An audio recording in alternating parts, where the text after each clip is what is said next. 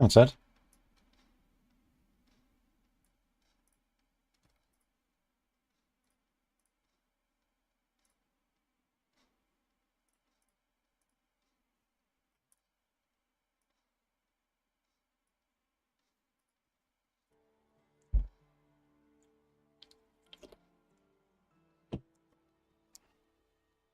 How's it going, everyone?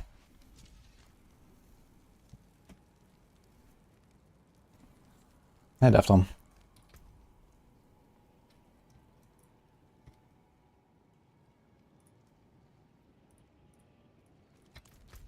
Mr. World was apparently unlucky.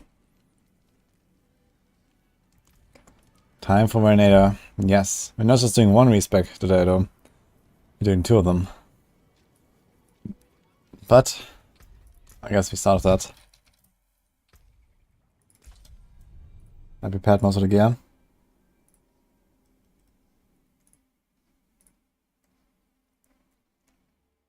It's this planner.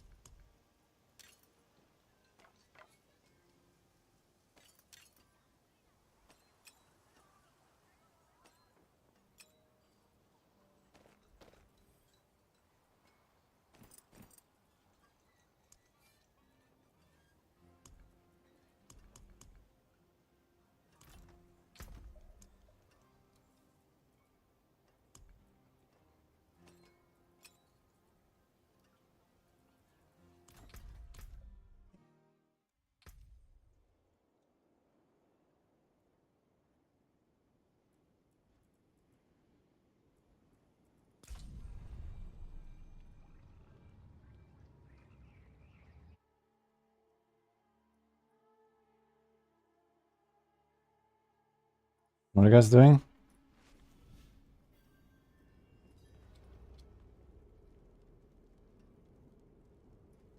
Hello, Lucifer. Glad you enjoyed the videos, by the way.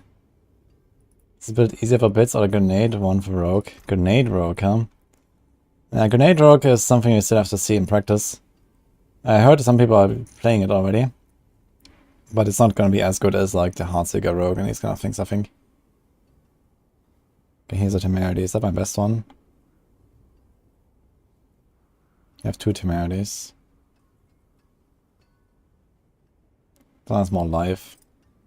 I'll take the one with more life. Sounds like greater affix, but don't think I can adapt much. Has more healing received. Okay. We do this. Hey Rian, John Delson, Hyro. Podcast later, yes.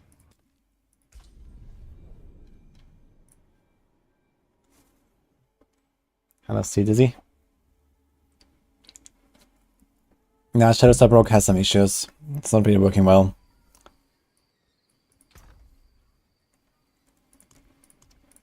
It's kind of playable if you really want to, but it's not really great, I think.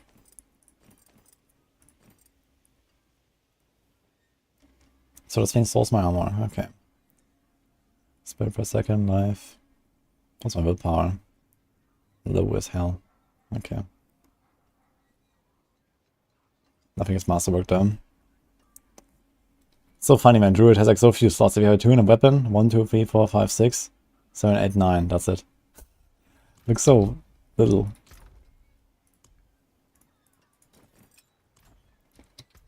I'm gonna try this without Starter Skies first and see how it feels. I guess Starter Skies is better. Let's make them skill tree in Paragon now. You guys ready for crashing? Heck yeah. In 3, 2, 1. Oh. What? We did not crash. Okay.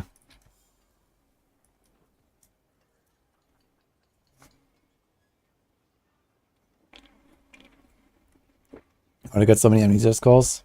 They're from the season journey, I think. I had like 7. What's the best method of getting gold? Selling good items or farming gold? I'm gonna say I'm not trading very much, so it's mostly farming. I did sell 2 amulets yesterday for 600 million. But yeah. Most of it is just whispers, basically, and sending items to the vendor. Okay, I'm making a tree now.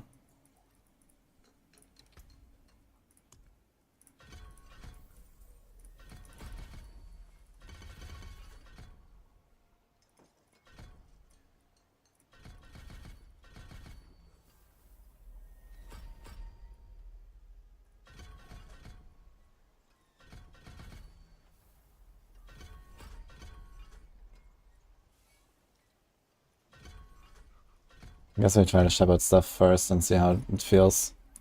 Might be pretty scary though.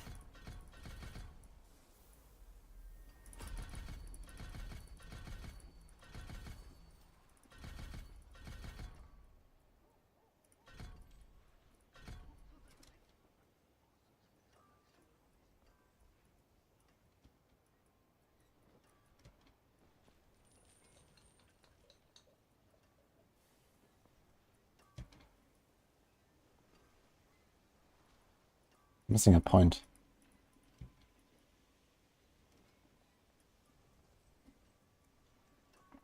This should have 2 for some reason.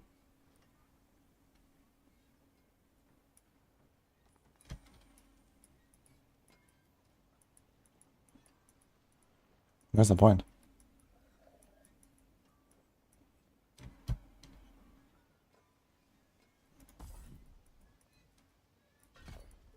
Okay.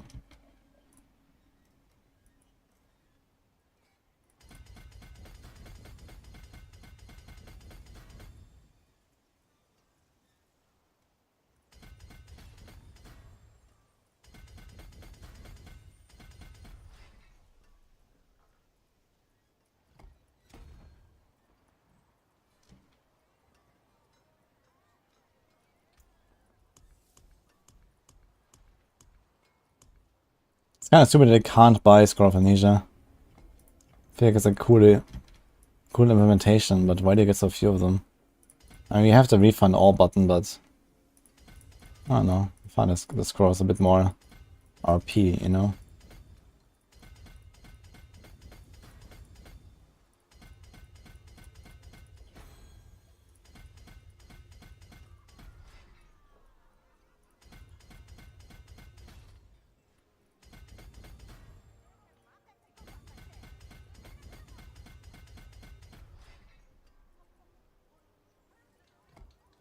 It's time for some Nightmare Nurses, actually.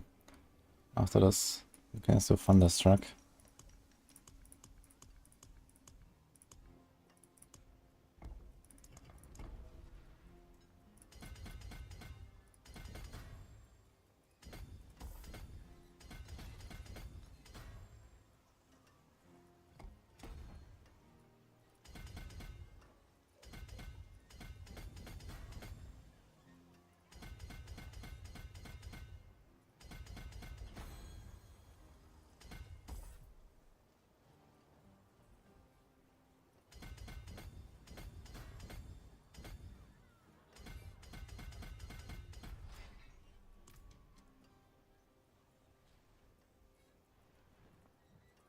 I go here.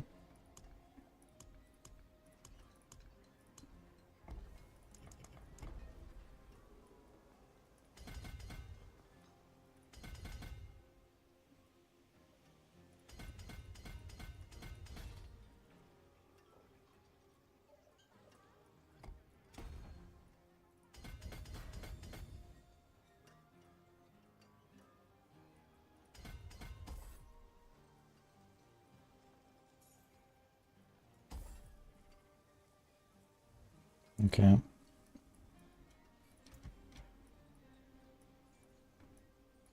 It's a lot of boards, man.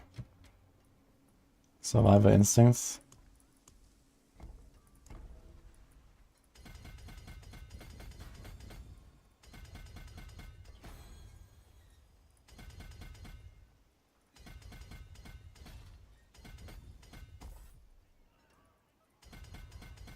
That's like the funniest pathing. Look at that. I'm missing one. Yeah. We don't take this. We don't take this. We just like go up, take this, and path out to the right. Looks so weird.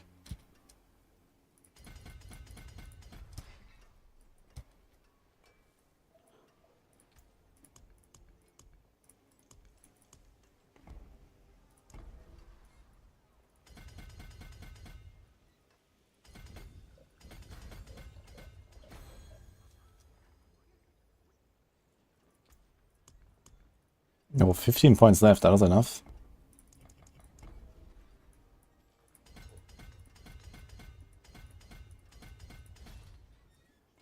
That does not look enough. I'm missing a lot. What happened? 1, 2, 3, 4, 5. What the hell? Where did I put these points?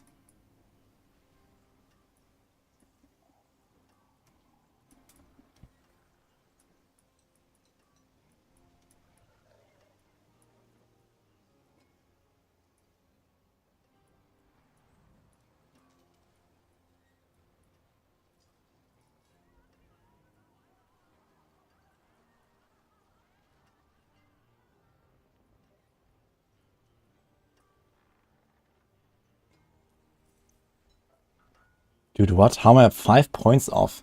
I missed 5 points. The fuck?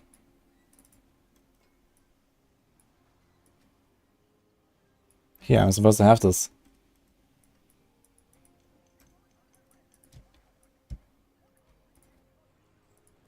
I'm with you guys in a second. I need to fix this.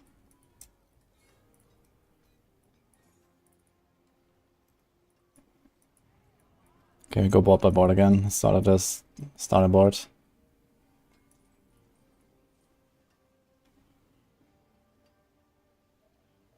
This looks correct.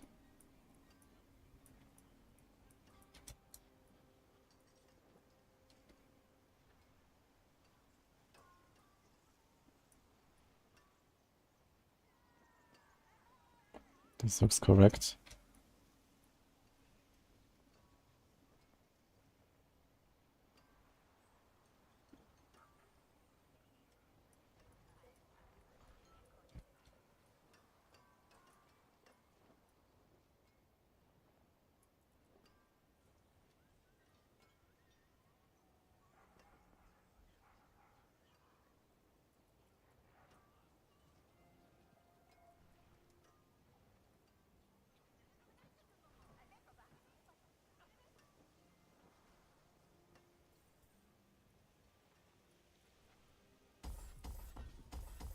We found it.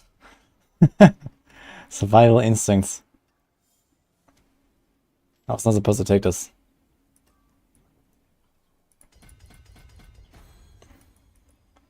This was like rogue brain. This is a cheap shot board. You always path here to safeguard and pick up cheap shot. Okay, we found it. Alright.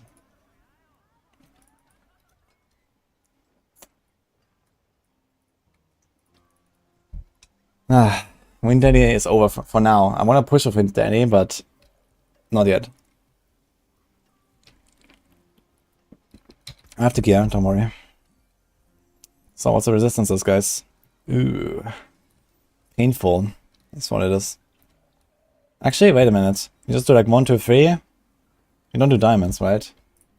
You do individual gems. Ah, it's actually not painful. We're missing 0.1 on everything. That's funny.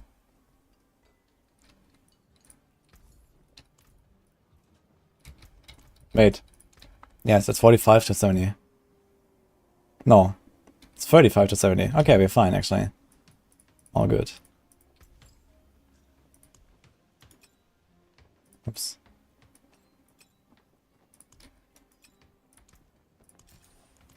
Okay. How much spirit per second we got? Just a 4 there.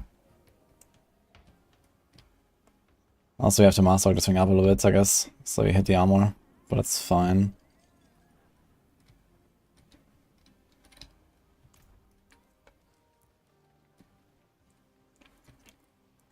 Incinerate even with Flamescar and Greater Affix plus 7 is still not viable in the pit.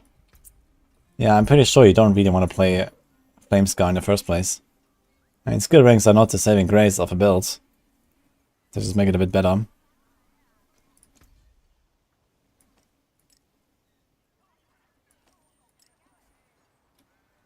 Okay. No, Bastard and Sepke, how are you guys doing? Does Arrow Shower Aspect help apply vulnerable NCC effects? No. Good fortune. Arrow Storms it mean? Arrow Storms is terrible. You should not run it.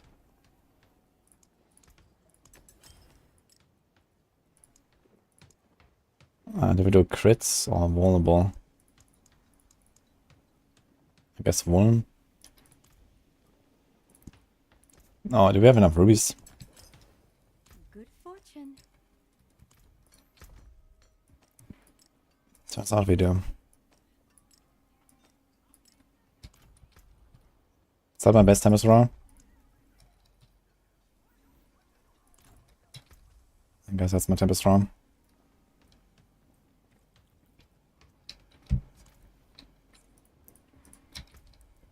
Not really like any of the stats matter on it anyway. So.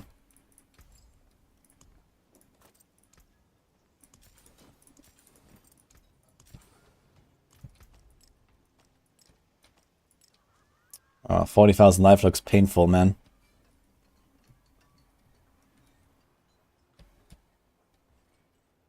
That's my crit.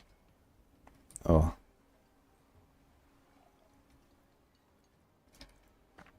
I only have life on a neck. I feel like I'm gonna die if this build. But we'll see.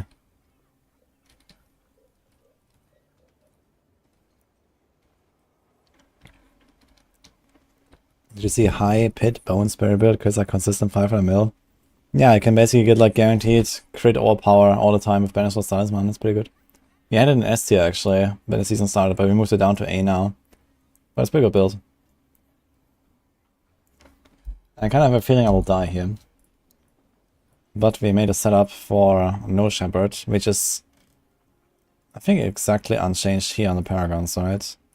So it's all the same. We just changed the skill tree in some aspects. So maybe I'll do that. And then we get Petrify, we get Cyclone Armor, we get Hurricane, we have a bit of damage reduction there. I'll still get one tap by a lot of bosses though, which is kind of like the main problem.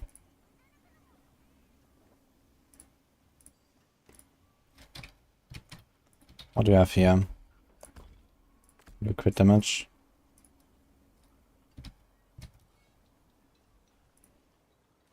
Energize and Masochistic.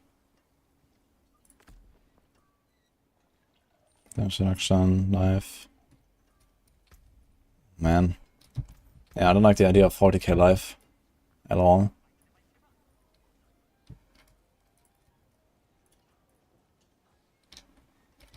Okay, what do we imprint?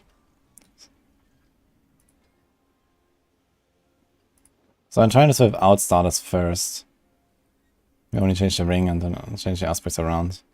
So Changelings, Stampede, Shepherds, Storm Chaser, and Vigorous. I'll take our F better fire pit. They're pretty close.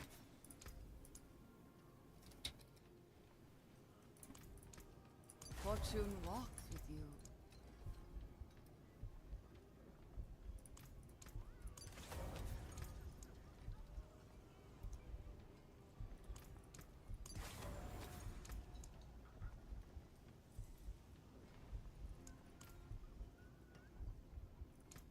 Radiant.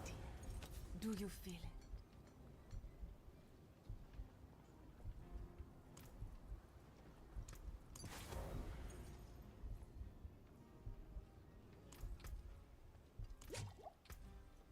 Okay. I guess I Masterwork to 4 at least. See what happens. Need to convert. Yeah, Codex update is great.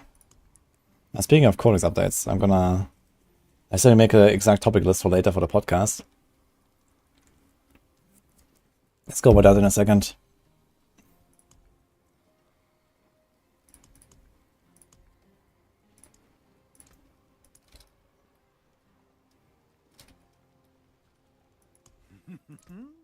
A fine balance there. Mind what you drink.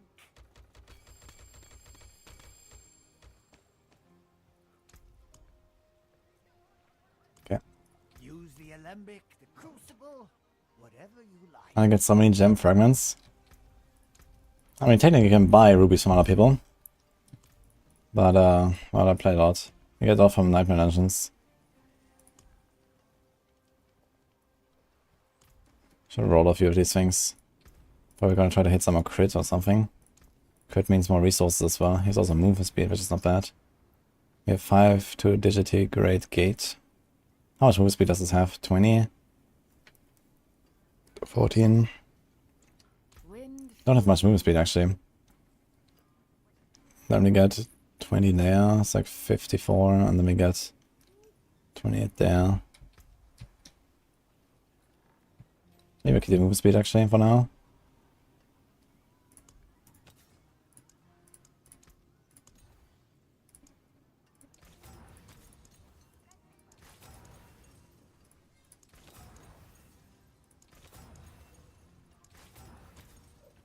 It's my crit. My crit is atrocious. Oops.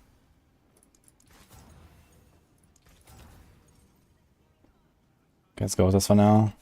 Okay. This is resource and crit. I wonder how it'll feel. That's double resource cost reduction. That's my Thunderstruck bonus. 91%, man. Yikes. That could be so much more. One of my better pieces. Oh, he did a tornado. That's very nice. Hit the life. That's also very nice. See? The finest quality. When does the tornado go to 3? Does it?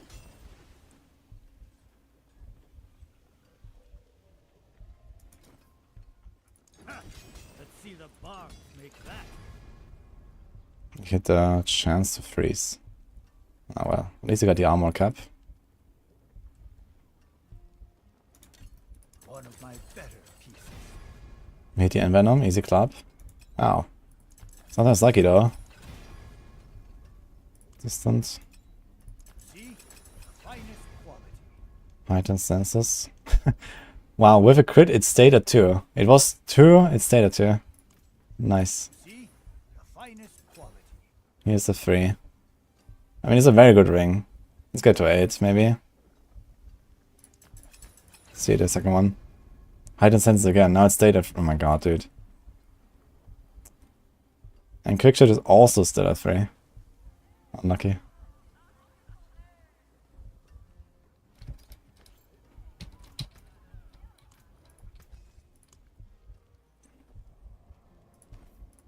Wait, aren't these like transmog icons? What is this icon? I love this weird icon here on the right.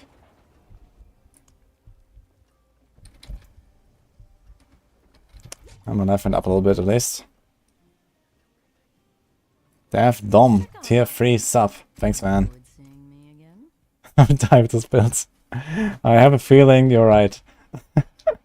This doesn't seem comfy, man. 43k life.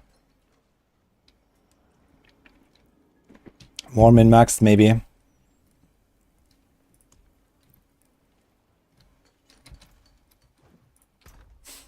Yeah, well, it's definitely time to bust out a 42 elixir. That's for sure.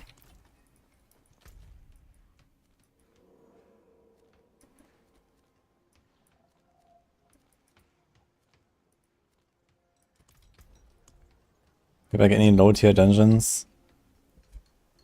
He's a 94. He's a 91. I'm gonna try a 91. Also, we have the wrong skill. Hey, do we? Trample.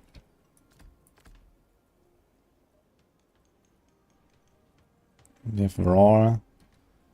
Trample, the 3 companions. Okay. We have Hunter Zenith. It's kind of wild. This thing was at 2. I crit it twice and it's only at 3. It actually kind of feels bad, man, when you think about it. Also, I can just do 8.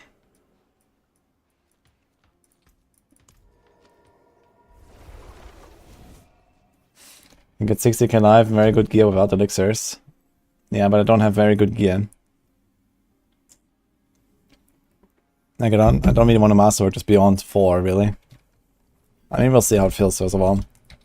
I wonder how my resources are. I have 13.8% resource cost reduction, and 7.6 and 9.8. And this is it, that's all I got from resources. So this is probably somewhat optimistic. And we have 5 regen. And then we have, what's our crit chance? 35. The crits restored 2. And lucky hit chance to get 4. And lucky hit chance to get 20. But I mean, lucky hit is pretty bad on Tornado, even if you hit multiple times of each. So I guess each Tornado, I'm not sure, on a single target at least.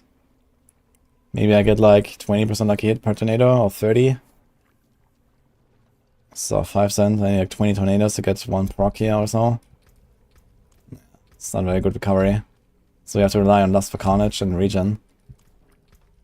Which is 5.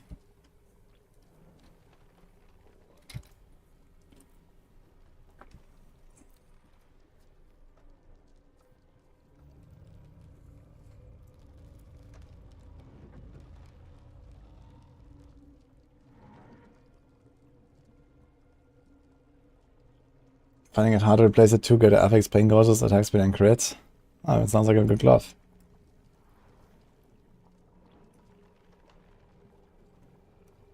Hey, snaking. Unfortunately, I don't have any mats for Tormented Rotors.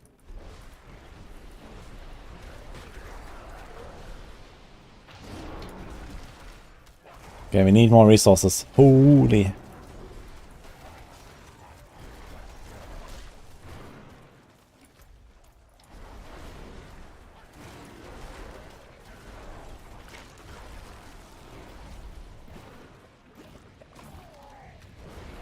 I'm playing is a bit too careful, but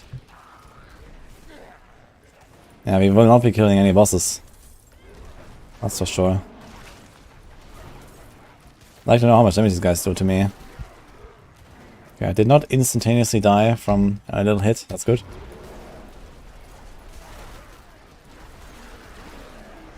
I mean, AoE seems fine.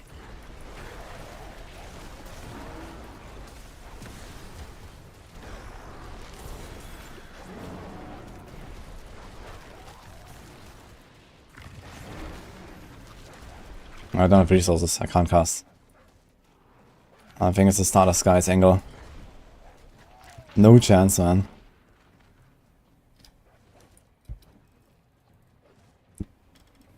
Yeah, the thing is I don't want to trample very much. You know, usually wanna... Like, it still doesn't help you. Like, trample is like once every 12 seconds or something, and you have to save it in the boss fights for like the little pull and whatever. You can't rely on trample. Even if you reset it with Hunter Zenith. Like, you need to have the resources on single target as well. On single target you don't trample.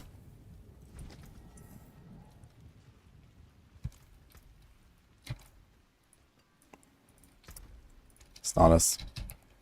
Let's see.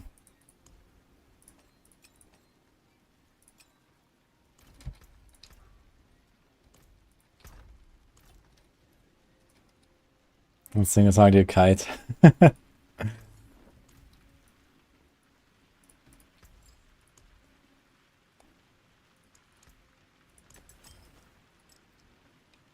in Masterwork yet. Let's see what you get. Some solid bricks here. Okay. Gotta get to 8. Ooh. Okay. Double hit.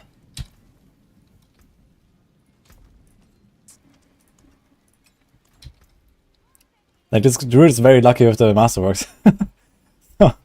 I mean, not here in the freeze and here, but on the other stuff, kind of hit some good stuff here. Live. Okay, I have to change some stuff now. I don't have Stone Chaser. I have Stampede, Shepherds. So we're changing things with Stone Chaser. It's kind of funny, man. 3 aspects, man. That's it. Now it chases 5 times. Wonder how good that is actually on single target. Let's try this again.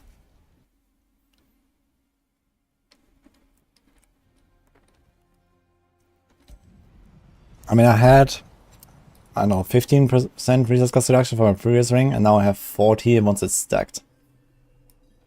But it still costs 38 to even cast it the first time. So I lose like half my resources just stacking the starters. Kinda X.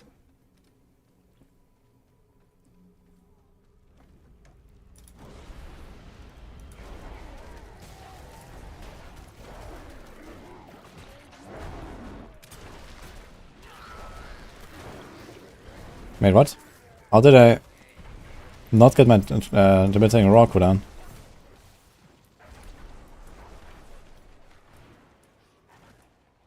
Okay, this is a struggle actually. Like, this Vsauce nerf is very noticeable, man.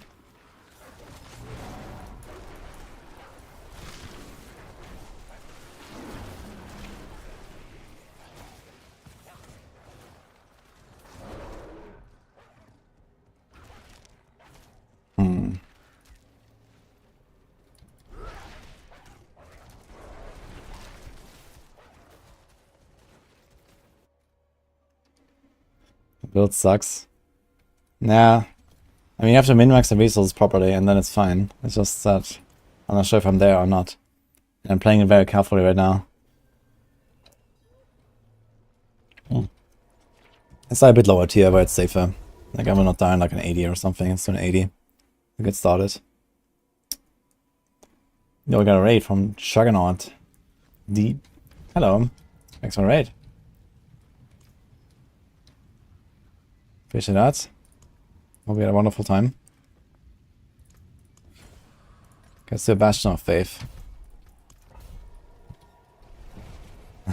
What have you been up to?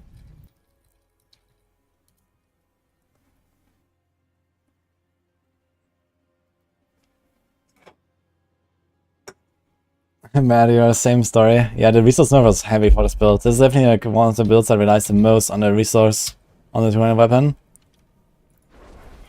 I can notice a difference.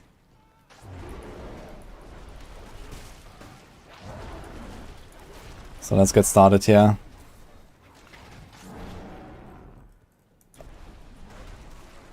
I mean, could do the trample, but this doesn't really help us at the bosses. You have to still figure something out for the bosses.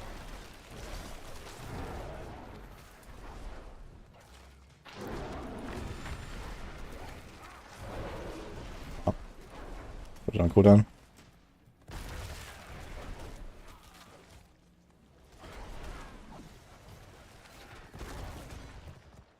Well done, there are some push bits. Got to 113. Nice. What build is that? What are you playing? And I just freshly respec to Tornado right now. Just trying it out in like literally the first run. I was playing Windshield Druid the last few days and some Rogue. Oh man. The resource is a struggle, man. There's actually not that much I can still add. I guess I could have like a resource mod on the amulet. Not on this amulet I have now, but... I guess I need something like a greater spirit per second roll on the chest. Masterwork it up to like 9 or 10 spirit per second. And will probably be much better. I just can't cast now. The thing is, like, with how little I cast, my Starless Skies also runs out. So it gets even worse. So let's try to refill.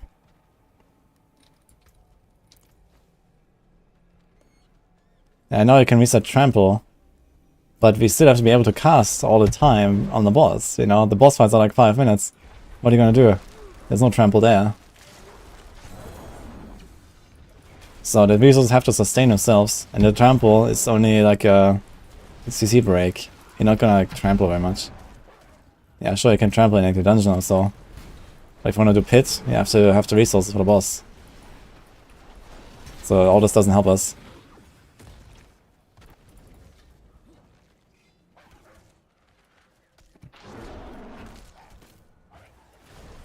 Yeah, I think I just don't have the gear for it. I actually did roll crit on my glove. And we have double crit here. And we have a max roll here. Like, actually, I don't really have like a lot of missing crit. I can put it on the neck and that's it. 60 crit sounds pretty optimistic. Unless you go for crit here. So to life, you can do crit there. But if you don't do life, then you're gonna be even squishier. So that's not really an option, I guess.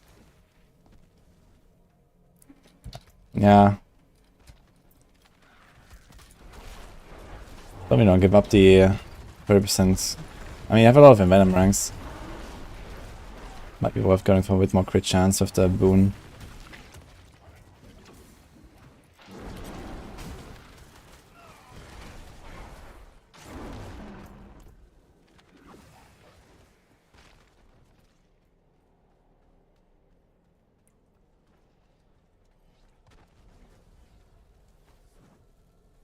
And one thing you can do is you just play without shepherds. You play mole. Then you can also go for a normal pants. Although we don't really want anything on normal pants, to be fair. I guess we can just get willpower chest.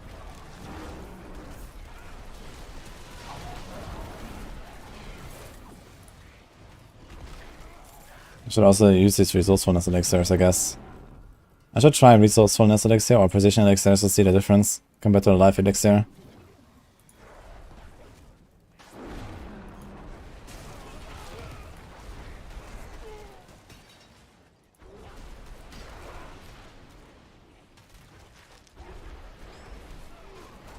Say Rapid or Heartseeker? I play either of them, whichever I like more. Heartseeker is easier.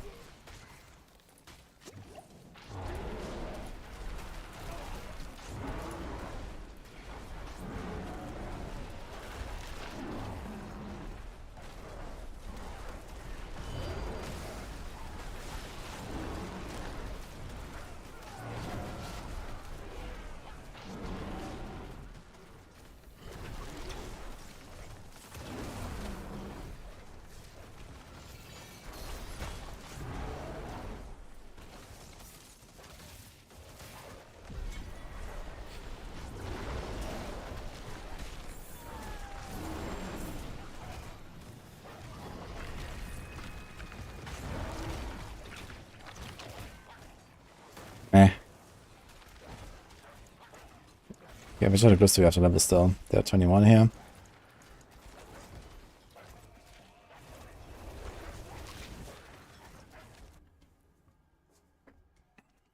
Perfect Storm could be good too, not keeping the Bestial Rampage up on bosses. Oh, I keep it up very easily actually. You just need to stay in bear form for 2 seconds whenever you shout. You can do Debilitating Roar. Yeah, almost. You know, just with Debilitating Roar. If you had more ranks in there, I mean, you could remove Wild Impulses for now. It's 4 points for 50% damage, but you also spend more resources. So let's remove this for now. You could do this, for example. So maybe that's a bit too optimistic right now. Let's see how this feels.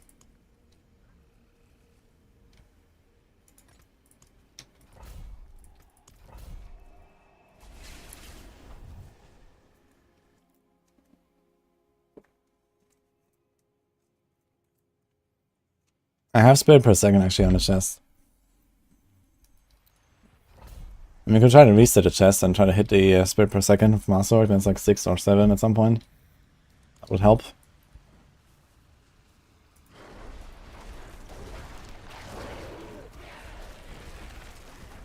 Yeah, just in all this time that I've played Druid, I did not find a single tool in a weapon that had a greater resource roll. So that's Sedge. Not a single one, man. It's crazy. Not even a specific type or anything, it's just like, couldn't find one.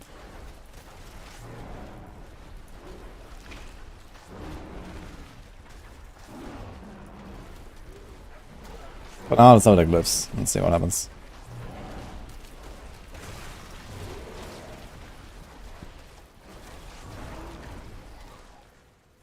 Definitely seems a bit easier now with the resources, without wild impulses.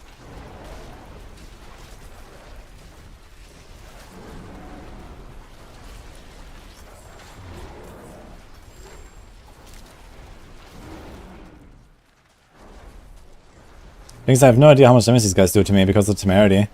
I should take off temerity so I actually understand how much damage I take. I guess we see when the barrier breaks at some point.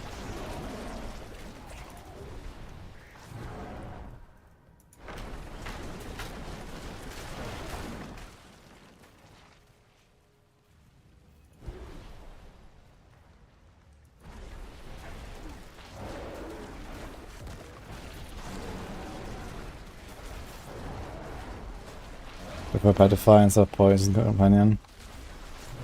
Yeah, I mean, I was thinking about doing a setup without the shepherds. So that's another option. Yeah, we don't have the building raw now. It would be cool to see something on the ground, man. These tornadoes are actually very opaque.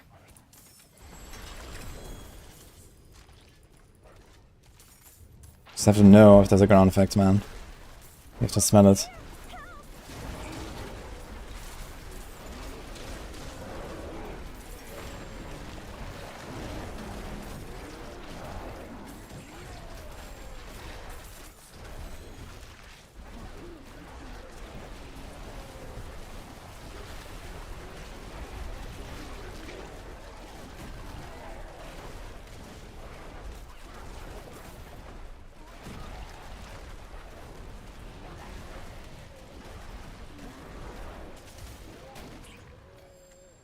I'm gonna go through my barrier.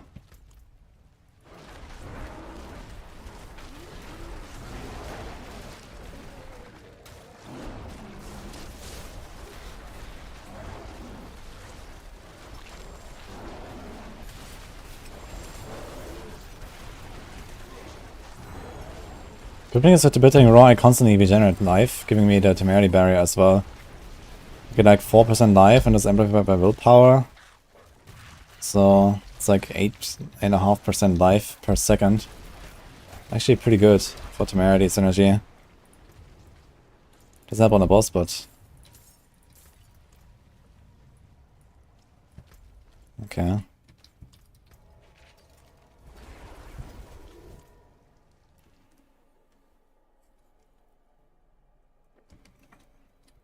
Boulder's on Tuesday, and I've not tried it. I played it last season though. Build is still the same from last season pretty much, I think, so it's pretty solid build. Not playing it this season though.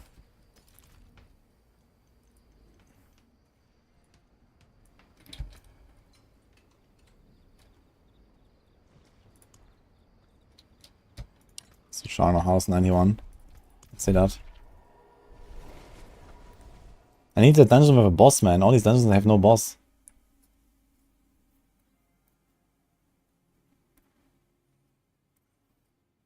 Yeah, Boulder is pretty good build. I just really hated the suppressors of it. But I think they're fixing something about that as well. There was like some note about it, I think. So if the boulders don't get destroyed anymore on suppressors or something, then it's actually gonna be really nice.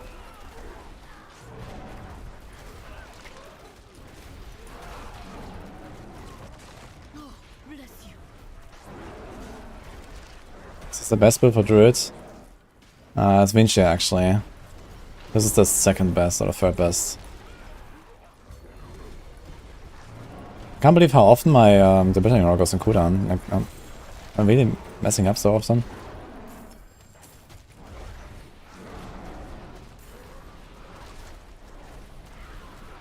Seems a bit strange how often I mess it up.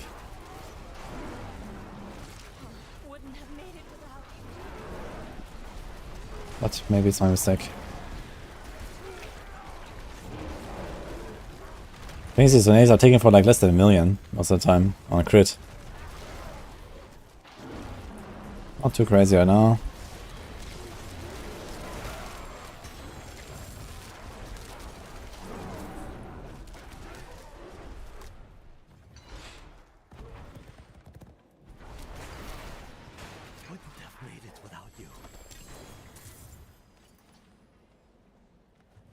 Just hit my Necro. F.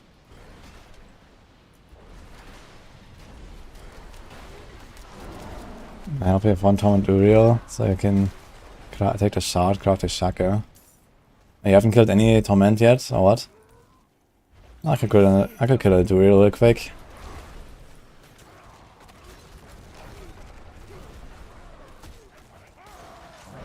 Not to this build though, I can come on my rogue. Resources.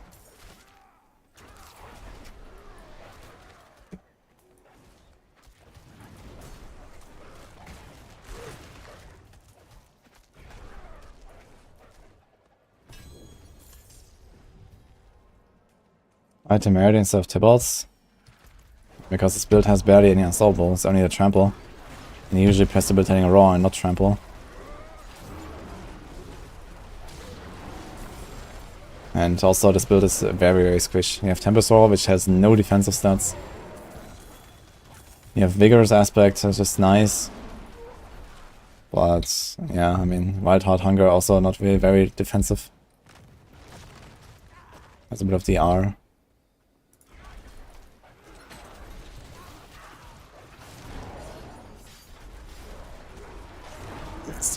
Tibalt's will doesn't really fit in this build that much.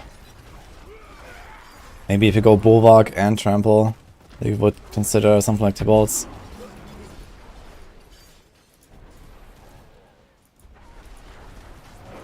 But you have very easy stacking of Temerity.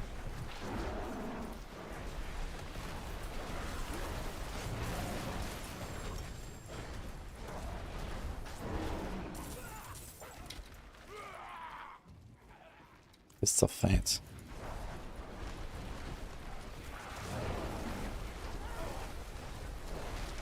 What about Tyrell's Torso? Nah, I can't do that because you need at least one item that has some armor. And the only item that can have armor is the chest right now. Like you have unique helm, pants. Okay, I mean if you don't run Temerity, you can have it on pants. You can have normal pants and then go Tyrell's. That could be an option. But the thing is you also need a spirit per second. And the only slot where you can put that is the chest. Pants cannot have it. And without spirit per second, I think you're gonna struggle really hard. Even on like GG gear.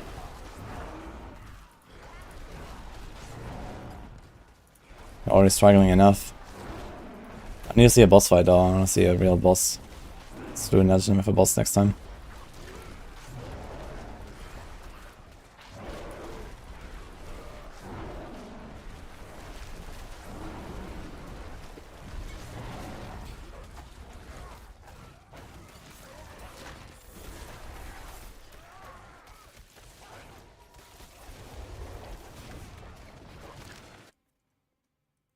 The Moses boots or Tibalts. Yeah, but I don't have Wild Heart Hunger then. It does make the Tibalts and the resources staying easier. So I guess like early on, if you really want to play Tornado, this is a good suggestion. You go Metamorphosis Boots and Tibalts, and you have all the resources you need. And then later, once you actually have good gear, you do the Wild Heart and some other pants. I mean, that could work, yes.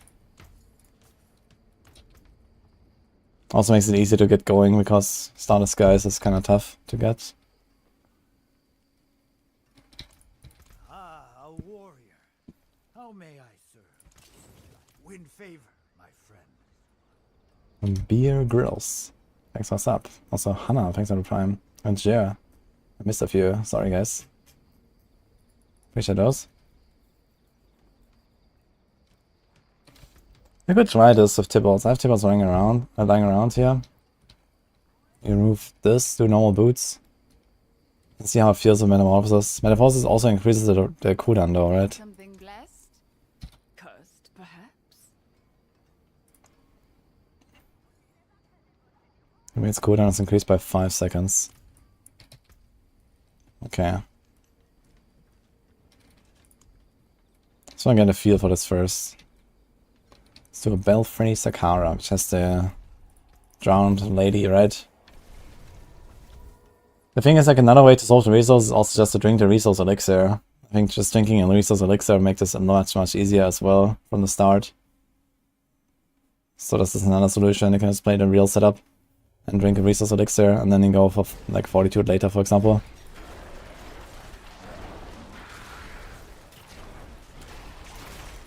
Like a normal ring plus resource elixir is pretty comparable to a Stardust Sky setup. So if you can make this work now, then you can make it work without Stardust as well. It's just the elixir.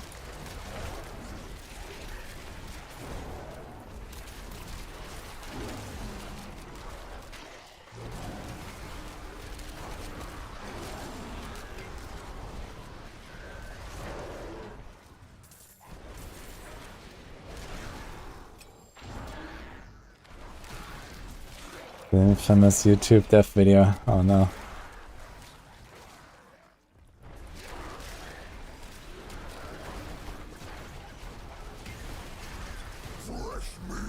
Ah, hello. Okay, we found a boss. Let's see what happens.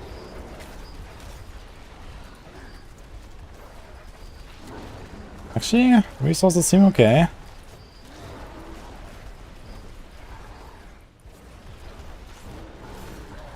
The problem is the Stardust Guys can run out in boss fights in the pit. This is very likely you have to dodge for more than 3 seconds straight sometimes.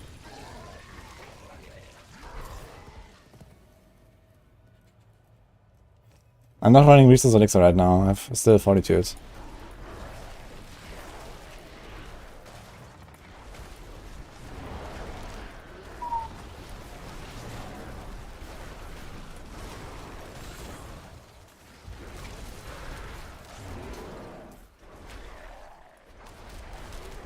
Make the Butcher more rare? I don't think so. I found him a lot this season. Seems pretty normal. It's just that people just don't run dungeons very much. Everyone is in Hell Tides and in Pit. No one's farming dungeons.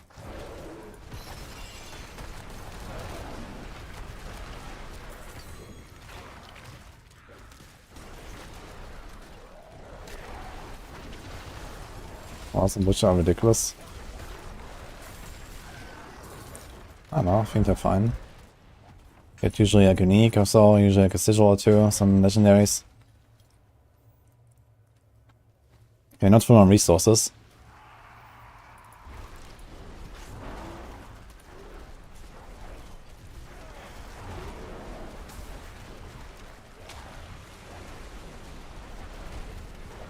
Okay.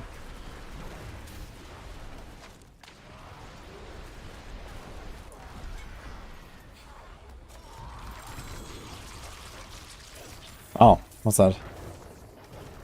Rita's inexorable will. Uh-huh. Too great, huh?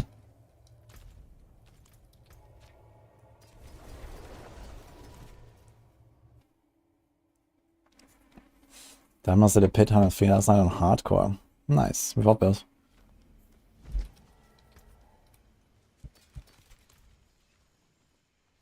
If there was a Zenith, yep. This is not very useful, I guess. But relatively decent rolls and everything. I don't know if anyone would ever want that. Last season some people played that, I think. The season before. Fair bit of magic. Not much, is it?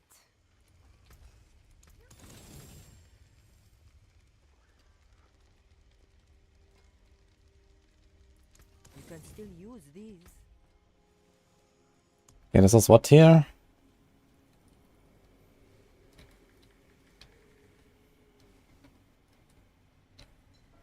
Lab Sword, so this.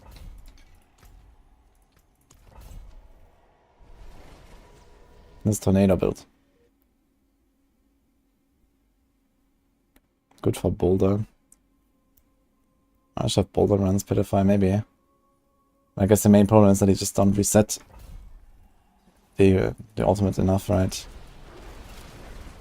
Boulder doesn't have a very good lucky hit to proc the boon.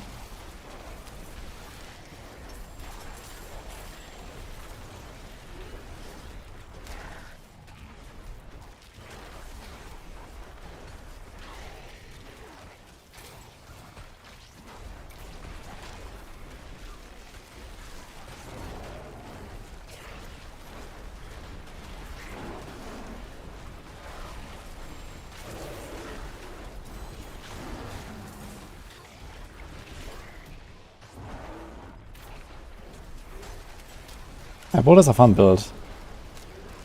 And it sounds like they changed the behavior of suppressors. Like one thing I didn't like about Boulder is that every time you found suppressor packs, like you just had no chance really. It was terrible against suppressors. But it sounds like it's not really the case anymore. So that could be nice.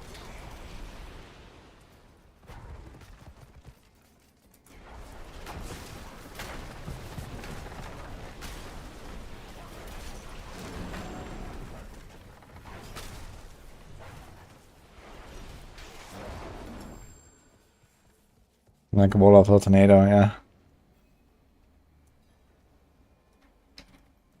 Lost a hardcore and pit 69. F. Who is gonna push some hardcore pits for the event soon, guys? Are you guys going for it?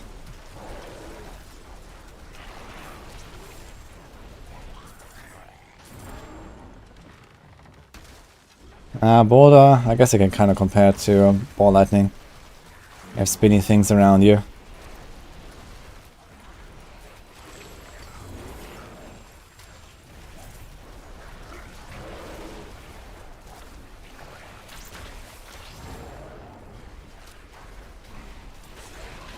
I don't know what pit tiers I can find with us here. God, the bear and the wolf with like the thing on the back, it looks kind of hilarious.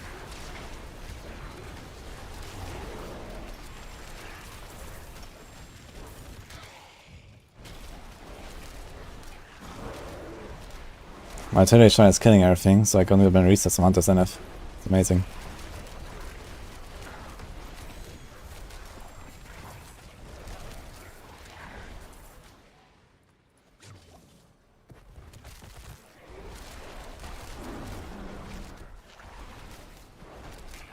Okay, this is the boss here, the fly boss. Let's see.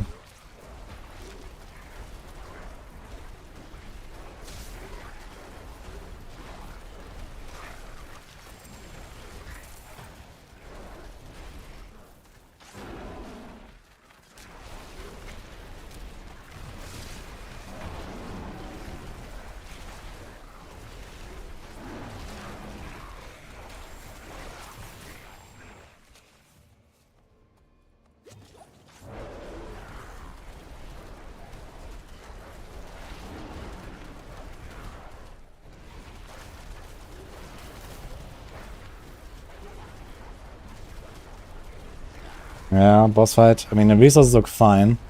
Damage does not look very fine, though. I think those bosses might be a problem. I mean, this is not tier 94. It's like almost pit 50 or something. It's considerable, it glyphs a little bit.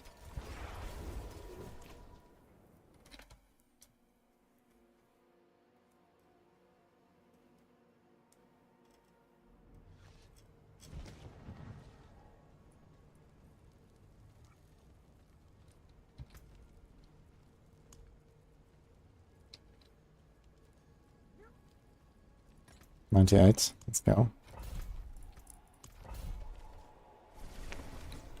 Basic builds are king. Fuck resource management. Renounce resources.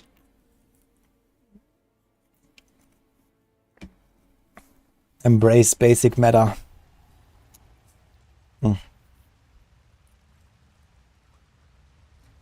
Die Basisattacken-Meta. Die wir heutzutage mit allen unseren Bauen spielen.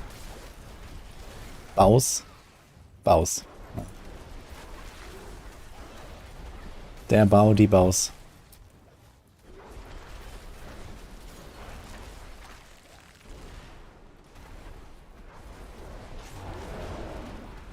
Oh.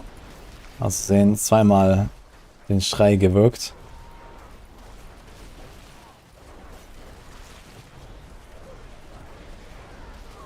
Ja, meine Ressourcen sehen aber nicht so gut aus hier. Manchmal. Ich weiß immer noch nicht, wie ich das verbessere.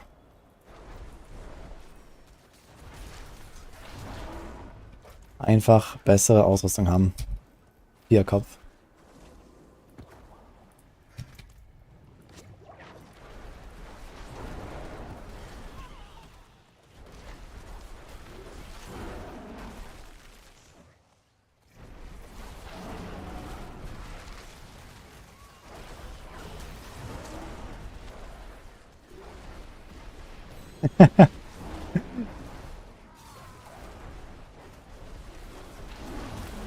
Wayne ist nicht so begeistert.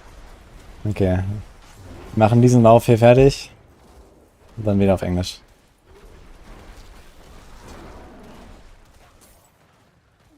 Ist ja nach Deutschland kommen.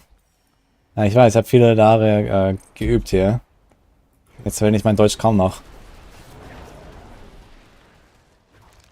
Das hat sich nicht gelohnt.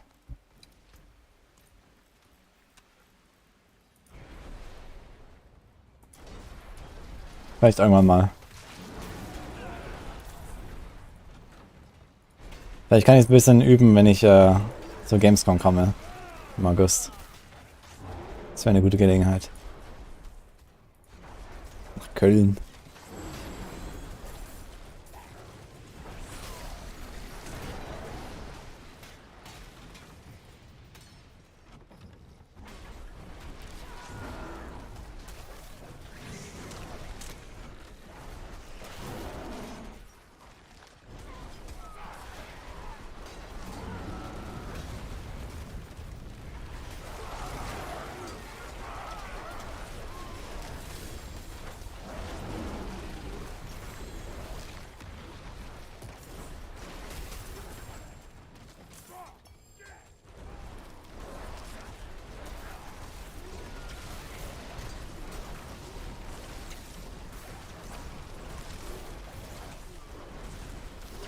Ah, ich kann ihn nicht treffen.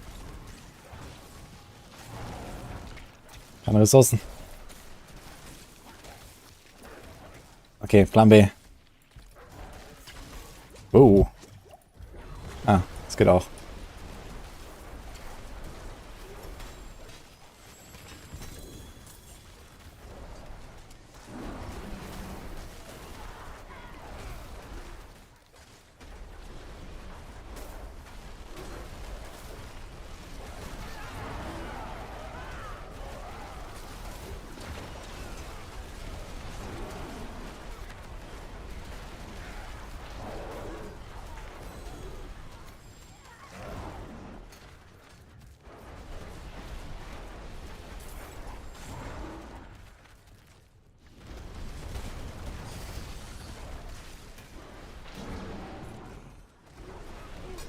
Okay, let's go back to English, guys. This dungeon was pretty long, actually. And even this one elite already was kind of scary, man. He went for my barrier and then this bloop. So I'm not sure if I really want to stick to this. I will rip on this. It's not a very hardcore friendly build.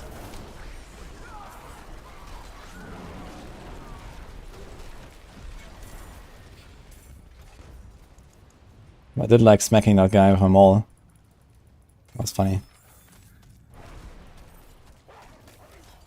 Maybe I'll try the non-Shepherd's version and see how it feels. He went wind shear instead of trample. Oh man. Podcast is 7 PM. Did I put something wrong in the title? No, I did not.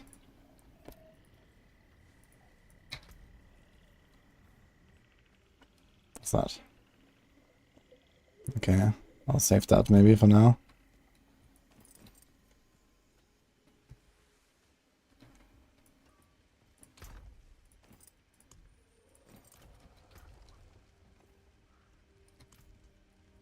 Let's find this. I think everything else can go. You can still use these.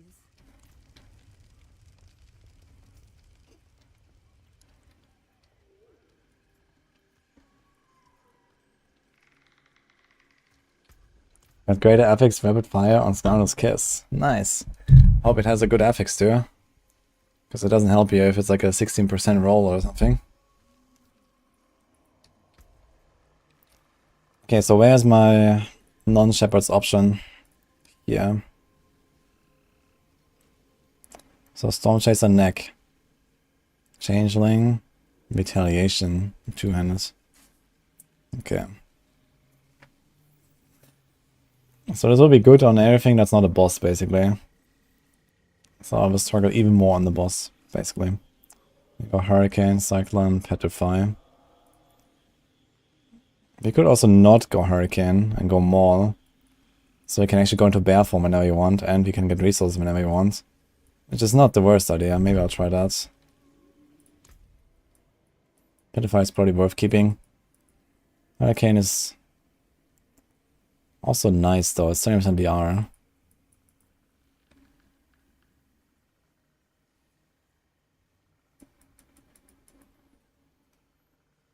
Maybe I'll drop Petrify. I'm not gonna have it very much. Hurricane at least has had some pretty decent uptime. It's like up half the time.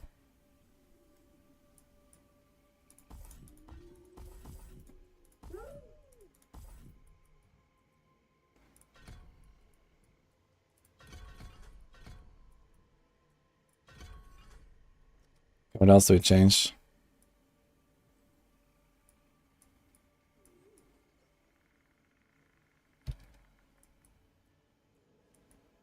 I take one there and one there.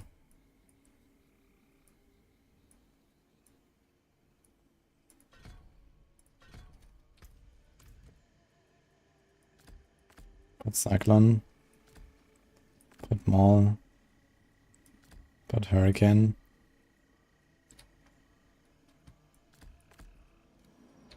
Like this. Let's go to the Occultist.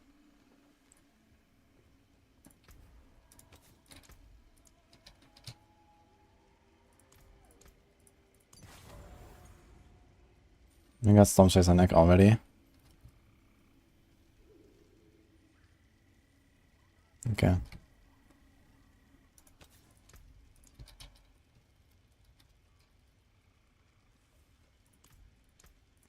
I'm just gonna be down bad now. Especially on the boss.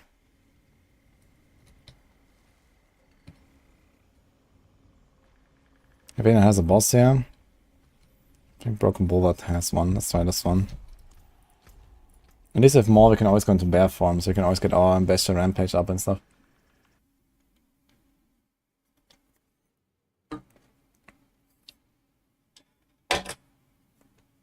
Should I do Uldra's Cave to farm Tempest Roar? No. Farm Druid or Andariel for that. Like, I'm not even sure if like more helm drops from the cultists actually leads to more unique helm drops as well. That has never been confirmed, at least I've never seen data on any of that being confirmed. And since Season 2 you can just farm every unique you want easily from bosses, so you farm those bosses and get it.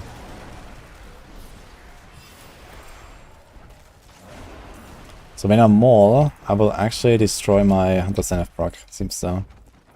So good to know.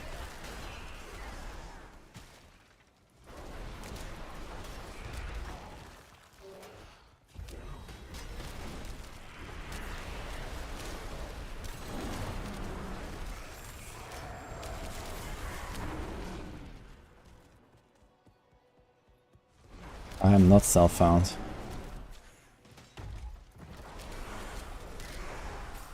Well, I mean, all his gears. But I did do boss rotations, I guess.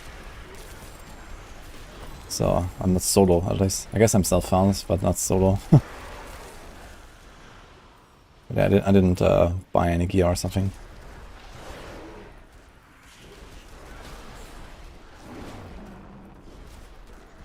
And my gear is not really great.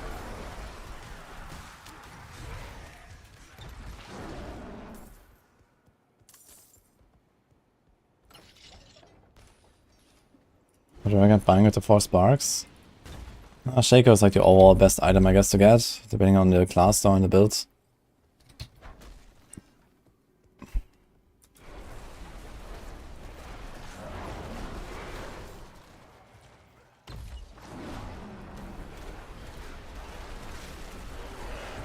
Let's see the boss here. This tier. We have a somewhat tanky setup now. We have Temerity, 50k life, 50k barrier, 45, which at least applies to off our stuff. But I guess the damage is not that crazy anymore now. Taking for less than 1 million on crits.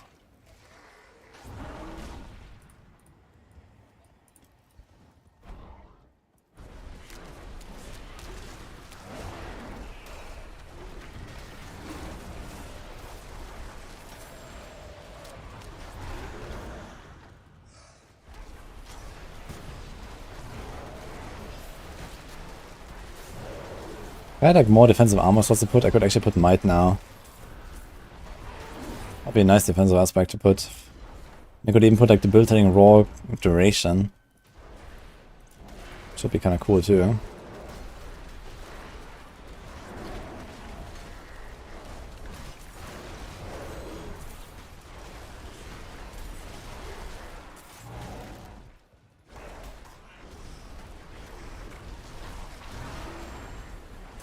Should make a few wizards complete with Shaco. I mean, we had those though. Grandfather is arguably better than Shaco, but not anymore because my Barb weapon tempers are too crazy. But I'd say at least last patch and the patch before, Grandfather was a better item than Shaco. For builds that could use it.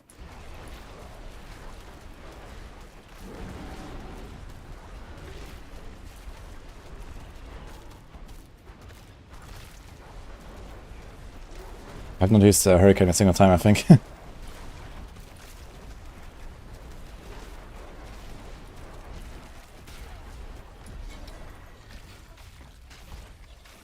I mean, actually, instead of Temerity, we could run Might aspect of another chest. That could be an option. How fast do we stack it? Actually, not very fast. Wait, why is this barrier stack so little? Is the building rock give base life? You for 4,000 of your life per second. What?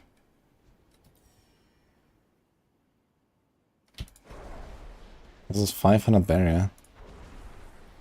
Dude, something is wrong.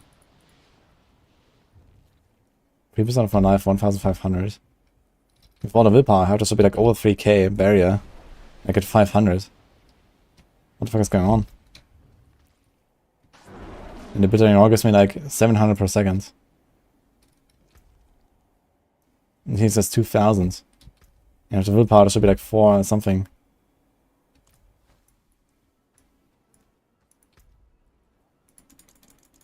What?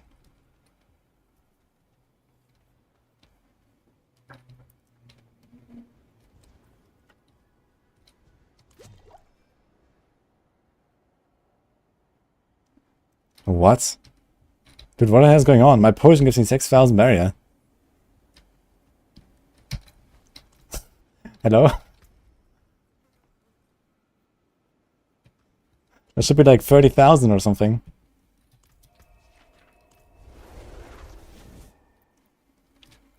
I'm going to make a Dust Devil build.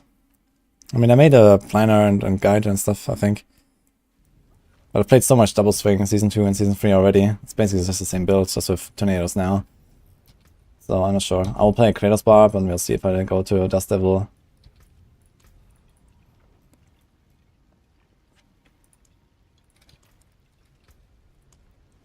Hashtag D4 Batman. Bucks. Okay, I wanna watch this in action though. In a real run. How fast my barrier stacks. Yeah, I mean the base value of the potion is 35% of your life though. So it makes no sense. But maybe it goes like 35% of my base life.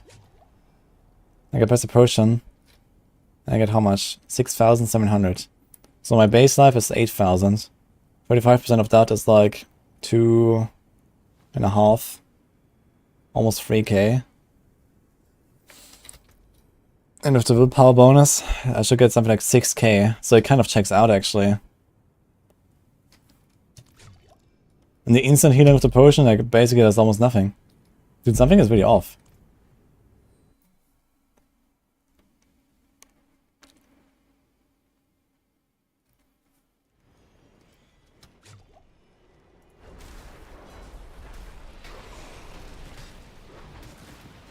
What the hell?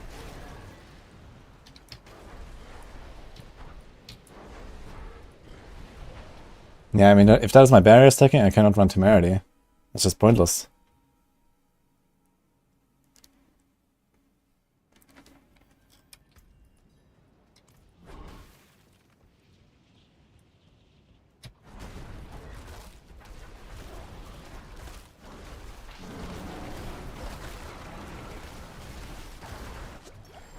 Yeah, look, the barrier is not stacking.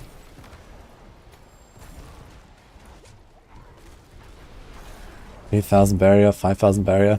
Like every fucking tornado should give me like I don't know, 3,000 barrier or so every cast. I get it after like 5 casts.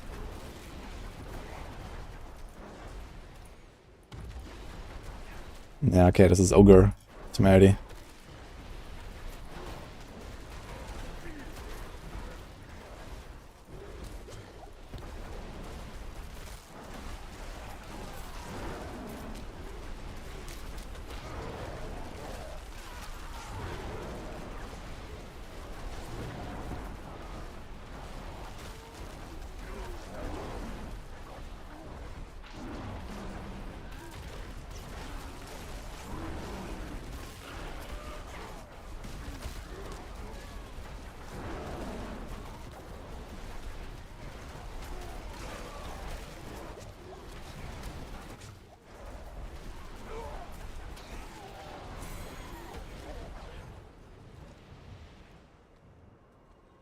Doesn't work like 2 seasons.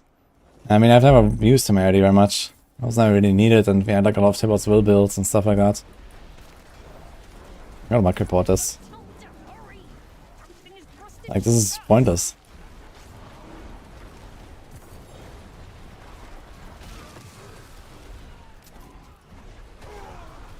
Now the question is, which other defensive aspect you put now?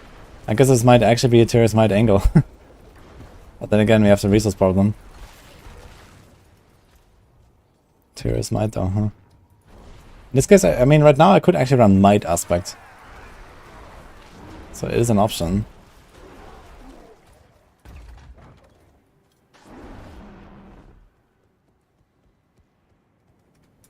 Echo of the Beast mechanic is dumb.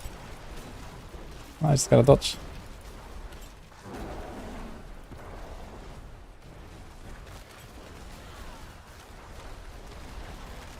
No, it's not that the shield is capped. It says heal effects that heal beyond guarantee a barrier up to 76% of your maximum life. They specifically changed temerity to cap at maximum life instead of base life, like some seasons ago. I remember that, and everyone was like, "Porg, man, temerity is saved."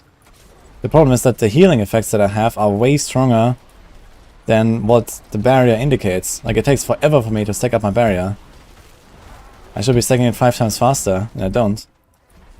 Like, every tornado I cast should give me like 3,000 barrier. Every second of Debilitating Roar is up, I should get like 4,000 barrier, or 4,500 barrier.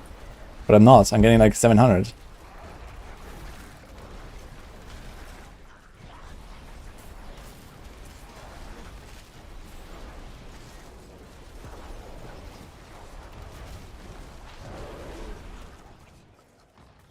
So this might be the problem here, that maybe that's like some weird HP scaling problem with how much barrier I gain. The cap is correct, I go to like 30,000, I now have 30,000 barrier, because I stacked it up slowly. But I should get 30,000 barrier in like 3 seconds maximum. But it takes me like half a minute.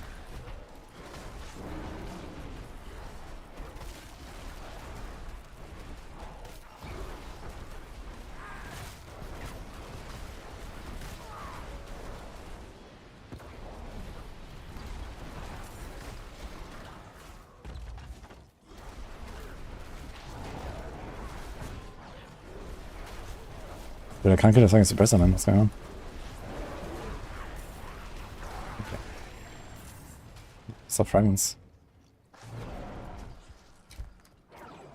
Let it come and go. Yeah, I was looking at the barrier.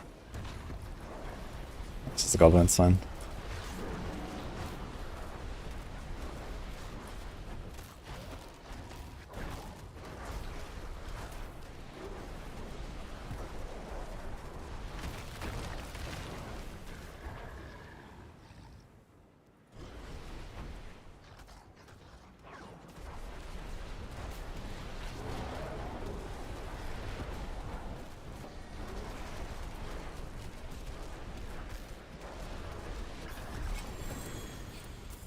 Yeah.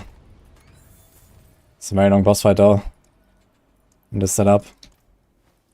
I'm not sure if I even want to go to like this. This just kind of turns it off for me, man. Not even having a barrier.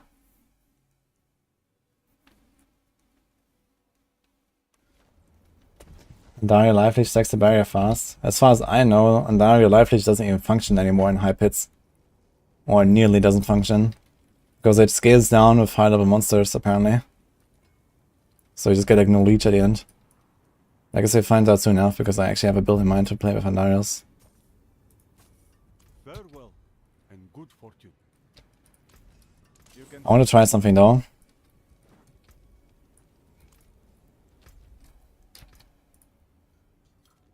Oh, it's a GG ring. Let's go.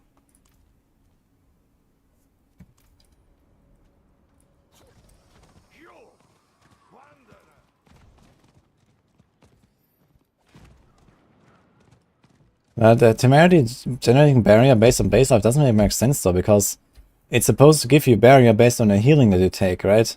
If you take X healing, you should get X barrier. But it seems like I only get like a quarter or 20% of that or something. All these effects, they do give me that health. If I take damage now and I heal, let me try to let him hit me.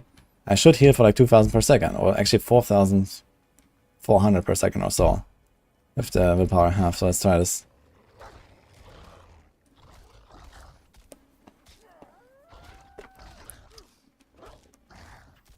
Does that will proc the Holy Bolt bug?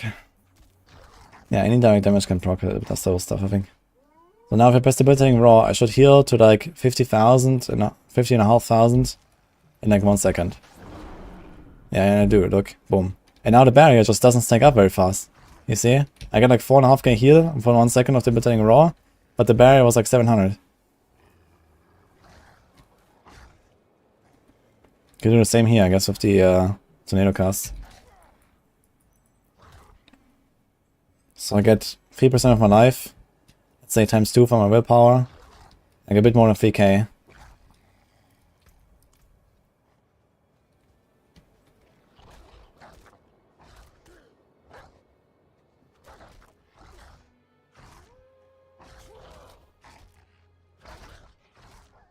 I want to play Starless on Rebel Fire. It could be useful on high pits where you're constantly fighting, but I'm not sure. Can also easily run out. So now, if I do 1 tornado, I should go to like almost 45k.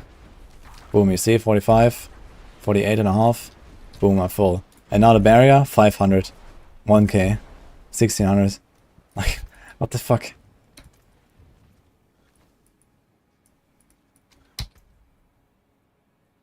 So how much is it at full life? 553. So now, good question. I'm gonna remove my rubies. We can probably do something else actually. We don't even have to go to town.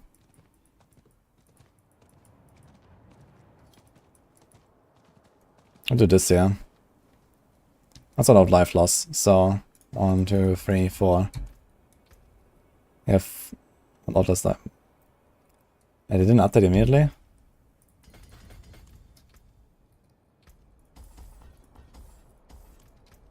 Okay, it's like minus 20% life or so. 541. I think it's just like the temerity stuff somehow doesn't really scale with life bonuses or something. It's the same life I get almost. 541.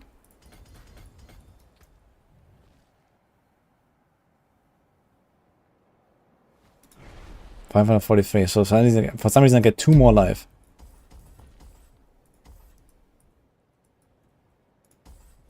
Any other life notes?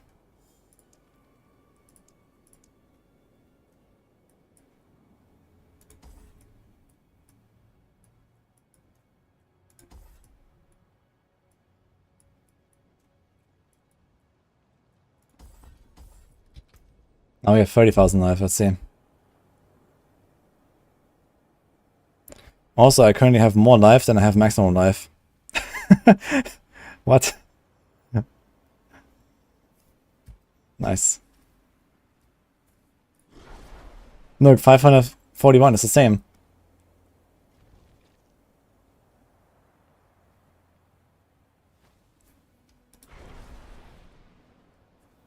Dude, that is so scuffed.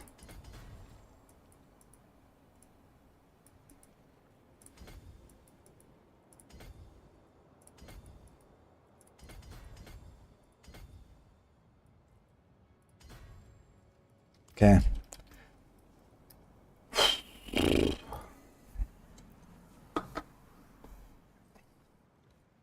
It's not the only bug.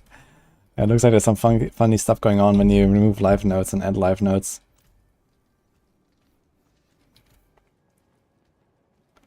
Why didn't you hire me for QA yet? They don't want me.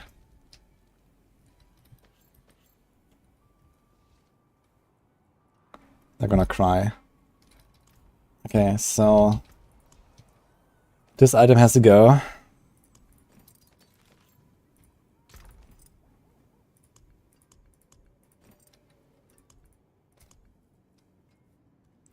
So what do we do now? This should be a chest that has no greater armor and has a willpower instead. And no % armor and like life or dodge instead. And then we just go for normal pants. And put armor there. There's like nothing else to roll on his pants, right? Alright, traveler.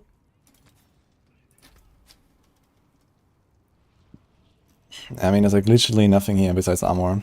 And dodge maybe. Father bless.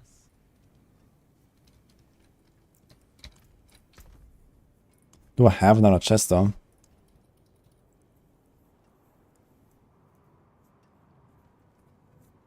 This has willpower, spirit, life. But it has half the life. So,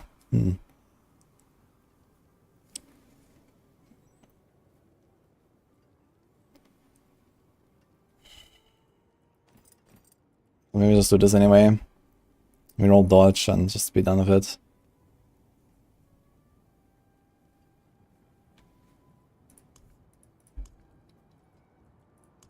Okay, where did the temerity go now?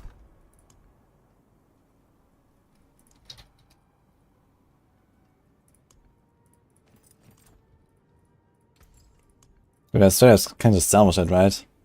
Like this is pointless. If it works that way. What will it be? Can save gold.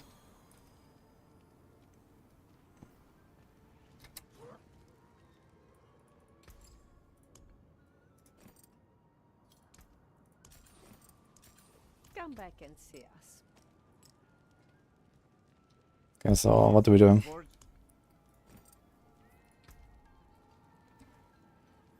Now we can do debilitating roar, cooldown, duration, nature's resolve. Which one is that again?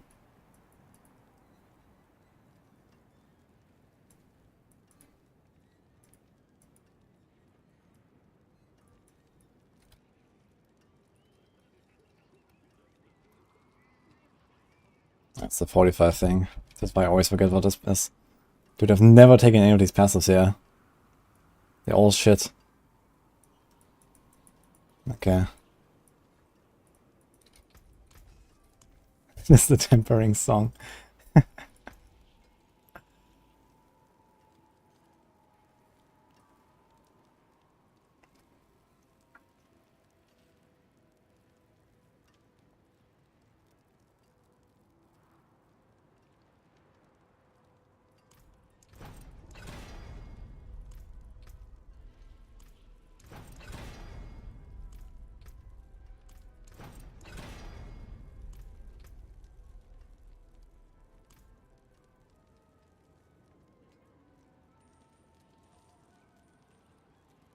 So we have stun chance, freeze chance. You want to try to hit another stun, I guess.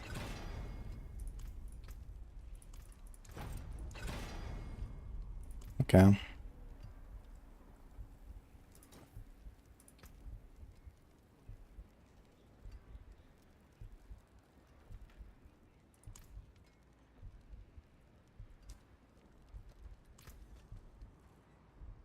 mean, we only have more life now, but at least we have a kind of functional power.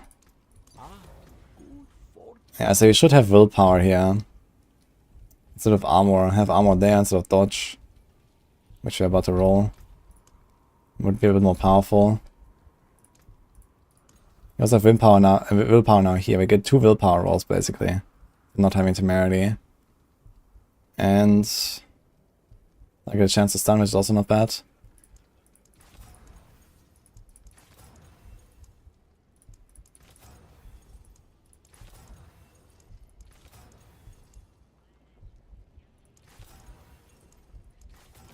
Don't really want to roll that much on this thing.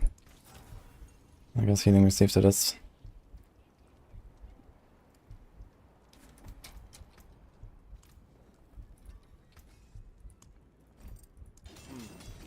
Unexpected. Wonderful. Waiting all the CCs here.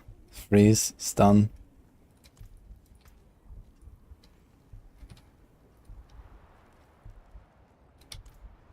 I guess we're playing Maul now. I might.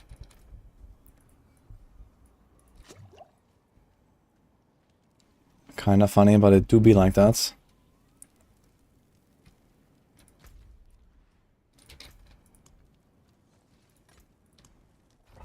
Let's try this.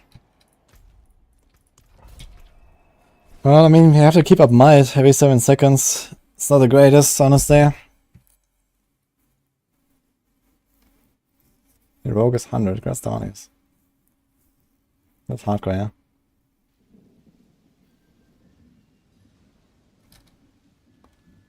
I tear up, by the way.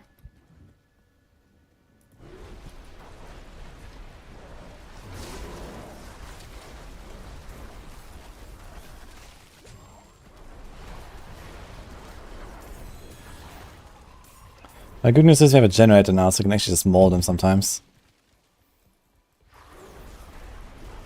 Which does help with various things. And I guess in regular combat we don't really need to maul very much. Because here we just like get enough resources and we have to build thing raw all the time. So I don't really care.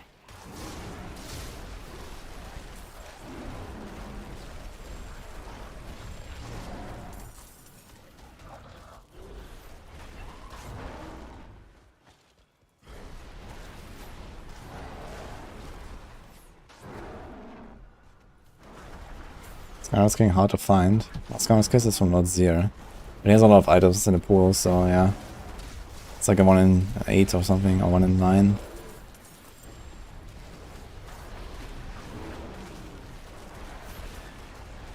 It's a random drop, you can't really expect to just find whatever unique you want, you have to go for the boss.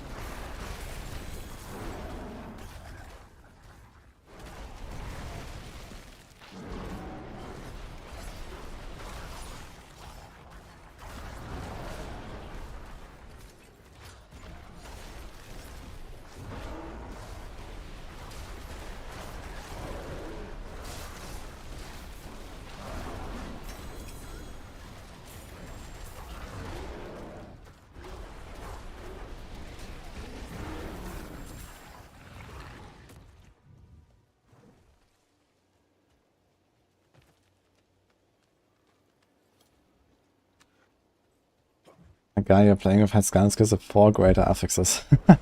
Yeah. And there's only one on it that matters, which is the modifier ranks. The rest is pretty irrelevant. That's cool.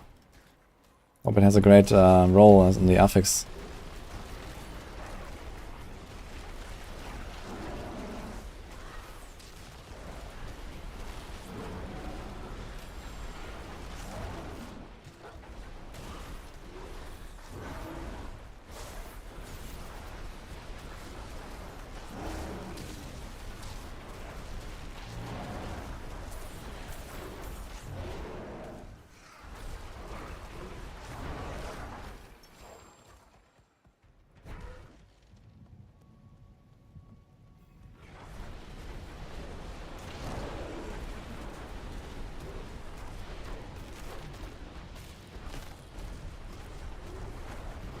I've not used Hurricane like once.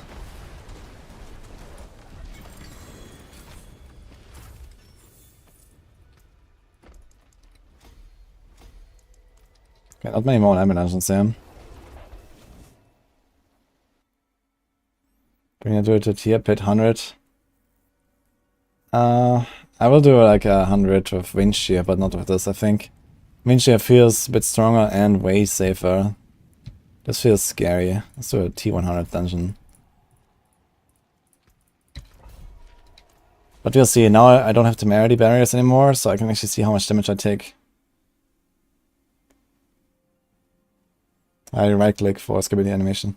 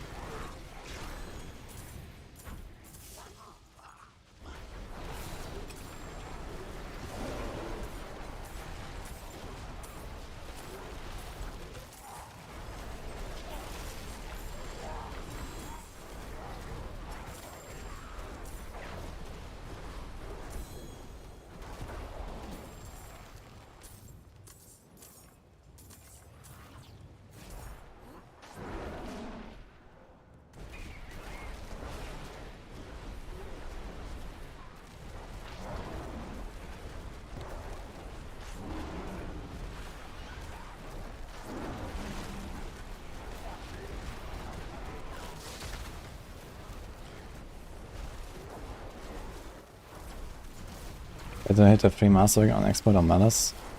Talking about Heartseeker, Exploit is very strong. That.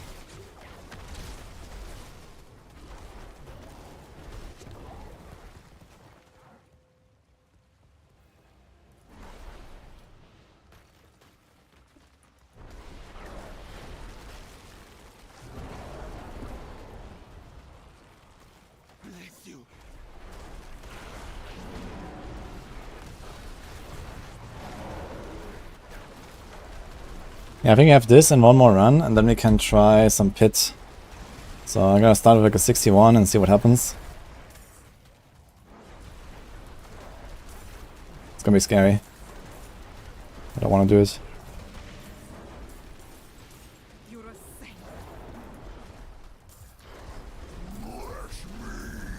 Oh, our friend.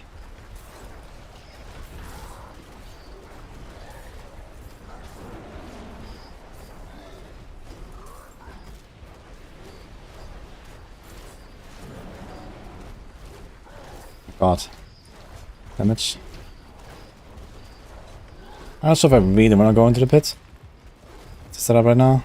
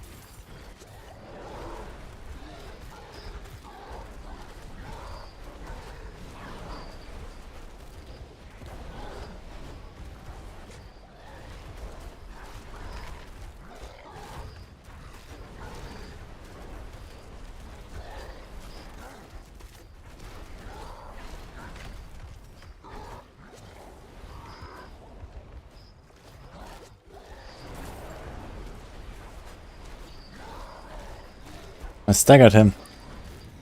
Let's go.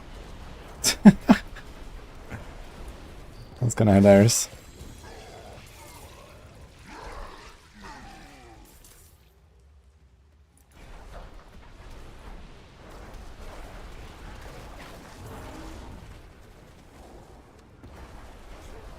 World first stagger on the butcher. It's very hard to stagger him. He's a lot of poise.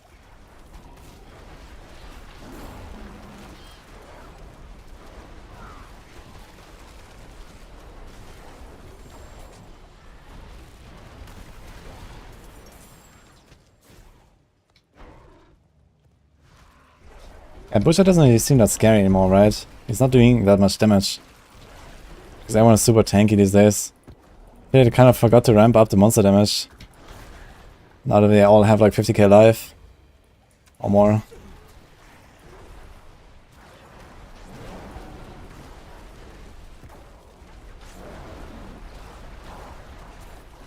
It's not even an extraordinary tanky setup that I'm playing.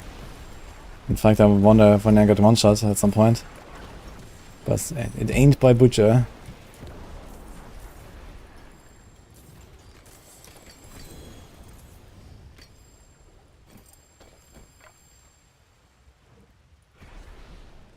Three scrolls and one library dungeon, man. The true success story in hardcore.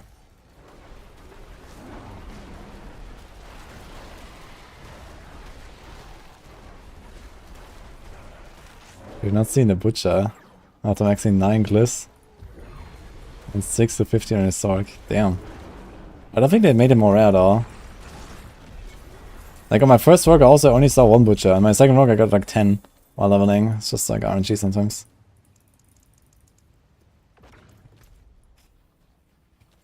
Okay, so I want to see a dungeon with a boss on 100. Let's see.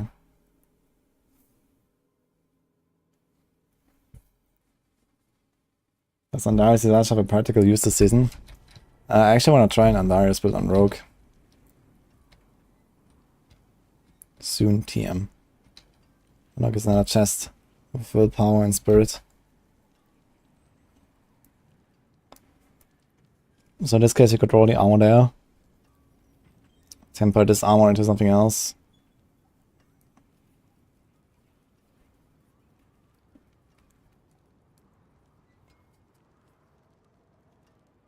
Just roll normal armor here.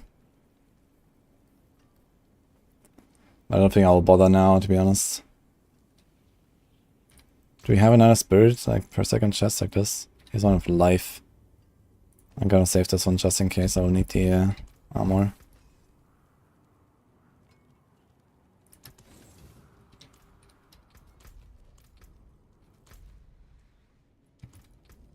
Okay, what else we got? Charnel House again. Steadfast Barracks, let's try this one. I think it has a boss, right? It has the cultist boss, I believe.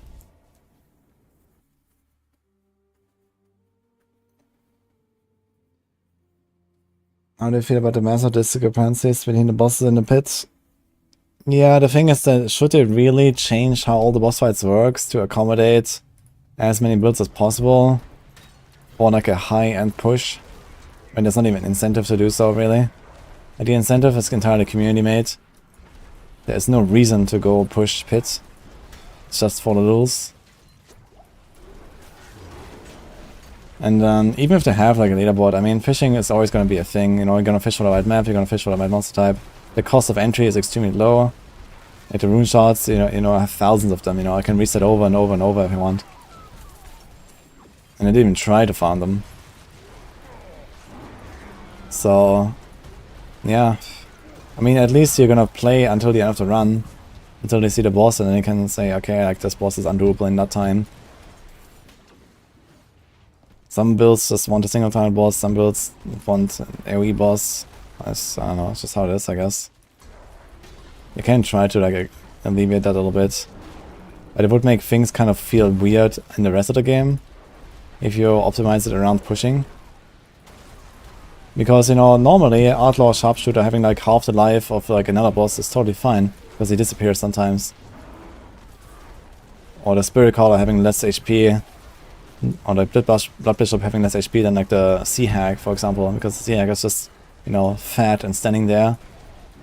And then these other bosses, they move around and they shoot at you.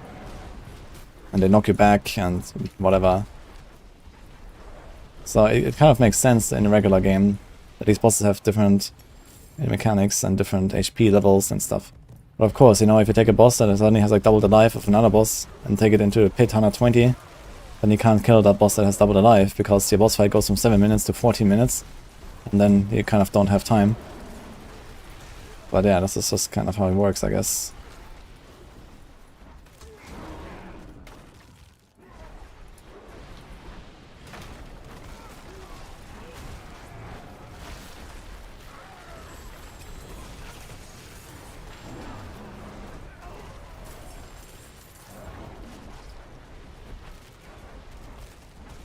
I think about high-level pits not doing much from lower tiers. I think this is an absolute non-issue. Are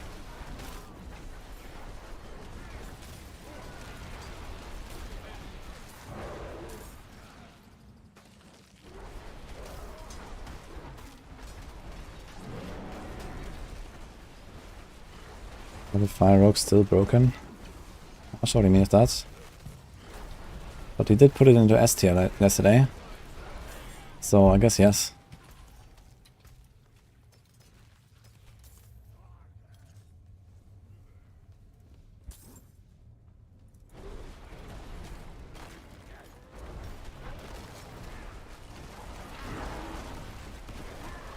I got 5 butchers and 6 knight items the other day. Damn. I also had like 2 or 3 back to back at some point with my rogue, I think.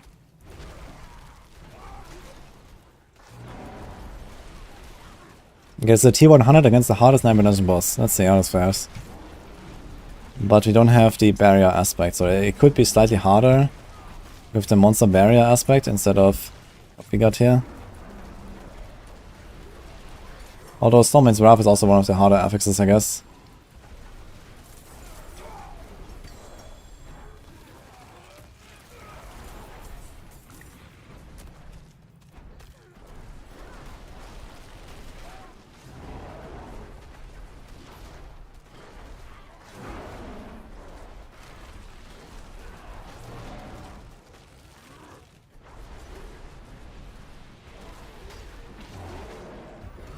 Can make it easy mode. But I will not rush to the boss now. I wanna see the damage against the guy.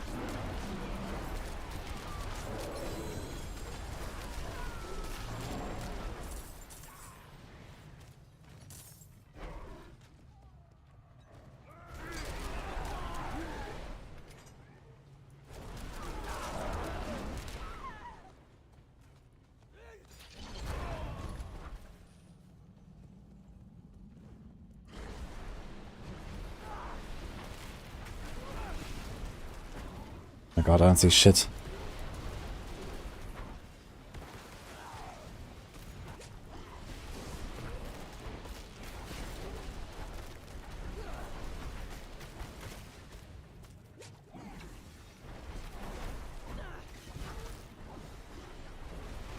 I'm not sure if it's good that he's like right at the wall there.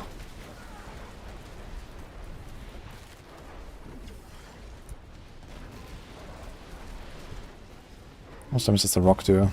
Can I tank the rock at 100? Who knows? But I kind of feel like I don't even want to go into the pit with this build, man.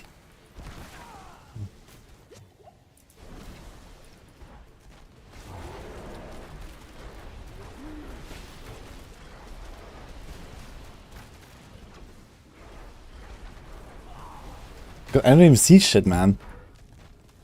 Like, the ground is just covered with tornadoes. It's so hard to even see where I have to stand.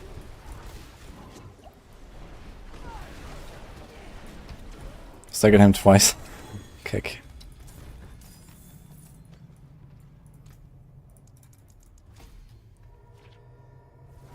I don't know if lucky a chance. Gets more attack rate for Giga spam, so I see even less. Let's go.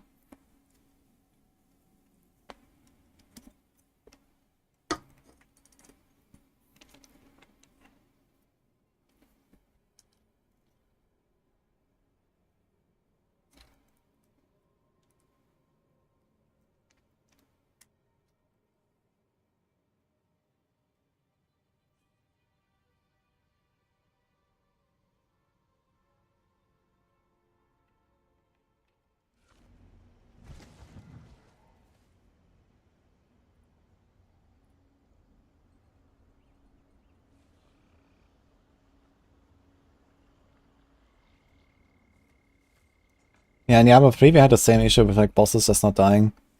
It's even worse in Diablo 3 because not only does your damage go up in higher tiers because monsters live longer, but the damage goes up exponentially because you do more damage to more targets and then you do more area damage to more targets at the same time. There was a mechanic called area damage in Diablo 3 that exponentially increased the damage with more targets. So it was very easy to push through higher tiers and then just get stuck at the boss entirely. And no build could kill the boss in the past. And then they made the Bane of the Stricken in Season 4. And then we still had some builds that despite having like a ×10 multiplier on the boss or more or something over a long fight, basically as the fight progresses you do more and more damage to the boss thanks to the Bane of the Stricken gem. There were still some builds that had like 5 minutes, 6 minutes, 7 minutes boss fights or potentially couldn't even kill a boss, like Nova these days. Like a Nova on like a high-end push can barely even finish a single target boss, even with Bane of the Stricken. Even if you get it like 8 minutes or something. Needs to have ads. So that's how some builds work, you know, they have like this insane AoE damage and very little single damage. And on top of this the bosses become tankier and tankier in the same way that monsters become tankier. But this leads to the fact that boss fights just become longer and longer. Because it's, you know, as I said, like monsters become tankier, you do more damage to the monsters, but you don't do more damage to the boss. You know, you do more damage to the monsters because you can pull more, you can stack them up, you can time your nukes, and you know, you have more time for all these things as well, so you can like squeeze out more damage to deal with those tankier monsters. Right? If you go from speedrunning 2 minutes to speedrunning 3 minutes, you can do so much more damage because suddenly you get like, you know, 1 or 2 extra seconds of setup per pack, giving you the option to like, you know, get this buff and that buff, you know, put down your kill drops or whatever. And then if you go from 3 minutes to 5 minutes, yeah, you can do even more things. And you go from 5 minutes to 8 minutes, you can do even more things. And the damage just goes up and up and up. And then comes the boss, where you just can't do more damage. Because on the boss you already use everything. And then the bosses become unkillable. That's just how the game works, I guess. I wonder if you're gonna see something like Bane of the Stricken in the future. Or if to just leave it as it is. I mean, as I said earlier, technically there's not really a big reason to go high in the first place. I think one of the best changes they could make is to just like revert this 15-minute timer and go back to 10 minutes like it was on the PTR. This would naturally keep boss fights just kind of shorter. And allow us to push lower tiers where bosses are way less healthy. I made exactly the same suggestion in Diablo 3 at some point, but they didn't do that. But I think 10-minute time would be okay for Pit. I'm not sure why they made it 15 minutes in the first place. They can even like lower the death penalty if that is a consideration there. Like instead of 30 seconds death penalty, I don't know, make it 20 and then 40 and then 60 or something. If you want.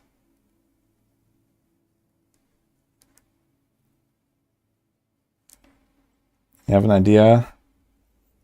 Just make it at the end to pay to PvP with another player who finished Pit in a similar time. And the winner gets the materials. Let's go.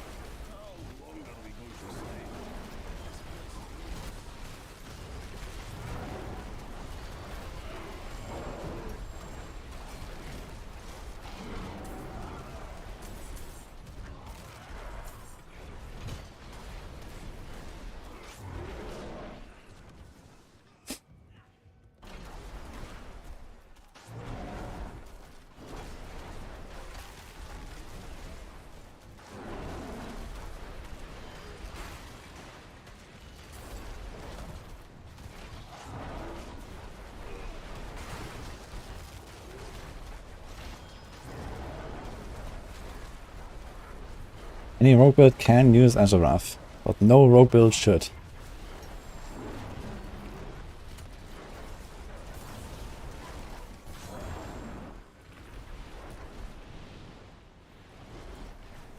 Yeah, I'll have a better opinion on like the whole fishing thing after after my rogue push, I guess. I'm gonna see how it will feel once I go into like 110, 115 plus territory if I live, which I hope I will.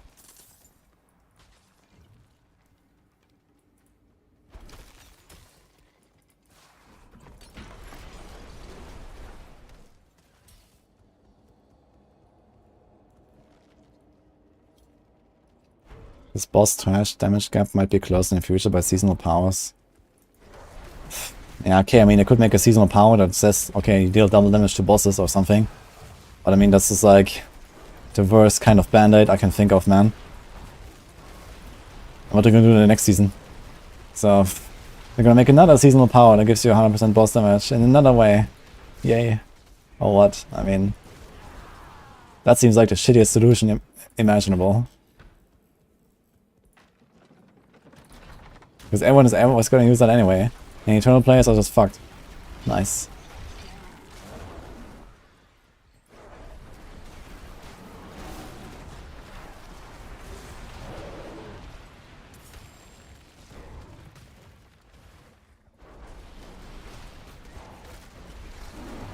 There's a decent amount of people who play Eternal.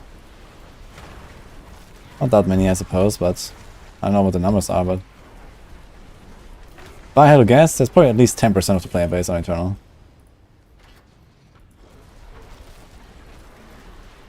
I think back in Season 1 it was like 50-50 or something, if I remember correctly. From what I've heard. Because people didn't want to re-level right after launch. And the season was kinda shit anyway.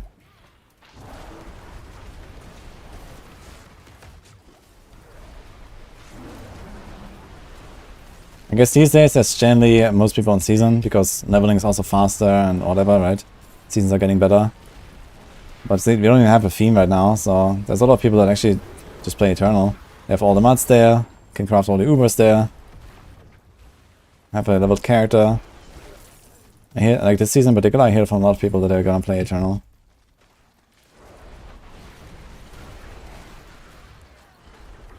Enjoy the Legacy, quadruple DR, chess pieces. Good stuff. I like how in Eternal, have you guys looked into Eternal? I did that yesterday. Cleaned out a little bit of my stash and stuff because I deleted the character. Like all the Legacy items have like a big red icon on them, man. Looks like dangerous, dude. Like it's gonna explode every second.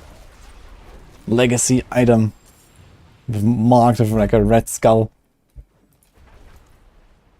Do not touch.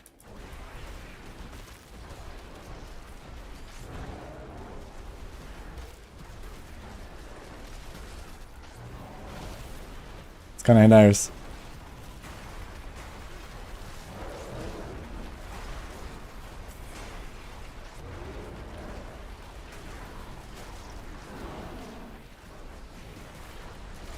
I also deleted all of my internal characters now. I kept one character around, my Barb, but I deleted him yesterday. No point really.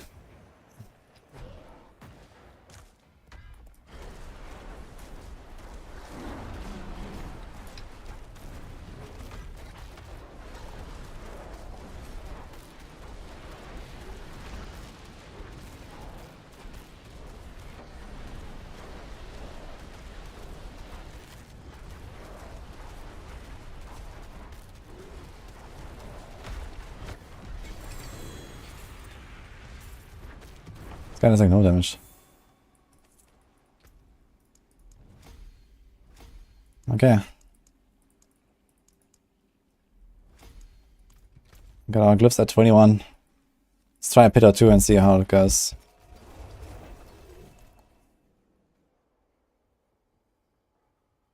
Why is the character with only 12?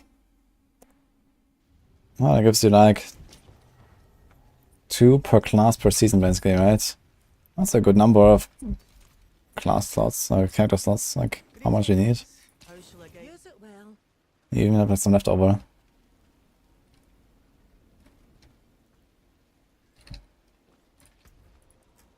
Okay, we start with 61. I'll keep my 42 elixirs. Thanks, Danielle, by the way. Should try the frozen orb if we go Sorc. It's fun. He's talking about keeping the build. He's trying to keep the enemies vulnerable.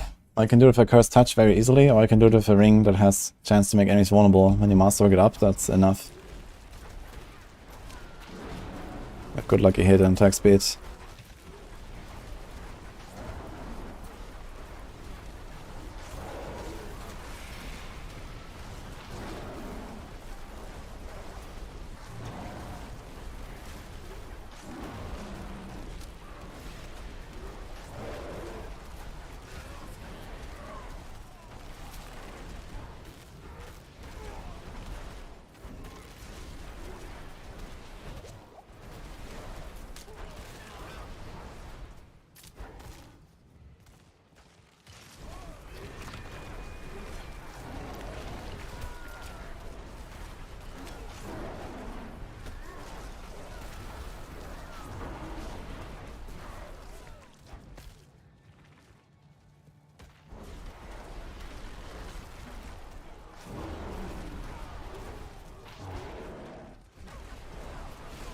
Damage doesn't feel greater now without the Shepherd stuff. Softcore I would definitely play this with Shepherds. We don't really need this Hurricane. I didn't even press Hurricane actually, I just realized. Should just press it sometimes maybe.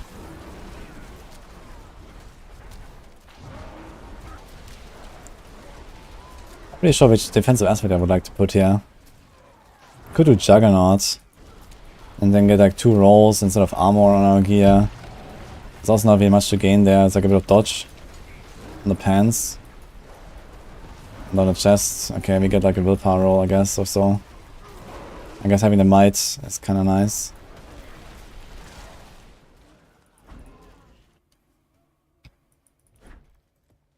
It's best to use 2 daggers on Heartseeker Rogue. It's a pretty minor difference, but swords are slightly better.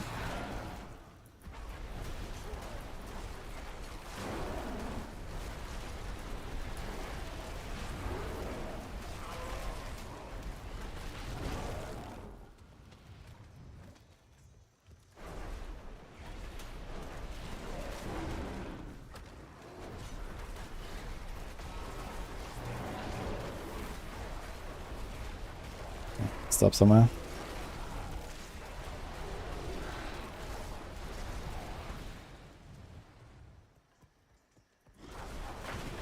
I say it's fun to just like blast into a pack of these tornadoes, man. It's a fun build. It's just like scary. And then the resource problem. I think it could just reduce the base cost of tornado a little bit, so that would help a lot. Just like allow you to actually play the build, like also in early game a bit more. And this is already like endgame setup with Tempest, Roar, Hunters, Zenith, everything. And it doesn't even feel like crazy, yeah? And these are still scary with all this stuff. I'm not sure why Tornado is just so expensive.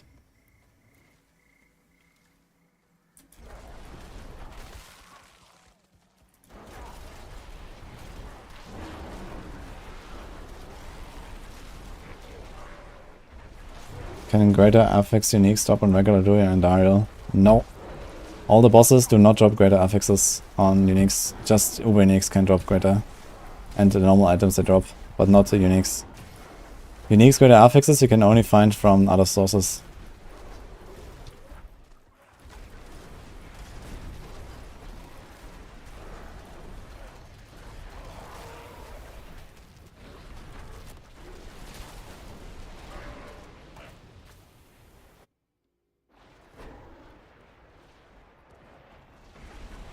Ramble.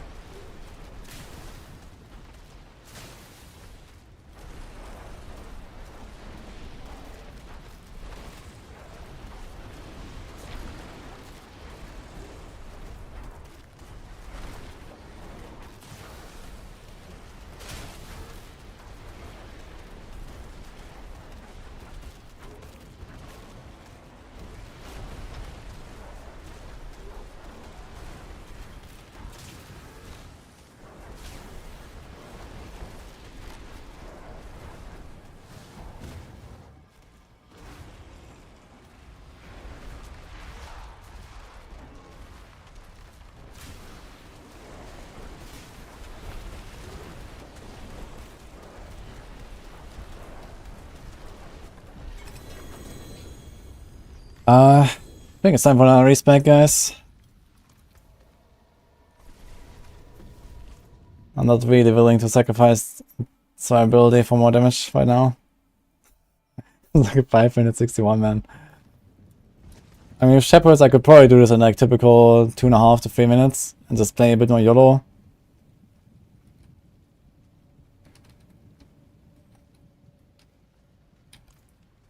But yeah. You can try like another run or so with the Shepherds again. So we do Shepherd Stampede. This is 6% damage and this is... Yeah, we get 180% damage instead of 60.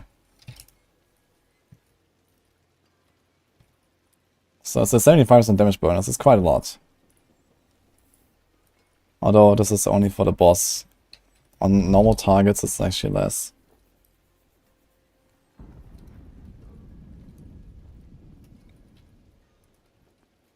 So on normal enemies it's only 30% damage bonus, because changing that actually applies to normal enemies. So it's just the boss that is like slower. And it was just like generally slow.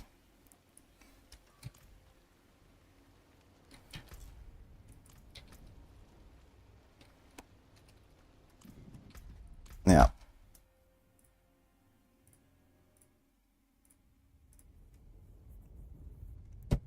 On softcore, maybe. I definitely have to consider now, really, that I play hardcore, and like, pit is scary. It's not like in the past where softcore equals hardcore. Like, I actually have to think about, you know, which builds actually function well in hardcore. Because there's not really one of them that I feel comfortable playing well in hardcore.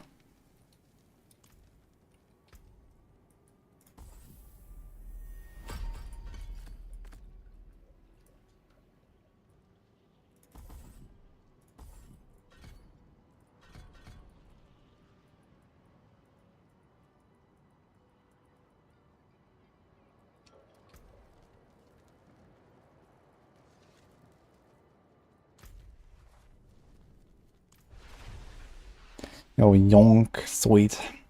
Thanks, what's up? Doing 88 pit now of Tornado. How fast? Retrovisor. Yeah, this can definitely be a lot better. Like, my setup is not really great, it's not really masterwork. It profits a lot from having better gear. Just for both the survivability, the resource management, just the damage as well going up. Like, it wasn't great, but my gear also wasn't terrible. I just didn't really fully masterwork it. It's not like much worse than my rogue gear, to be honest. I have like 1 greater affix on most of these pieces. Nothing super crazy. It was somewhat comparable on the Druid. Time for Lightning Storm for Companion? I guess it is. Although I learned another problem for that, which is apparently skill-specific cooldown reduction does count into the 75% global cap of cooldown reduction. So there are these like insane 40% wolf cooldown reduction or 50% wolf cooldown reduction mods. And they actually cap out at 75% anyway. And the best part is I think the game doesn't even tell you. I don't think there is like a stat in the sheet that tells you that.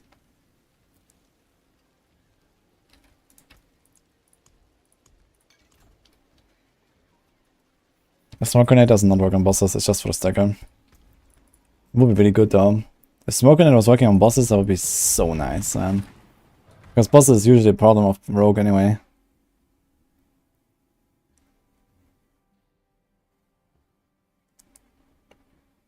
Yeah, I wonder if I can do like 88 pit in like 3-4 minutes. Retrovisor. On Tornado.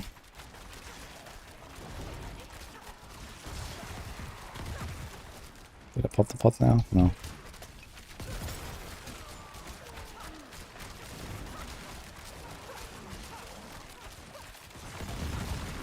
I'm doing 75.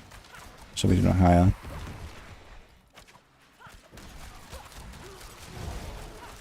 This guy says we see the art appears to have diminishing returns. Each new affix reduces the cooldown but less and less. You mean outside of the typical like multiplicative scaling or what?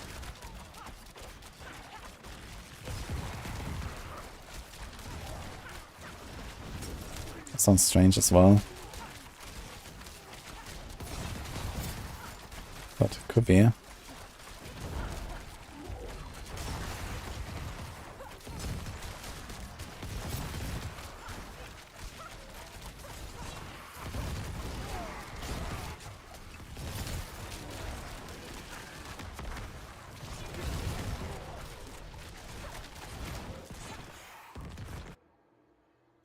Wind Daddy is the best build for Druid, it looks like it.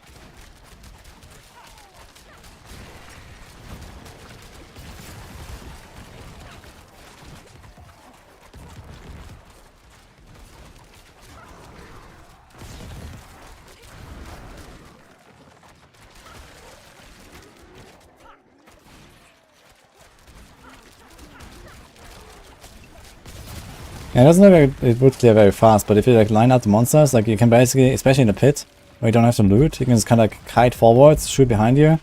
Everything is in one line, but running after you. And you can clear the pits pretty fast. I was able to do like sub 3 minutes on some runs. 2.5 minutes even on some runs. On like I was finding pit 75. So pretty comparable to what I'm doing in this run right now, for example. But it was a bit slower. Boss fights in particular were not as fast as in a Rogue, for example. Rogue has more boss damage.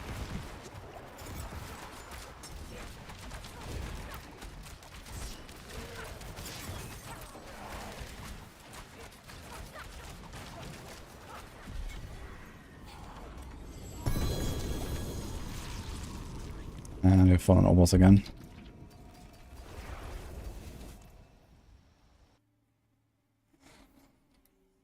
Try the Inferno, see down amulets and rings. First Axe does most success, second approximately half that, and third very little. Yeah, so I'm asking, is this because of the multiplicative of scaling? Or is this because, like, first it multiplies the cooldown values and then it still gives you less than that?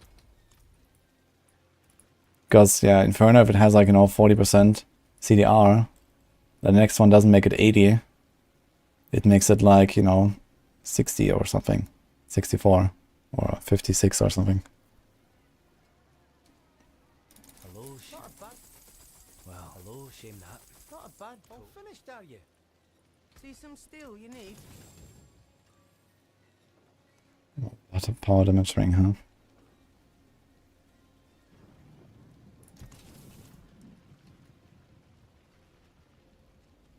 Bow is better, Frank.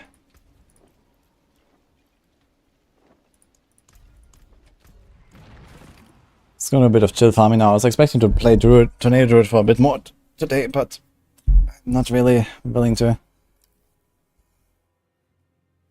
So I might respect the Rogue later. There's some Mandario stuff so I wanna try. Oh. Getting blasted by the ghosts here.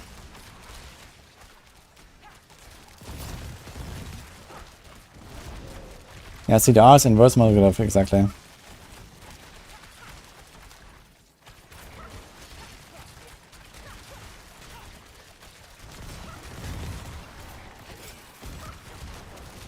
And I've not heard that there's some weird diminishing returns going on. Just that the cap is 75% even for skill-specific CDR. So for example, Wolf cooldown, you know, I expected to go to like 1 second Wolf cooldown. So you can just like press Wolf, Wolf, Wolf, Wolf all the time. But Wolf has a base cooldown of 11 seconds, you can't lower it with extra ranks. So 75% less than that is like 2.7 seconds or something. So this seems to be the minimum cooldown, even with like all the Wolf cooldown stacked that I can. And the Wolf cooldown that you can stack on rings on Druid is very high, it's like 40 something percent or so, you can master go to like 50 something percent. So 2 of those affixes max you out basically without any other cooldown. Because it's 50%, 50% is 75% CDR.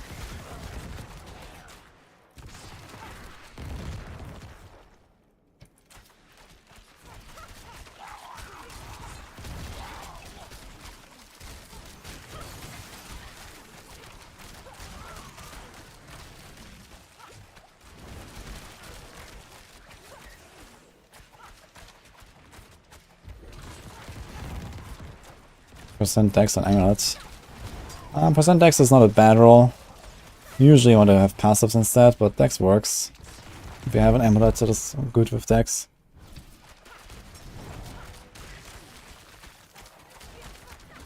In my case, it would be like an equivalent of like, I don't know, 250 dex. If I had a dex roll on my amulet, masterworked up. It's quite a lot. This would be like 8% damage. 2.5 dodge.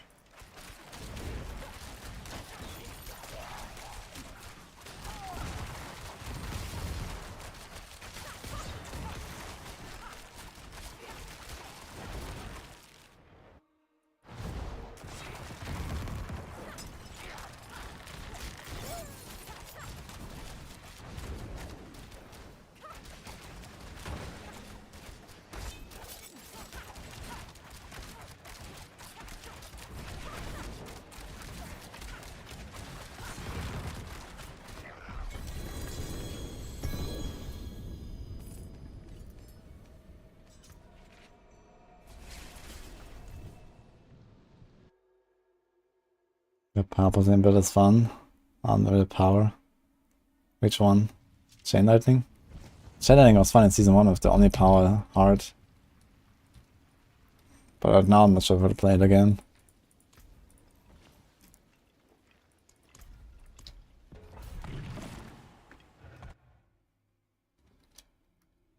What's the Heartsinger main stat? Lucky hit?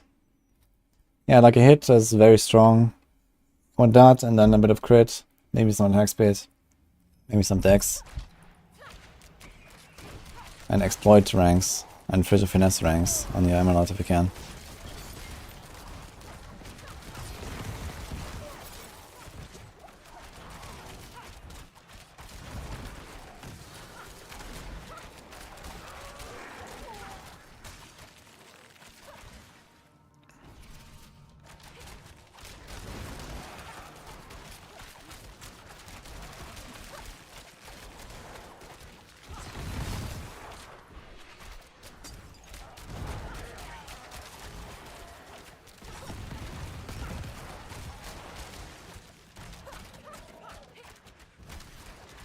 Well, Varshan cannot drop greater affix uniques. Only Uber uniques can be greater affix. Greater affix uniques only come from outside of boss sources. All the bosses do not drop greater affix uniques.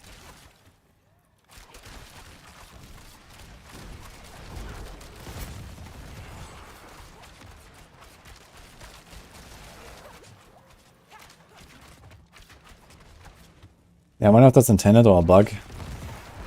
Could be both, honestly. I wouldn't be mad if that's intended. I think that would be kind of cool. But it's strange that they didn't tell us about it.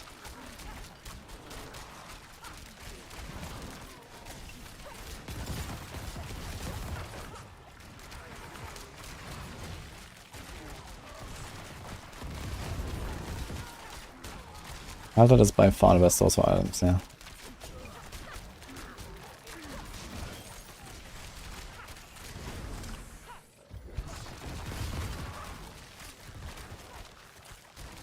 $1 billion gold. Yeah, I've been grinding. I sold some emeralds for 600 million yesterday.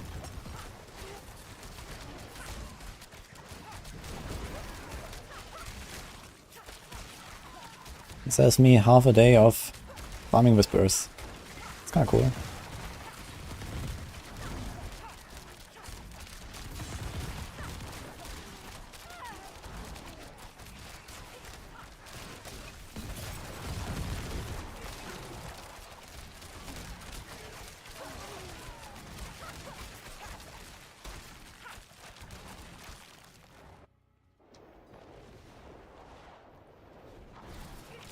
I respect my wind shear to tornado and I regret it.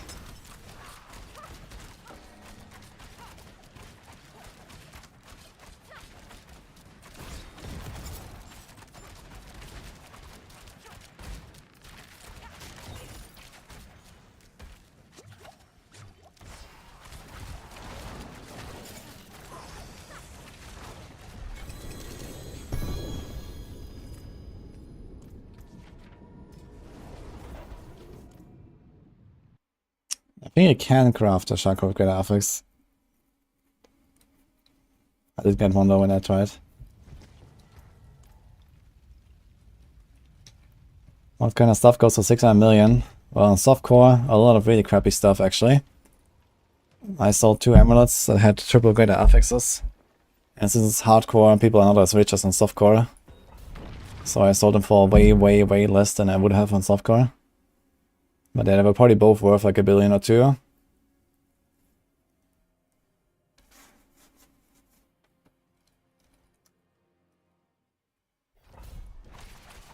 Sukari.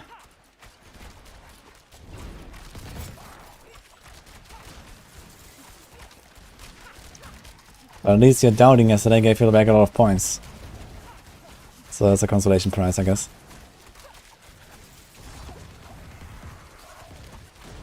Yeah, Helltide, man, do not look at the map. It's insane. I had the same happen to me, actually. I almost ripped from the same shit. Looked at the map, there's like a guy spawning around me, and they go boom.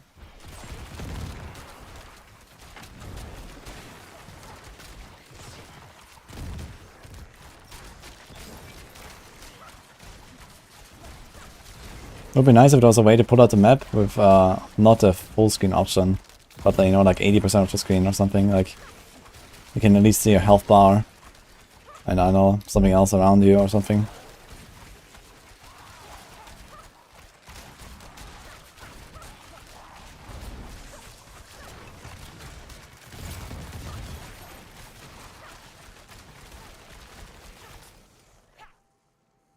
Yeah, like a WoW, something like that.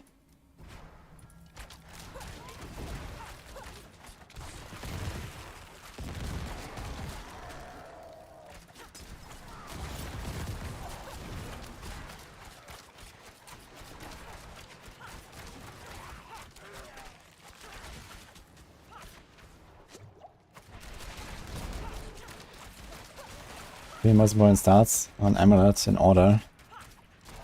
Exploit, Fridge of Fate, Lucky Hit. Basically this.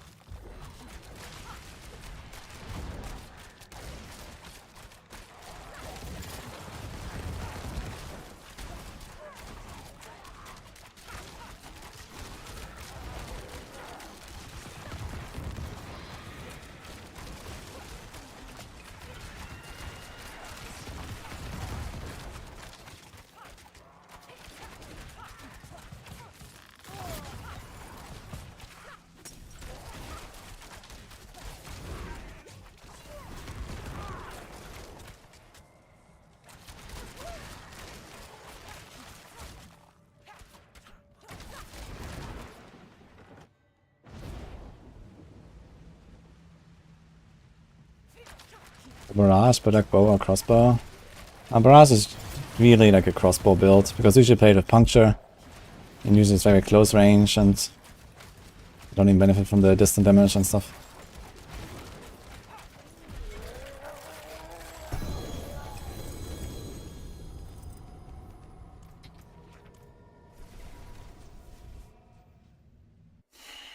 Gems you can get from Hibernations.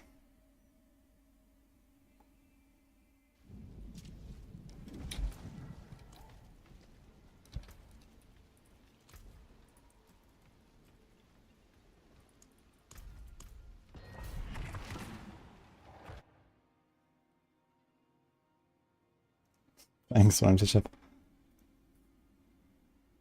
Hey Todd, by the way, happy Sunday. What about Malice? Malice is a fine passive to have as well. It's not bad. But yeah, as long as the Victimized Double Dip exists, Exploit is the best. And Fridge of Fate is just the overall best on Rogue as well. Especially with how easy it is to apply freeze these days. And then all the other passes are kind of like in the same level, like Malice, like Exploit for other builds that are not Victimized right now. I don't know what else is there. Weapon Mastery. Weapon Mastery is relatively good for melee builds. Weapon Mastery is pretty cracked for melee builds actually, so... But yeah, I mean, melee builds are not really a thing right now, and those melee builds that are a thing are based on poison. And Weapon Mastery doesn't work for poison.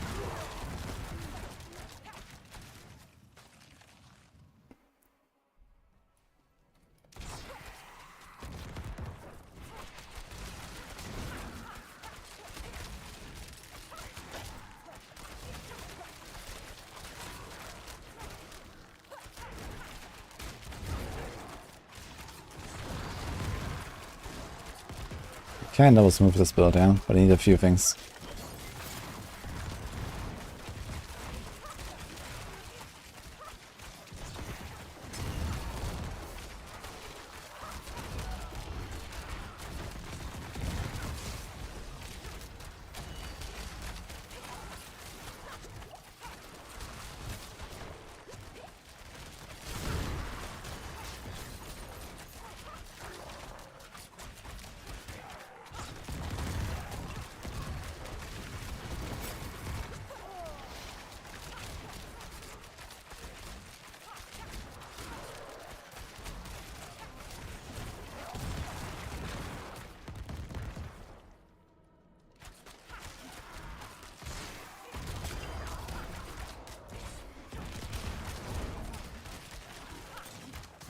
Respec time, TB time.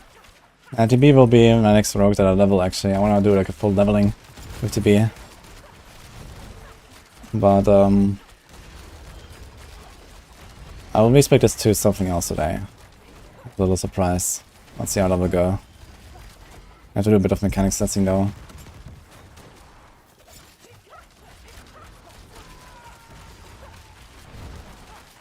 Don't have to do more boss rotations right now, so it doesn't matter if my builds are scuffed for next time.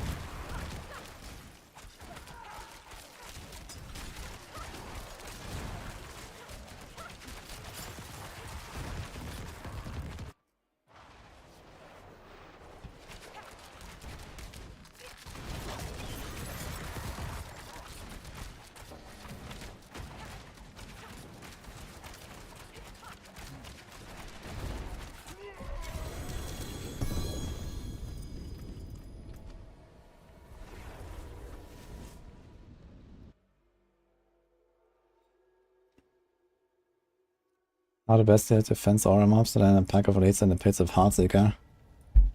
I can like dash in, poison trap, caltrops, shoot at them and kill them. They usually die very fast, they don't have much life. But either you kite away from them if you can't kill them safely, and just like spread out the pack a little bit so that some of them run out of the aura. Or you just like try to jump in, smoke grenade, you know, CC them, and try to get the guy.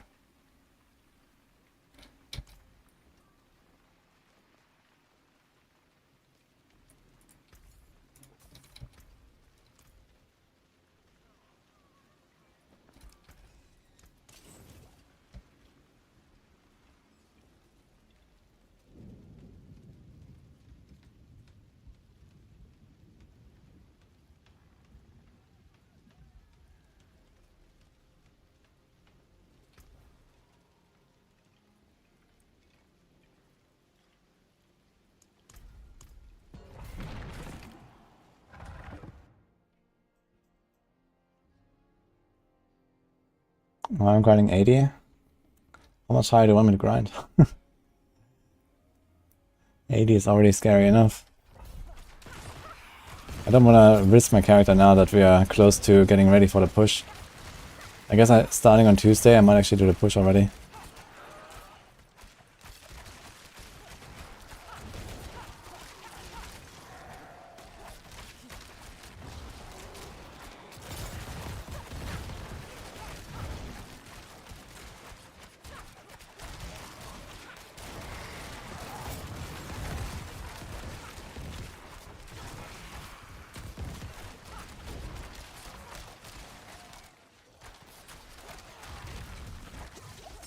Zone of Maxwell. Yeah, there was some server issues. I'm not sure exactly what's going on.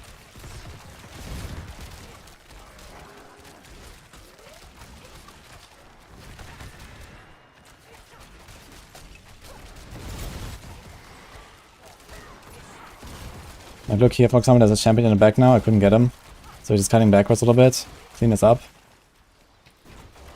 Now we can try to get a champion. They don't always all follow you.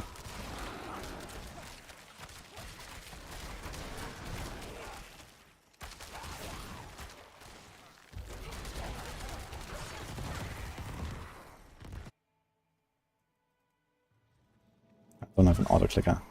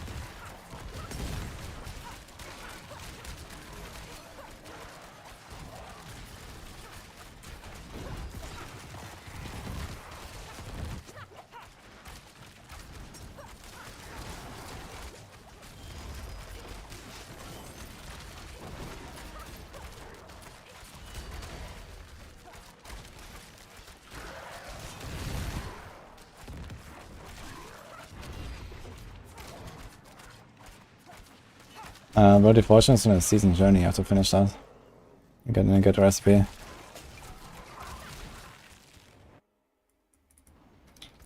I do have a shaker.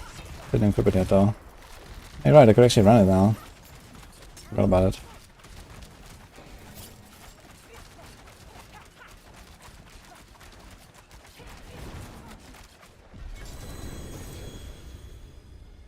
I have to change the ring though if we do this.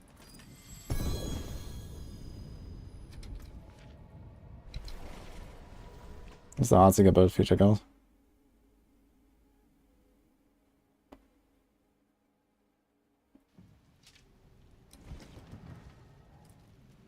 I do have rings ready to go with, you know, I can enroll to like a hit vulnerable, but I haven't done it yet.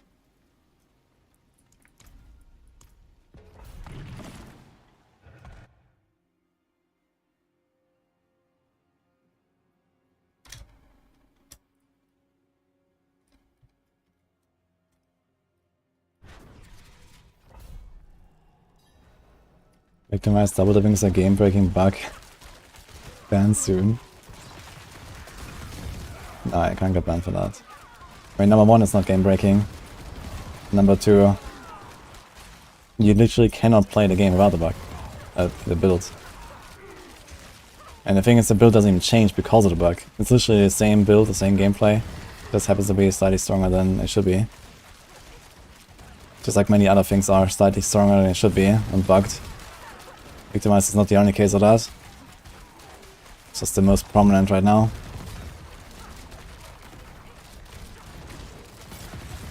And even after the bug fix, you're still gonna play this build exactly as it is. Just like 5 pit tiers lower, and that's the end of it. So, doesn't really matter.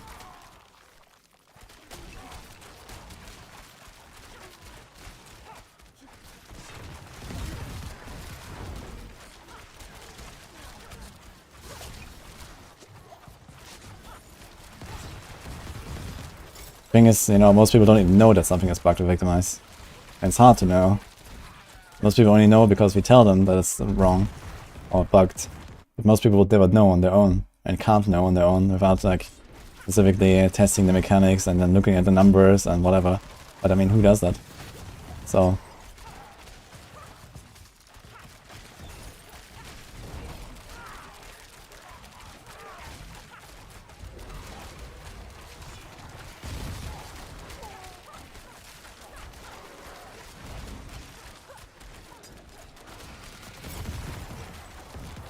have more numbers turned off, even better. Yeah, some people also have their Helltide threat meter turned off, I guess. They don't know. Clueless.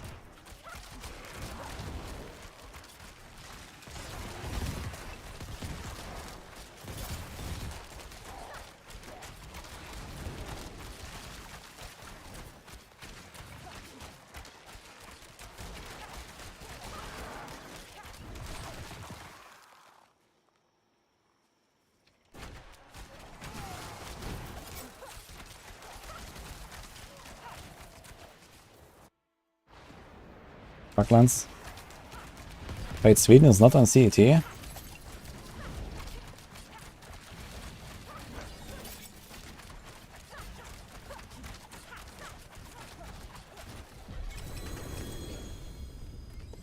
I can make support druids and support barbarians. But support druids, biggest strength is applying a lot of DR, which unfortunately does not work on the thing where I need it the most, which is the pit bosses. And then Barbs, well, they're just kind of like support by default, so you don't really play a support Barb, you just play a Barb. And you have all the stuff that is making a support Barb anyway, pretty much.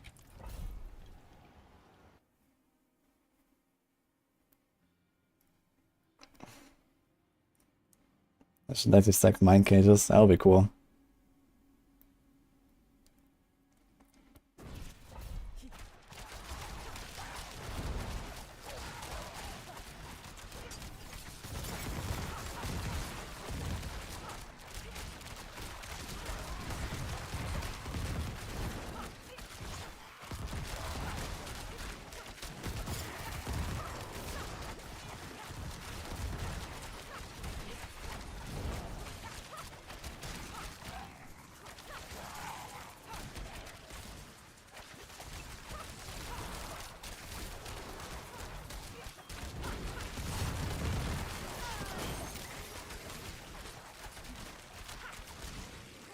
I only use WSD in town usually.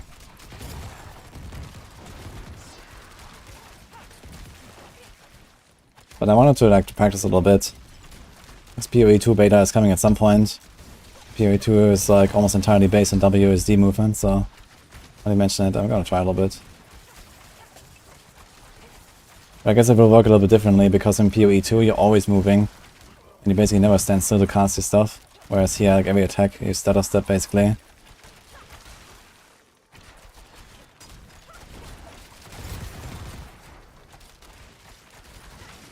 And also here I shoot with left click and not with right click, which is a bit of a problem. I guess I could change my keybinds.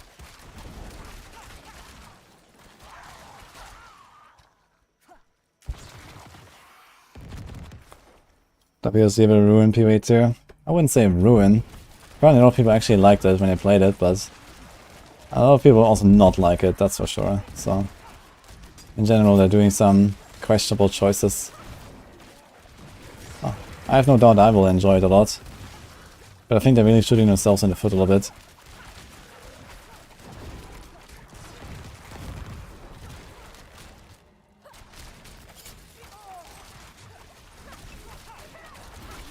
It's kind of sad.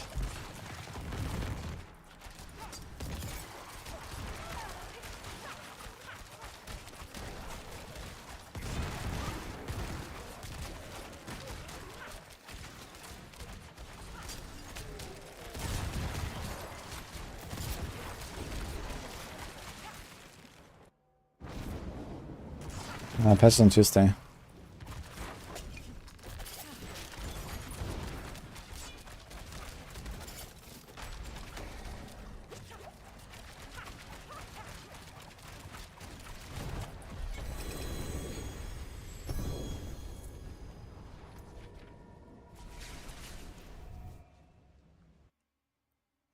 I mean, technically WSD is optional in PoE 2, but practically not really, if you want to play well. Like, there's gonna be a lot of mechanics where you move while attacking, and you have like directional movement, and then directional blocking with your shield, and you know, it's like to like move the WSD and then, you know, block in one direction with your shield, with the mouse, and you know, this kind of things that are doing. Like, there's a lot of crazy stuff. And it kind of sounds like there's not gonna be a lot of builds that are actually viable at the same level of play if you don't have WSD.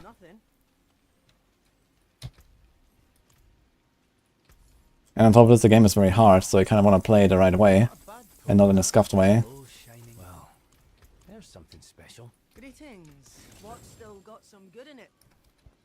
Use it well.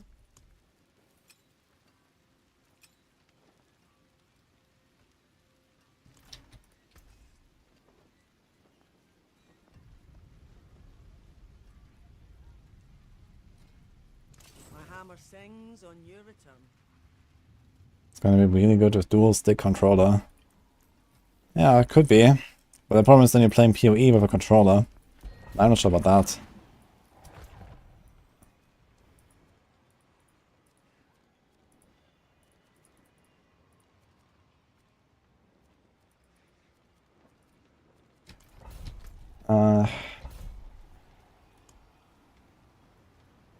Let's do another round. It's fine. One more potion round. Few runs, get some money Farron. Some bone spray build, good for hardcore. Ah, well, I'll try to make it tanky. Necros in general are not really super comfy on hardcore right now.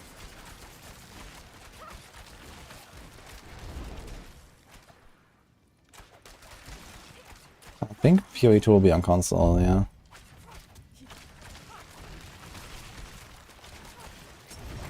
I'm not sure if they're gonna have like cross-play, like in PD4.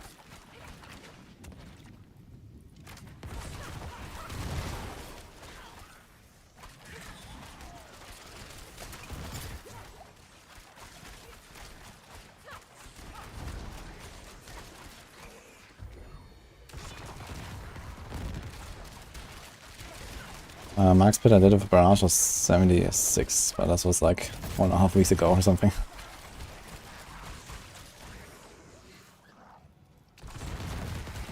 I think it's just like, you know, a handful of tiers behind the other builds or so.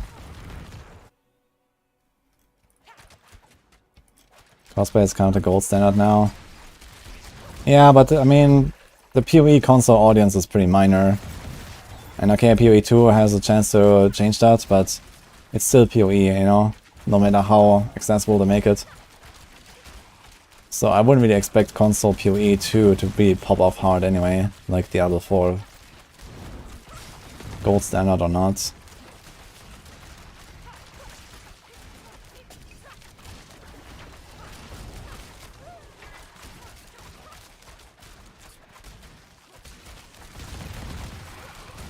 Half of building on console.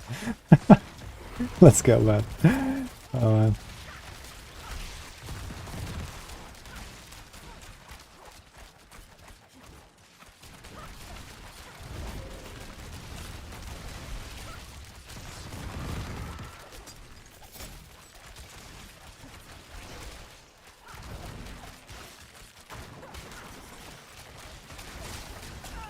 Yeah, PoE 2 is 2025.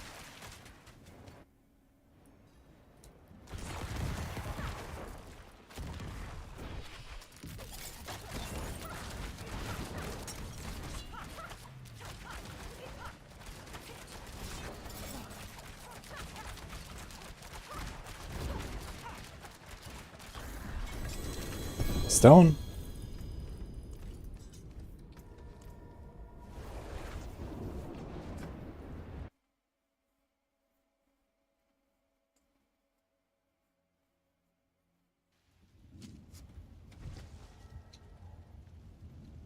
$10,000 Nephi to fully master a character on average. Only with some resets. If you do it without many resets, you don't need 10,000 Nephi iron. Depends on how many slots you have. I mean, rogues have a lot. You have 11 slots on a rogue. 12 on the Barb. Other classes have 9 when you do like two-handed weapon. 10 if you do a one-handed offhand.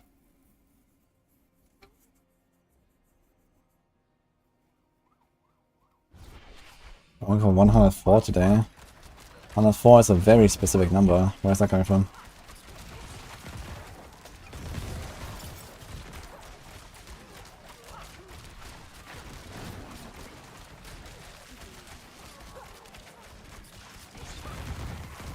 Diablo 5 when? If I stick to the word, somewhere in 2031, I guess, or so, I imagine.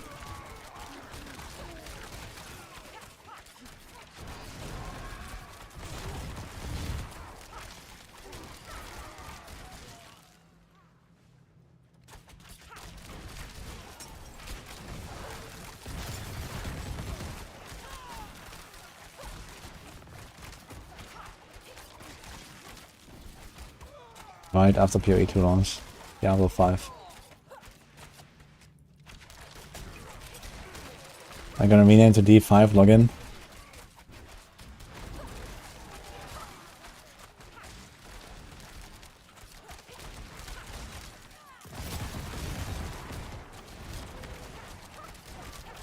Yeah, the Heartseeker Maxwell build is almost the same as this, yeah.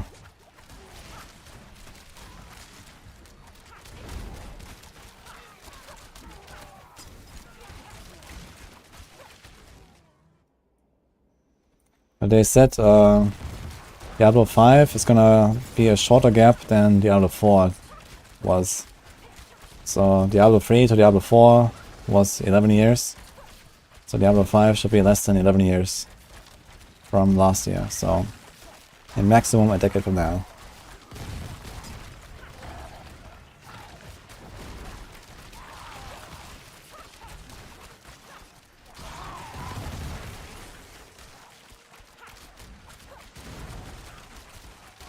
I mean, since we're probably gonna get like at least 2 or 3 expansions for D4, it's gonna be like generally a much smaller gap, you know, because D4 will stay relevant for much longer.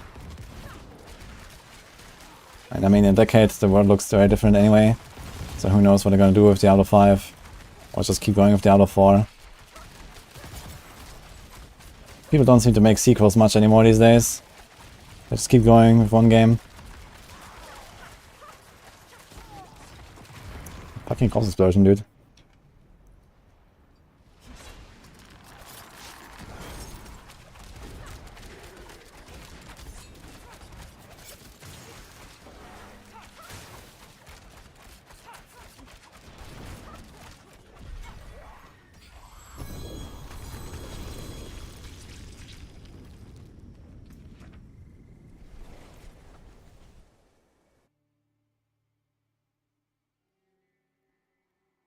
The ghosts are Cursed Touch.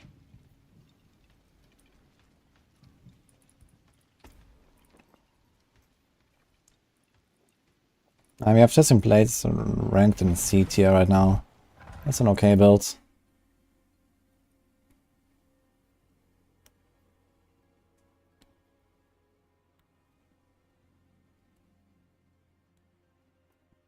Fatal Finesse is very good at Endelius.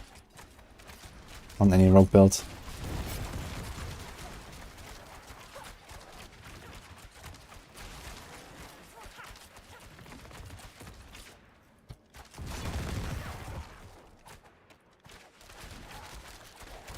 Tuesday, the weekly reset for Diablo. It's a good question actually. I guess the only weekly mechanic is Gauntlet, and that is actually on Tuesday, so yeah. It's also the patch is always on Tuesday. Well, I mean, there's also weekly world boss rewards. I have no idea when those reset, but I guess they might also be Tuesday.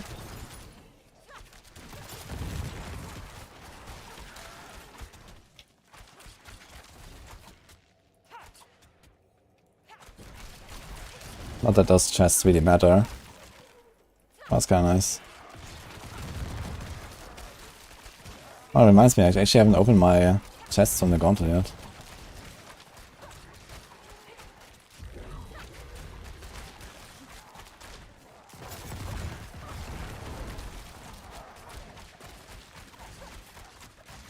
We can also do a new run while they add it. We can also do one on the Druid.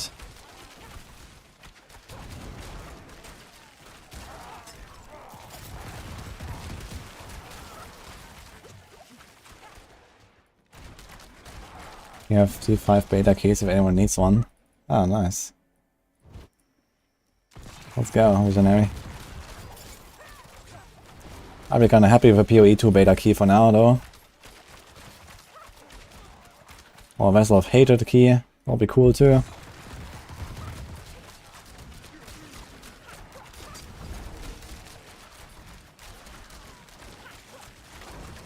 But I gotta say, with the new itemization and stuff, I think this game's gonna keep us busy until expansion beta, just fine.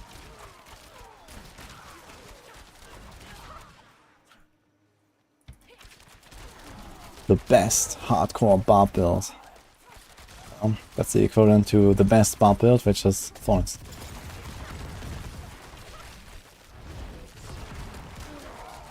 But most people play Bash, so maybe Bash.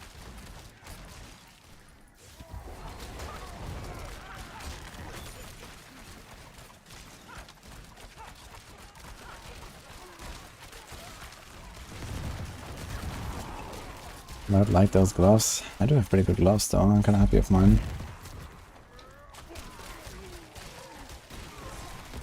Although, Dexterity could be some nice attack speed.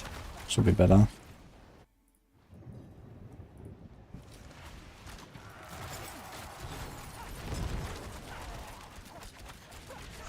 Oh!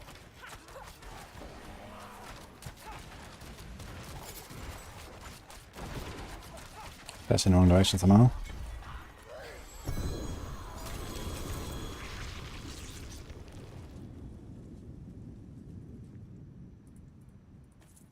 You have too many channels, man. On this Discord.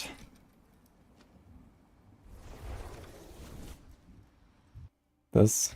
Okay, the attack speed. Ah, here we go. So much for that, huh? And that is kind of tempting. But you have to roll the crit as well. And I have a good temper and everything.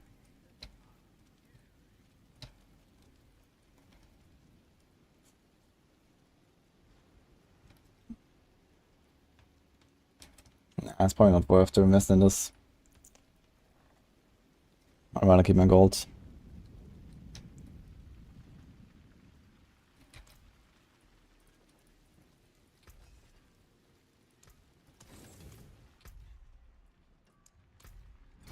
I want to get my reward. Oh, can we just get it now? Let's see what you get here. So each of them drops one unique and one legendary. Okay, it's actually not terrible. for like one Gauntlet run.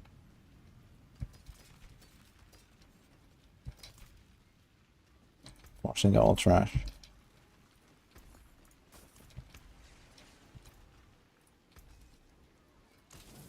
Use it well.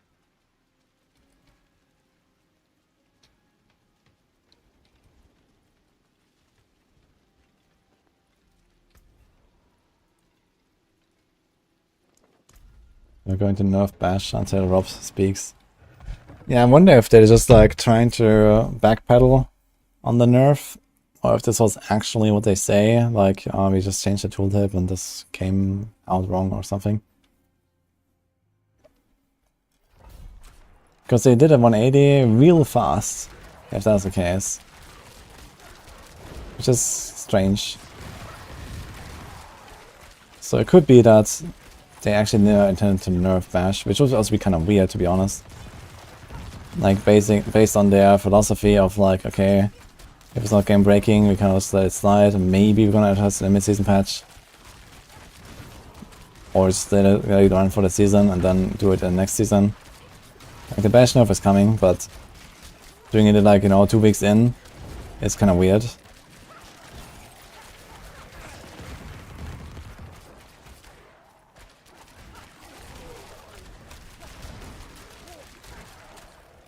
I mean, Bash is very powerful and would deserve a times 10 nerf, but it's also not like completely turning off the entire game necessarily.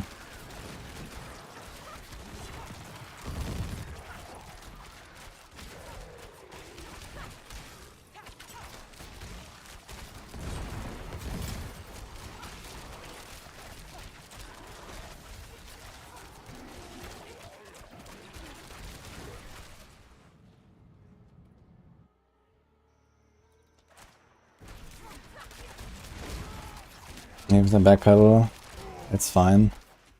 It's not always fine to backpedal though. Because then you never know, like, okay, is this something they're gonna backpedal on? Is this something they're gonna backpedal on? Is this a decision they wanted to make and then, you know, they cave before the pressure from Baby Rage? I mean, you can't just cave to everything just because the players say so. So you have to make a stance at some point as well. And just, you know, stick to it. Yeah, of course everyone wants to be overpowered, but you can't just make everyone overpowered because the game falls apart at some point. So you have to nerf stuff at some points, and Bash will be nerfed at some point. That's already clear.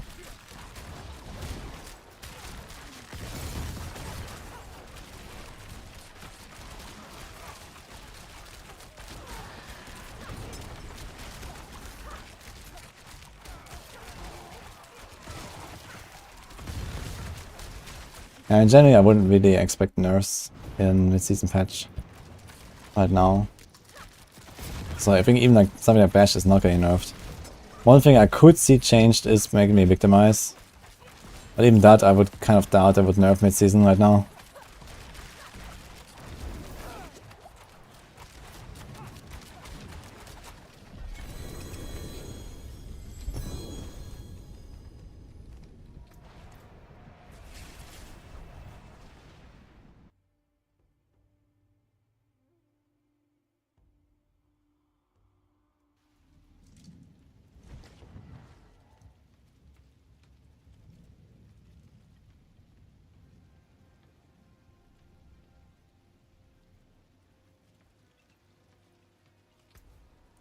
Think about the new loot system. Stay tuned to find out. We have a podcast in 3.5 hours. I want my build nerfed secretly. Well, nerfing Victimize would be very good actually, because it would balance out the rogue builds a lot better. They have to fix Victimize. I mean, it's just bugged, so it should work properly. And once it works properly, it will be relatively balanced with most other rogue builds again. We'll bring it closer to the melee builds as well, and these kind of things. The only outlier then will be Rapid Fire. So Rapid Fire needs to see some nerfs as well, and then Rogue would be a pretty balanced class again.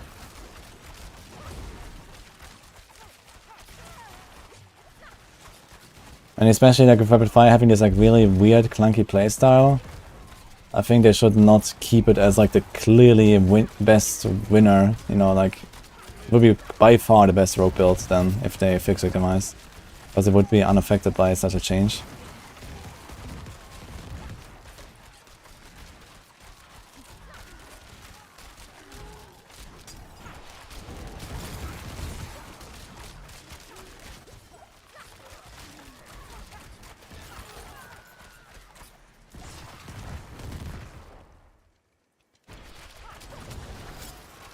Like, I think the best way to change Rapid Fire would be to just, like, literally take the Scoundrel's Kiss Ring and remove the damage bar from it.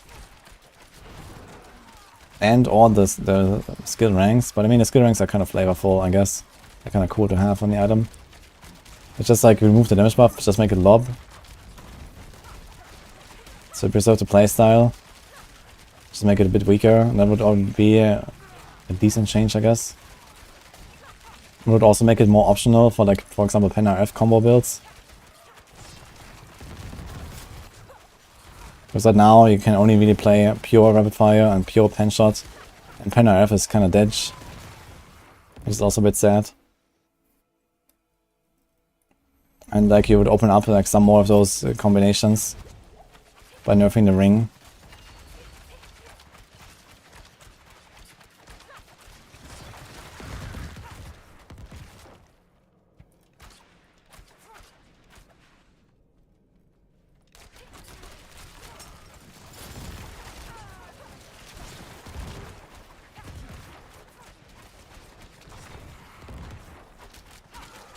L.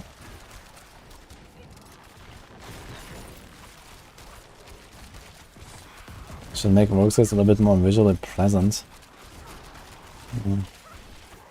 What do you expect exactly? Like, what should I do?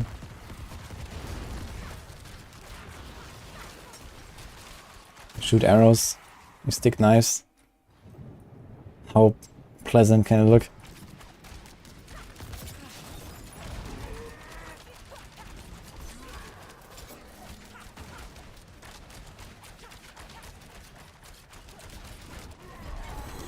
Bigger booba. Very pleasant.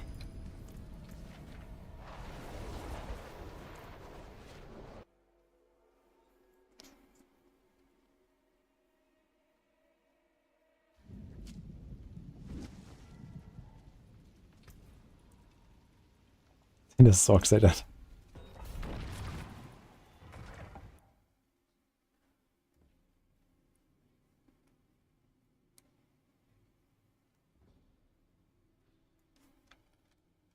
I do not press conceal ever, until I have to.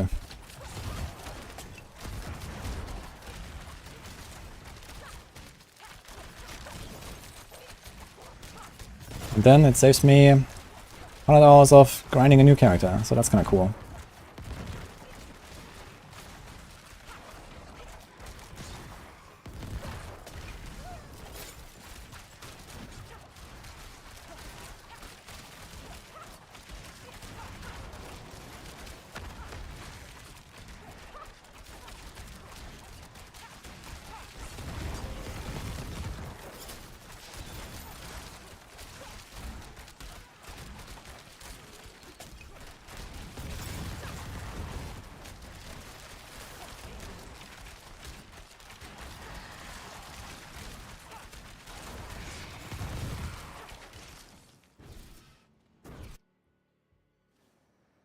I'm gonna give D3 a try.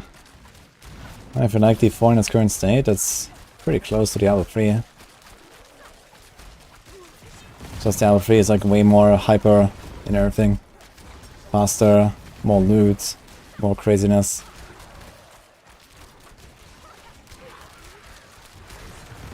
And simpler.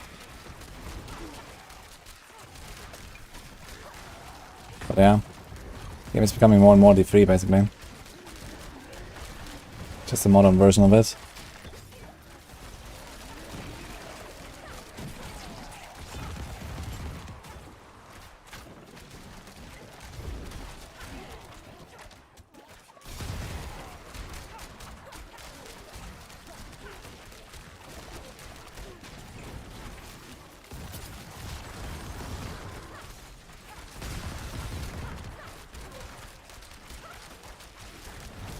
more digits.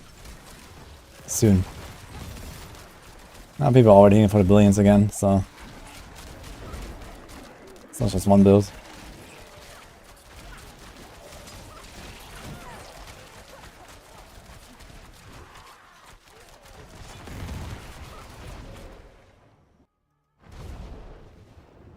Being good for Heartsiger. Ah, if you really want to survive, I might push with it actually. At least until I am completely running out of damage.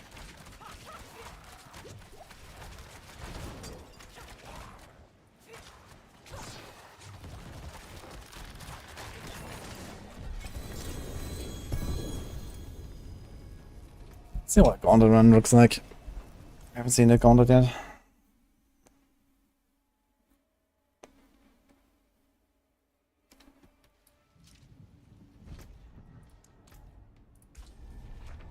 We don't have that much of the potion left. 7 minutes, should be fun. Hello D, by the way.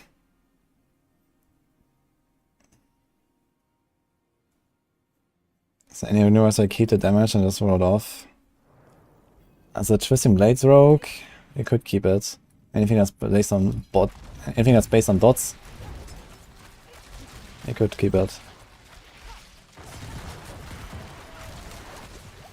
Holy poison.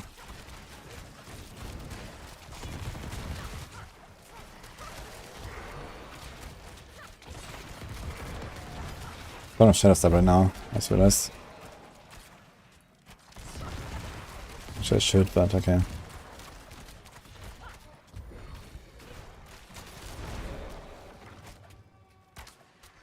Slide!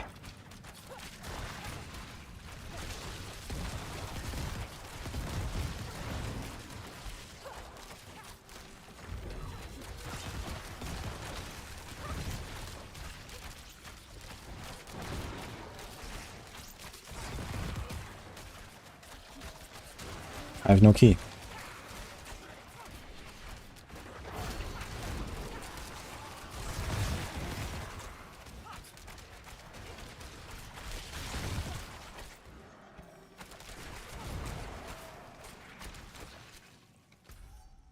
What a layout! I did not click the shrine? Oh, this is a reset shrine. Dude, what the hell? Is there anything Gauntlet?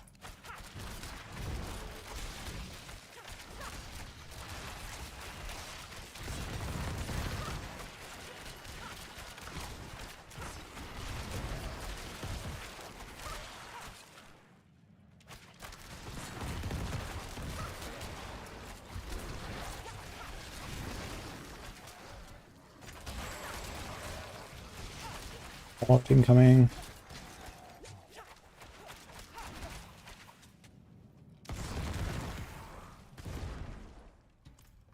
Now what?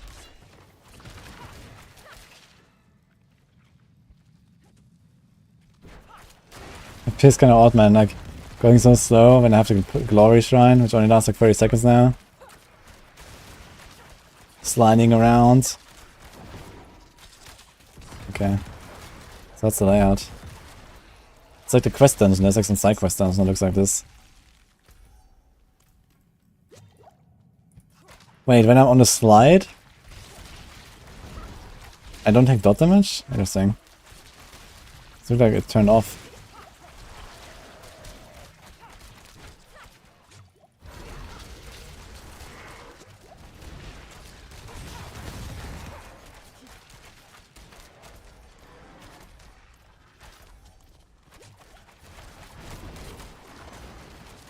It's a lot of elites there.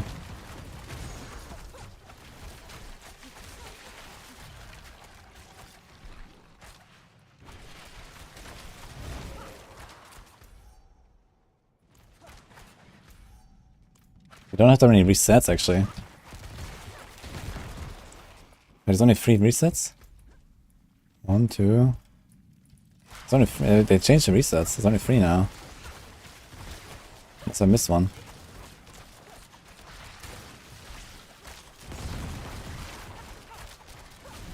It's I guess do like another circle around here and go up again and reset.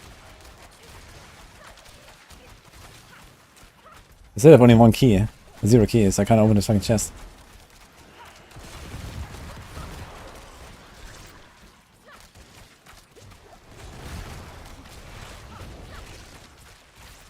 Dr. Terrier's Might. I don't think it's worth on a rogue, no.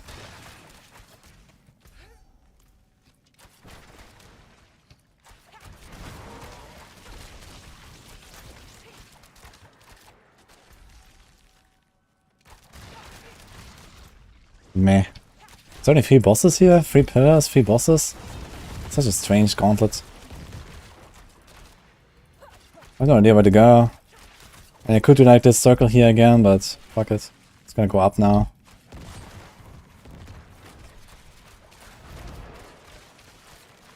I'll try to come back. Get the key one more time and open the chest at the bottom.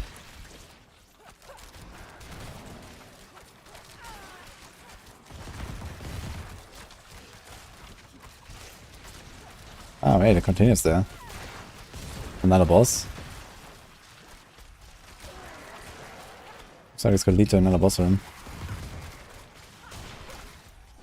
What the hell?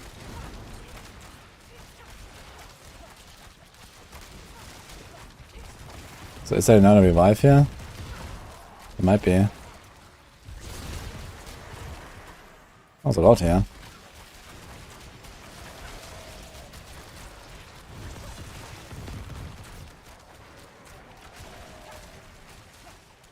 What?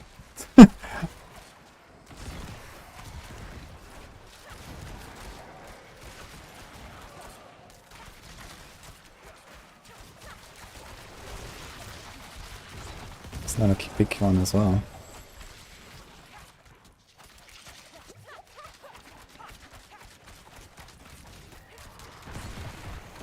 Guys are not coming back to this side. Or maybe we are.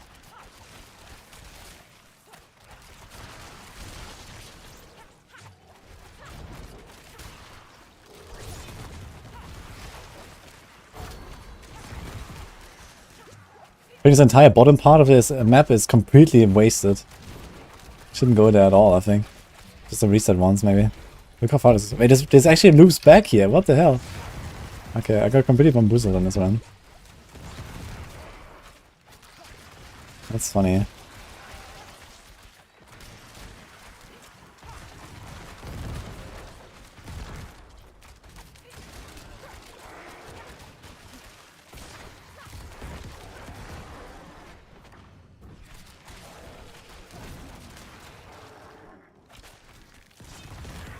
Okay. Interesting.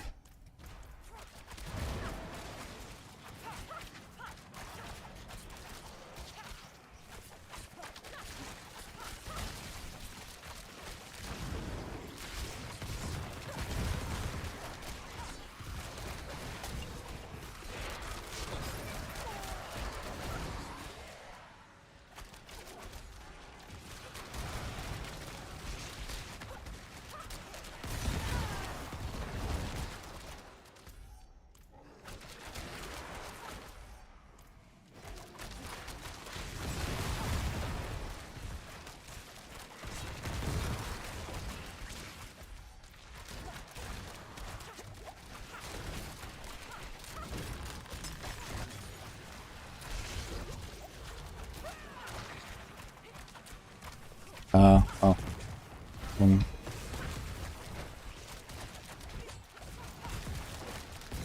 We should keep the same cow drops up to kill the boss twice.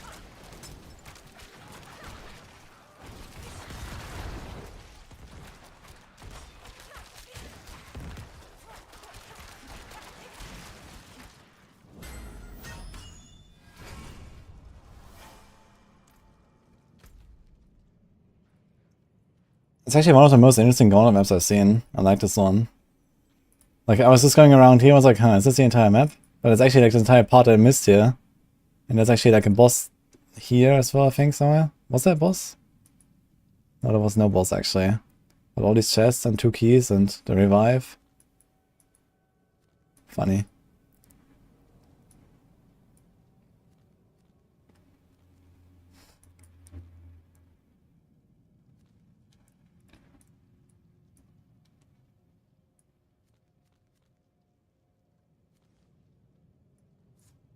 Anyway. I'm gonna get out. Just TP. Oh, Canyon Minotaur, thanks for Prime.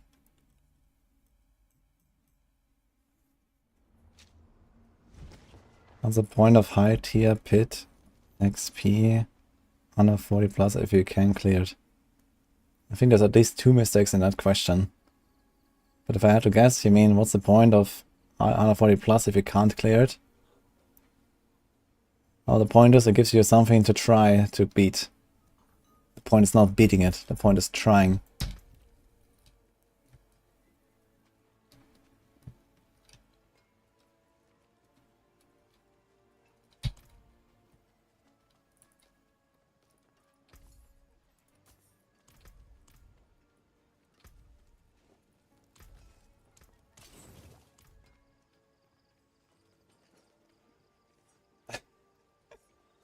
Podcast is in 3 hours. Woohoo!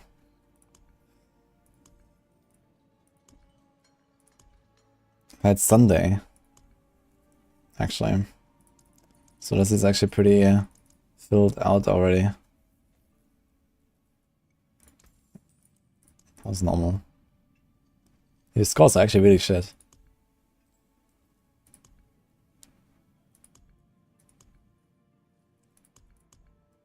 Like 600k will be very easily beatable. I was going very slow, just like shitty path.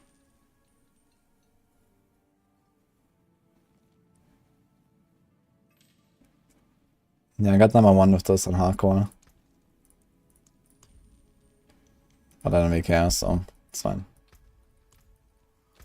I just want to do the 1 run so I get the caches. It's actually pretty valuable, I think. 8 minutes. You get 4 uniques, a bunch of stuff. It's okay. If you do it first try. I got a world boss in 8 minutes.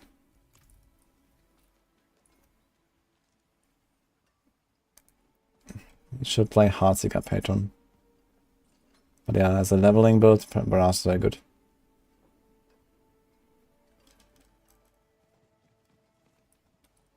Okay, speaking of the podcast, I still need to make like the exact topic list, so if anyone has suggestions for that. So basically, Season 4 podcast. If we're just talking about Season 4 in general. So of course we're talking about itemization topic. I guess we can talk about drops versus tempering versus masterworking. I guess this is kind of like subtopics there.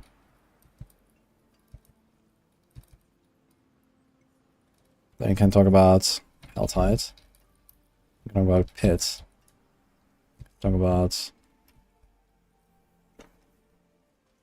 future stuff. So it's kind of like the overarching topics that I have. But I can define this a bit more. Thanks, Azadib. Pity system. That would be a good question to ask, for sure. Pity system. Let's put this here. Class balance. We can talk about balance, for sure. Maybe after this. I guess the big stuff is this first. Balance is kind of like a smaller topic. Money problem. I guess these things will come up anyway. But yeah. Like pity, gold, materials. I can't see economy basically. Like this maybe.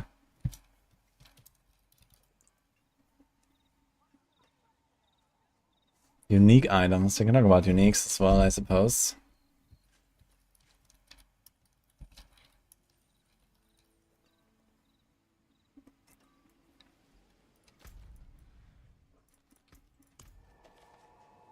Talk about the cow level. Nah, there's not much to talk about. Nothing has happened in the last like 4 months or something with the cow level.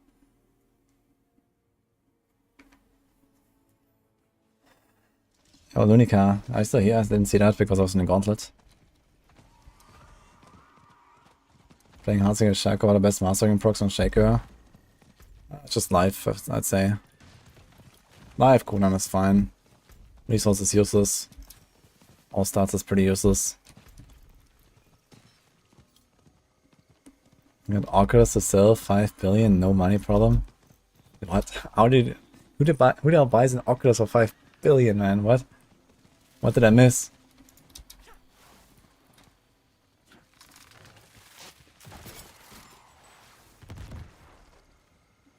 Is GF good in any Necro builds?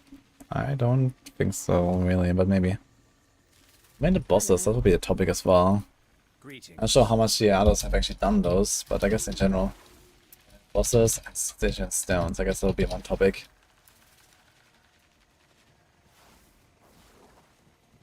Maybe after Pit.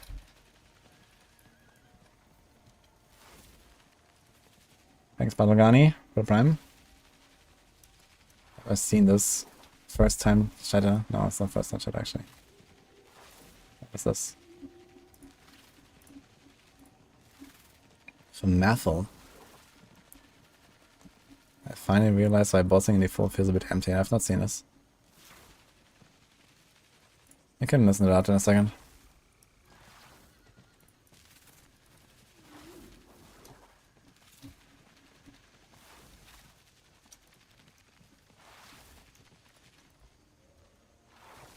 Okay, anything else that we want to talk about here?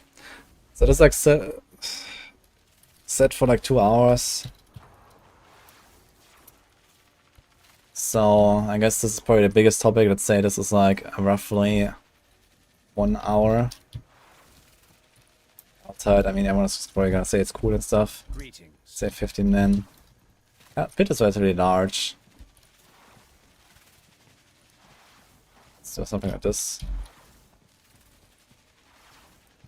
Let's say 20 men. Let's say 15 men. So probably something like that.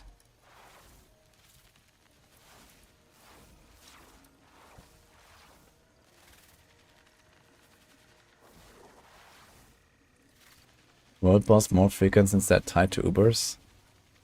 They are very loosely tied to Ubers. I think the world boss frequency is just fine.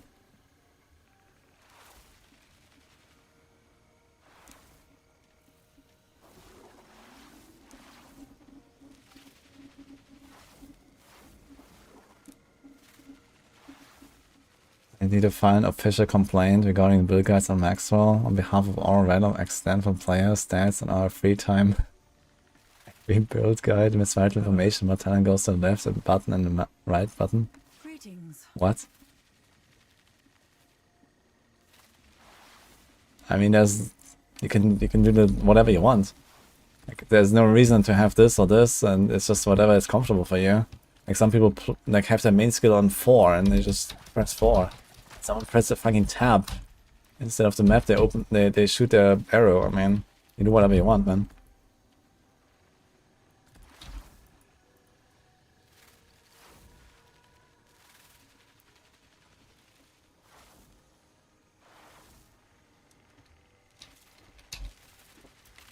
Two minutes.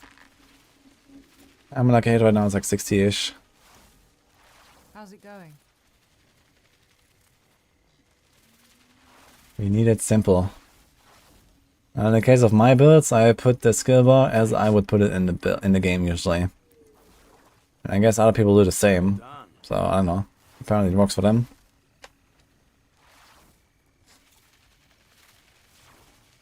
No chorus. Thanks for Prime. How do I click?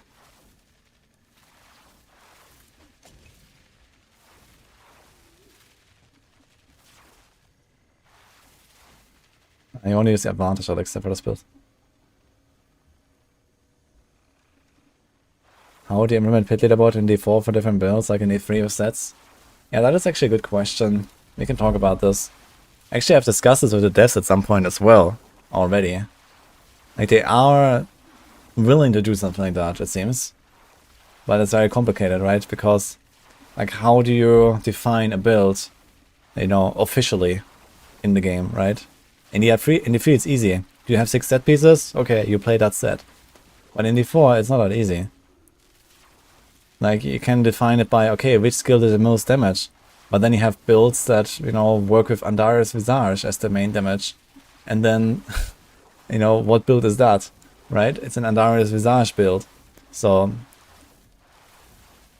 or you have like a build like, I don't know, you know, something that works for a proc, like, you know, technically Victimize does all the damage here. So is it like a Victimize rogue? But what Victimize rogue? Like, is it Heartseeker Victimize rogue? How is the game going to understand that Heartseeker is a carrier for Victimize? Right? So,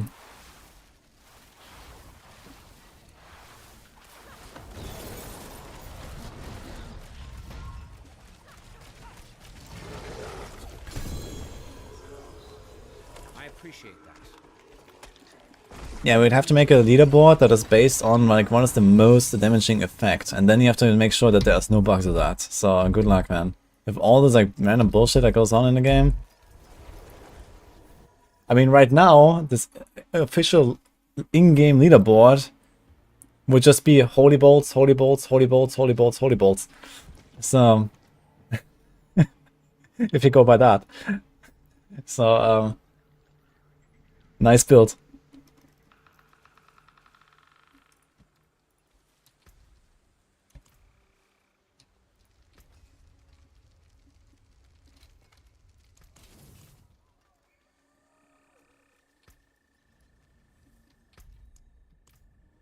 Chronic says second boss on me. Let's go.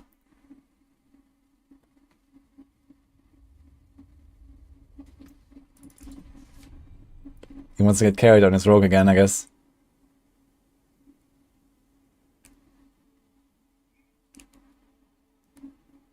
This mini Necro is still good for bossing in high tier pits. Yeah, he moved from S to the top of A tier. That is still good for pit and high and bosses, yes. Cross spacings must match. Fuck.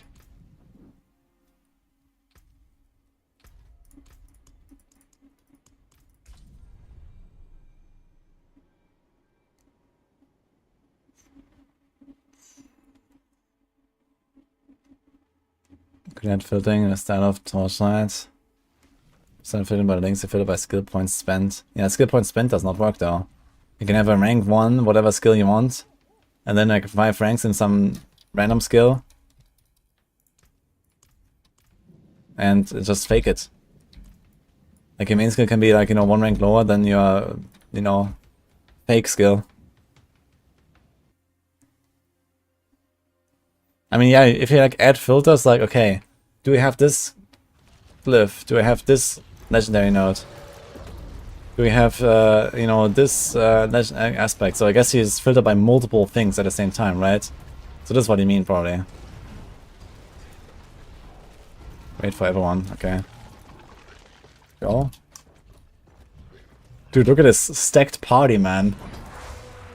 Chronix, Condus. Honorable mention, Dioxide. And Let's Die.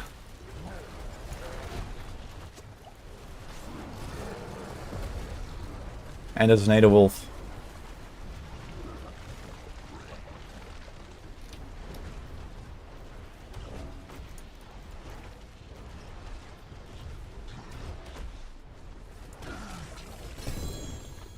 Stone!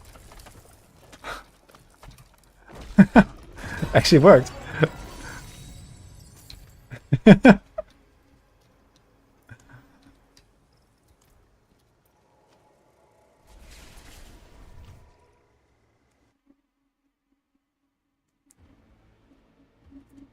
I guess this is an interesting topic to bring up though, leaderboards.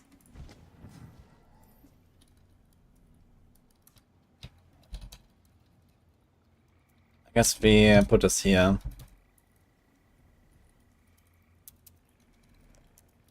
Boss fights. Maybe this first, actually.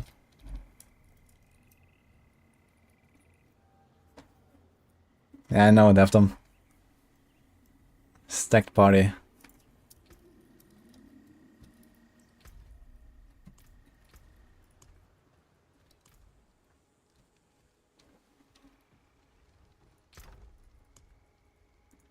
Yeah, it's a good suggestion there. It's okay with the leaderboards.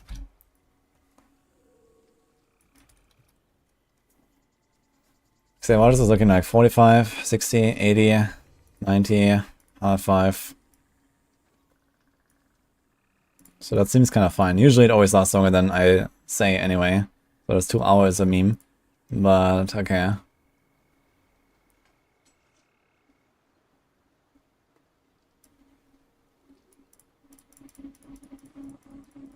Anything else? Should AOZ return? Well, if you pay really close attention, it already has.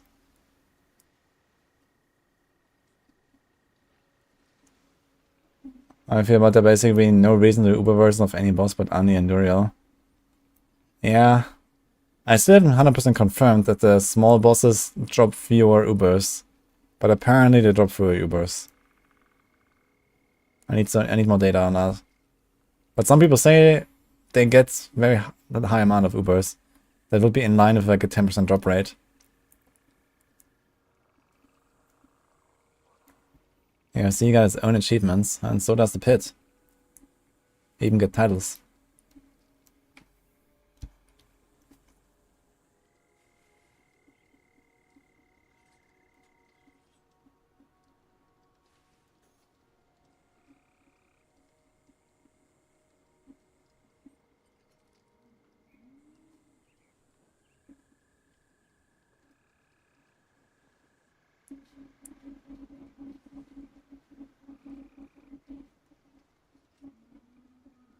The pit doesn't offer increasing rewards the higher you go. It does though. You get +1 material per tier. And that's like it's a decent reward, I think. And also one that doesn't feel you obligated to go higher necessarily if you don't want to or can't with a build. I think that's a very good scaling they've done there with the pit. Like most builds will kind of like comfortably end up somewhere in like the range of 70 to 90 speed farming. And some get the materials a bit faster than others. But it's not like overly, you know, unfair for the bad builds.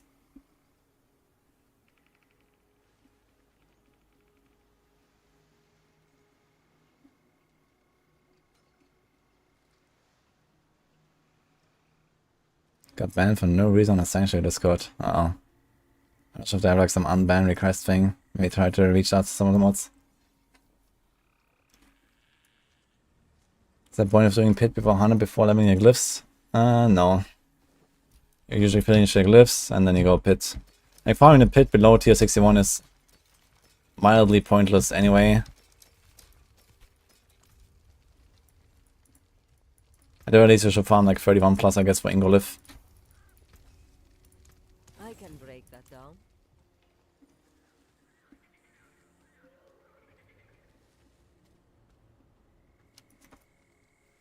Are you supposed to push the hardest content the best way to speed farm lower content? I mean, this is how the genre works. I mean, wake up. ARPGs are always about efficiency and speed farming.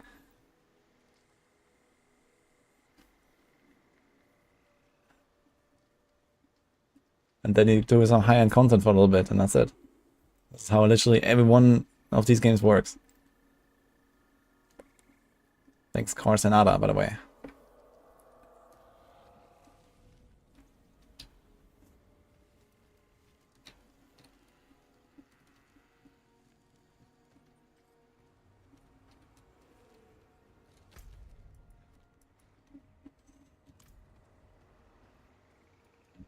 I got smashed into a 44 pit is supposed to be hard. 44 pit you can overcome with just making a build better. But it does get hard very fast.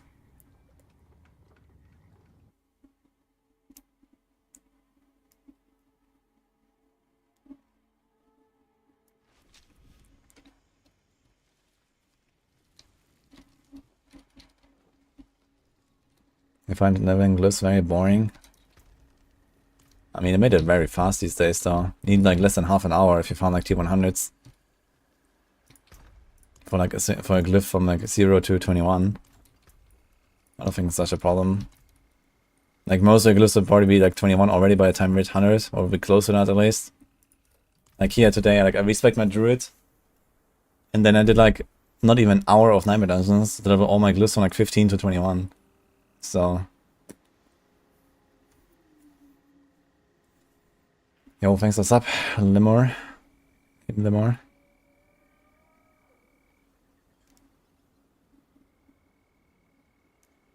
Hey, boy, there.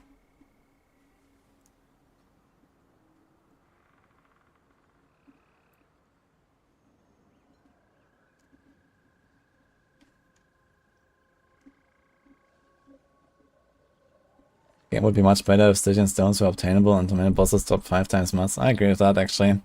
There's definitely going to be a discussion today, I think, in the podcast. This part here. Maybe we can do even more time for this.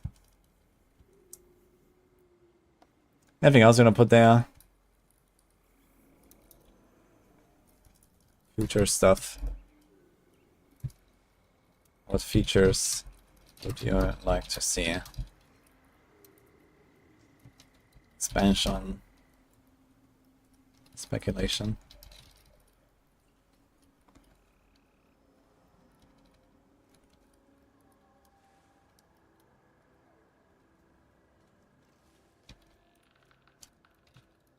Drop rates. Minor bosses. Versus major bosses.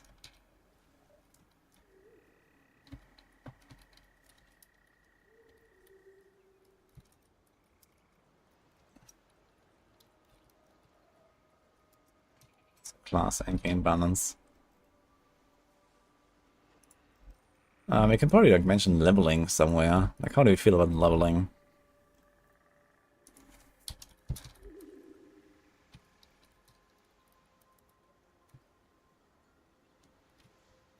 Pushing.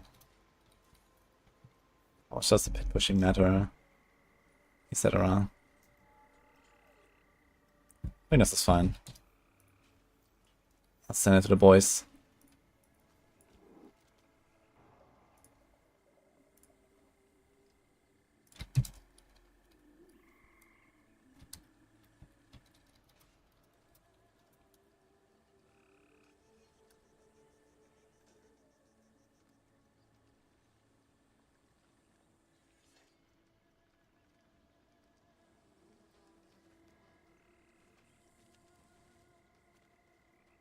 High gem fragment requirement in late game. Could discuss that, I suppose. Dude, I'm at over 200k already. Like another, I don't know, a few weeks of blasting and I will actually hit a cap. I'm at 20% there. Damn it. Why is the cap so low?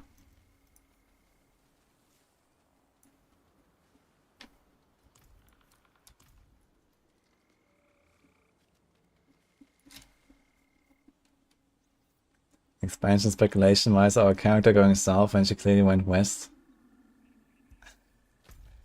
Did she go west though? From here? So she sailed to the west? Who knows? I know she sailed off, right?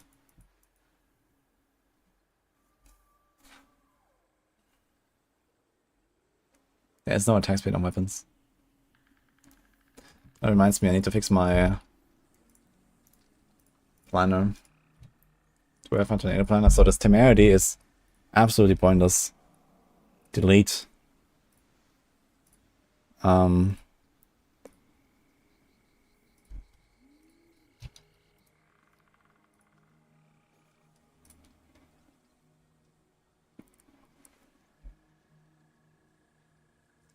in that case, I go to the debilitating raw ranks. Armor here.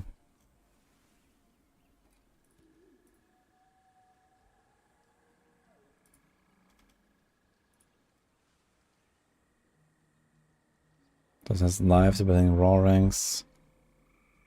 Spirit per second. Willpower life armor, so something like this, I guess. We still have to find a defensive power you want to put there.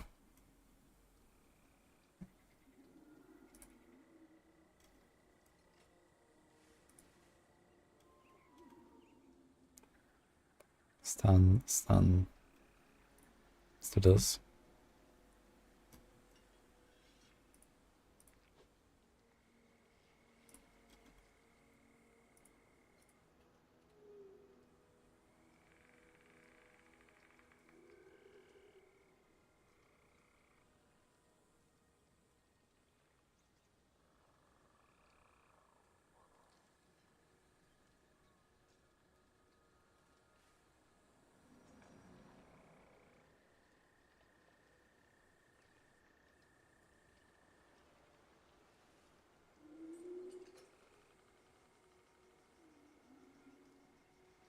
Yeah, the lack of defensive powers is actually disturbing, man, on Druid.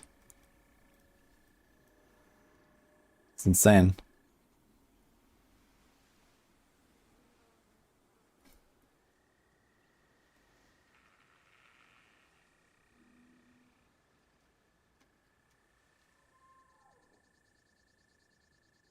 Like, this temerity would have been such a good choice, but it just doesn't function properly. I'm gonna put yellow pants, guys. Yeah, temerity just... It was really good in theory, but the practice turns out it's just a bucket as fuck. I need to bug report it. It would have fit really well in this build, because I don't even have a defensive power I want to put here. There's like nothing there.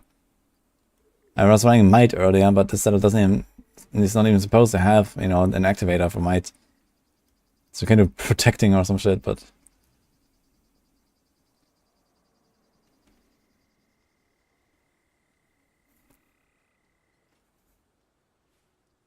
I guess in this case we can do this.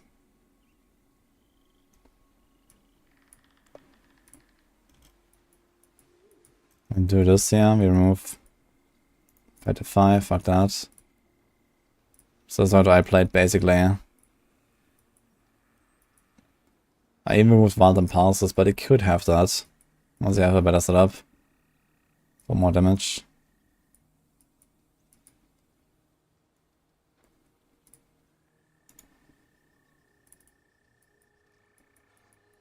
So like this maybe.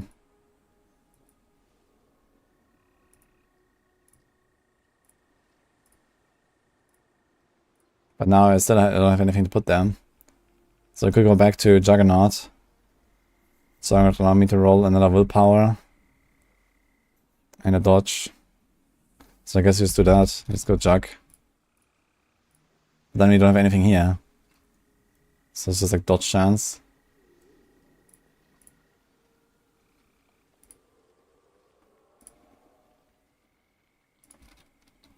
Would you like debilitating rock? I guess you could do that if you wanted.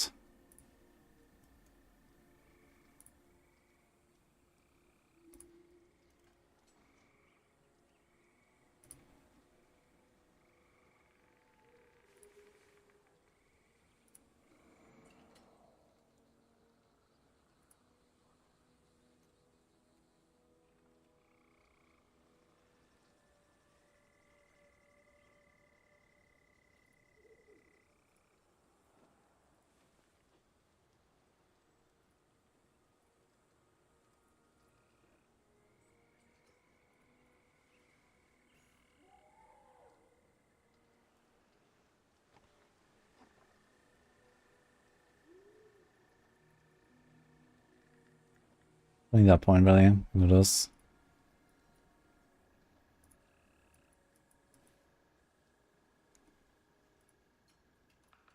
So that's probably like how I get started.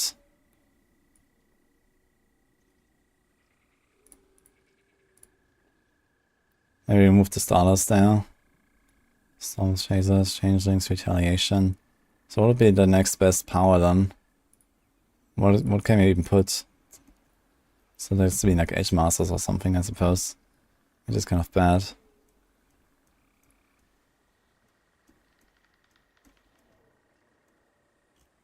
So I kind of want the starters.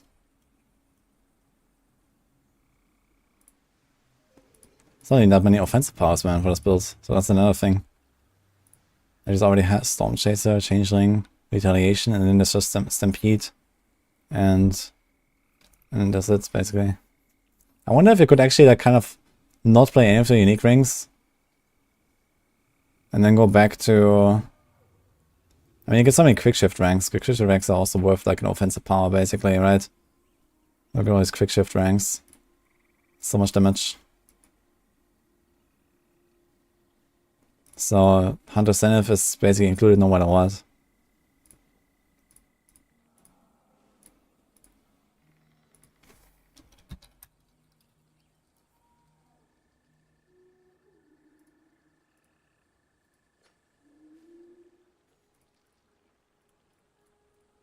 Yikes.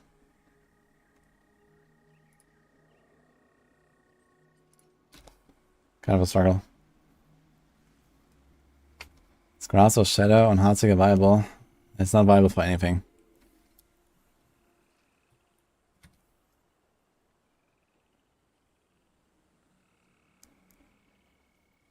For the man in Bosques, what rogue build is best? Rapid fire.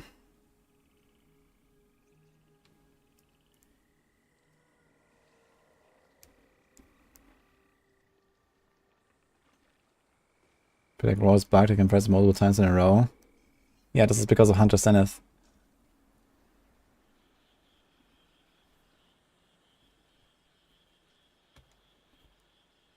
How can you make chain lighting pit boss worthy? Well, I can transform it into a ball lighting build and then actually have some damage.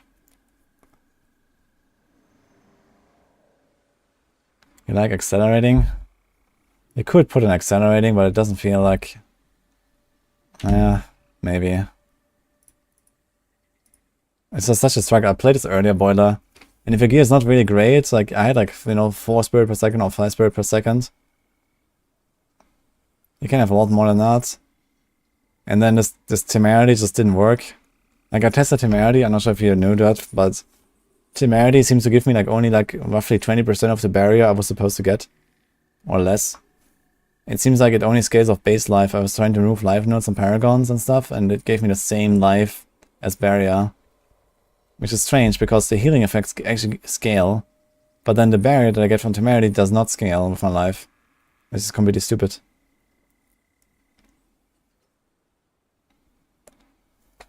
Yeah, Tears in chest is also not really going to work here, because you're not going to have the spirit per second then. So you'd have to drop the Wild Heart Hunger then. And Wild Heart Hunger is pretty strong. Not just that, it also has some DR. And not just that, I don't even know which aspect I would put as a utility. So even like any utility aspect that would be cool here. I guess concussive strikes or something. Maybe a shared misery, so you can spread our CCs a bit more. But it seems somewhat pointless.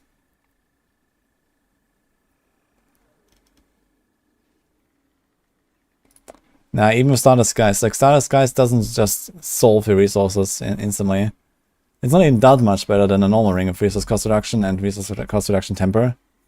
That I can already give you the 20% RCR anyway. And this has 40 after you stack it. And the stacks fall off pretty consistently. It's only 3 seconds duration. Podcast in 3.5, yes.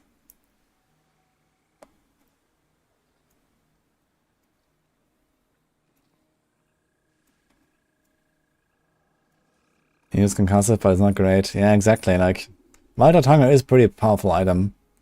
It's okay. We kind of want to crit a lot. But even here in the setup, I had like 53% crit, so and the crit damage is okay. The R is fine, move speed is fine. You don't really need another temper there, so just be move speed as well on the normal boots. And like another chance to stun, okay. So I think this is fine, this item. And then you get the damage bonus, and that actually does ramp up to 30% over the course of the run. Just on a boss it will fall off at some point.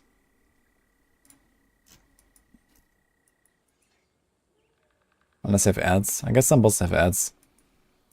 You can sometimes get resets from Hunter Zenith.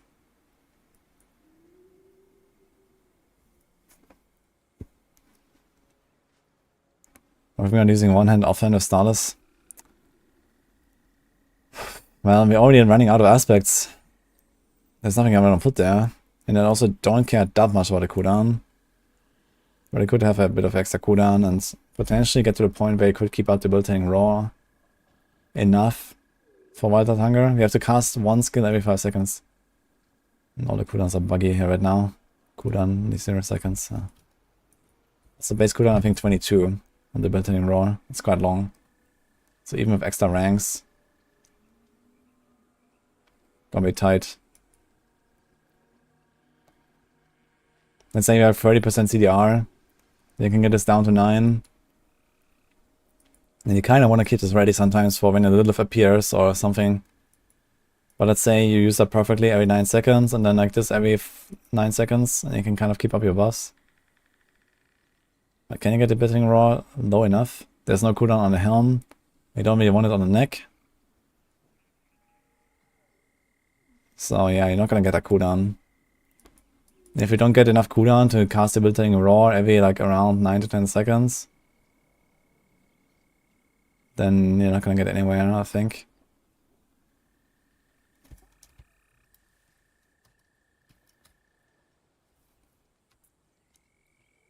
Let's see a bit. Debilitating Roar, what's the base cooldown? How much does it go down? Can't totem roll Spirit. I think you can roll Spirit cost reduction, but not Spirit per second.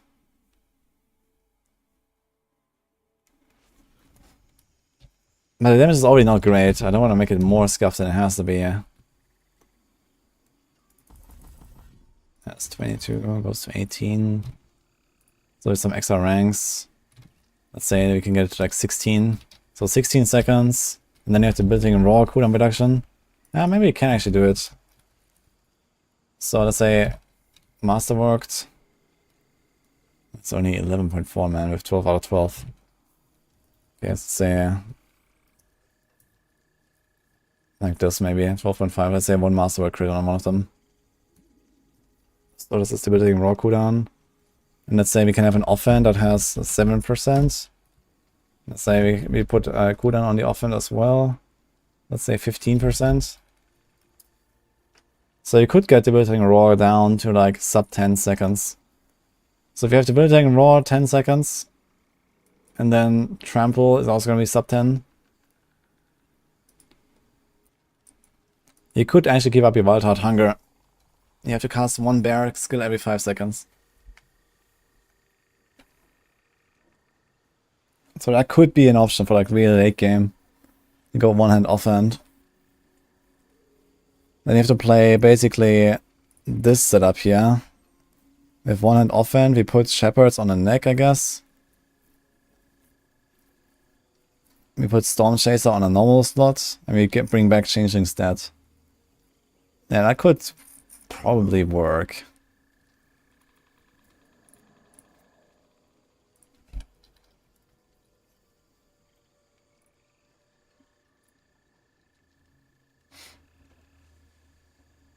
Let me do this.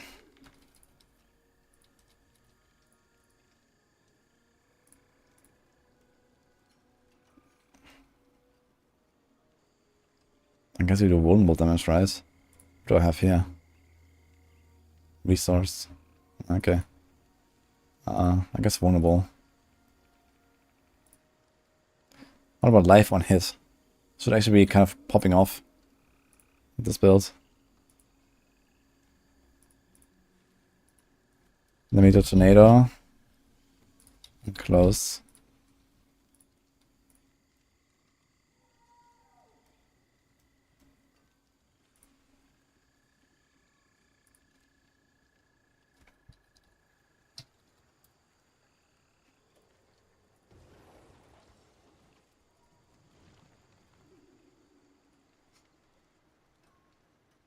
You can keep Wild Heart Sex by emoting and turning into human and casting Tornado to get into werewolf form.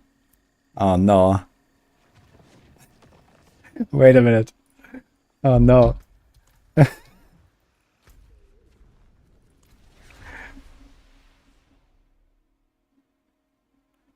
you seen the video for the song? Wait, which one was that? Maybe. I've seen like 1 or 2 videos on Lorne.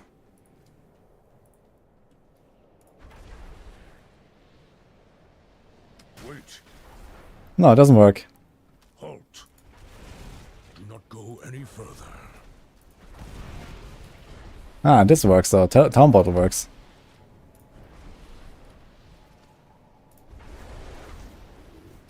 Maybe other emotes? Greetings. Ah. Oh my god, dude.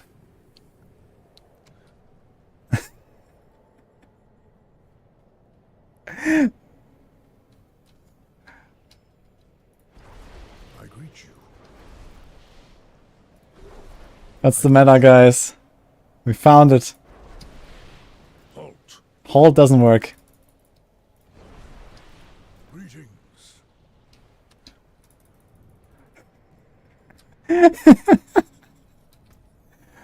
Oh no, man.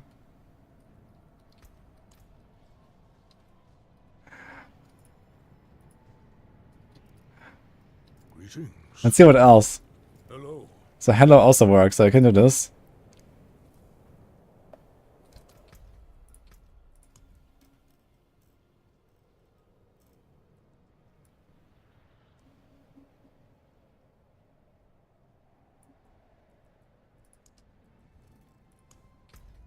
Hello.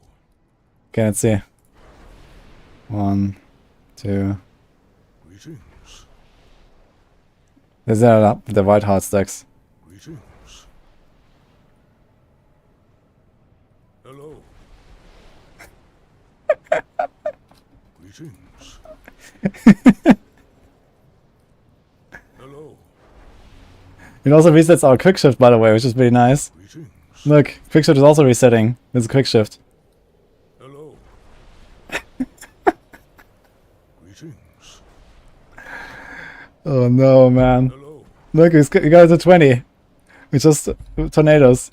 Greetings. I don't have more resources now.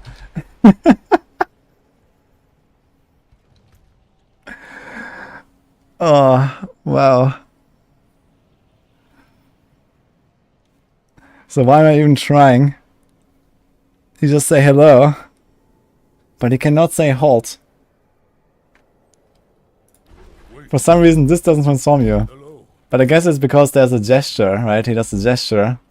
So it transforms back. You are weak. Now you can even do this, man. You can taunt the boss. You are weak and foolish. You are weak and foolish.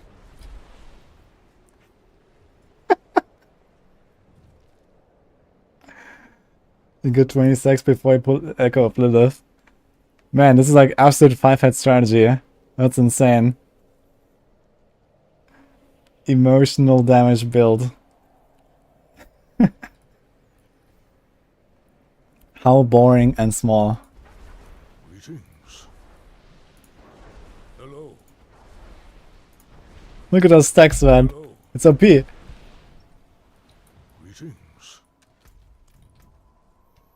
Oh my god, man.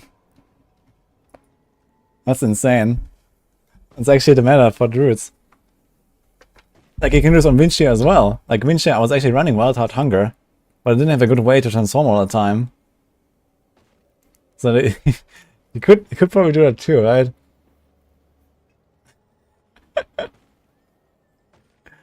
Oh man. Yeah, good thing I have Boulder in chat. Already typing the new strategies and the guides.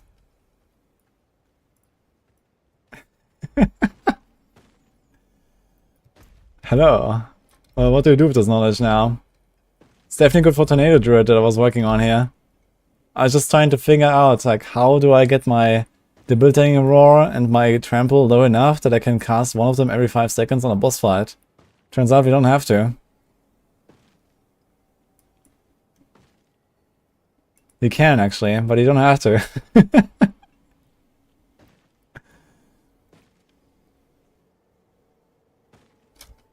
Open your emote wheel and spam hello. It's actually the strat. Boulder is already on it. It's not even clickbait with YouTube title, man. This is literally the meta now. This is what you do. Before you walk into the boss fight, you're gonna do this. Greetings. Greetings. Hello. Greetings. And then in the boss fight as well, like, you don't want to lose those stacks, you know? If you lose your quick shift stacks, when you have like rank 10 quick shift or something, there's a lot of damage, man. I have only 6 right now. There's nothing. You can have like 10 ranks easy. It's like 60% damage. You can have even more if I have on neck. Like, the planner here has 13 ranks, man. 78% damage. If you lose those stacks, goodbye. All you do is say hello. Greetings. Oh man. I didn't know about this before. Hello. I mean, who would think about using an emote in a boss fight, you know? It's genius. Yeah, it's not a bug, it's how it works, you know? You turn someone back, you say hello. You know, it makes sense. But I guess no one thought about that this can activate these bonuses. Yeah, just bind it, you know, you can bind. Hello. I'm kind of pissed that hold doesn't work. Do not go any further. But, oh well.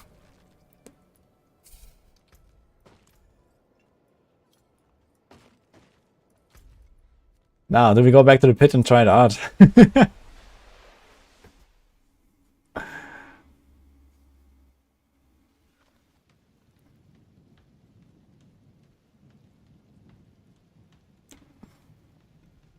You shall not pass. Now be it. Hello. Man, they're gonna think I'm BMing, you know? Hello. It's like in Hearthstone, you know? Hello. And then you do like a 20 combo card OTK.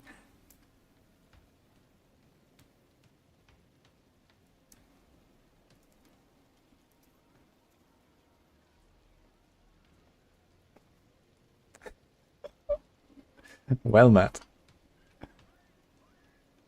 Mark my words, next patch, emotes disabled in the pit. I mean, to be fair, I kind of like the idea of the quick shift stuff, but it's like too all-defining for the whole class right now, this whole shifting stuff. A lot of people just want to play like a normal caster druid or something. And even Windshear, you don't have to do this quick shift stuff because it's just so strong, right? So I think they should at least give like some separate options that are on the same power level. But I still haven't done that really.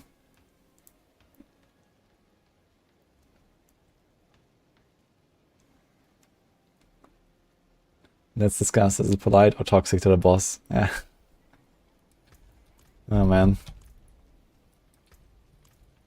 Funny stuff though.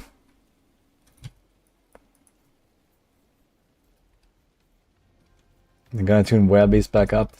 Yeah, they can do Grizzly Rage stuff again. But then he's still transformed and casting tornadoes, right? Like, how about a human tornado caster, right? How about a human, something else caster, Lightning Storm? I mean, Boulder is a human build, I guess. And Windshear is mostly a human build. But even as a, you know, Windshear Druid, you try to make use of these, like, either Bestial Rampage or Ursine Strength. There's not even a key passive that really benefits you as a human, right?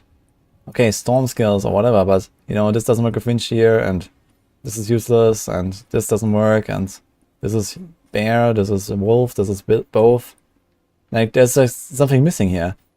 It's like the same as on a Sorc, right? There's something missing. There's like no multi-element key passive. Like, why not? So, it's just missing.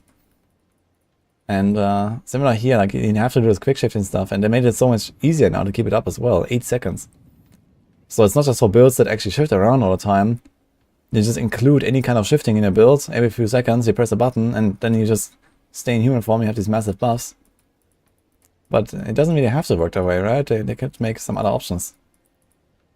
There could be like the opposite, like, you know, you get like a stacking damage buff for not transforming in a while or something, right?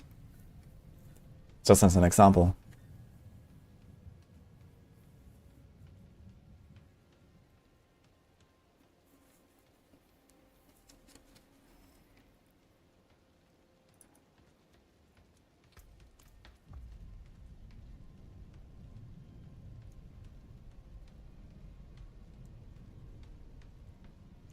So I'm gonna play a tanky bear druid. Kapow. I guess Pulverize is probably like the most pure build when it comes to that. You can actually just play Ursine Strength because you benefit from the overpower stuff and just like be a bear and go ham. But then you're a bear, not a human. Like, I really hope that they're gonna make like a fire theme for druids. You know, like a lava, or like, what is it called? Volcano skill, and, you know, some mastery fire skill and some ultimate or something, right? Armageddon. You can bring back the D2 skills. And then you have like some more caster options as well, that would be nice.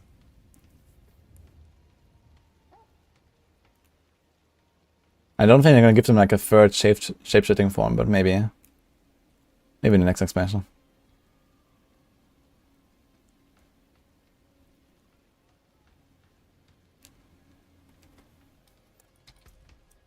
Oh man.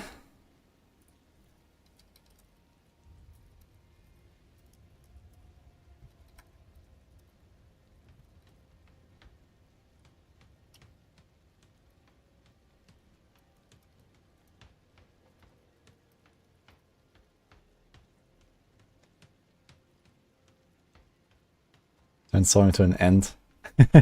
Yeah, in last epoch I have like this Spriggan form where you're basically a tree. Which is kind of funny.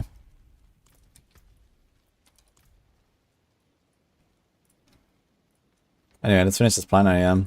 So let's assume we're not gonna do emoting very much.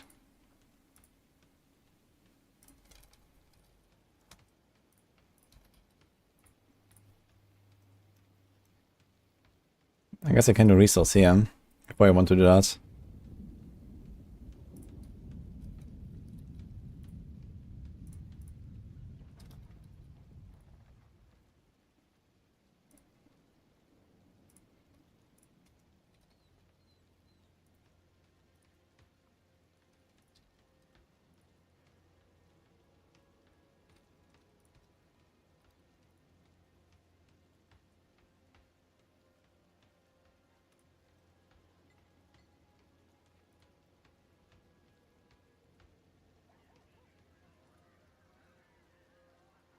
Greenhouse is 21. So let's see.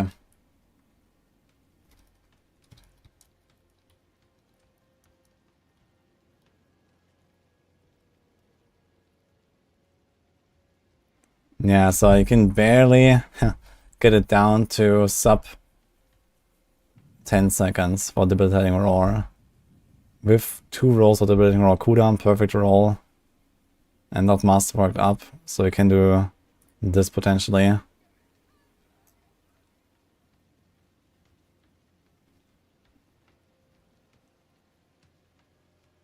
And then you could do it on trample. Actually, wait, is that even enough for trample? It might not be enough for trample. It's not, I think, right? It's 11 seconds trample, like... Pff. Actually, you can't.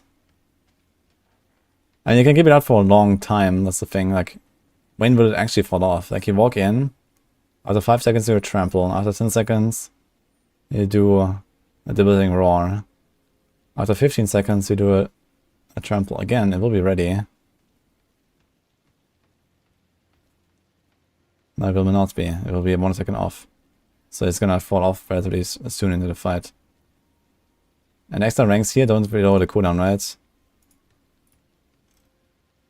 So we'd have to put cooldown on the neck, basically, in order to do this. And remove the crits.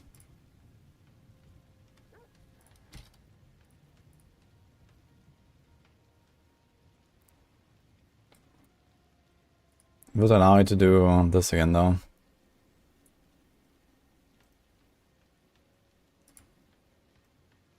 Now the cooldown is 31. Is that enough?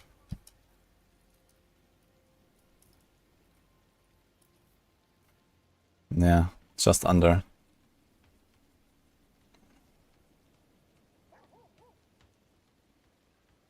When you shapeshift into werewolf or werebear, you gain final health for 5 seconds.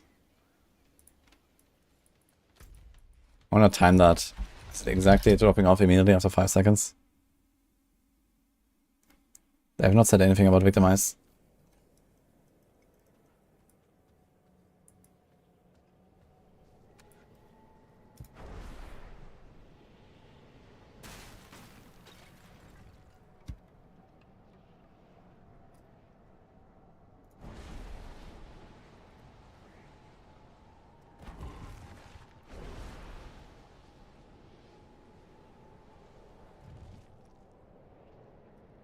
One thing you could do is to kind of close the gap is you don't necessarily have to immediately transform into a wolf again, right? Like when you press trample, you will be a bear and you will spend like a second trampling and then you can still stay a bear for like a little bit and then you can transform into wolf like 1 or 2 seconds later to close the gap for the cooldown. So that is another option as well. Like here, you just wait. Sometimes you have to wait 2 seconds anyway to get your buff. And then you do this. And now you do like the next roar again. You do another tornado. And then you do the next trample. You stay a little bit, and then you do the next tornado. Then you do this. You wait a little bit, do a tornado, tornado, tornado, roar, Tornado, Tornado, Trample. And it would actually kind of work if you like wait a little bit here and there. So you don't actually have to get them down to sub 10 seconds each. So I think this actually does make sense with all, like going that ham on cooldown. It does make it more consistent though. Because there's like little room for error doing this.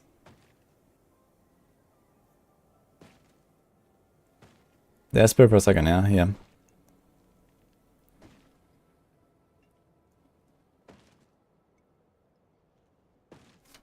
Use Bloodhound and Trample to proc Bestial. Yeah, I was playing with Bestial Rampage as well on Windshear, but I didn't like it.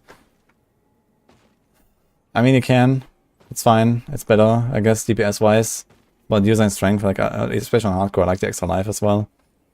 And it's 30% damage. I don't have that much need for attack speed anyway. And you also have to like, wait 2 seconds, you know? You have to stay in bear for 2 seconds, you have to stay in wolf for 2 seconds. It's kind of annoying.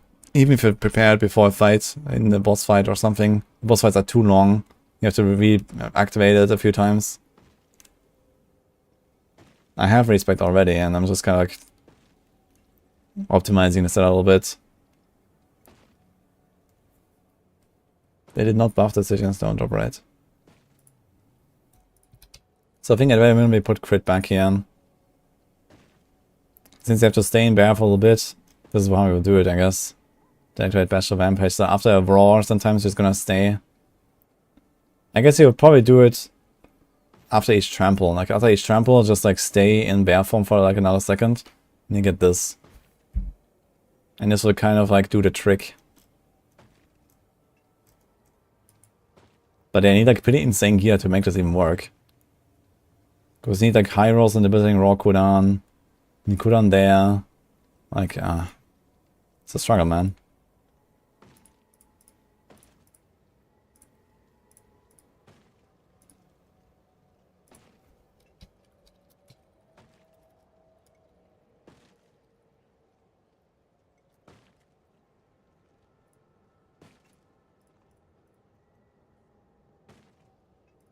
Which aspect did I put now? Changings? Storm Chaser, Changing, Retaliation. We could actually put Retaliation here instead of Changing, right? We don't have those in the setup right now. It's 30% damage. This is 55%. Yeah. Changing is very powerful, to be fair.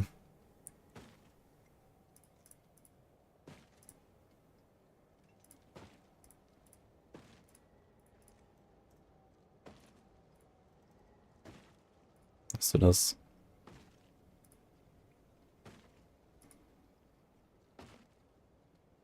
I should remove the Starless Skies from the setup though, for the early game. Just put something else. But what would that be?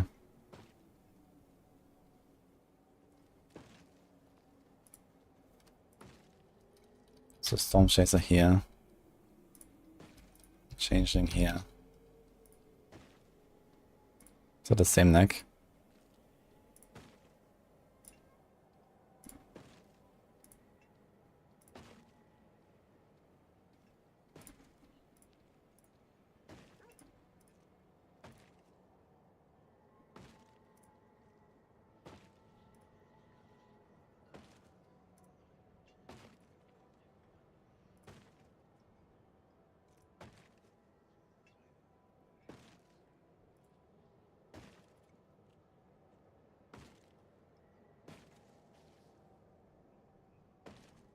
Yeah, can't really find anything else to put there, to be honest, for the early game. I guess it's just been accelerating, as Boiler said.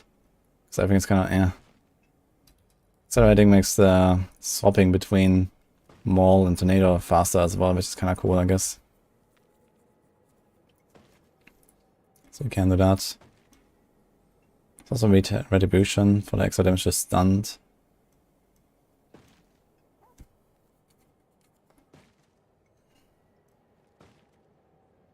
Casting Earth Skill increases the crit chance of Storm Skills by 12%. Casting a Storm Skill grants your Earth Skills 45% crit damage.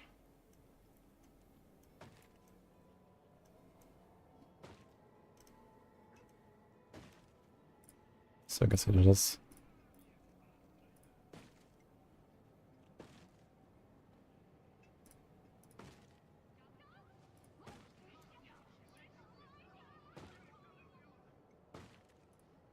So this resource cost reduction, Masterworking, this actually does a lot more. Or the resource generation. Should probably do that.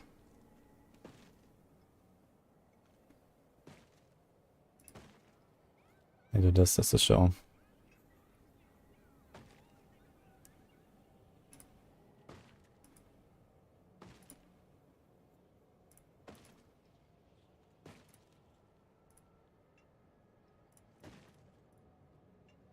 Okay.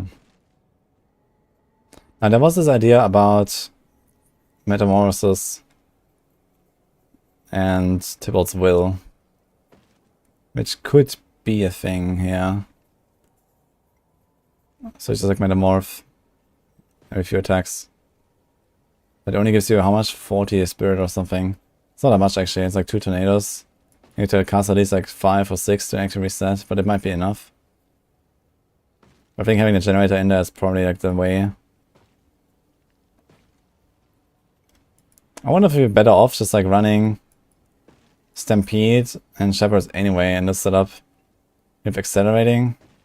What if I take this? And we just run like a generator and no trample. Just go maul. You don't have an unstoppable. I guess we should probably do this, yeah.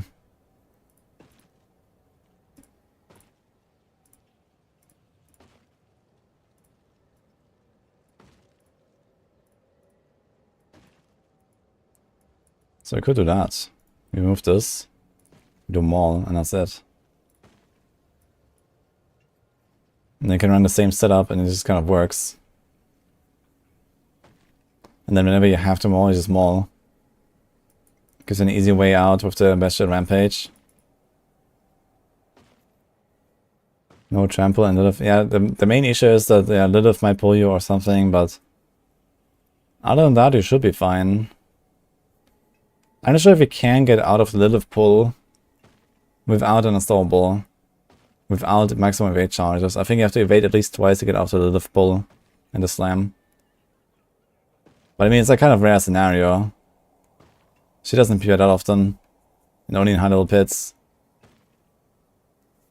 And even then you might still be able to get out.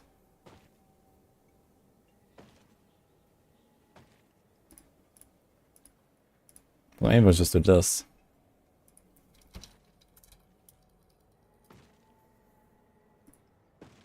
We need this whole thing here.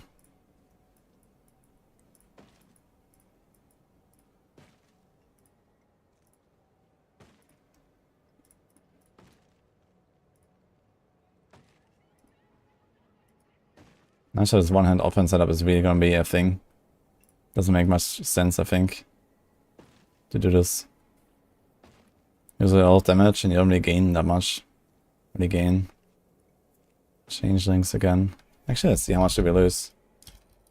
So we have 9 pets. It's 135% bonus. So it's a 19% damage loss having Shepherds on neck instead of two-handed.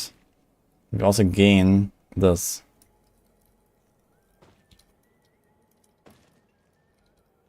So it's a 40% bonus. Having changing stat as well on the setup.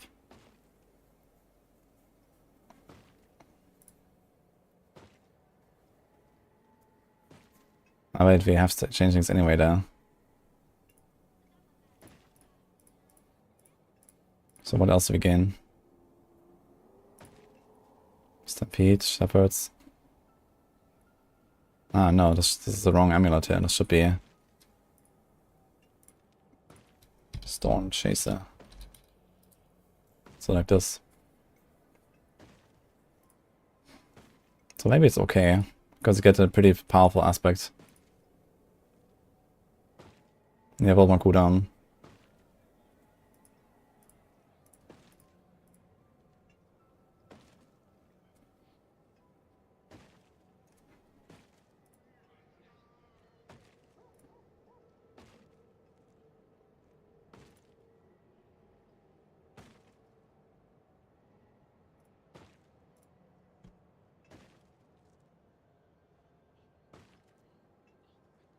Why do you want Edge Mouse and Heartseeker Rogue? No, it's free 20% damage, that's fine. You have more attack speed and base, which is good. Yeah, so maybe one-hand offhand is just more the way, actually, since they nerfed the two-handers so much. And especially with starters, you have to give up the changing stat setup. And changing stat is really powerful. Like you need Stampede and Shepherd if you do this. And you need Storm Chaser. And there's no more room for any other aspects.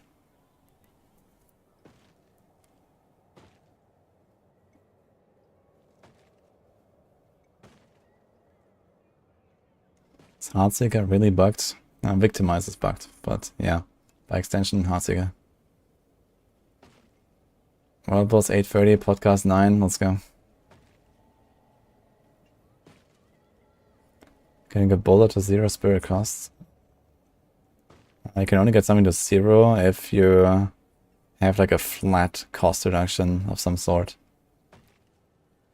With multiplicative RCR, you can't get to 0. But Boulder usually doesn't have many resource issues once you have the full setup. Stone Chase on Emmet is interesting. And it's the only choice if you do this setup here. If you have starters, hunters, shepherds here, stampede, doesn't matter where it is. So you just have Stone Chaser there. And I mean, it did seem to like help a little bit, having 5 instead of 3. So the difference might not be as large as this calculation suggests. This suggests 30% damage bonus for one-hand offhand, because you get changing stat, but this only works when you CC the targets, not on bosses. And we also lose 2 tornado returns, which is maybe even more than that. So I'm not 100% sure about the tornado behavior. I wonder if we can like try this. Inner Calm is not a Druid aspect, I guess. Painkillers are not good in Heartseeker. Does that make Skelly Warriors 10% damage conversion to Shadow? There is an aspect that converts Warriors to Shadow, yes.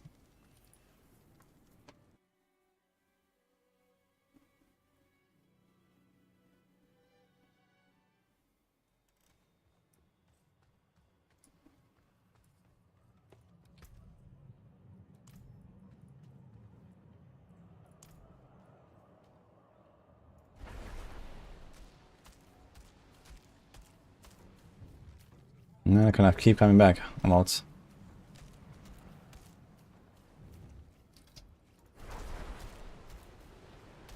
Dude, 14 years of one cast, man. Kinda wild, actually.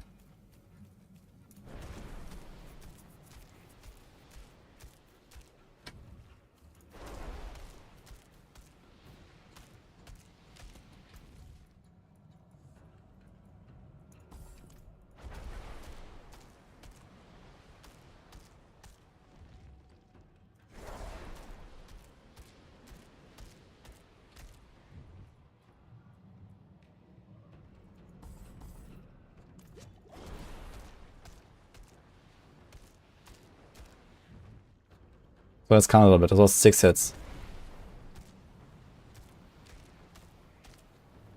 6. 6. Okay, it seems like it pretty much consistently 6.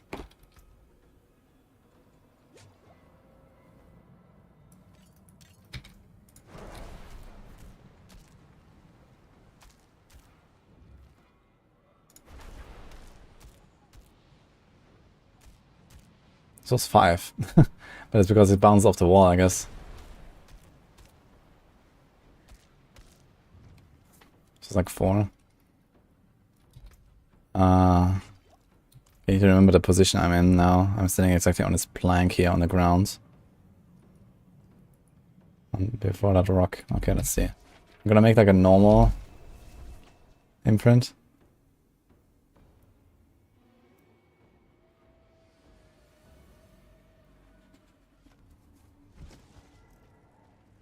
How important is item power?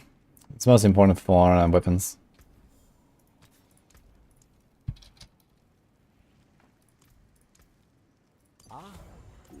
fortune letters.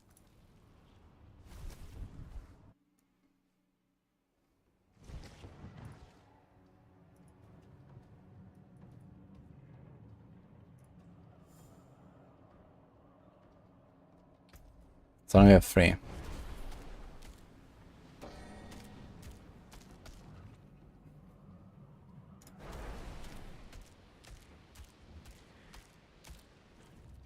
Okay, this was 8 hits. And the Paragon was also loud. What?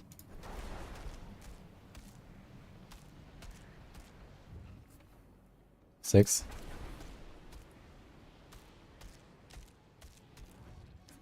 Seven and 8.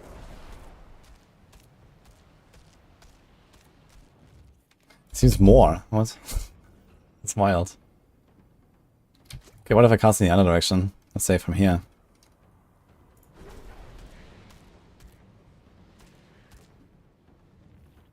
Five. 6. 6. 6.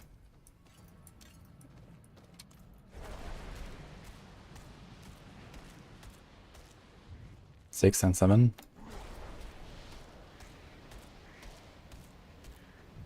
6 and 7.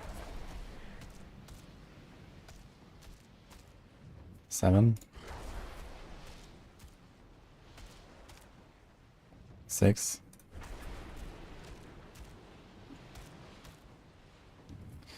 Yeah, so I would say that having a Storm Chaser on a neck is actually almost useless. Like, it looks good, but the tornadoes don't last long enough to actually function that way. It may be somewhat noticeable in packs, so maybe if there's like many packs you might see it more, because they don't fly off that fast. What if we do multiple?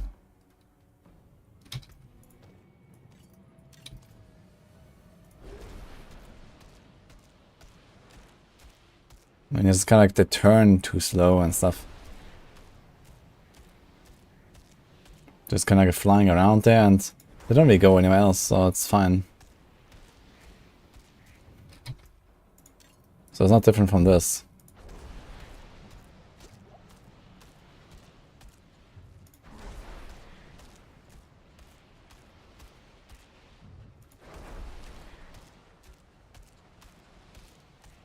Yeah, this looks pretty much the same pattern, honestly.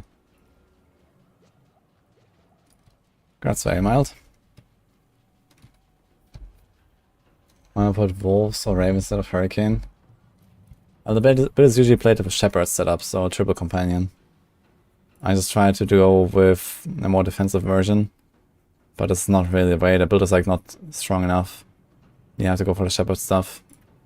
Question is, do we go one hand off? And the answer is maybe yes, actually. Just put a shepherd on the neck. Storm Chaser there, changelings, stampede, and there you go. Then you have more cooldown. Put the resource there. And it'll probably just feel better. I think this two-handed setup is just not something I would recommend anymore. You can get more resource on a two-handed compared to one-handed offhand. But it's not like that crazy anymore as it was on the PTR. You can solve the resource with starless and the generator worst case. Like this.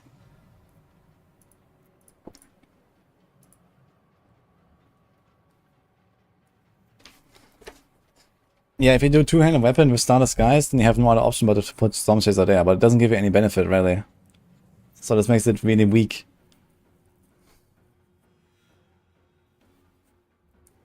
Because they have no slots. And you see I have another slot, you can put it on a weapon. And you get an extra aspect, put Shepherds there. And this just seems to be like a better option. You also get more crit, which means more resources. So it kind of makes up for the lack of the two-handed resource cost reduction, I suppose.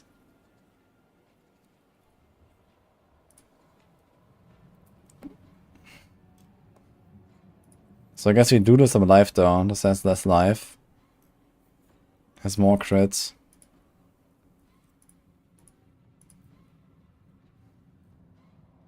Weapon damage is also way higher here compared to this. This is 1.1 attacks per second. This is 0.9. So you cast a lot more.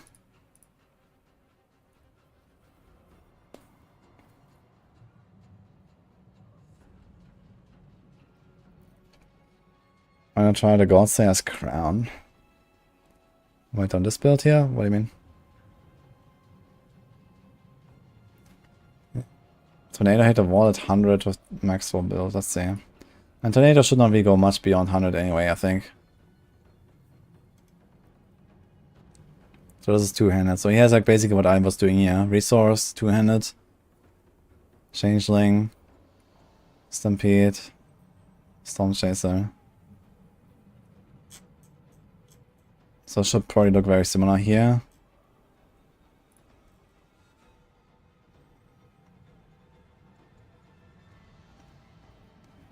Starless replaces Stampede. Oh, that's actually interesting. I didn't consider that.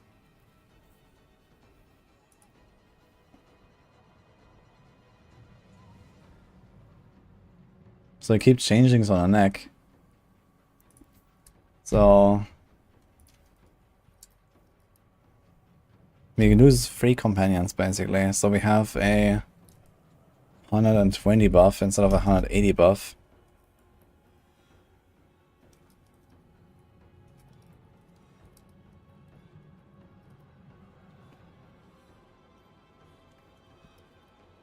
So this is minus 21.5% DPS on boss. And plus 43% on non-boss. So that's actually kind of smart. He just wants Shepherds and no Stampede.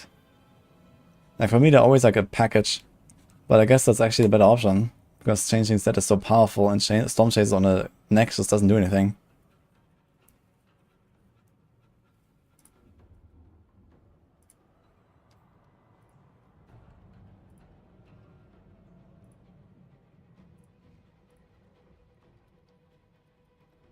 Like this.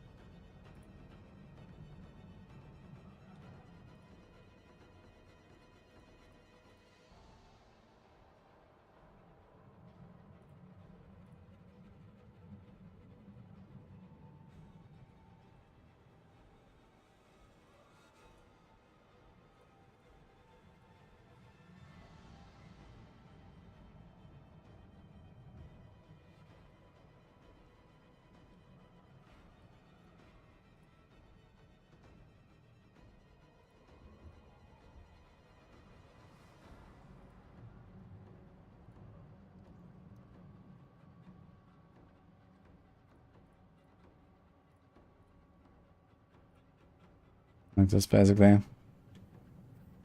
Anything else that's different here? I guess that should be pretty similar. He has movement, okay. Crit attack speed. Boy, it likes a lot of attack speed. Skill bar looks the same.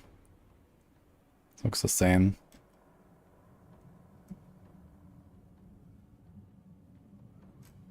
Has it built-in raw tempers? He has life.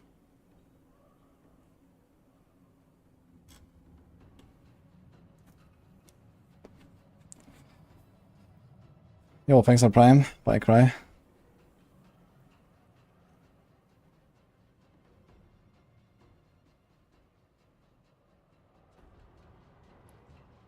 So the 3 greater affix Blitzcraft for 1.25 billion. That's probably undervalue.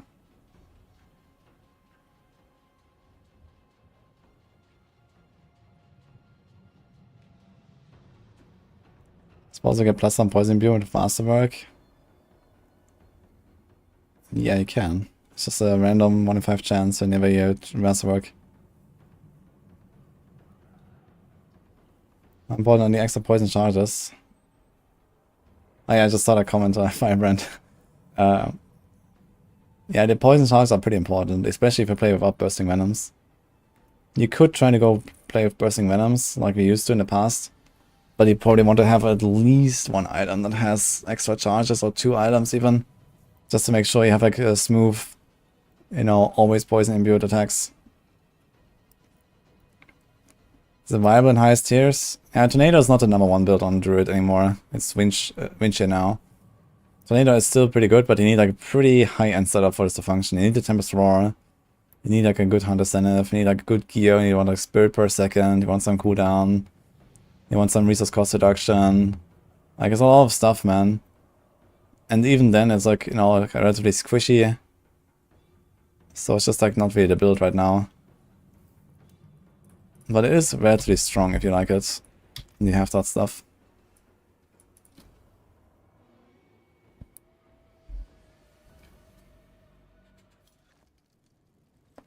How much faster is Rapid Fire versus Heartseeker versus 300 bosses? 200 bosses. Ah. Rapid Fire is still quite a bit better, I guess, on bosses. He does have pretty high damage output. Probably double, I'd say. You're down 400 million trying to hit your ring. Damn. What?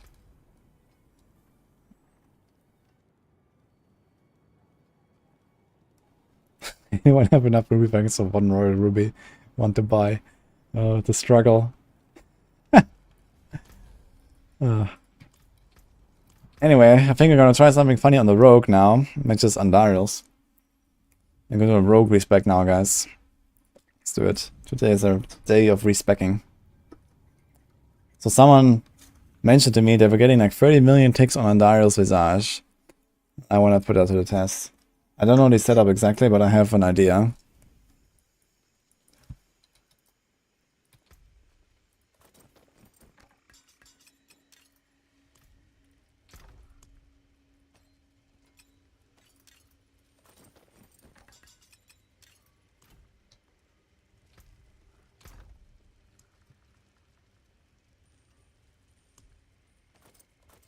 So that's where we start. I have a bunch of like random gear that I gambled the other time.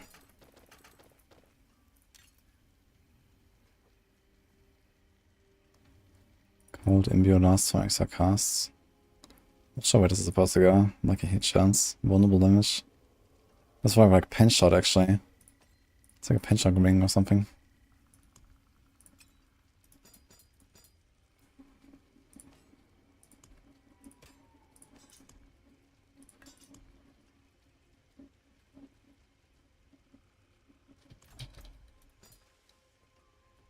So I want all of lucky hit, attack speed. We don't really want that much crit. It's only for Umber stacks. So it's nice to have a bit of crit maybe.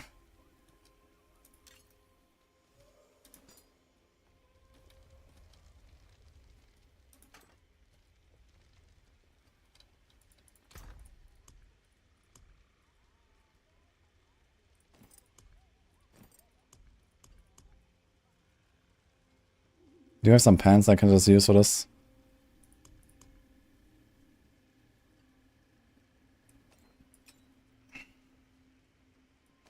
Okay, hit chance, movement speed, we can do this.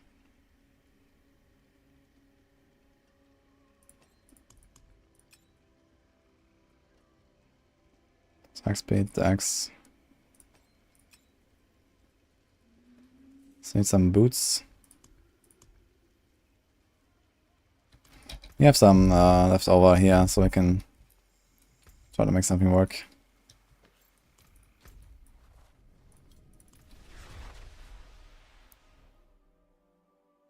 Yeah, I'm trying something with Andariel's now with Puncture, exactly.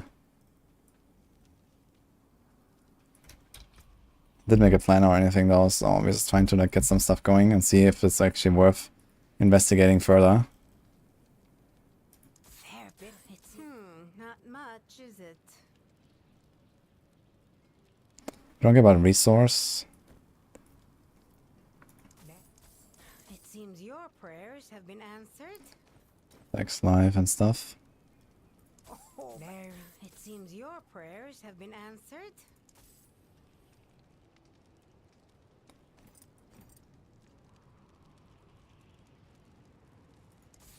It seems your prayers have been answered. Oh, it's a fair bit of magic in that one. It seems your prayers have been answered. That looks very good actually. Perfect dex, perfect movement.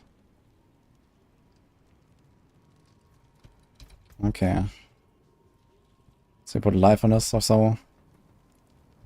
I guess I would like to have armor here, armor here. I don't want a dodge chance on the pants, really. Take a chance, wanderer. It's not much, is it? Do this. Let's do sockets too. Yeah, and just like that, I have an entire new build.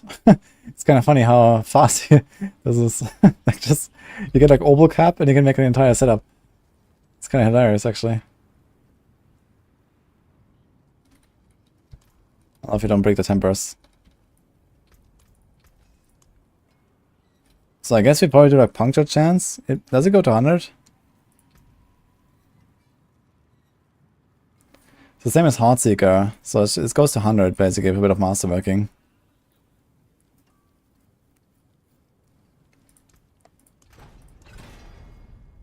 I think it's gonna be a close quarters combat build. I'm gonna do close quarters combat. Okay, 59% chance to cast puncture twice, not bad. So we're gonna do crowd control damage. There's also a cutthroat attack speed. Actually, we would need marksman attack speed, right? Doesn't even exist, actually. Okay. Yeah, so we're stacking crowd control damage. Okay. Now, I'm not gonna masterwork this stuff very much just yet. So before we go ham, let's just take some random weapon. Maybe put puncture on that one as well.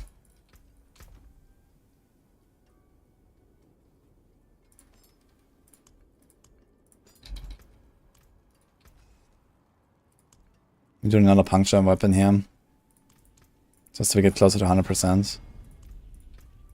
This should be not a puncture weapon. Because once you masterwork this up, you just need one crit on a puncture and you get 100%. But I'm not doing that right now.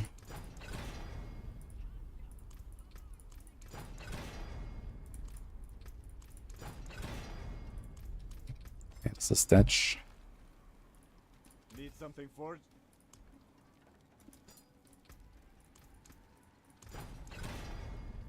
Okay, there's puncture.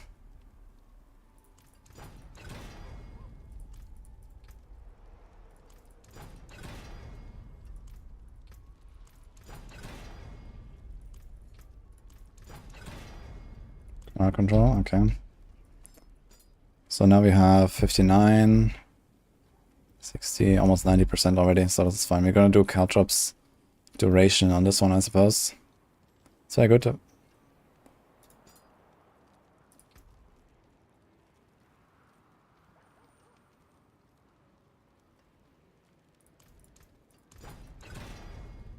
Nice.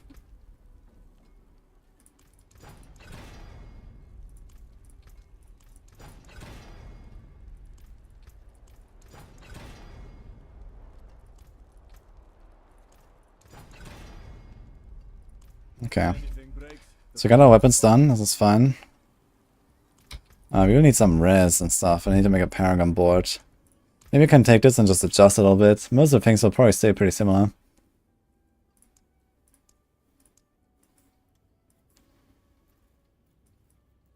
Outproof damage and rogue. I'll get better gear, follow a guide.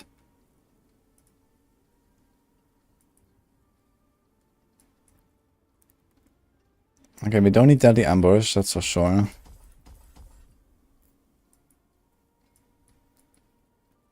We want this. We want this. We don't need this. We probably want Eldritch Bounty. But for this we need like... Wait a minute, it says when you attack with an imbued skill. So this should work with Pestilent points, right? Do we want to use Pestilent points just to activate Eldritch Bounty? It's a lot of Paragon points and an aspect. So probably not. No, no, no. So I can probably just go with the similar Paragon board because just pick up Nimble or something.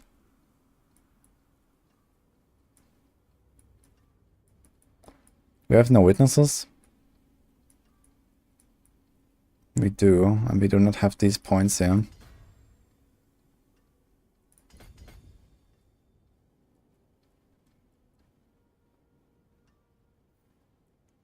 We kind of want them. Missing Fiend. Okay. What else? So we have Kenny. We don't go Ranger. We don't go Pride. We don't really need Exploit. Control is fine, Diminish is fine. We don't need Chip. So I'm kind of tempted to just go closer for the 10DR, to be honest.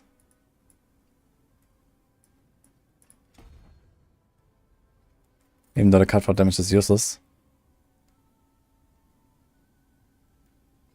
I wonder if versatility would apply to procs. I've never tried that. If it works with like grenades or some shit. But the way I know Blizzard, it might just as well do it.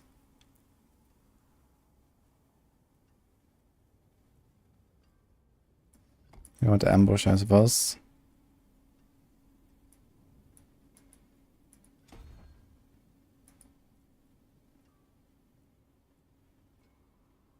You probably want Tracker. I need to double check if that actually works. Why is it missing? Oh, there's also a strength one here. Let's do ambush there.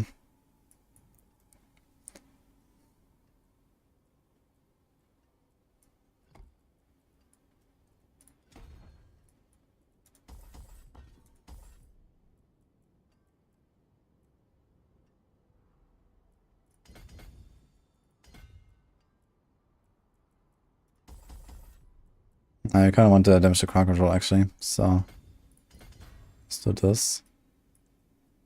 This actually scales our damage a bit.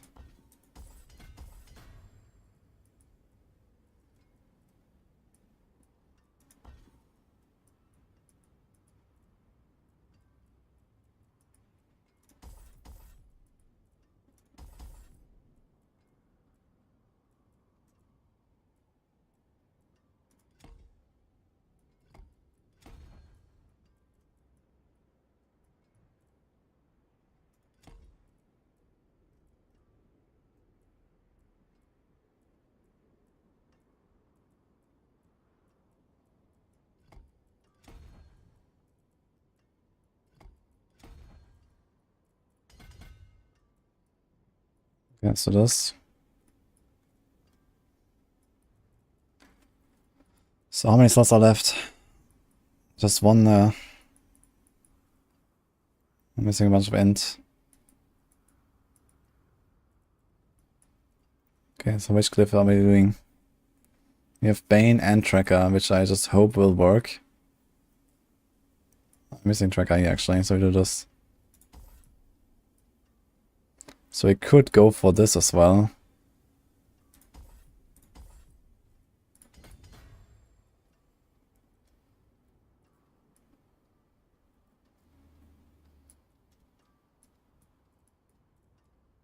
Oh.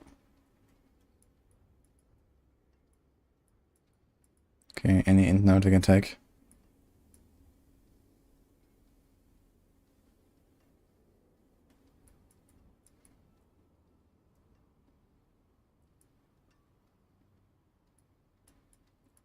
Here. Okay, so we have a bunch that is vulnerable damage here too much. We can take this. We can take this.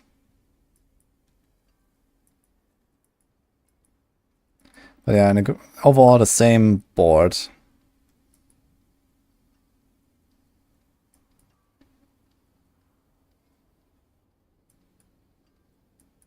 Which is probably fine. It's like another poison damage, whatever. So I don't change too much. I want this. Let's do rank 1 puncture. I have to like, do a bit of testing here. We definitely want siphoning strikes. And we want to do close quarters. Probably want to keep haste. We probably want to keep this. Now, as far as I know, Andaria's poison does not work for debilitating toxins. This might mean it might not work for a lot of other stuff. You have to do a bit of mechanics testing. I'm gonna keep the concealment for now. Actually, I cannot keep the concealment. I need close quarters combat activation somehow.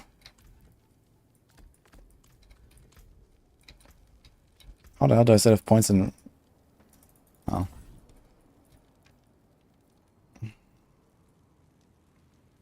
So I get some crit chance.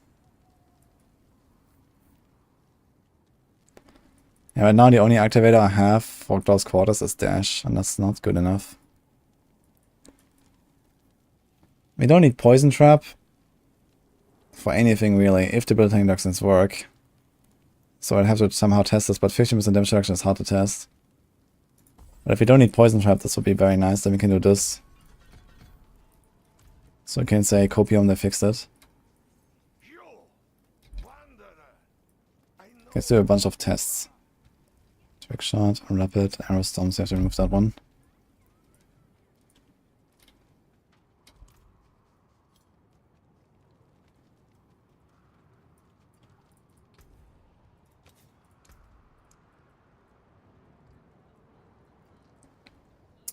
I wonder what they're going for. It's gonna put like an accelerating or something. Let's get off this for now. Wonder if we can fix our resistances. We're missing 1 gem for shadow, 1 gem for fire, and then poison like super overcut. There's also like stuff like this here. We have to remove the lightning rest there.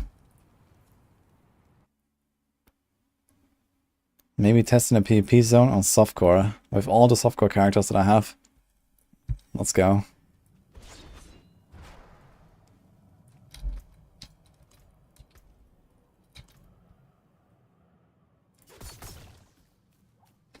So let's just see a few of these. Let's actually do boss. Let's try to get rid of some of the conditional multipliers. Let's remove this. Let's remove this. You also have to test weapon mastery actually, if weapon mastery actually works. We have a dagger. We have 2 daggers. So that will be interesting to see.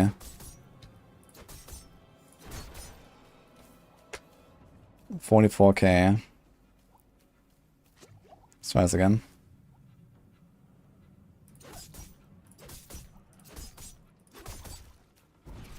$46k. Okay, seems pretty similar.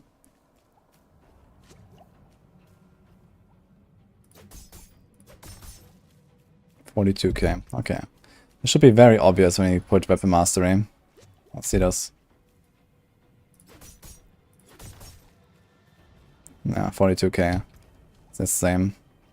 We have 30% increased damage against healthy. Ah, this seems a lot more. Did it double proc? Maybe it was double.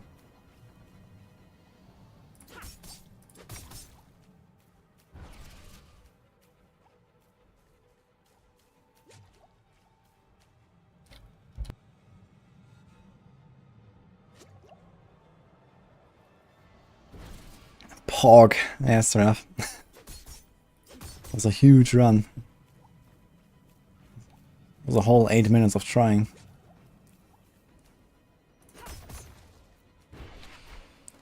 Honestly, does a lot more damage. I'm not sure why. Unique. There's also gonna be a skill cooldown from points. Skill cooldown from points lowers the base cooldown that then gets multiplied.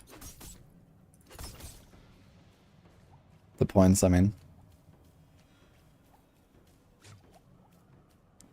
It's always worth to convert down the materials, so.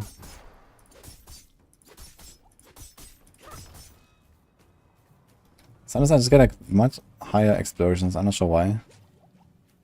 But it seems like weapon mastery doesn't do shit.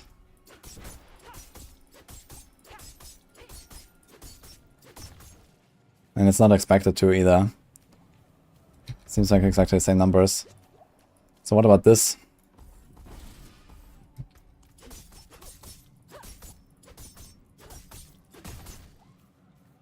What?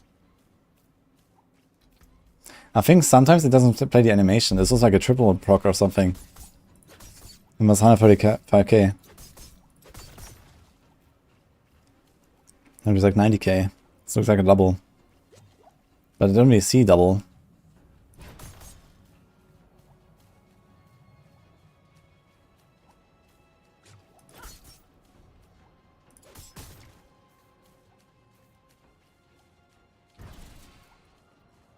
Do I have a ranks of Deadly Venom? Passive Deadly Venom. I'm not, let's see. I might have one, but I might have deleted it.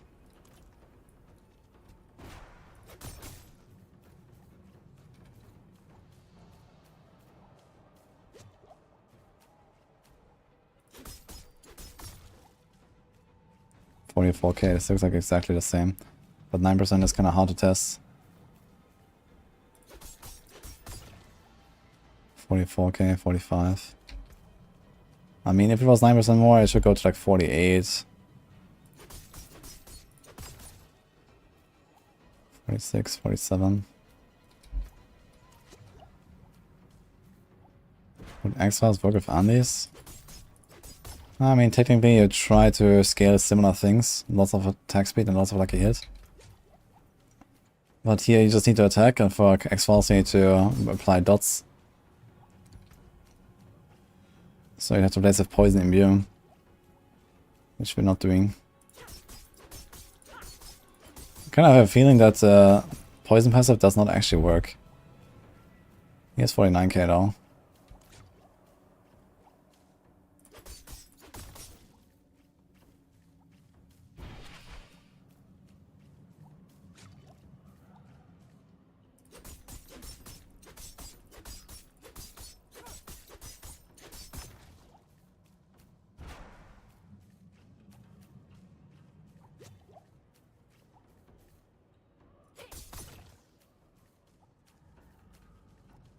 What's the equivalent of Tormented and pit level? Yeah, 70 or so.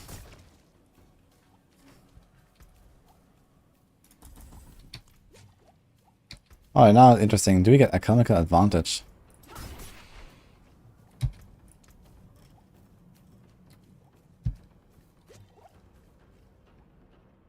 We do get it.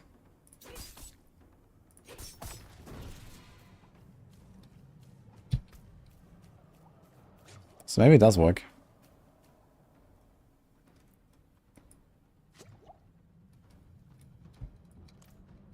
Okay, what about versatility? Which clip can we remove here?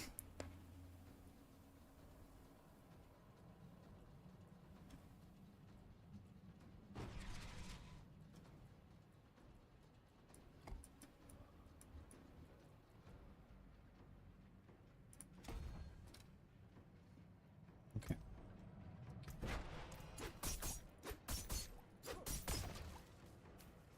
45k, so it seems to be similar. It's 15% extra damage for non-core and non-basic skills. Oh, this looks like a triple.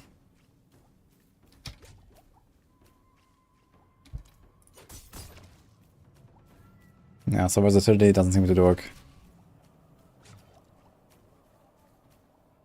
Oh, another important thing is actually tracker glyph. Does it even like increase the duration?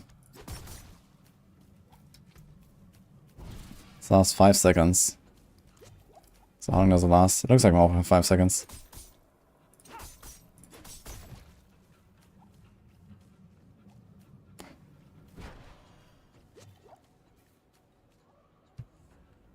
Okay, it looks fine. Plus 40%. Ah, actually I realized this Bane... The Bane glyph because it's double damage sometimes. So that seems to work as well, that's good.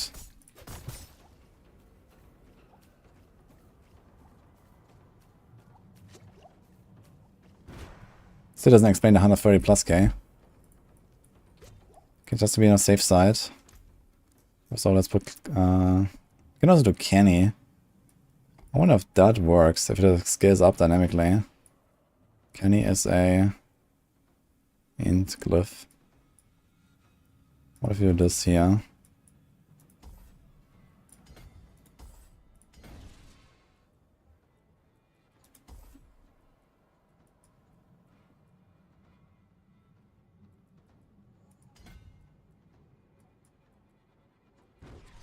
Should probably remove this actually.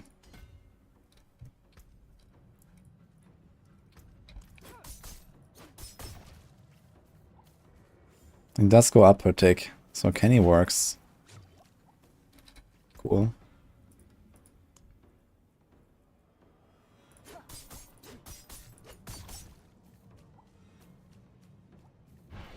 I guess now it's stacked already. How long does it last? 15 seconds. So let's wait 15 seconds.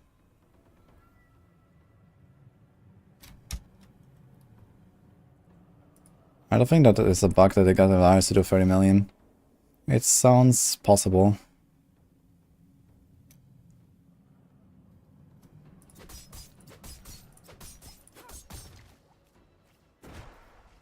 Yeah, it increases by 1% every tick, so that seems very accurate. So Kenny is working, that's good.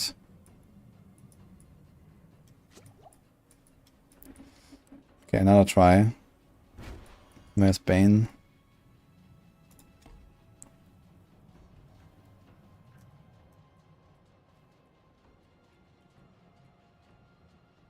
%50 chance to double the damage. Boss is fucking staggered.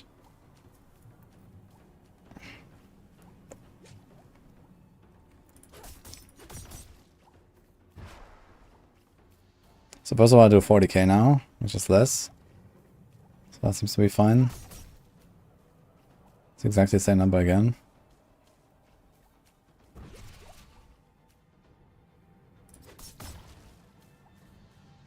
What? So it must have been a double proc. It seems like the double procs happen sometimes and they're invisible. They seem to happen in the same moment. Whoa. I think Doombringer is still worth it.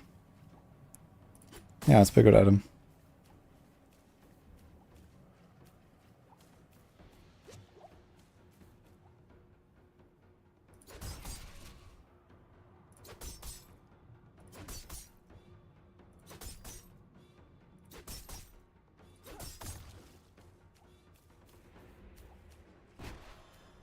Yeah, so I'm pretty sure it was the Bane glyph proccing there.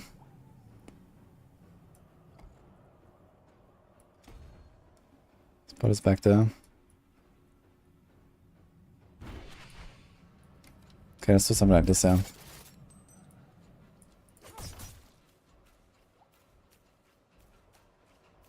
It goes up for the counter, so that seems fine.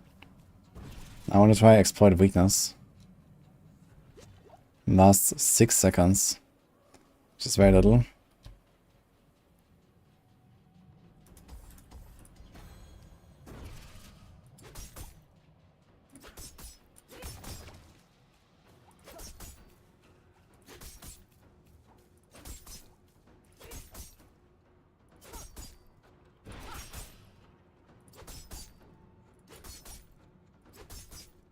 Should be fully stacked now. 48k.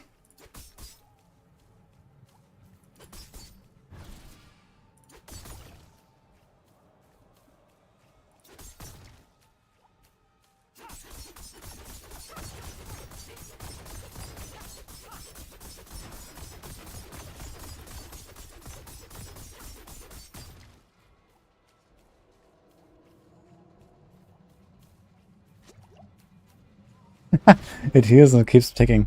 That's funny.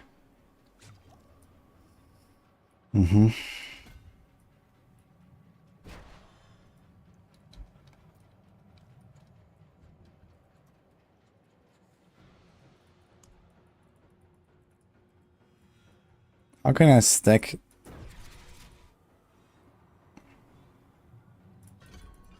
Exploit weakness the easiest without proccing anything. I found a use for Rain of Arrows, guys.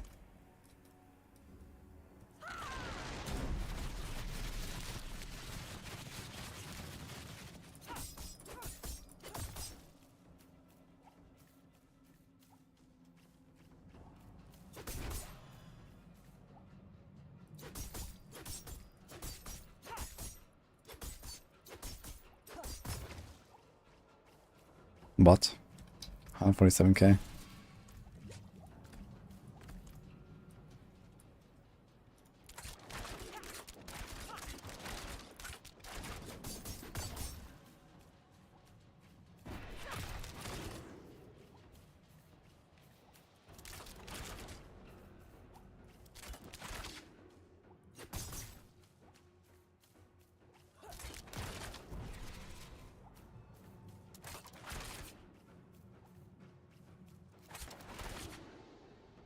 I still don't really trust the exploit weakness very much. Yeah, it's 43k.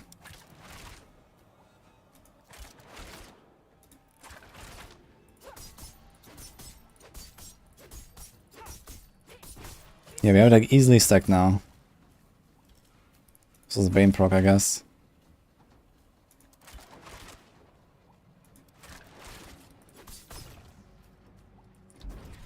Okay, let's move this again.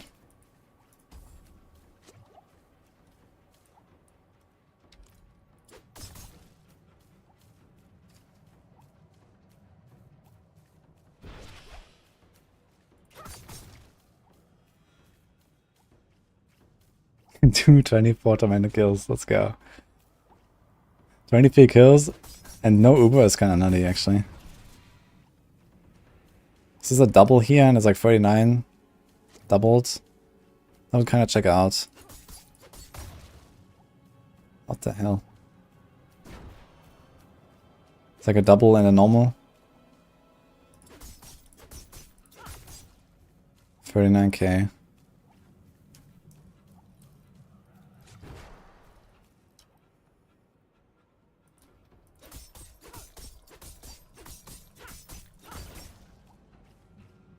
So again, 39 and a double, I guess.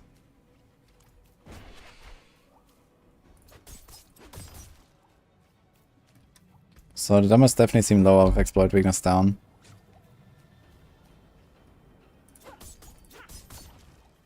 Yeah, okay, so this is fine. Okay, so actually it seems like everything is kind of working. I'm just not sure about this. So I heard that debilitating toxins does not work. And I'm not sure how I'll test this the easiest. Is there anything in the game that does a kind of consistent damage to me? Where I could try this?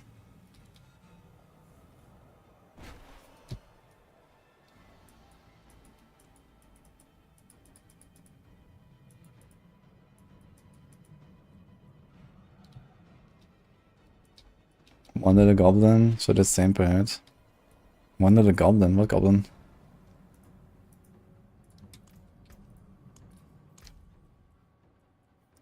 Ambush, canny, control, diminish, tracker, bane. So I don't have closer now, I'd like to have that, but okay. See, combat. Don't have exploit, but you don't really need it. I don't have turf. Turf would be nice. Honestly, I might do turf instead of ambush. Because you kind of have to be close range for this to work.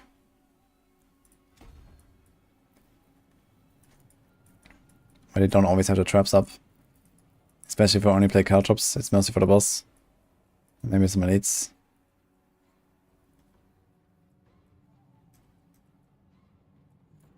Yeah, I'd like to use closer, but it's only 10 DR and nothing else.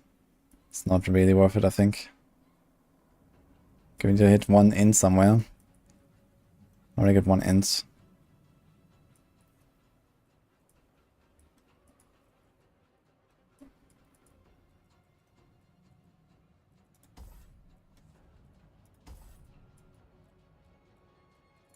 Let's do this.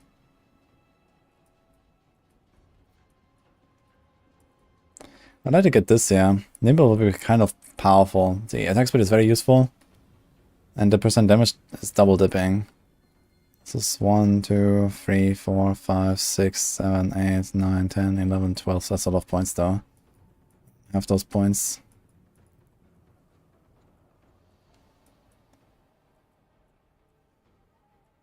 Nah. So I guess just put like one back here.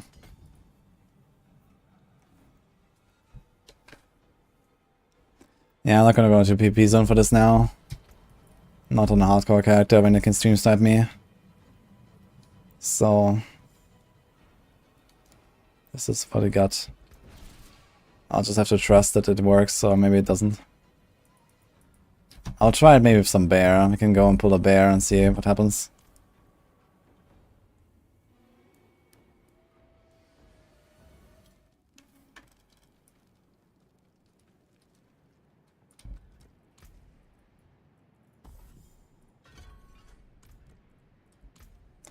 So let's remove a few things. So remove, diminish, and we remove turf.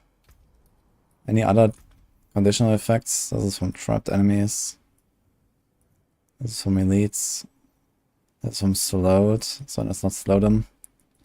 We have slow? Nope.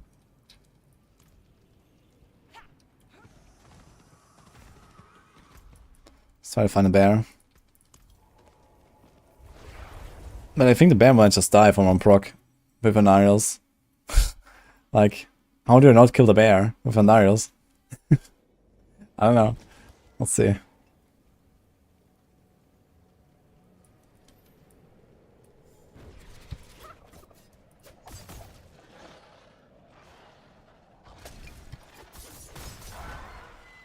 Yeah, they just die. I gotta scroll. Okay, you know what? Fuck this. So, I'm just gonna put debilitating toxins now. And just hope it works. I don't really have many other points to put there anyway, I suppose. So we have this. Maiden and World Tier 1. Nah, she will just die. Like, everything will just die. I have not found a good way to, like, test damage taken. But just to, like, get a general idea of the build. Like, someone can test this. In worst case, you get, like, 4 points for free. It's fine. Or 3 points, maybe, if you want to take this anyway. It's not the end of the world if it's not functioning. But it would be good to know, because then you would have to probably play Poison Trap. For 15 DR. We also get this here. I should actually test subverting Poison Trap. But it's gonna be kind of hard to test, actually. We could probably test it with like a level 1 weapon. We can proc Andariels with a level 1 weapon. Meaning our Poison Trap will do basically no damage whatsoever. But it will dilute... it will dilute the whole thing. Because the Poison Trap is like a long dot. It's hard to test. Need Ava for this or something. Negate passive. Doesn't work. We don't spend energy. And one thing we could do is we do Flurry. We do like the same thing that we did on Heartseeker. We just play Flurry combo points. I wonder how well Inner Sight will work. I'm gonna try Inner Sight first though. We don't really have that many skill slots to just throw everything in there. We probably still want a Smoke Grenade. It's been like a very similar setup to the Heartseeker build. So do Smoke. Let's do Concealment. So you have Shadow Step, Dash to activate our close quarters. We have 8 points now. What do? Do this. We do this. We do this. Could do the evade thing, but whatever.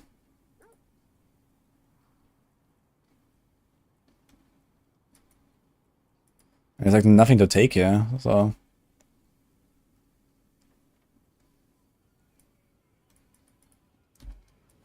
So let's just do this, I guess. Let's temper a few things.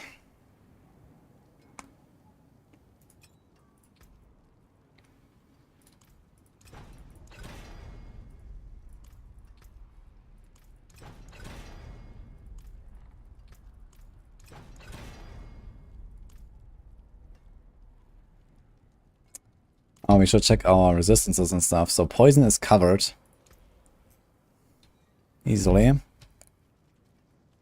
Way too easily. So... we roll off the lightning. For probably armor.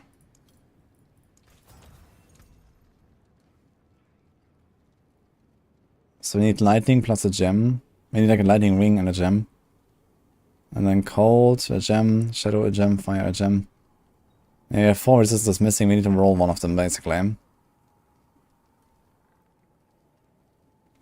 Fine, I guess. So we're trying to hit probably lightning with a good roll.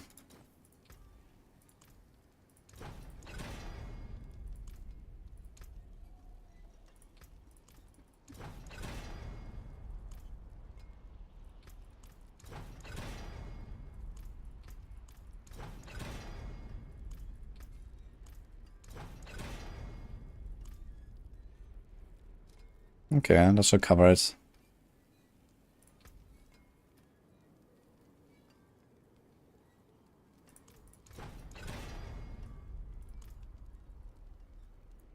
And I think here we're gonna try to temper siphoning actually. See if we can hit it. Okay. I think there's a tempo left.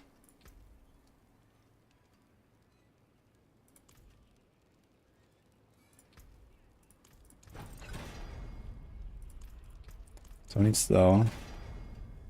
Let's freeze.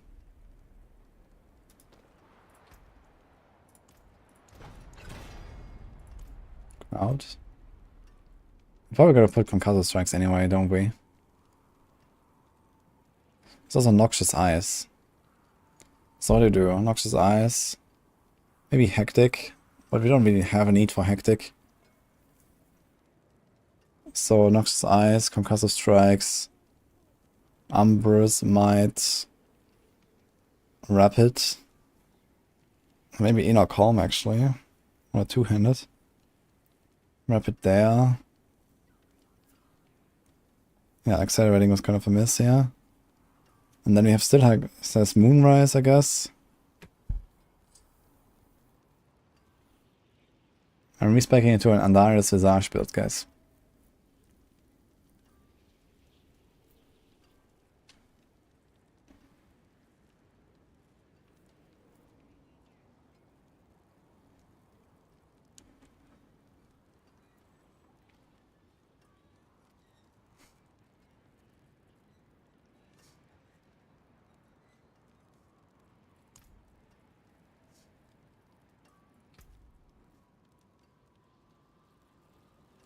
It's 5 out of 5 tempers left.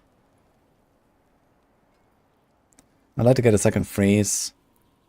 And like a stun or something. Just like mega stagger.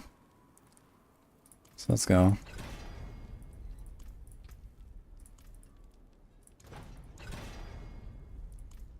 Don't think I care about the immobilize at all. Got another immobilized. Freeze, freeze. Let's get speed. You could actually do a mobility cooldown reduction. Speed. That's a stun. Okay, I don't care about any of this, right? Agility cooldown. Puncture resource generation. Trap cooldown. No, we don't have anything here. So let's do more damage to crowd control. We can probably just do more speed as well. Just go fast.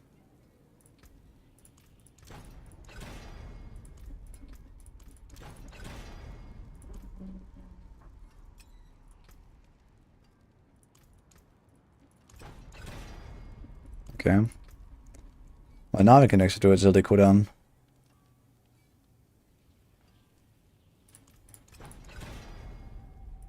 What this?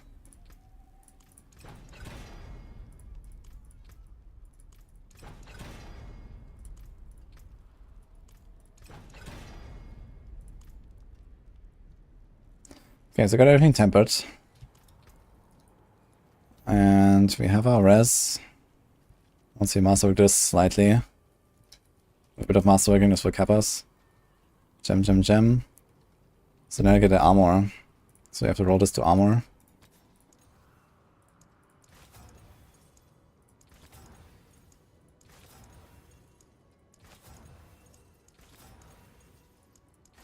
Okay. Same here. Armor is luckily a somewhat common roll.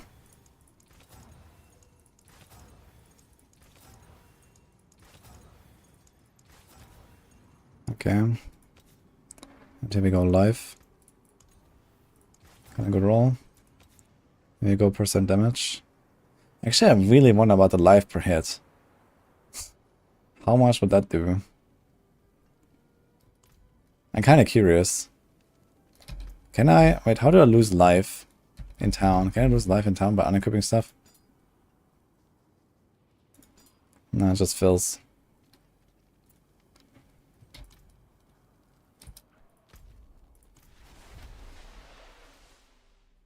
I'm trying an Andarius Visage build, guys.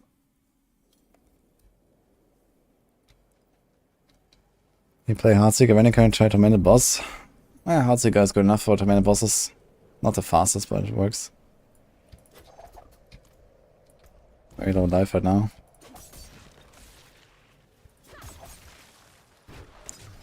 Trying to take a bit of damage. How the hell am I healing? Do I have like a crowded sage or something? I do have a crowded sage, dude.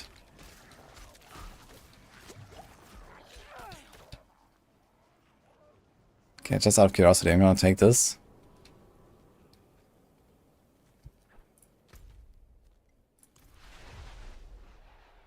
Yeah, unequipping gear and putting it on, I don't think actually makes me lose life, does it? I want to see how the life bait works on like a 5 target dummy situation with 1 Undial proc. Yo, Naps live, thanks for Prime. I was gonna raid. Wait, from Captain Havoc. Sorry, I missed that one. For some reason my alerts are broken for a while already. I'm not sure how to fix it. But appreciate that. Let's do this. Ah, shit. Okay, let's try this unequipping stuff. Andari's life leech. True, Andari's also has life leech actually. We have a lot of healing, turns out. Although Andari's life leech is potentially... Does it work with dots? I guess it does work with dots, huh?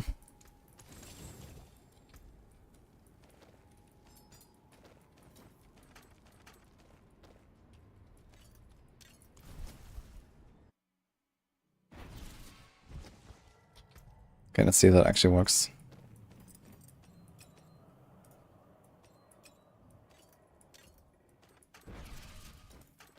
No, it just heals me. So in that case, fuck it. I'm just gonna put percent damage on it. No life for it, since you have an Darius life leech anyway. Let's just say this and Symphony Strike should be more than fine.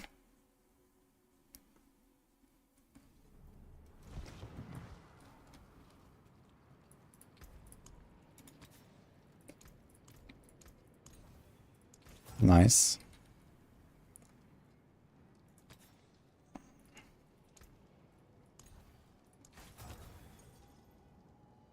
The double greater affix, man. This is the build for it, man.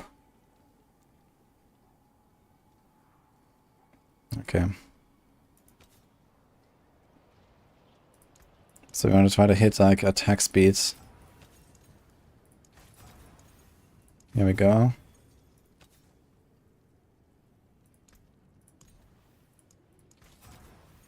And then lucky hits. I'm not gonna try to roll the amulet for now, I think. Let's just take this.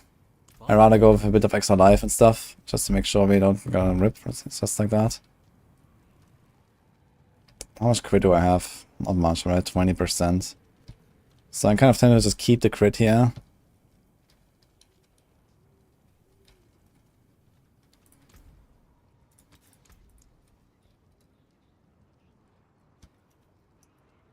Okay, let's see what are the options. You want a Moonrise for sure. Let's put that.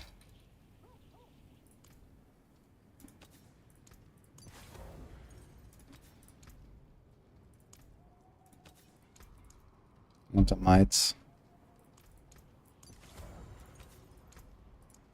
Maybe you're gonna put Umbers on the neck.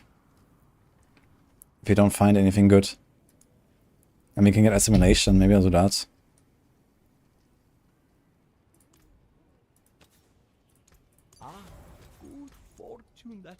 You could even do Melted Heart of Sedek if you really want. That would be some big defense actually. Maybe Melted Heart angle, guys. I'll think about it. And then we do Rapid here for big attack space. We already have it though. Do the Inner Calm, 20% and it sometimes doubles. Oh, now good question, does Edge Masters work? I should try that. So I heard that Edge Masters works for procs these days. So I could put that as well.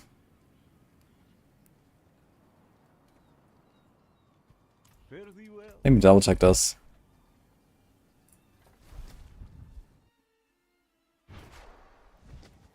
Yo, Magnum. You're on the Pencha build. Yeah, that's nice.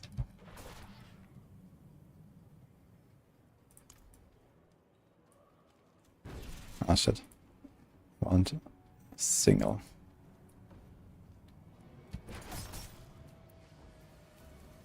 $36, $37.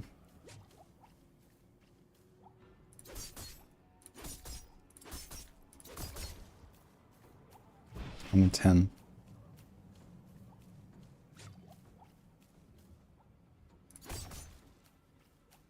46. We can also do elements aspect actually. And Doombringer if we really want.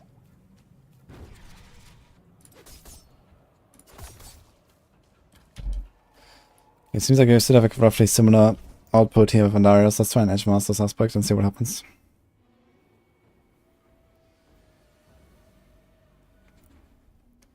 See the guy who's speedrunning 139 pits on Necro. Speedrunning? That sounds a bit optimistic. But no, I have not seen it. What do you mean with speedrunning here? Fairly well.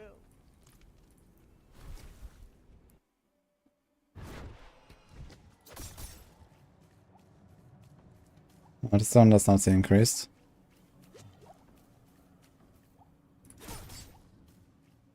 Neither does this. It's a 40%. So I guess it doesn't. Apparently it works with grenades though. Ah, great.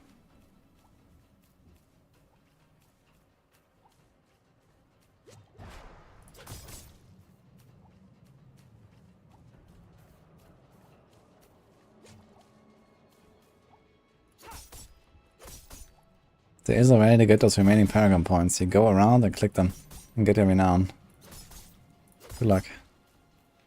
My luck, we'll just stagger bar. That's 55. Still not really 40% higher. And I think this works. These numbers are not higher. 40% should be very noticeable.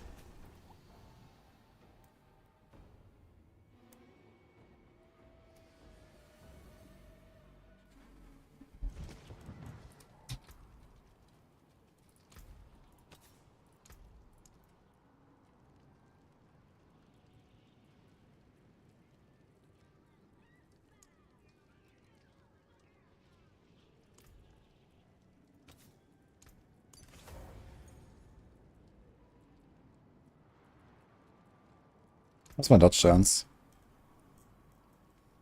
13. And I guess plus 8 from this, so 20%. So it should 45 slowly. But not very reliably.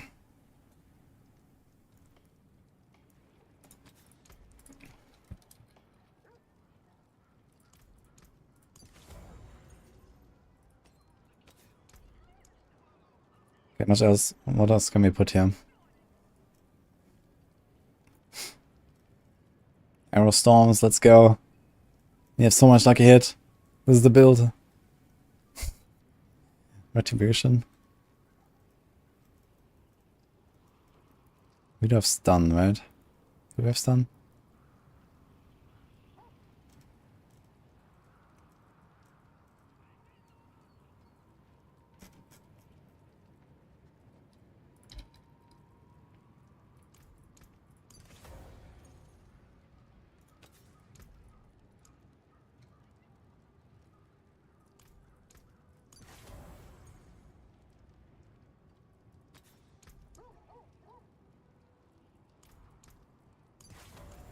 Okay, so I think I got a whole setup.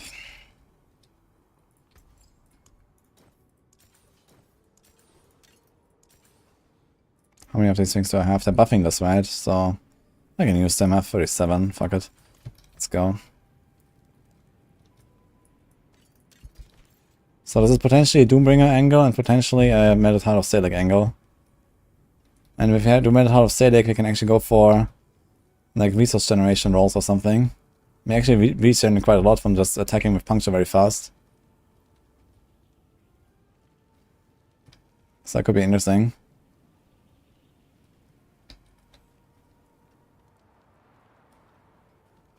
Anything I want to keep here?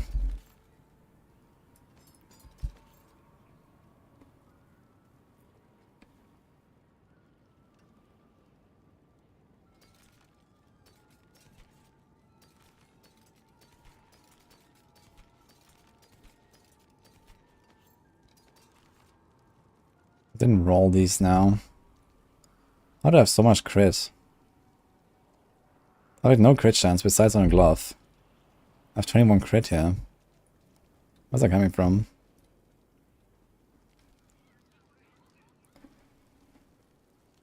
Just the int, 9%. So I have 5 base and then 9%, that's 13, 14. And then 7.5, it's 21. Okay, that checks out actually. It's 5% base in the end. So maybe I roll this off and just put that high speed anyway. But let's keep this for now, more Umbra stacks. Might be good. Alright, well, we need rubies.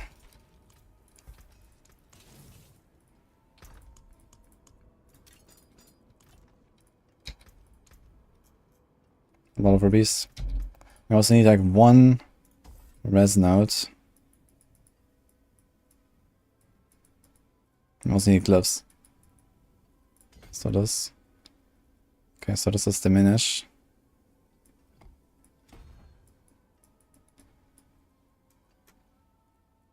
This was turf.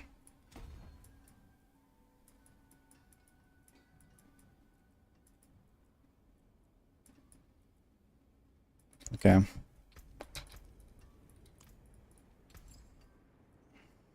May the light keep you.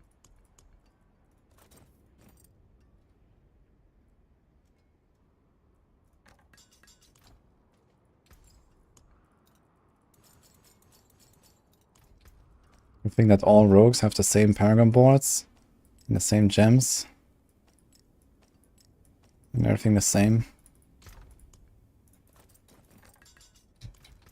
Okay.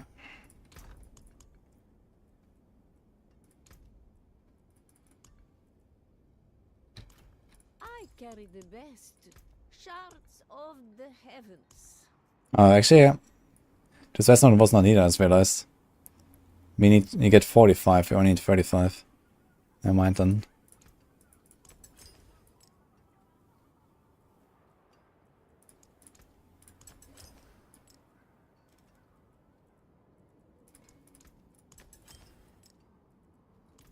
Okay.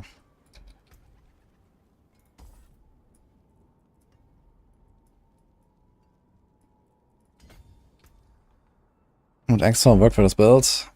Not currently. You can only proc Exiles with dots. And Enquiries is a dot. But Enquiries doesn't have lucky hit. Like, skills have lucky hit. There is like a bugged exception, which is bursting venoms. So technically you could run pestilent points.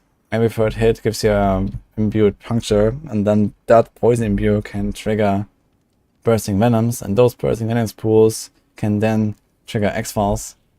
But this is entirely a bug anyway, and very, very weak, so...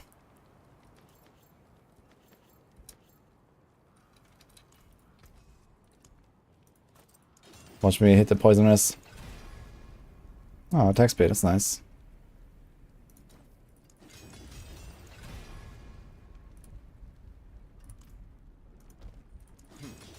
Not bad. Okay. Nice. We have 48k life. Those boots are very good for non-greater affix. Like they have perfect dex, perfect movement speeds. Tempers are not crazy, but okay. That there is worth the coin. We hit the puncture. So I have over 100% now.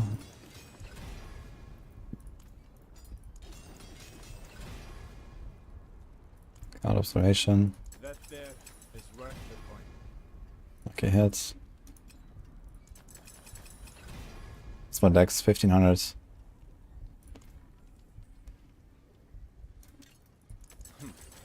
Not bad. Okay, 52k life. Okay, the typical defenses. So it should be kind of fine. Okay, let's actually see. We have like low life now. Let's go to the target dummy and see what happens.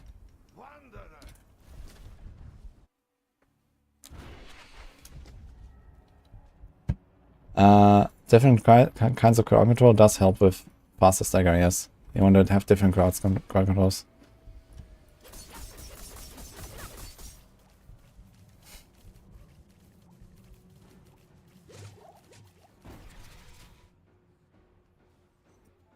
So I was doing like, let's say, roughly 200k DPS here. Actually more like 400k. So 2% of that is like 8,000. Should have healed for almost like 8 to 10,000 per second, and it did not. Lifesteal. It does heal quite a bit. It was like a quarter maybe of what it should be.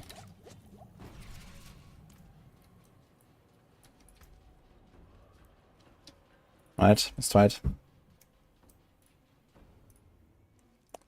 I'm gonna get a drink though.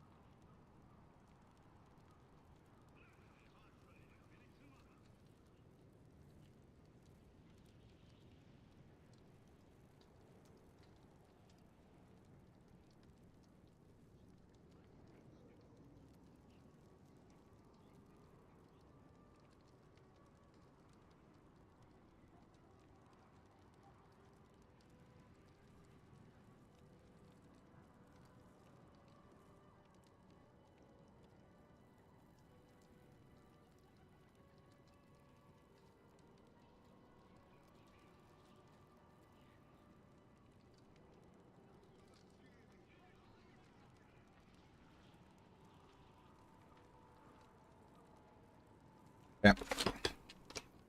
Yeah, so about the Darius lifesteal. I'm not sure if it's bugged exactly, but as far as I know, the theory is that the lifesteal goes down with the monster level that you're fighting. So if you go high in the pit, you probably just don't get anything. Obviously. So my rest is fine.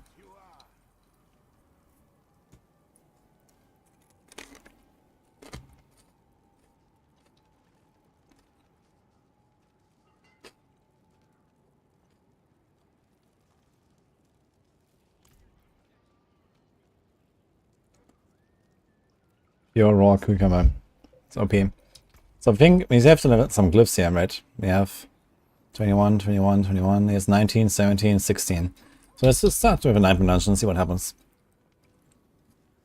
Blind burrows. We can test the Andariels for real here. And we're gonna do Advantage Elixir. That's gonna be pretty OP for this build. So what's our lucky hit? We have 55 attack speed bonus before Moonrise, before Rapid. So this is 85, 105. It's pretty good. Inner Calm two-handed is kind of weird champ, But okay. It would probably make sense to put Rapid here anyway. You go from 105 to 135. Let's try it.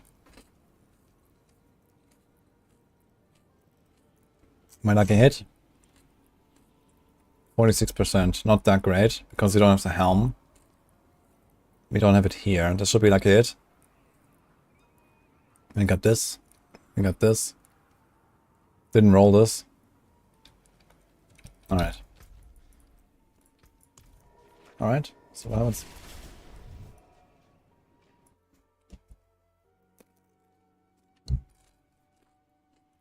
How much would it cost? Turbo greater affix, dex, attack speed, and madness.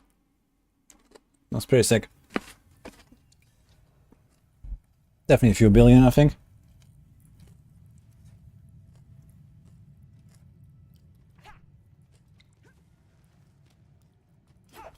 Use Undyes last season. Okay.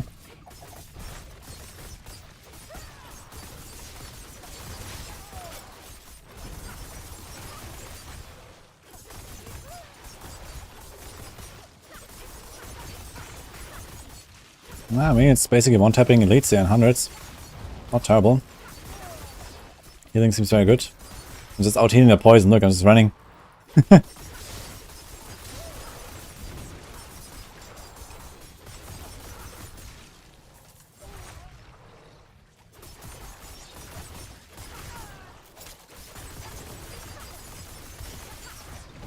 have a kind of small AoE. So it's not very good at just like clearing all these like little spiders. Honestly, I'm kind of tempted to just go like remove one of these shitty aspects and just do like ravages on the boots. And you have double shadow step, man. It's gonna feel pretty good.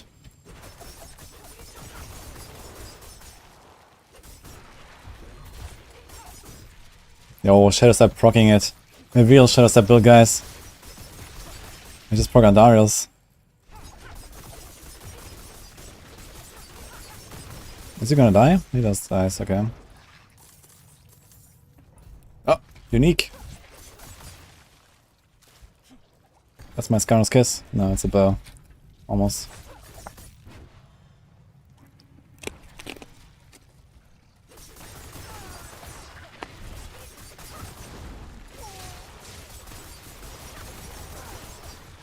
Like no vulnerable application, but doesn't really matter too much, I guess.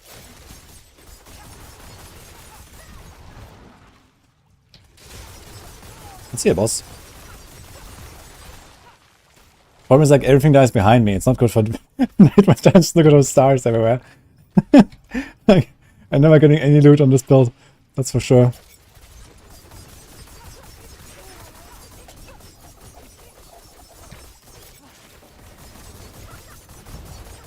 Okay. Oh, here, 20 million ticks, you see it? 24.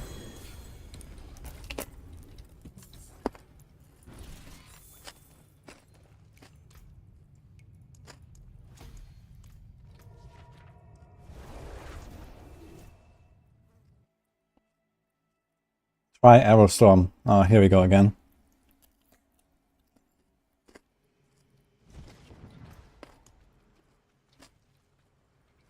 Here, let's try a harder dungeon. Forbidden City. It's one of the hardest.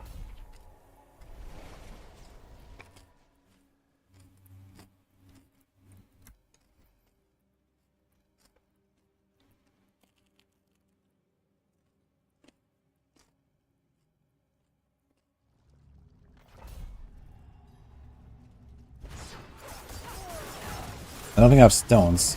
Could try an Uber boss with this. For those. Maybe I have 2 stones.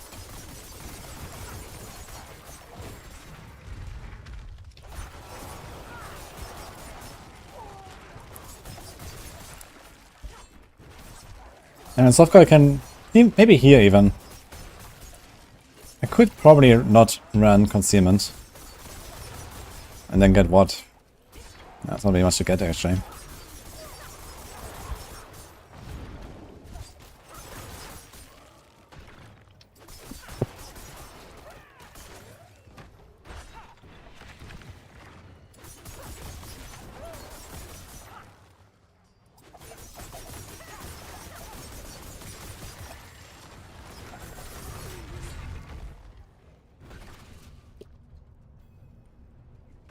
Can try Lilith actually.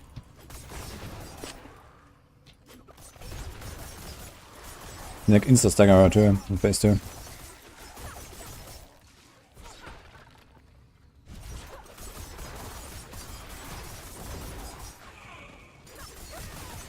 This lives for free, as long as I don't fail.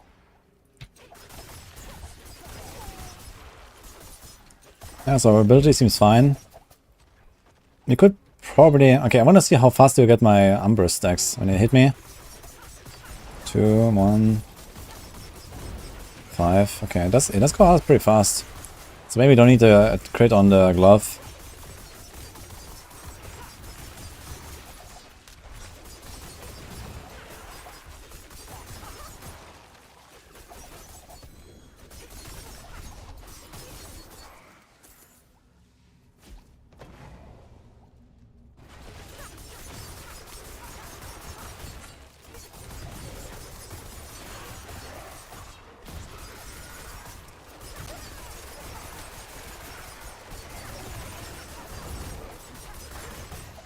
Yeah, I'm not doing flurry here. You have so much attack speed, there's no point.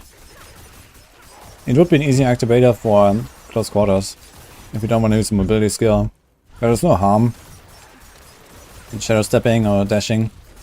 You do that anyway.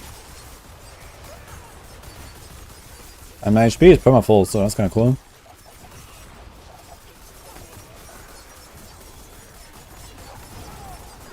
Oh, I forgot the extra attack speed from close quarters. You get a 30% flare as well. I totally forgot that. So you actually have 135% attack speed. I think rapid on two-handed is actually not really the play. It's gonna be speech, but I think inner calm is actually not bad. Gold. Let me in.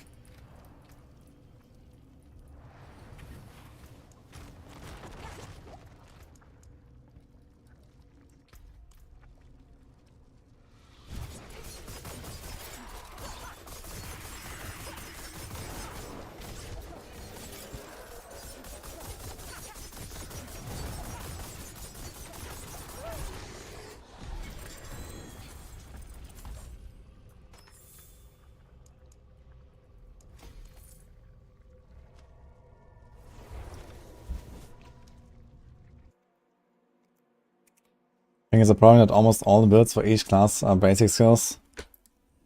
I wouldn't call it a problem, but it's something that needs to be kept an eye on for sure.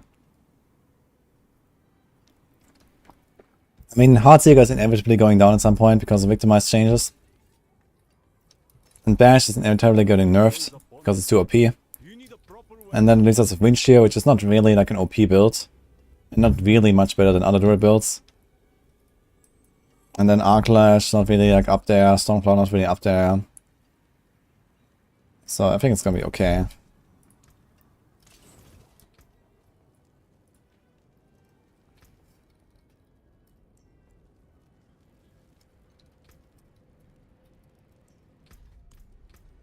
Okay, let's fix the rest of the...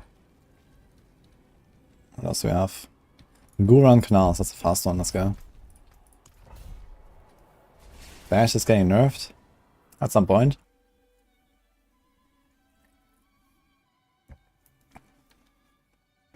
Probably in Season 5, I guess.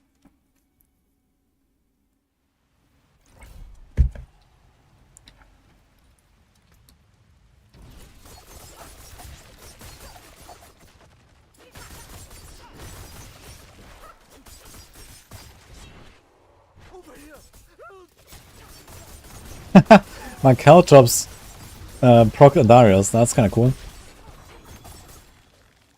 Caltrops doing damage, guys. What about my dash? Let's try to proc it with dash. Bam! Look, dash is killing stuff, guys. OP. That's kinda funny.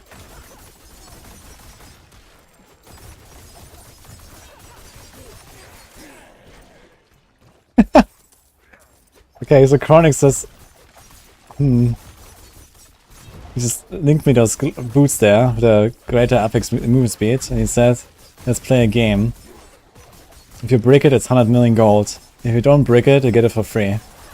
That's an interesting game, actually.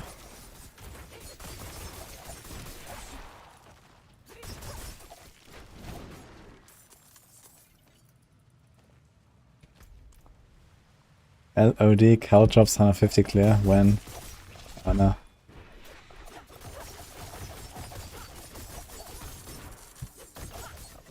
I hate going on canals. Fucking slay all at the start with the spiders.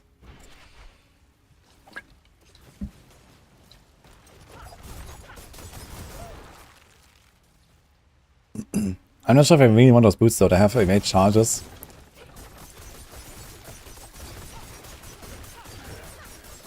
I need to double check what I got.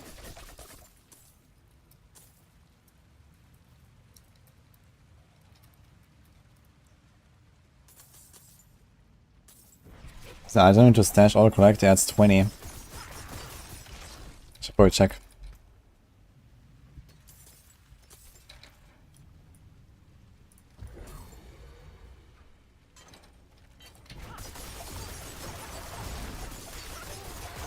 Yeah, the guy wasn't lying. 20 million poison ticks is quite doable in Unreal. I don't even have any passive here. This could be Frigid Finesse. And I don't know what. I'm still not sure if I want to invest into this here. I need to do testing. Or maybe Ava can do some testing on this. It's kind of hard. But yeah, actually if you have an amulet with like extra ranks to this poison passive, it should be easy to see. When you have like a 20% difference or so, you can test this pretty easily.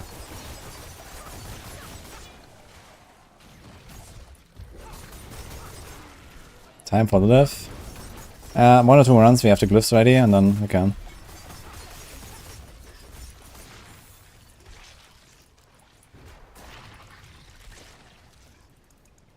Yeah, I think 2 runs. Let's do it.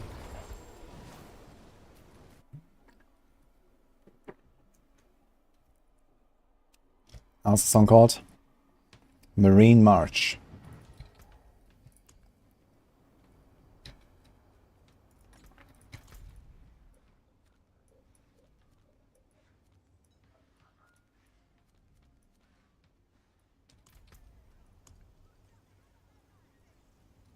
Sorry, Shari Sanctum.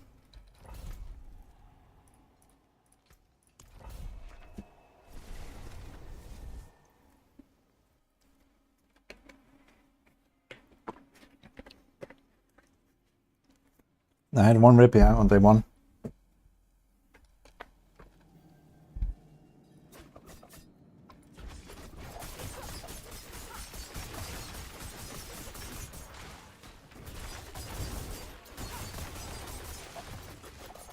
Like the dash, proccing it, how's the lucky hit? 37% lucky hit. And this is 20% chance.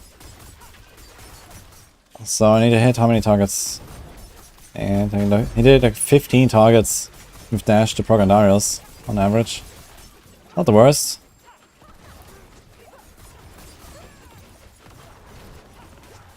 Okay, the rock hits me for like 10% of my life. I don't have enough dodge, man. I need like a little bit of extra dodge. I think this, what is that, siphoning strikes I have here? That should probably be dodge. Just so I have like a bit of extra.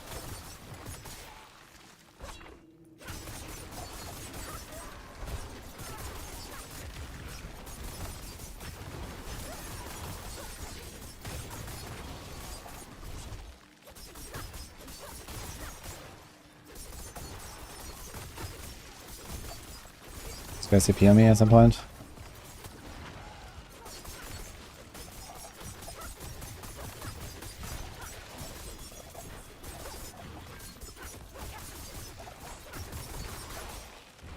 Five remain.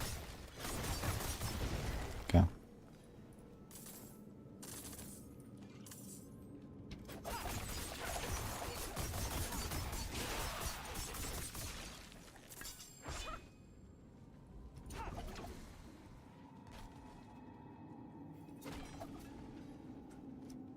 Well, with Crown stuff, it's 10% lucky hit, insane attack speed. Yeah, I mean, it doesn't have the chance to cast twice. Like, I have 100% chance to cast twice on a 105% lucky hit skill. So I get 210% lucky hit. Baseline. And punctures very fast. And I have like poison synergies, like, you know, Tracker Glyph. I guess Druid has that too, right?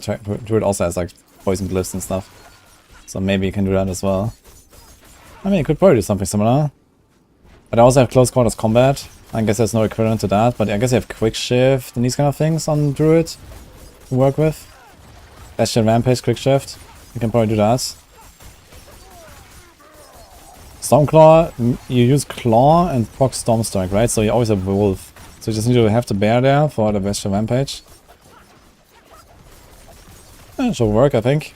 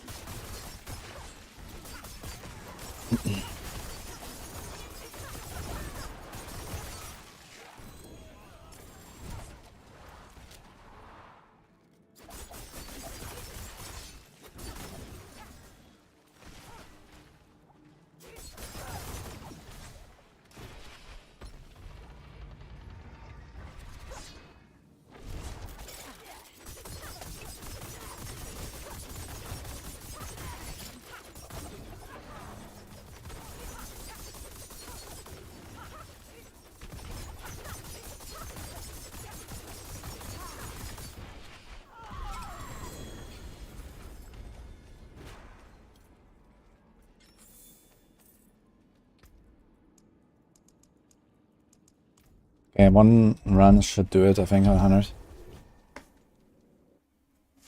Deadly Venom Apex be good? I don't know. I tried briefly to test if it works, but I can't tell. So, who knows. I'm not sure if debilitating toxins or Deadly Venom works. A chemical advantage does work, you can see it in the sheet. But this I have no idea, and this also I have no idea. So I heard that this is not working for Darius, but I have not confirmed it, and I have no idea about this. So I need someone to test this. Okay, let's do the Marinas.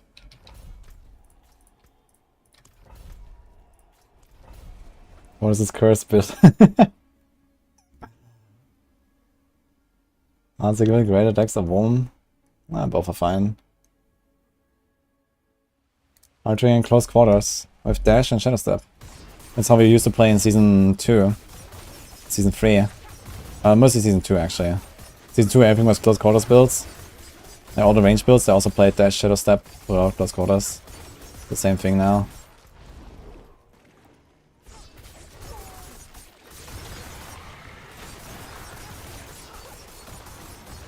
I would need a shared misery, man. It might not be a bad idea to do shared misery on this. Because I'm mostly just attacking single targets.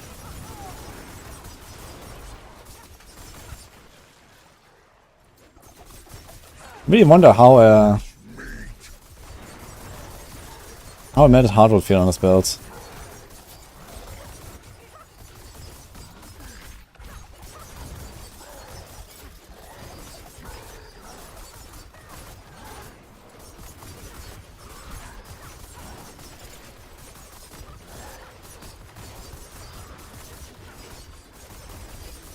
We're staggering him. Let's go.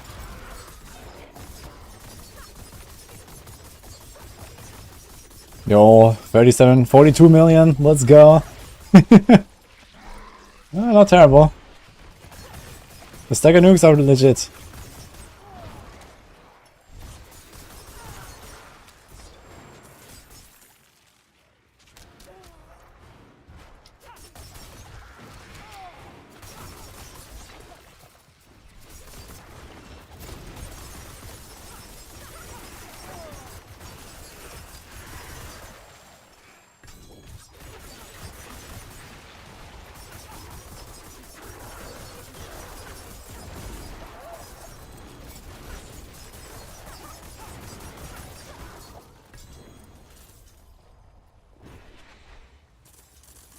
Yeah, I just do most of the damage during the stagger, this is why.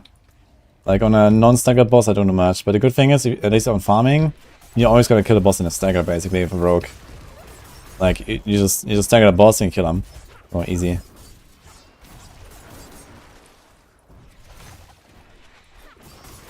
Like, push the staggers very slowly.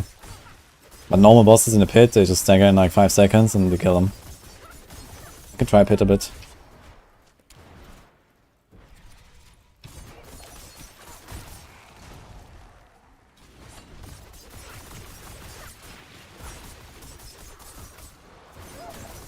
Is there enough? Is just sticking down? Yeah, this poison indicator is not anywhere close to reality.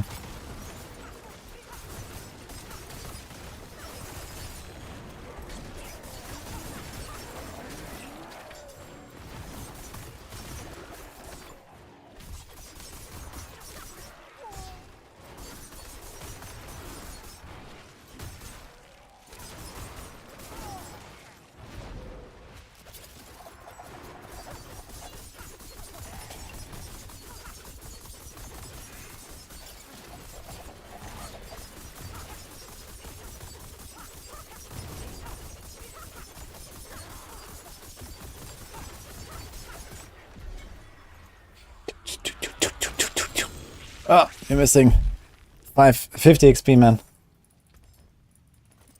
Do we do one more? Or do we stay? Fuck it. Whatever, I think. Gonna do this another time. Gonna try a new build. Let's see a pit run or two.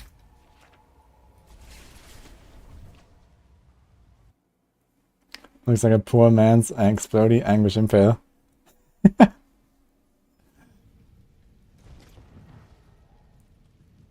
I mean, this gear is like basically all no greater affixes. I have like one here, one here, one here, but there's not even anything I want really. I mean, it's not bad to have attack speed or like a hit here, but life, life, and life is not what you want. Nothing. Should be cut up size or something. Okay, you have this here with life and percent damage. I really wonder how this will feel with a melted heart. I'll try. But you're gonna have less lucky hit, which is sad. And this fortify is not really popping off, man. At least in those runs, I don't have enough dodge. Need a bit more dodge to make this fortify work. Sort of stuff. And everything is masterwork to 4 here. I'll keep my forge hot. Return soon. Let's put some daggers. Here's a dagger, here's a dagger. Okay, I have to add mods.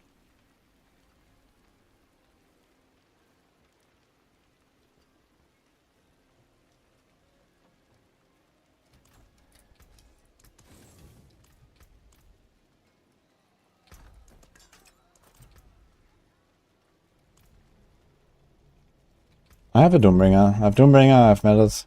I can do some stuff. I mean, we don't really need Retribution, I'd say. I'll probably drop Retribution. It is like a nice for a stagger nuke. But outside of that, it doesn't really help me much.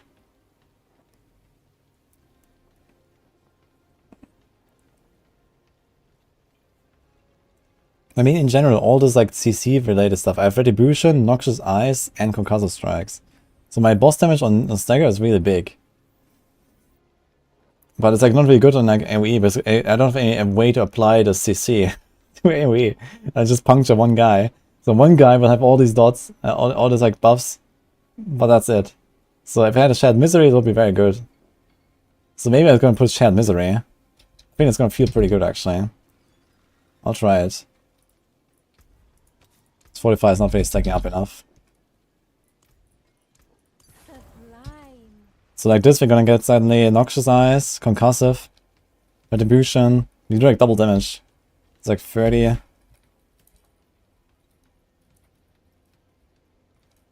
Yeah, double, basically, in AoE. So let's see. Maybe a bit less because it has to spread the CCs first. Okay, let's try a 61 and see what happens.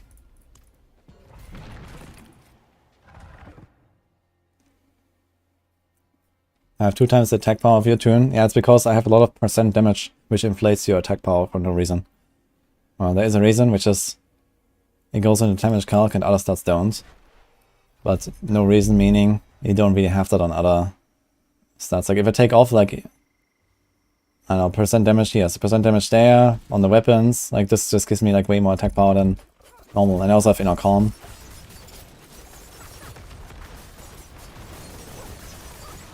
Yeah, the Shared Misery feels way better. Way clear already.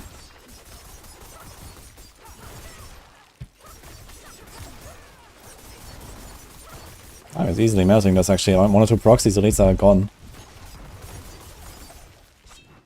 Let's see the boss.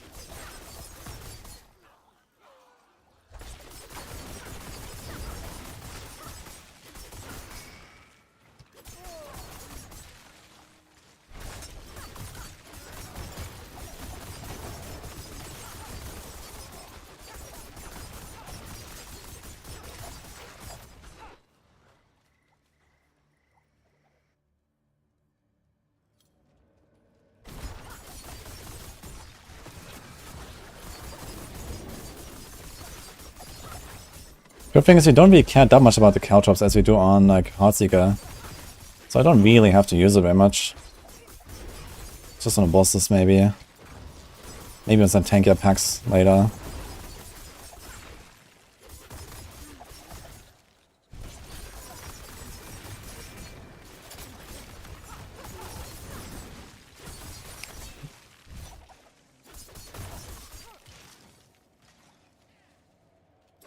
Pretty fast.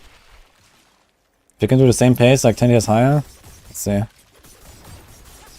I'll try a 70 after this.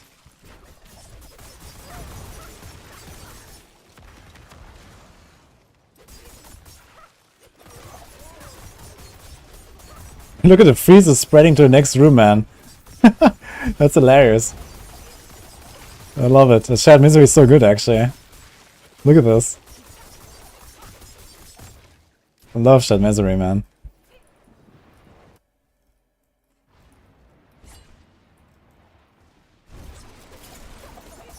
Can you just out-heal him? He stunned me.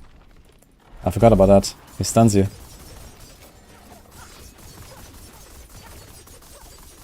Just tank this. Just tank this. Yeah, good enough for like 1 stagger nuke. Maybe later 2, and that's it.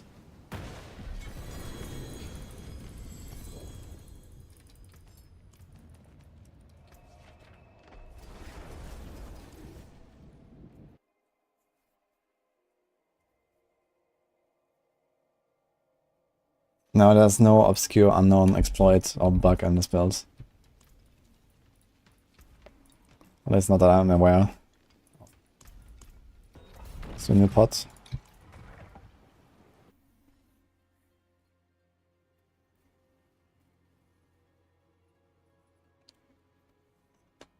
Alex has a podcast. Yeah, Alex has a podcast a few hours later. It's really shitty time frame, I know, but...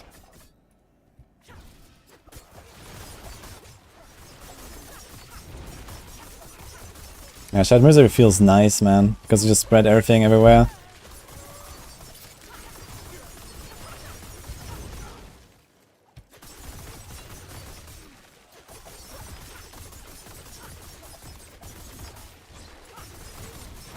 Yeah, you know, side meter is actually filling, which is surprising.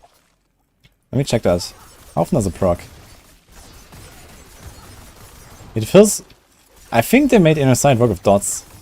Like, there's no way I'm filling this with my puncture. Yeah, look, it works with dots.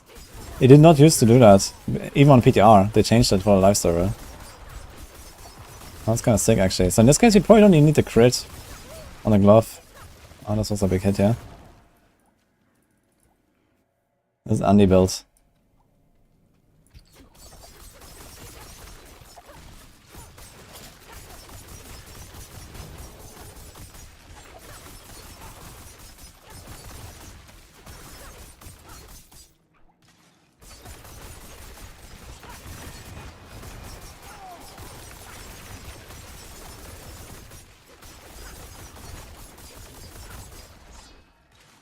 Okay, 70 still seem fine.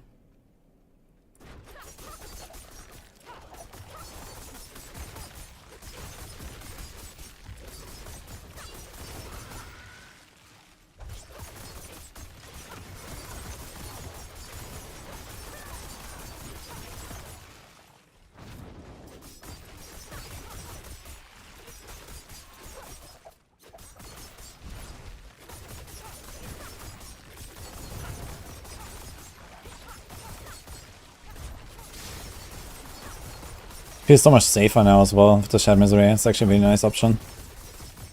You just hit one guy, everything gets frozen.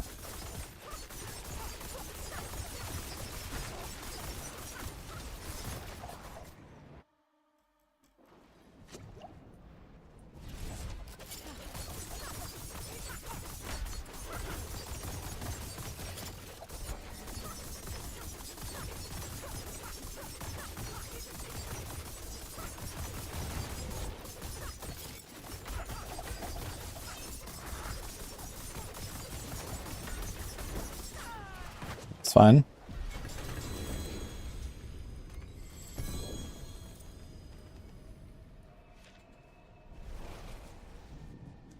How's my chance of freeze? Like 30% or something. Yeah, I have 2 freeze tempers, I think. He has 1. He has a stun. He's a freeze. He's a immobilize. You have slow on the puncture. And then you have Shared Misery. Good thing about Shared Misery is also it spreads the slow from the puncture to everything. So we get the damage reduction from slowed enemies as well. From this. So for example, like, you know, lightning, enchanted, explosive, elites, and these kind of things. Even while they're CC'd, they can still damage you. Okay, let's go like slowly up from here. Let's do a 72.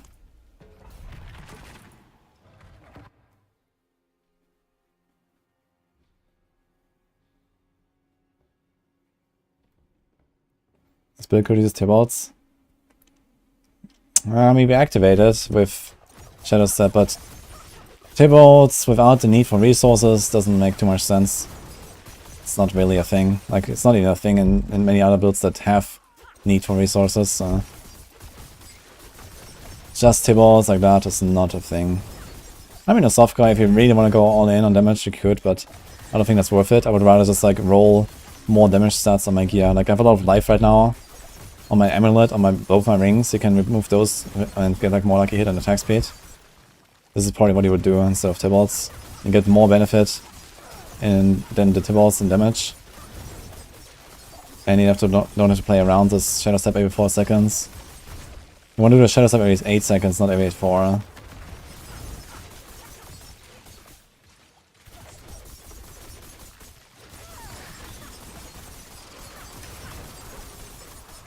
God, Shared Misery feels so good. I love it.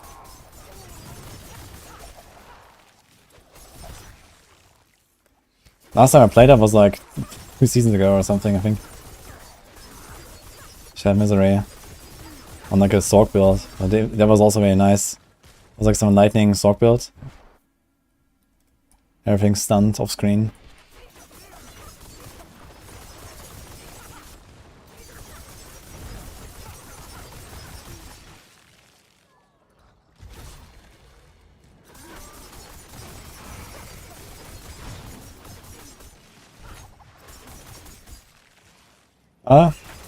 In case you're wondering what to play after the Heartseeker nerf, this is nerf safe zone here.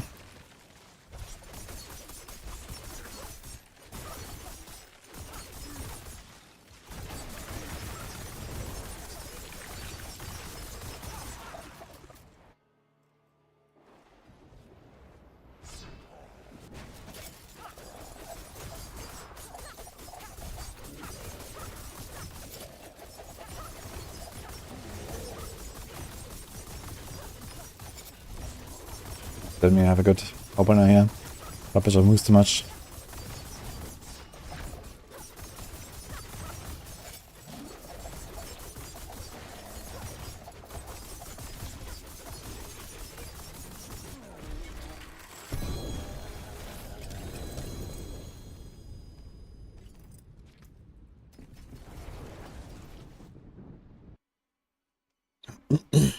Guide in the works. Yeah, for a build that's like 30 minutes old. I'm already typing as we speak, guys.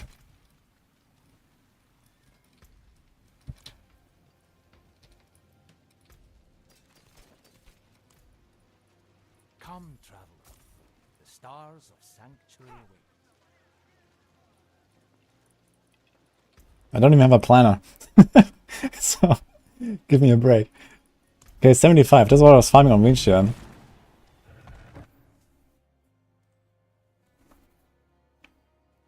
off screen Woody right now. Rogue overtaking Barb. Yeah, that's not happening anytime soon. Maybe next decade.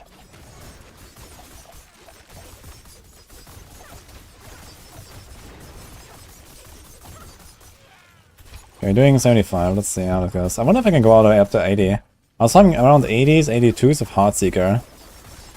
You can definitely go higher than that. So I can see people farming like even in the 90s or close to 100 with Heartseeker. But it's like softcore strats. So I still want to feel comfortable on hardcore with what I'm farming. Right now I feel comfortable. But they do smack me a little bit.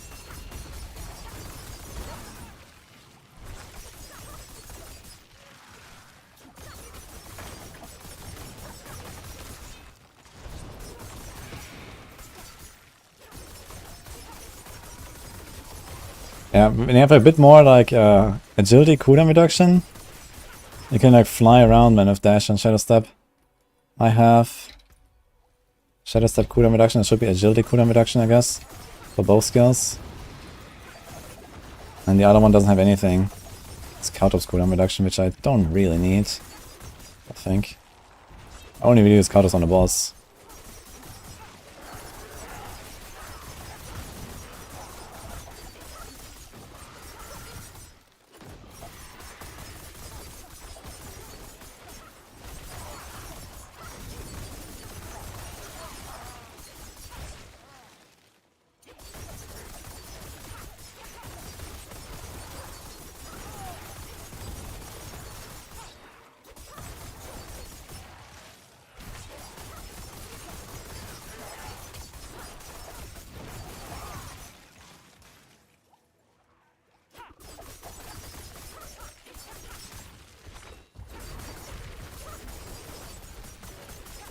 Funny, like I'm just hitting something and they all fall over. Hilarious.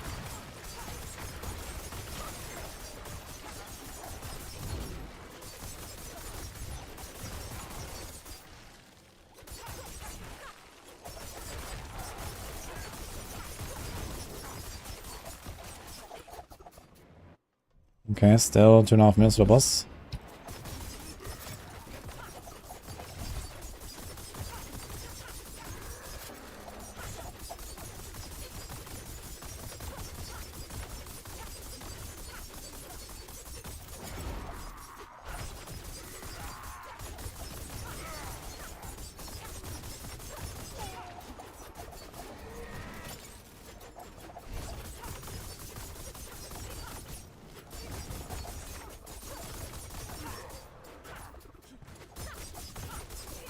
Yeah, now the boss fights become a bit ugly though. Don't have the same burst.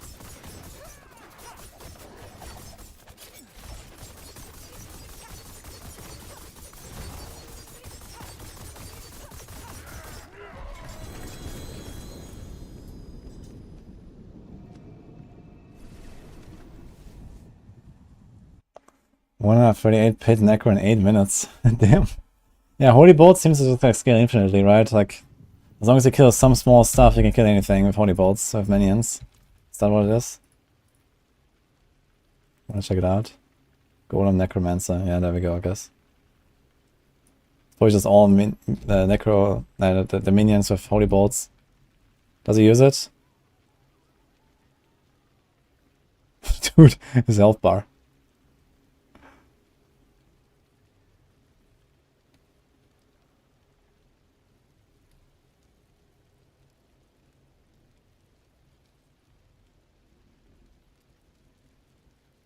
That's not Holy Bolts. Phoenix with some chain reaction, kapow. One of them was like the biggest hit that anyone finds in this video.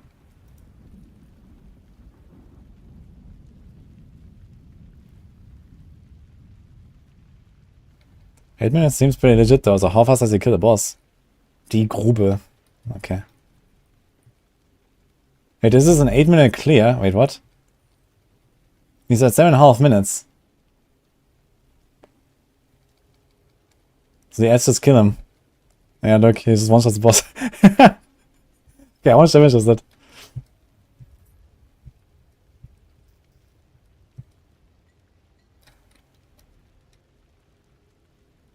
we see it?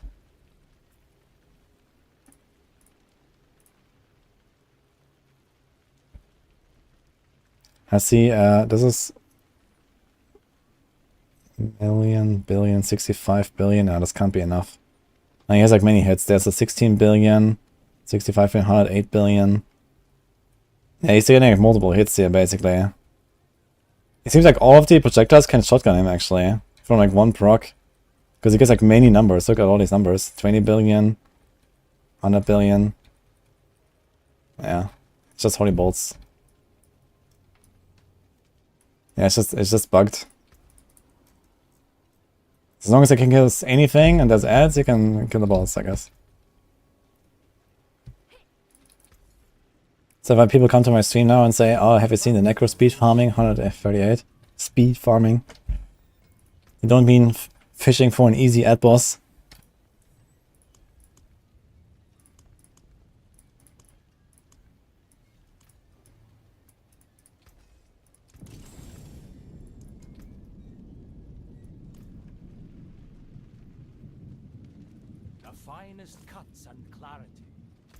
Yo, oh, there's a werewolf coming in 30 minutes. I'm gonna stay on this build for a little bit. It's kind of funny. This is Andariel's build. Holy Bolts works pretty well with Heartseeker, get lots of vulnerables. Yeah, you get the vulnerable from the exploit glyph. But this doesn't really help you much.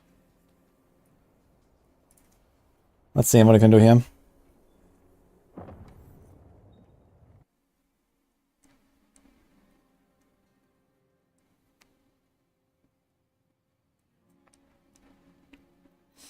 So you're only really gonna do good damage on her when we stagger her.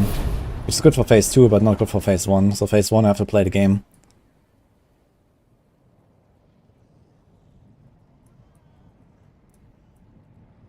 Make a clip, guys.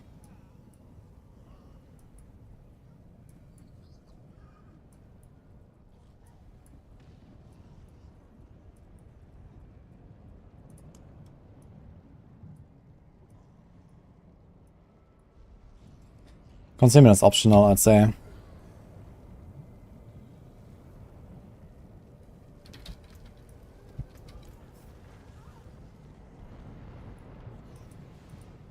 Yeah, we have a clip and link it place.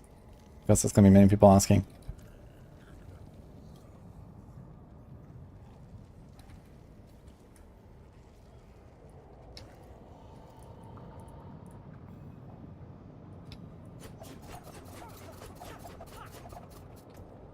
So can I play the game? I have Shared Misery, which is kind of useless here.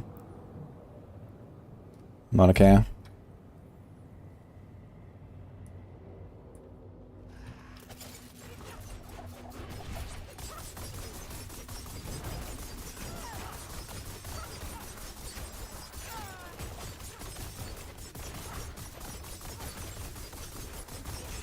She's very tanky. I got a stack from jumping out. F.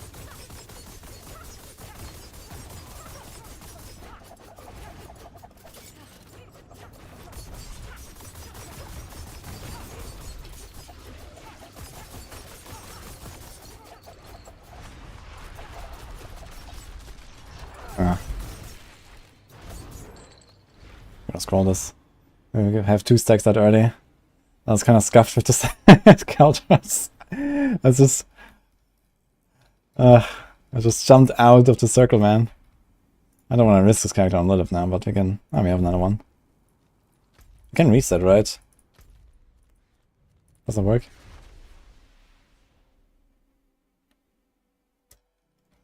Okay, I think here.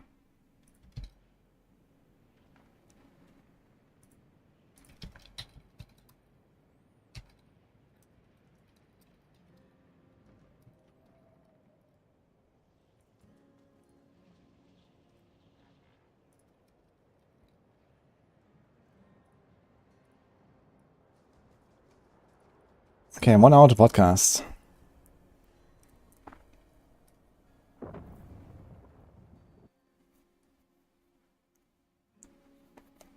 Slinger Stance guy is good for Rogue. I mean, Heartseeker can't spend resources. This build can't spend resources. Income point builds could use it in long fights, but it will feel kind of shit sometimes because it falls off really fast. It's only really good for like spam builds. So the poison barrage, for example, I'm gonna play a lot with Stardust guys.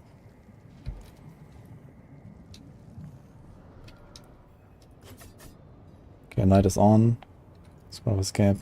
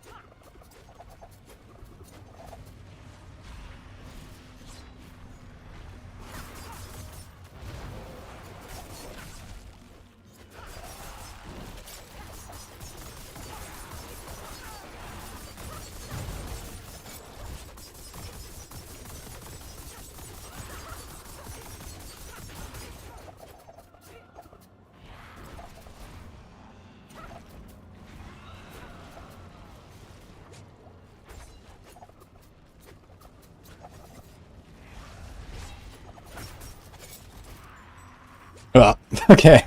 Yeah, with 3 stacks I'm not gonna stay in. I got 2 stacks at the end. That was kinda shitty. But it works little enough, I'd say. You could probably have tried, like, I would have maybe tried, but I don't want to risk it now. Yeah, I got 2 stacks at the end, really unnecessarily, else it was kind of nice found.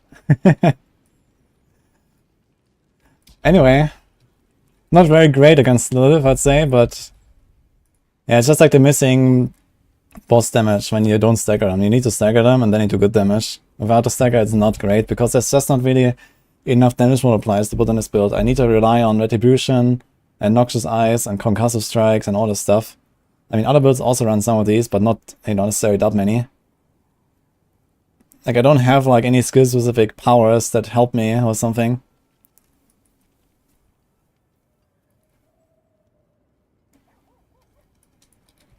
Yeah, I just was choking at the last phase there and got 2 stacks. And then a third one when she pulled me.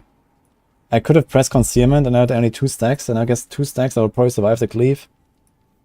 But I'm not gonna, you know, do that now, it's fine.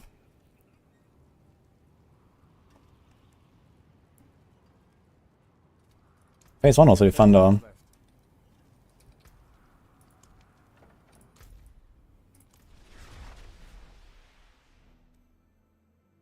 Necro means it's S tier for bossing, and this is too. No, this is not S tier for bossing. It's rather slow compared to some builds.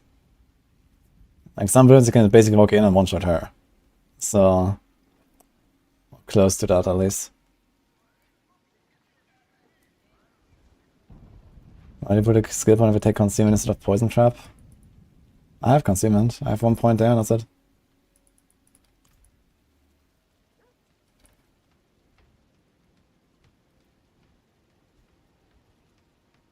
Yeah, how much speed do I have? I have 174, which is pretty good.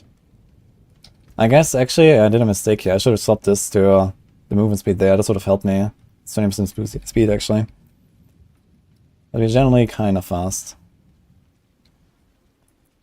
I'd like to see how a minute out of static feels on this. I don't have anything really important here. Yeah, it's not a mule, I guess.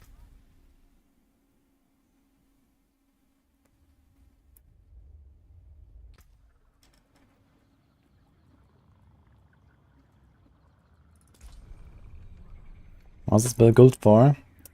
It's good to play when Heartseeker gets nerfed.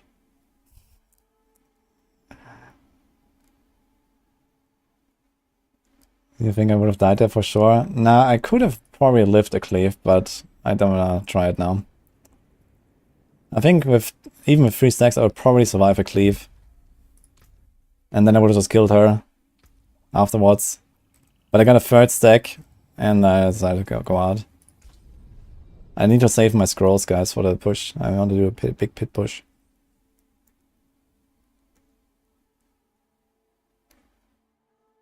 Nerf and fix are 2 different things. Yeah, but for most people those 2 things are synonymous. So...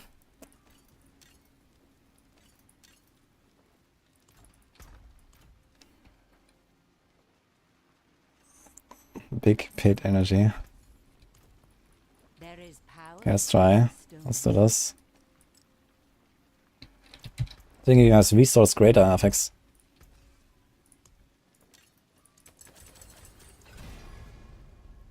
More resource! Let's go.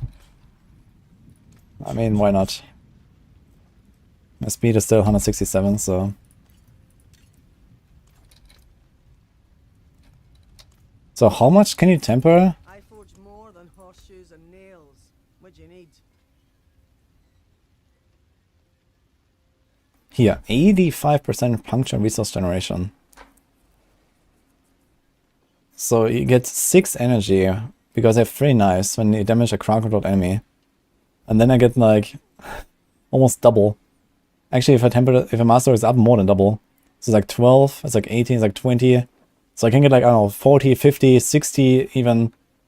Oh wait, you get this twice, right? Because I shoot twice. Dude, I get like 80 energy per second or so if I temper this stuff. Like, you're gonna be unkillable as fuck with that hard to this. You just have to change an aspect here, so we have to... Yeah, I'm gonna drop Might. Which I don't really want to drop. But let's try it for science. We're gonna put Umbers here.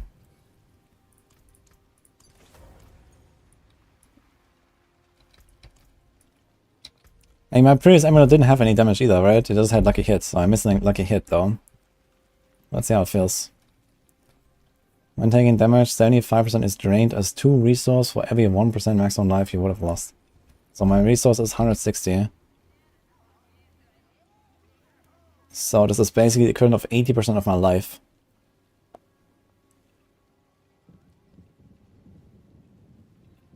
That's a lot. Okay. Let's try another 75 and see what happens.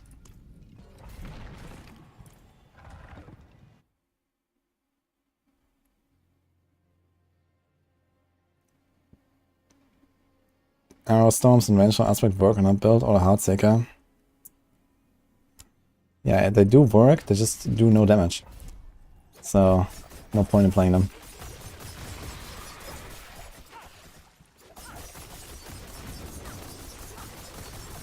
Let's see if you notice like any kind of...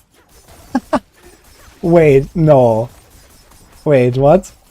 Does my inner sight proc put my resources to 100?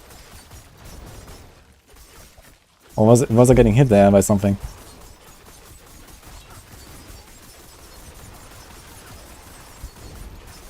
It does drain really fast.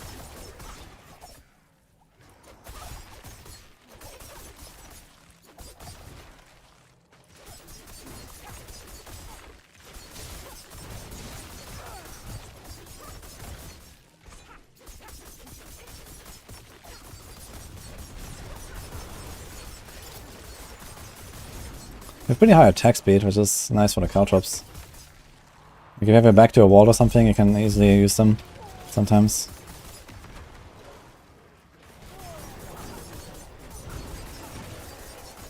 Like, my life doesn't really seem to go down very much, but the resources do go down. But they also go up very fast, so that's cool. Imagine I had this puncture I don't have a template right now on any of my items. Imagine I had that puncture resource generation. Like 100 energy per second. It's gonna be really unkillable.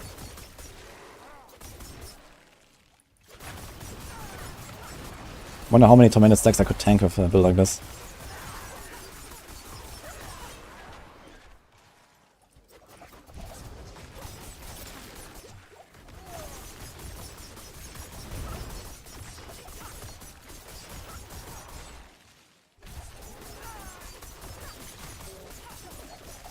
Yeah, Melt Heart of an Inner Sight is an interesting interaction. So, what Inner Sight does, what they didn't tell you, is that it just puts your resource cost to 0 for all your skills, and then fills your resource bar once at the start of the proc.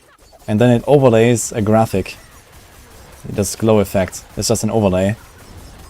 What happens behind the scenes is, when you have Melted Heart equipped, your resource drains to 0 anyway. And then you're coming out with 0 resources out of Inner Sight.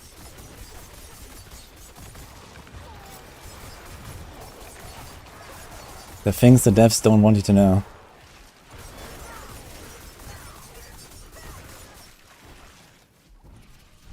Now Darius can't proc optimize, that's not like a hit there. And it's a dot.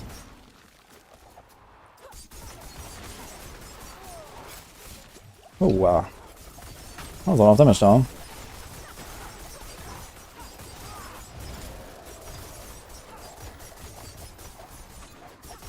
So I guess they're not completely unkillable. They can still hurt me.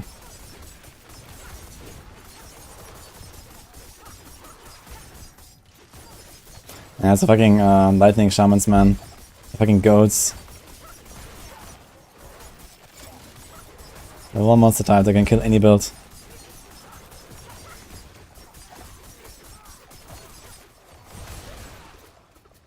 I see the boss.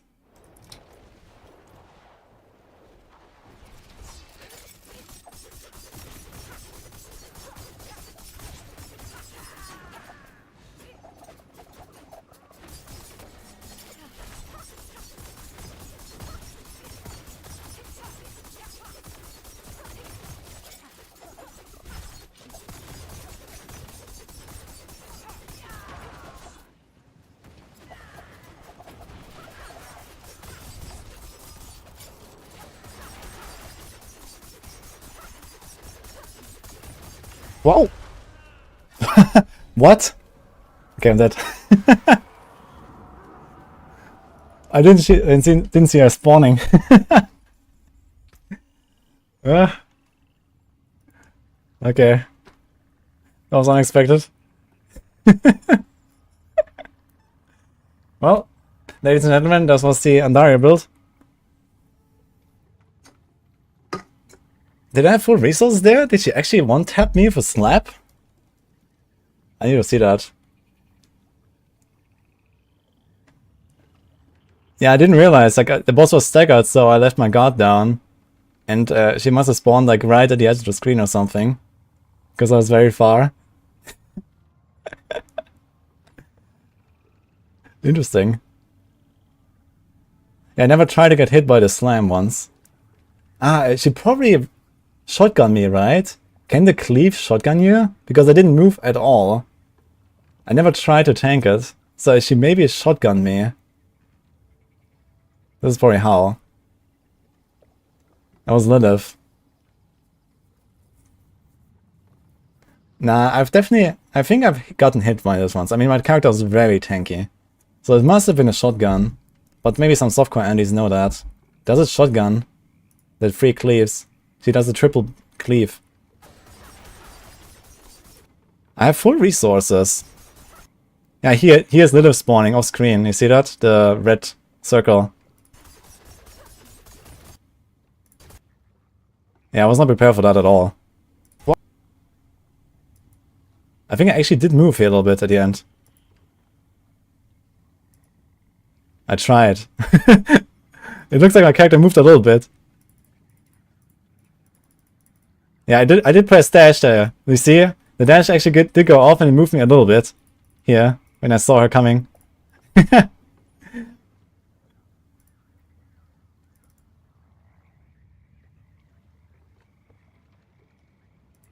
I can do the Hell Tides. Well, you can play TB finally, I guess. I want to play TB on softcore though.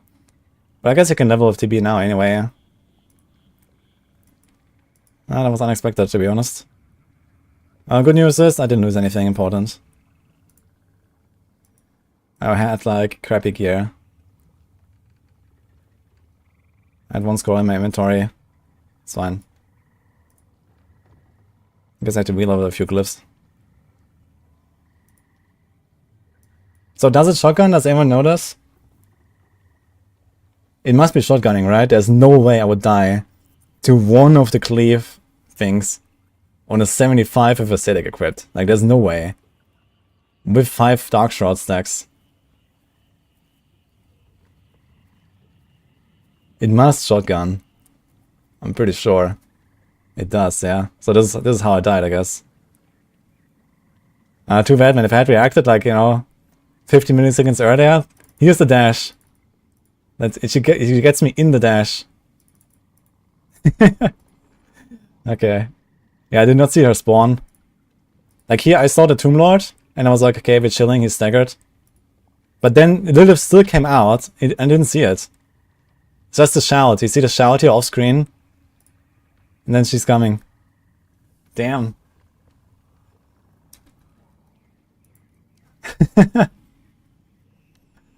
Nah, I was not dashed into the wall. I would have moved away. Well,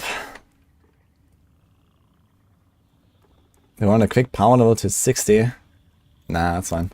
Power level to 60, a solo is like 2 hours. that's okay. Yeah, so it's shotgunning with 3 waves and then you die. That makes sense. Like, I would expect to die to 3 of them. I would not expect to die to 1, not even close. So, maybe I probably even survived 2 and the 3rd one finished me.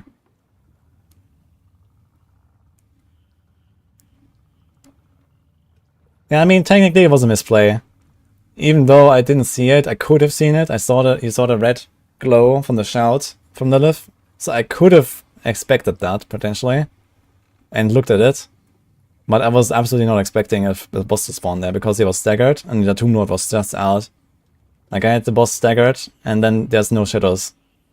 But if a shadow is already in process, it will finish during the stagger.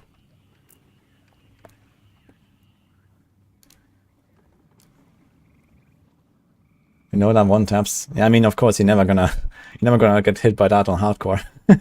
You're not even gonna try. So that's fine. As long as I can survive one of the cleaves. If I can survive one of the cleaves on like 120, then I'll be fine. Because it's hard to dodge it guaranteed every single time. Especially if you have to do like a 7-minute boss fight or something. And there's a Lilith cleaving you. Like, you have to be able to tank one of them.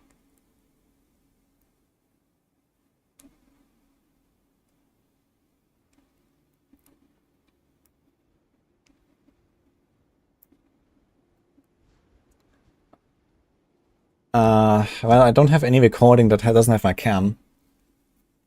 So I cannot actually see if, like, in the bottom left I could have seen her spawn. Maybe I could have seen, like, you know, the edge of the, like, in the corner, like, there's, like, this red circle spawning from the shadows, right? So maybe that was on my screen. But yeah. That was very unexpected. So it's Lilith 2, Woody 0, I guess. The other rip was also Lilith.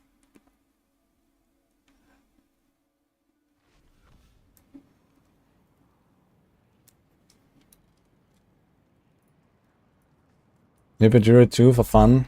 Now we still have to get rank 1 on the Druid. So I'm not gonna rip that one.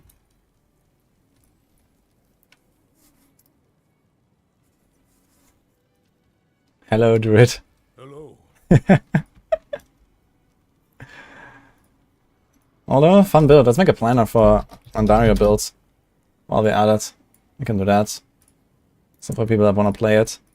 But yeah, I'm not really too sure what to think about the Melted Heart of Selig. I guess if you want, you can play it.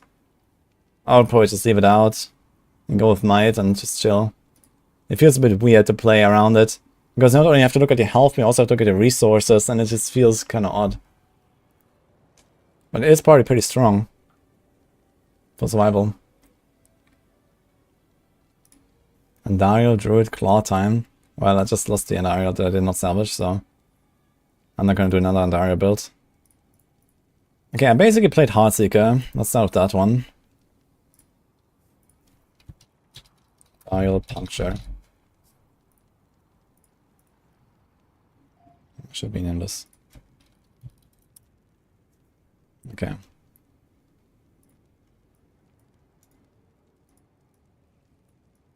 Yeah, we have to learn if this works as well.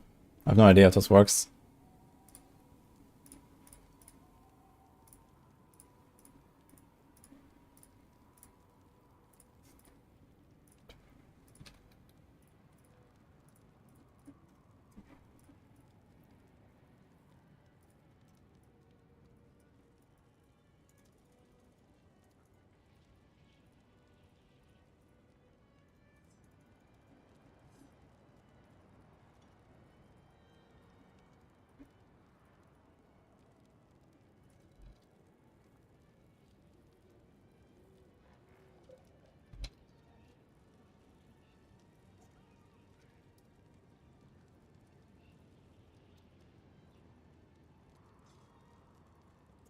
We probably don't want to do this.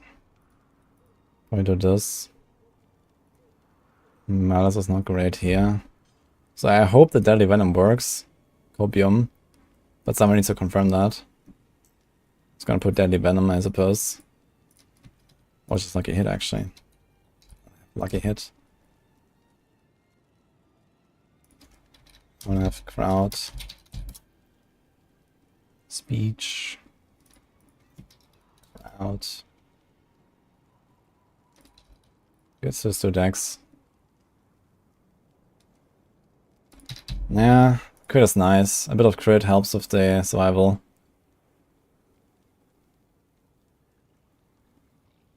So freeze, daze, freeze.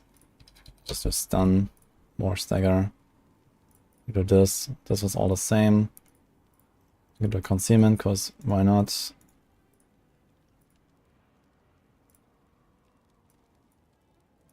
And alchemical advantage. Okay.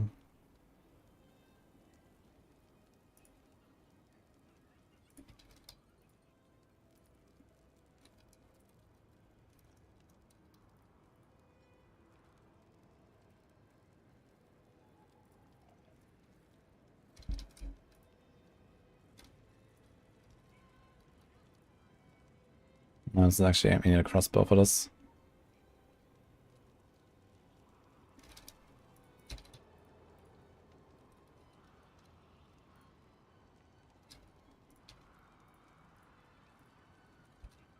Dude, 480 dex.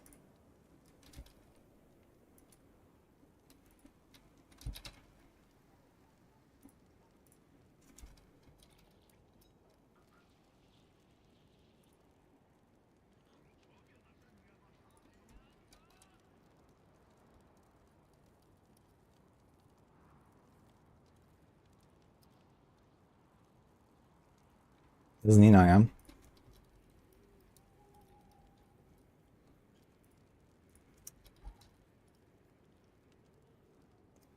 Count of size, count observation.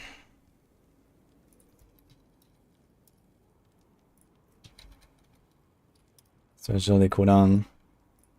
Agility cooldown. It's like very similar stats that you need for this build compared to Heartseeker actually. Lucky hit, attack speed, everywhere. And how much speed does this have? I don't know, it's 71. I'm gonna shadow step around a lot anyway. Let's do exploit anyway or something. It's not bad.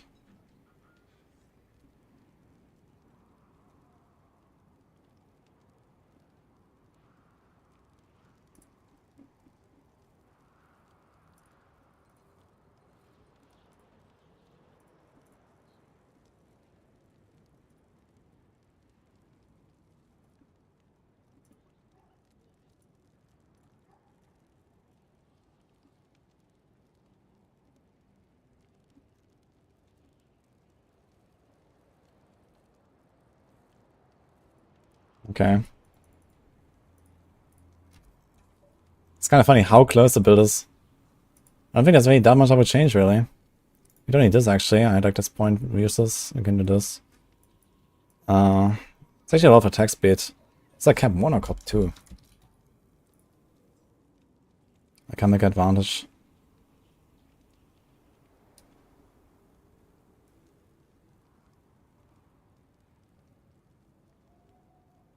It's actually cap 2. It's pretty good.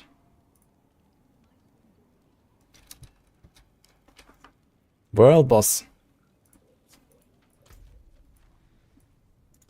Begins in 0 seconds. It's gonna be unfortunate. What's happening in Heartseeker? Nothing for now. Vein of Arrows still viable. Nope. Dead. All the verbals are dead in all the instances, for sure.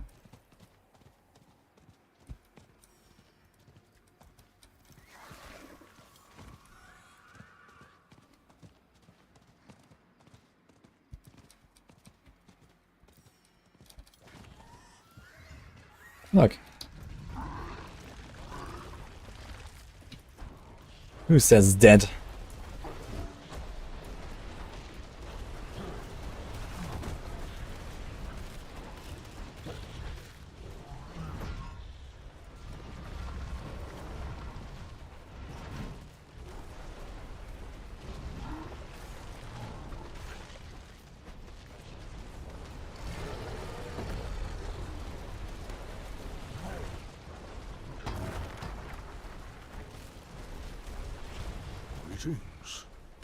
Greetings.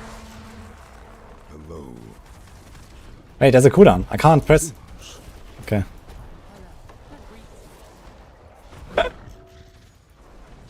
Greetings. Here we go, guys. Get my buffs up. I got double.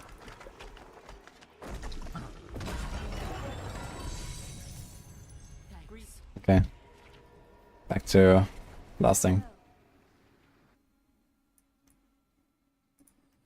Okay, so we didn't change much here. We just didn't go for Deadly Ambush. Which means you can maybe change this ball a bit as well, but we have the damage reduction there, we have the life there. It's actually kinda nice to have. We changed a bunch of glyphs around. So this was turf.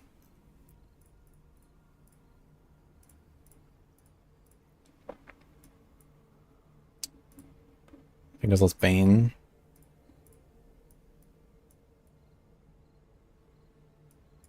Control we kept there. We also want to take the damage.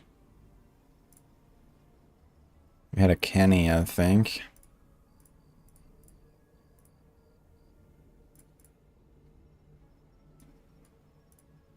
Oh, I actually missed that. Okay. Don't need pride. We had... We didn't run ambush, did we? Tracker.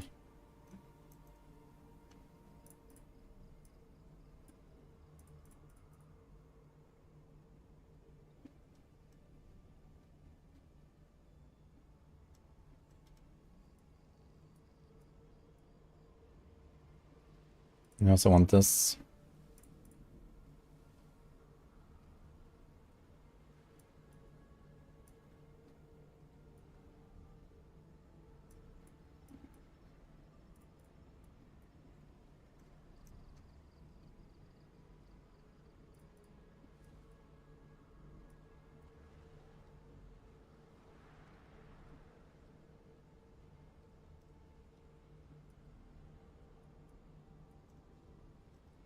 I wonder if I can like change the layout a bit, for example, by moving this here, and then it's 2, 4, 5. This is 2, 4, 6, 8, 9 with 2 strength nodes. So I could save 4 points pathing differently there.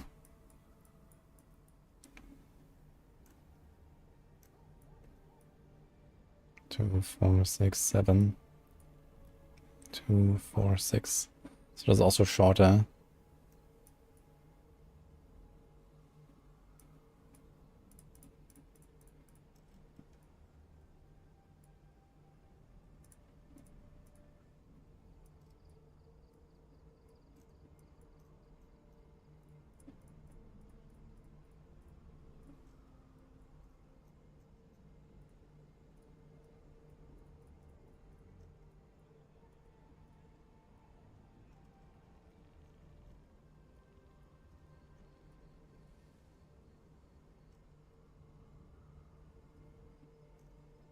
Doesn't help us.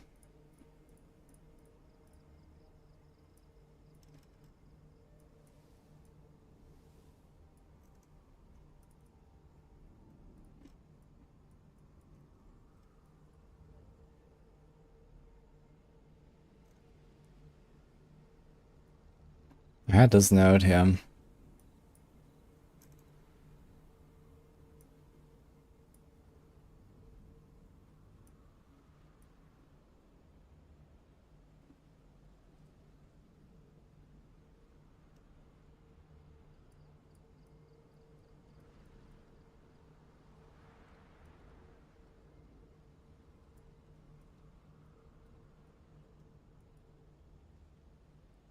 Dude, what? 69.9. Everywhere. How did that happen? How much end is this? I was like really easily kept on my resistances on the previous character, so what did I do? Can I get this easily? Okay, can I do one int node somewhere? Can I do this first of all? Oh, we have like extra points there that we don't need.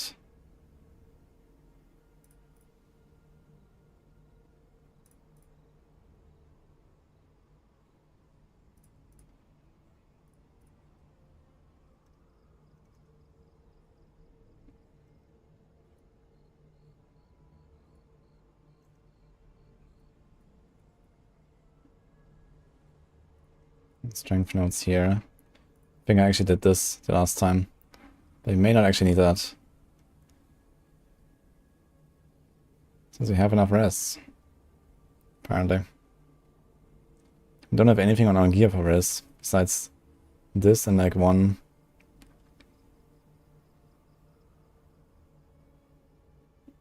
Wait, you don't have any items. Oh, wait a minute. You don't have any items to give us res. Paragon? That's because they have cold poison there. Actually, I don't need the poison, so...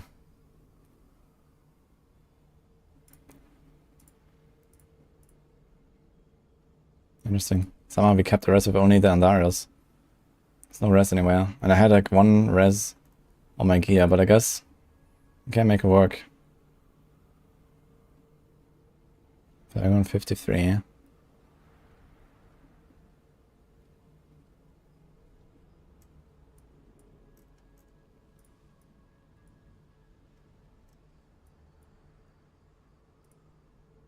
Actually, I want to stack up the control glyph a bit more, I guess, for the multiplier.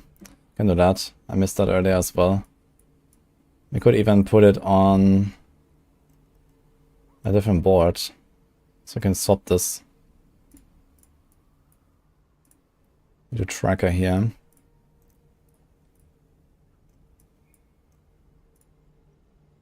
Do control here. Get this and this. Now it's 1, 2, 3, 4.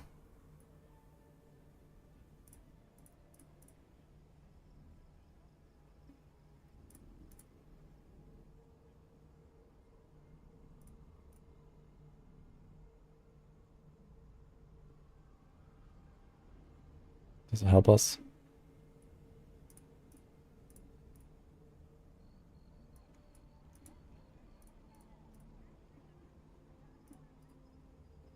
Doesn't really help us. I need 3 points back.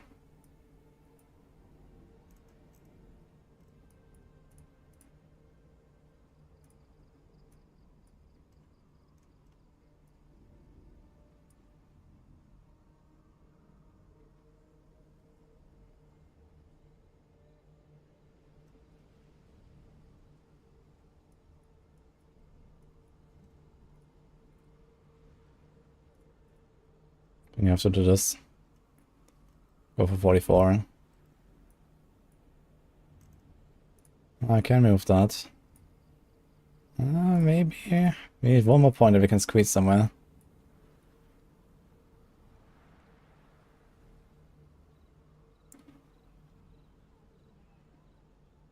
If you do double cold rings, you could do it. But it's a kind of unrealistic scenario. Could remove that 1 point there. Could remove one of the small nodes. Like this instead.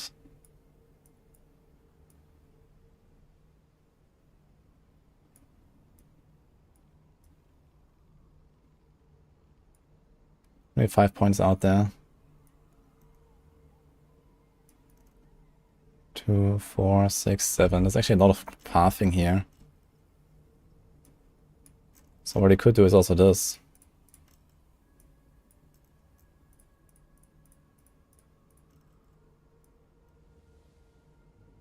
But it needs to be board 4, which makes it a bit difficult.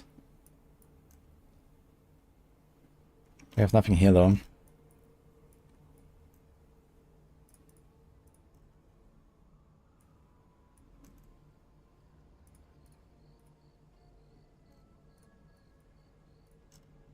Look.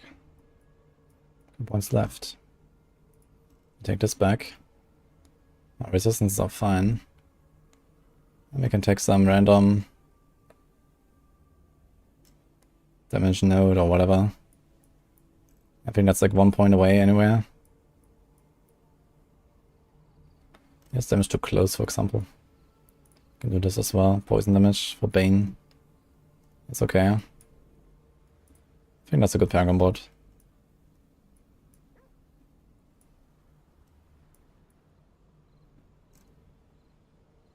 Okay, okay. Even get this. And get this. So the only thing that I need to fix the rest is like 1 cold res ring. And the rest just comes like this.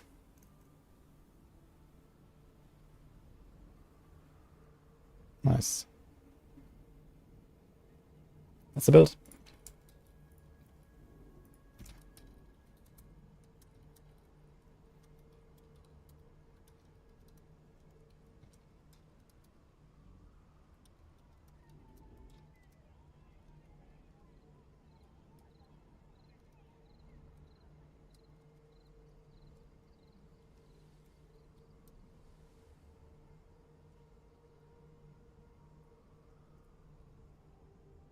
The question is, which build would I play now?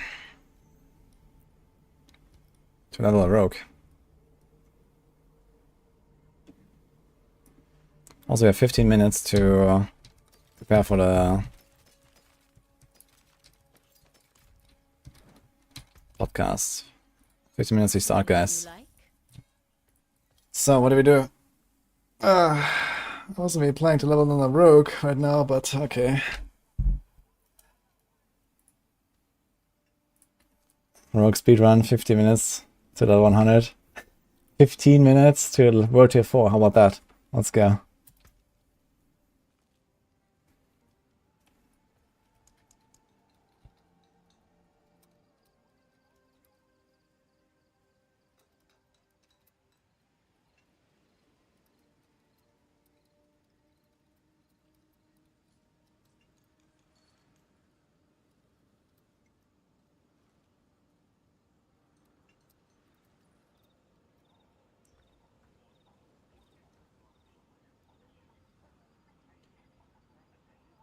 Yeah, true. I need to check the I did everything but the legendary aspects actually. Wait a minute. So elements is fine. Edge master is not fine, first of all. So we don't need this either. Do retribution. Do noxious eyes. Concussive is fine. Burst, rapid. I think this was Moonrise for speed.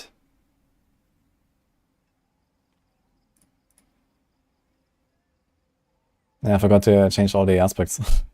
Just did a shared misery there and that was it. Okay, that should be fine. Yeah, this is what I was playing.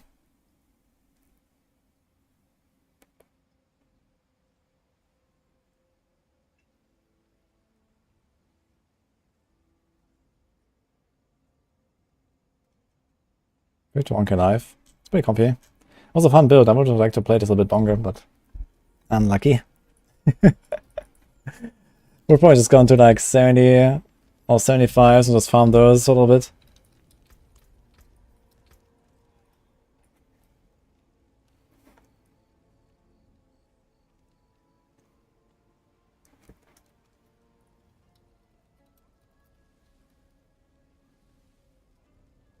I guess new rip time.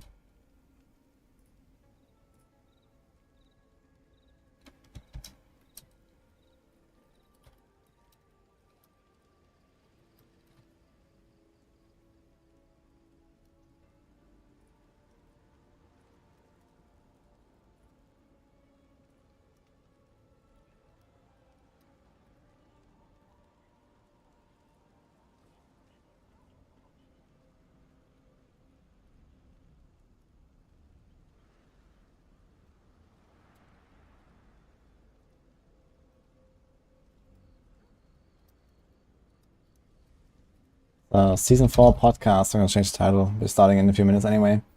So that. Let's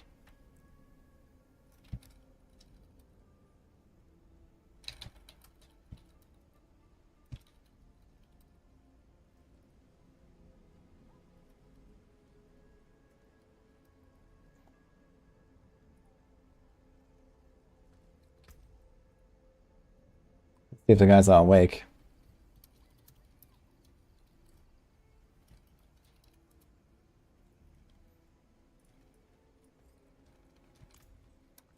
Are we not pushing pits? Currently I'm like 9 hours away and a patch on Tuesday from pushing pits.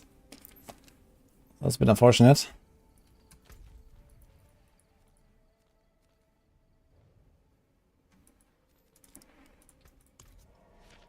It's a podcast done, now the podcast starts in like 10 minutes.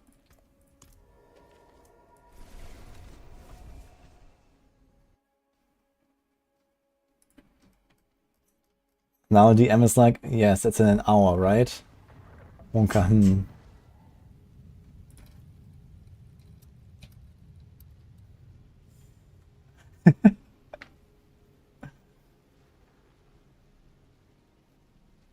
Is he streaming?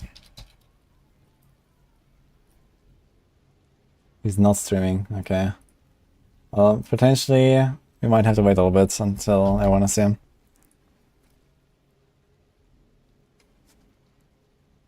Oh, he says I'm coming. Alright. Alright. All good then. So we start in 10 minutes, guys. What do I do now? I don't really want to play this build anymore, but I have to.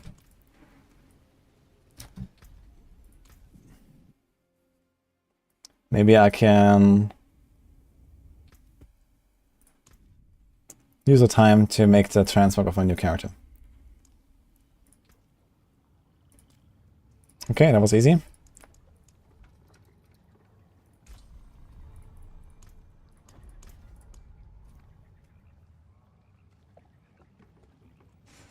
Yeah, it's not necessarily just the squishiness, but I do not really feel too safe on the tornado, and I don't really want to rip that character right now either.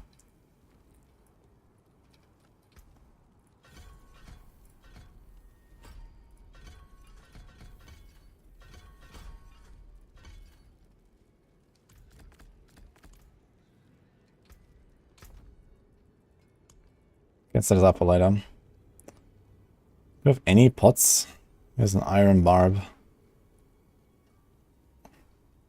I have one elixir to get started, I suppose.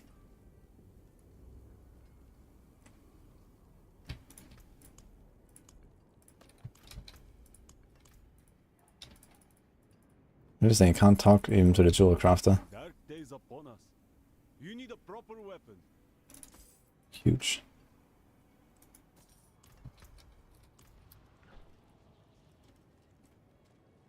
You can't level up gear anymore. You do it now with Masterworking, which is later in the game. And it says that you start fresh with perfect aspects. That's true, actually.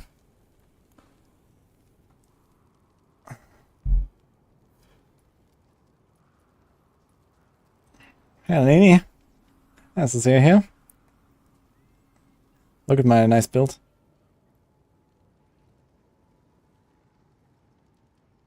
What am I doing this? Well, I wanted to level a TB for a while, but I want to do that on softcore to do PvP.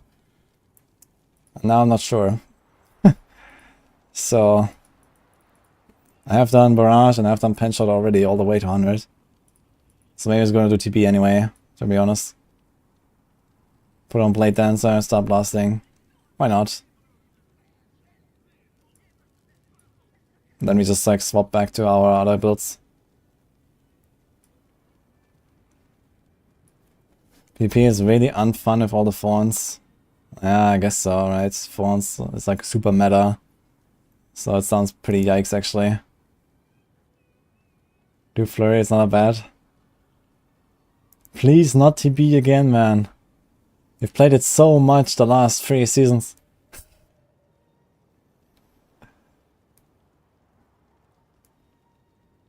I'll turn on the lights in a second.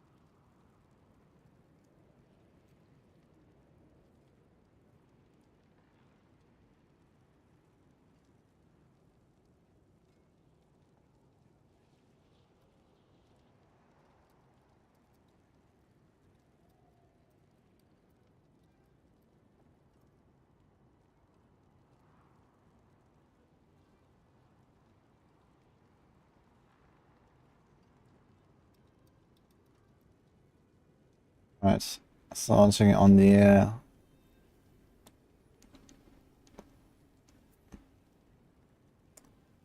I'm gonna ask Chronix if I have my I'm not sure if I have my sound set up correctly right now. Let me just see the rest of the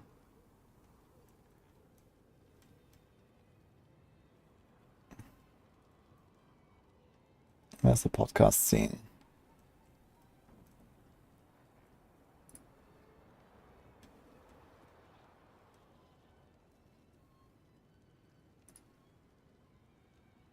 Okay, audio captures. 4 people, podcast. If I do this. Oh yeah, I forgot to actually change the names. Oops. So I got everything kind of set up. I just need to change the names real quick.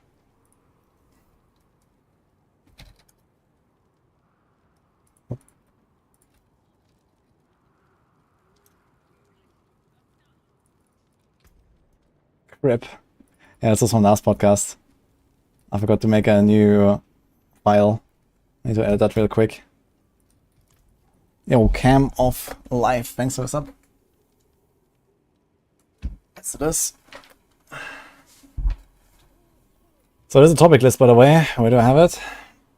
I made it earlier. It's just very basic. We just talk about all of the Season 4 stuff, basically. Boom.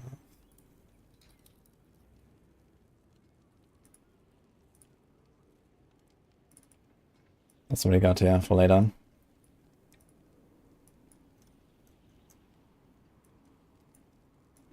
Roughly.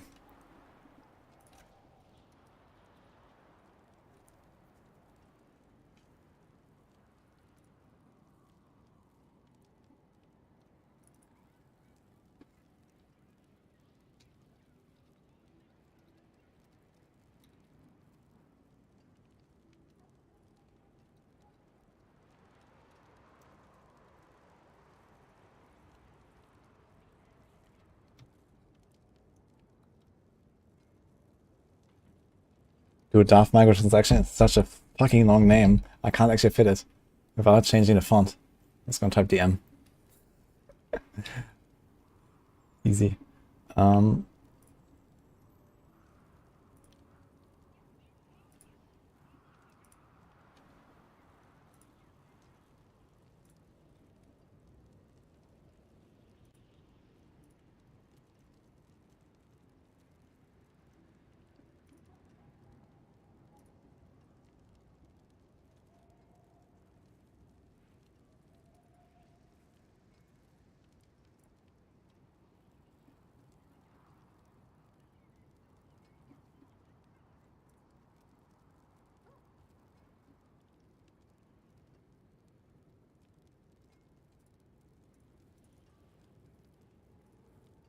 Okay, so if I do this now, it looks fine. Okay, so I got the names. Alright, I fixed it. Good.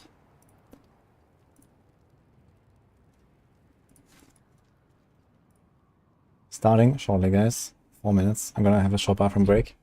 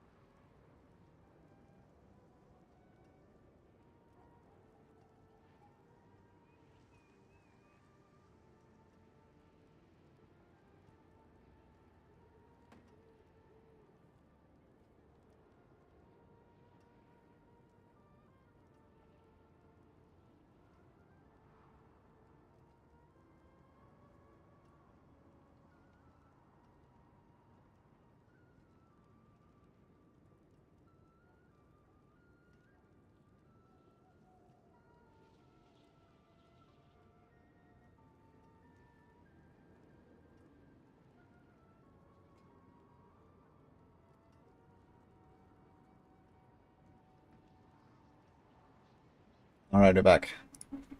Just in time.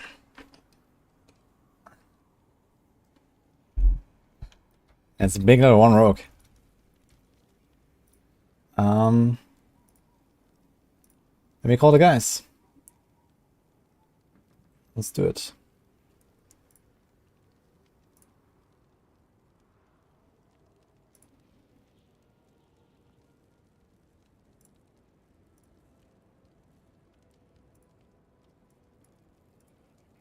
Gonna turn this off for now.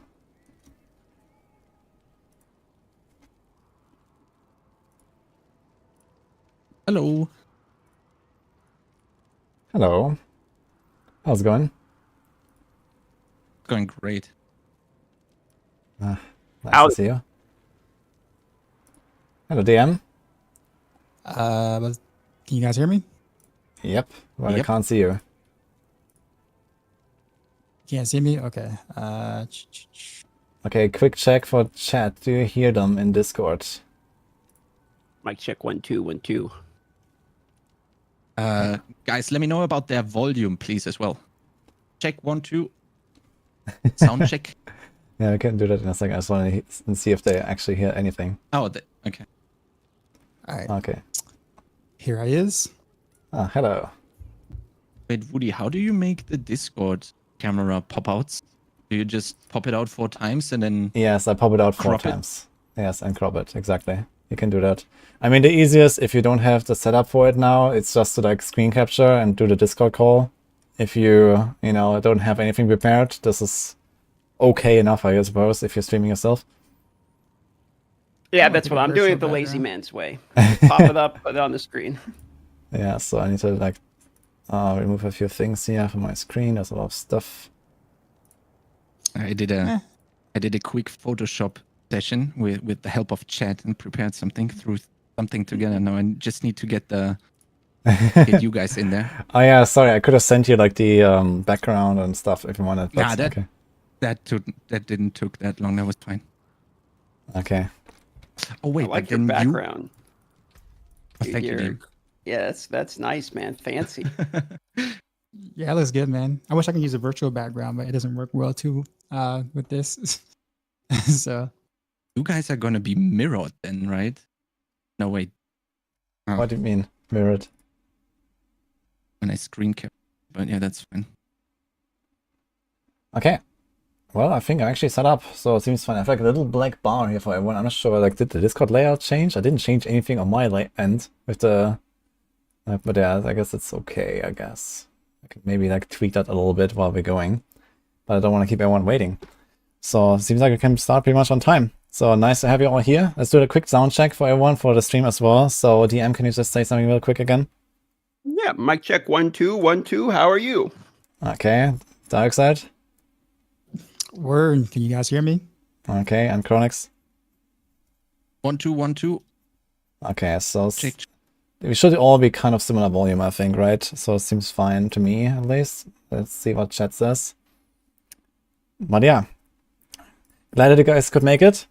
So let's start here. We have a podcast for season 4. And we want to discuss all things about the new patch, how we think about the game, what happened, all the, like what happened in the season, and so on. Seems like in general, season 4 has been like a huge, I had like a huge positive reception. And let's see if there's like other, more in detailed topics to talk about here. There's certainly also problems that we have probably identified in the last 2 weeks of blasting. Everyone here has been playing a lot, as far as I know. For the chat, like not everyone might know everyone here. I guess DM is like the biggest name, but I would like to have a short introduction for everyone here for just like a few sentences, who you are and what you do, and then we jump in. So let's start with DM, then Darkside and Chronix. Sure. I'm just a ginger in Alaska talking about video games. Nothing too special. Okay. So I am Darkside. I am one of the Maxro Rogue Specialists. I help alongside wudijo, Mippy, and Lucky, right?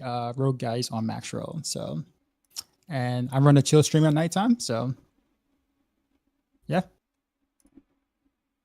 Okay, Chronix. And yeah, I'm Chronix. I'm also on the Maxroll team writing the Necromancer guides alongside Macro Bioboy. And yeah, also creating general and Necromancer content over on YouTube and also streaming on Twitch. All right. And me, I'm the host of this podcast, wudijo.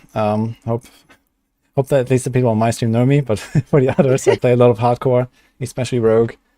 And well, yeah, that's what I do here.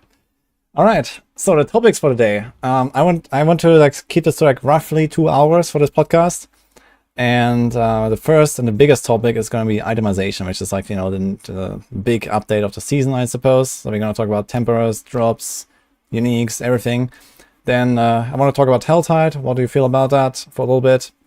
Then we have the pit, and we have the Tormented bosses, and to some degree the Stygian Stones. Then we want to talk about class balance in general, game balance in general. And then we have open-end discussion for future content, future features, and so on. So this is kind of the roadmap here for the night.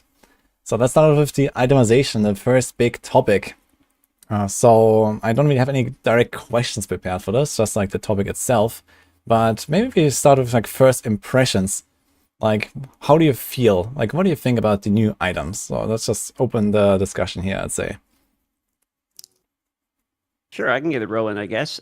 So originally when I saw it in the PTR, because I didn't spend I don't know how much time you guys spent in the PTR, but I didn't spend a lot. You know, I spent a few hours or something into it, tested everything. I was like, okay, I get the general gist of it, and kind of logged out. So my original take when I saw it in there was like, it looks better, but I was concerned it was too simple.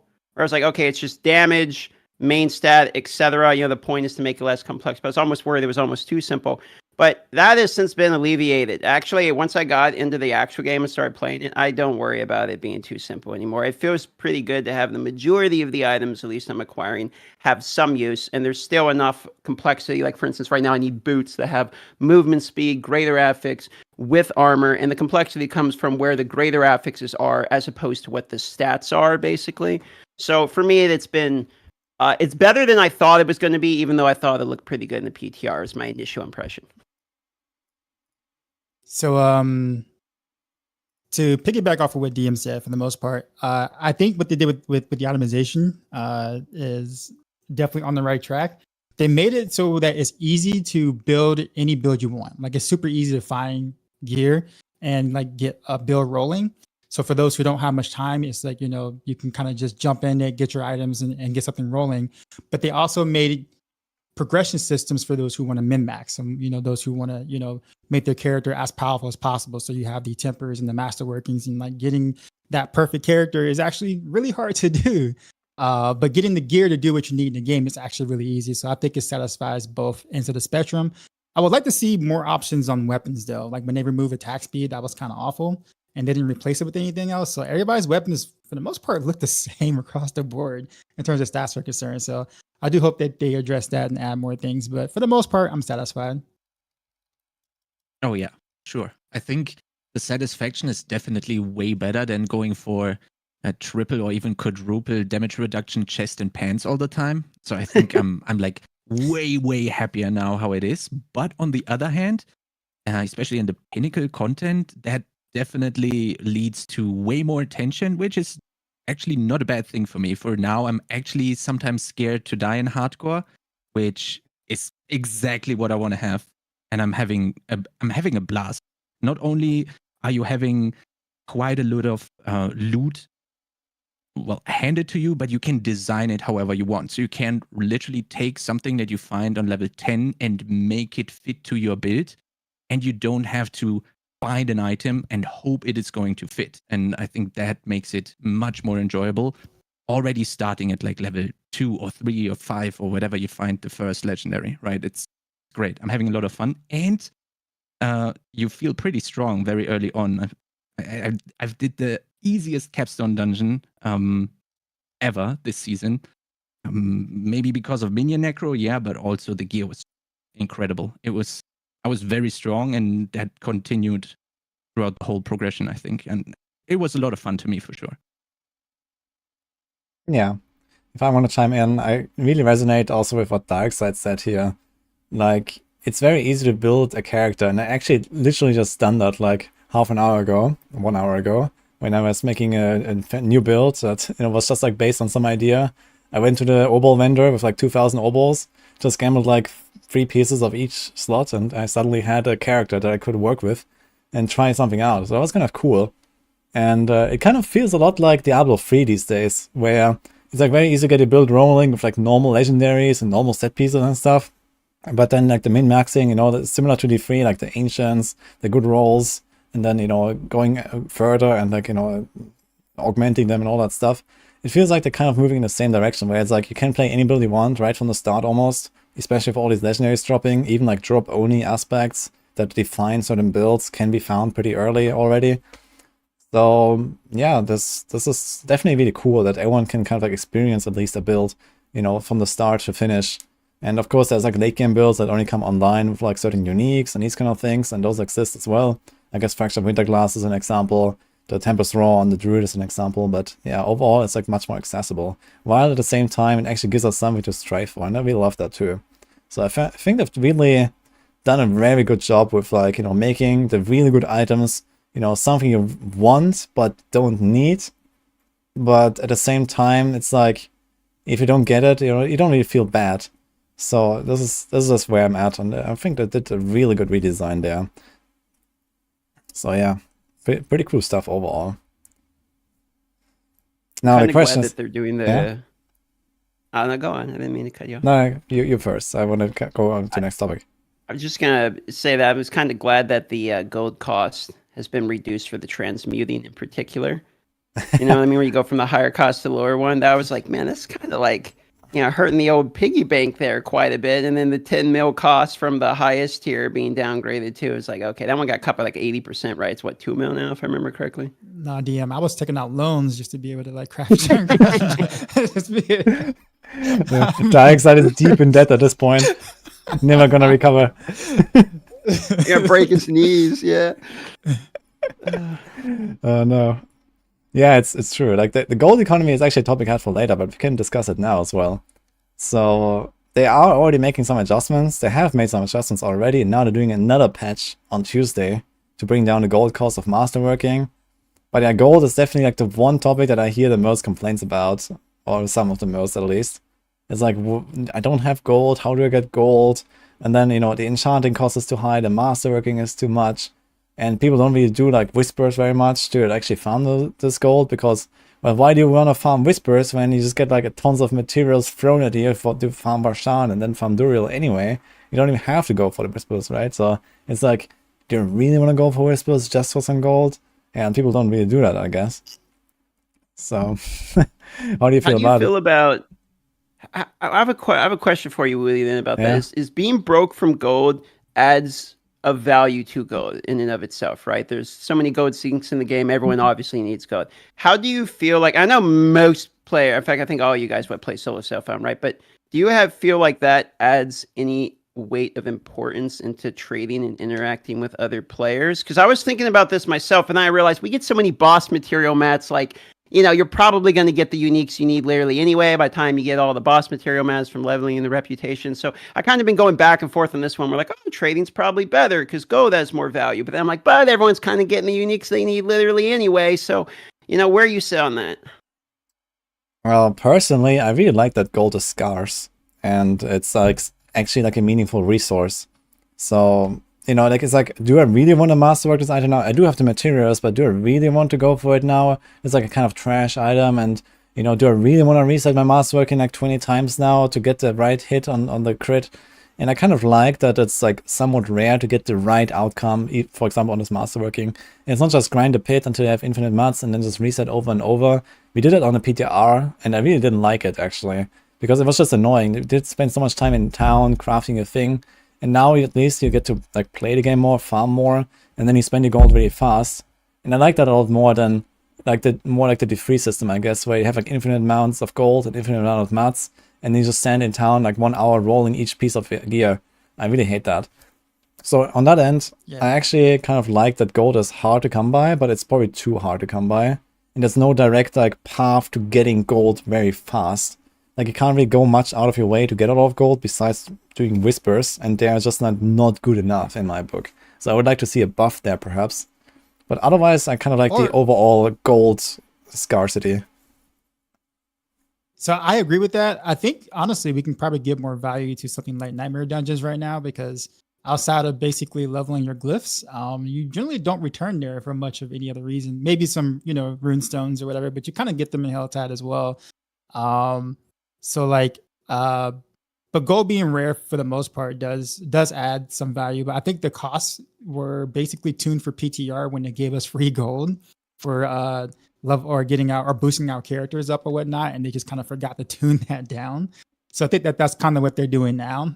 But I hope it doesn't get to the point where it's like gold is useless at the same time, because you do want to have to make decisions like, but yeah, for the most part, I mean, Whispers as really the main source of like grinding gold, it's just kind of rough. Like it'd be nice for Nightmare Dungeons to kind of maybe have a little bit more value in that sense.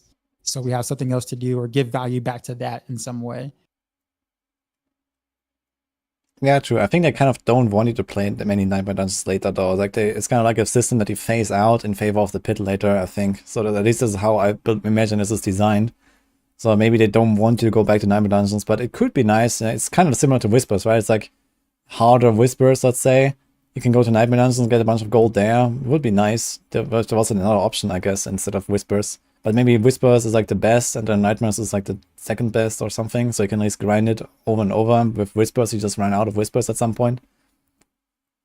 Yeah, Could I have just a don't like Helltide. replacing systems. You know what I mean? Like we replace one thing for another, and so one piece of content becomes pretty much obsolete, and that's not cool. Sorry, DM, I didn't mean to cut you off.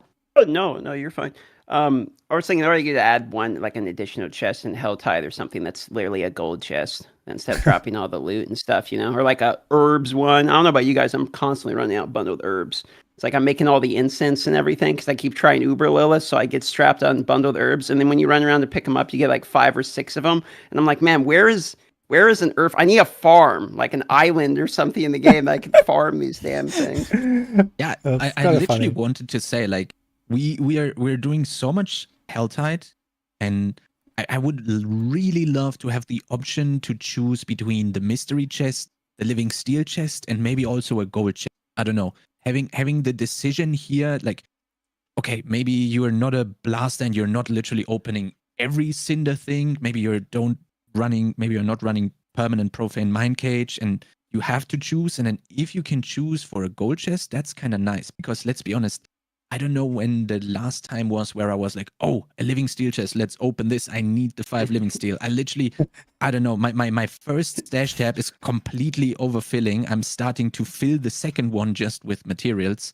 So maybe a gold chest would be a good idea, but then again, like, you can't put too much in there, and it's rough. But having the choice is nice. But then again, Helltide already does so much for you right now. You're having Angel Breath, you're having bundled herbs, you have your boss materials, you have gold through the Whispers, or the Helltide Whispers that are in there as well. I don't know if it's a good thing to give them the gold chests on top. So maybe an alternative, like putting more value in the Nightmare Dungeons, would actually be the way. Although I wouldn't be happy to be running Nightmare Dungeons. It's actually, for me, currently the worst part of the game, but it's Agreed. okay. For getting your glyphs up, it's fine.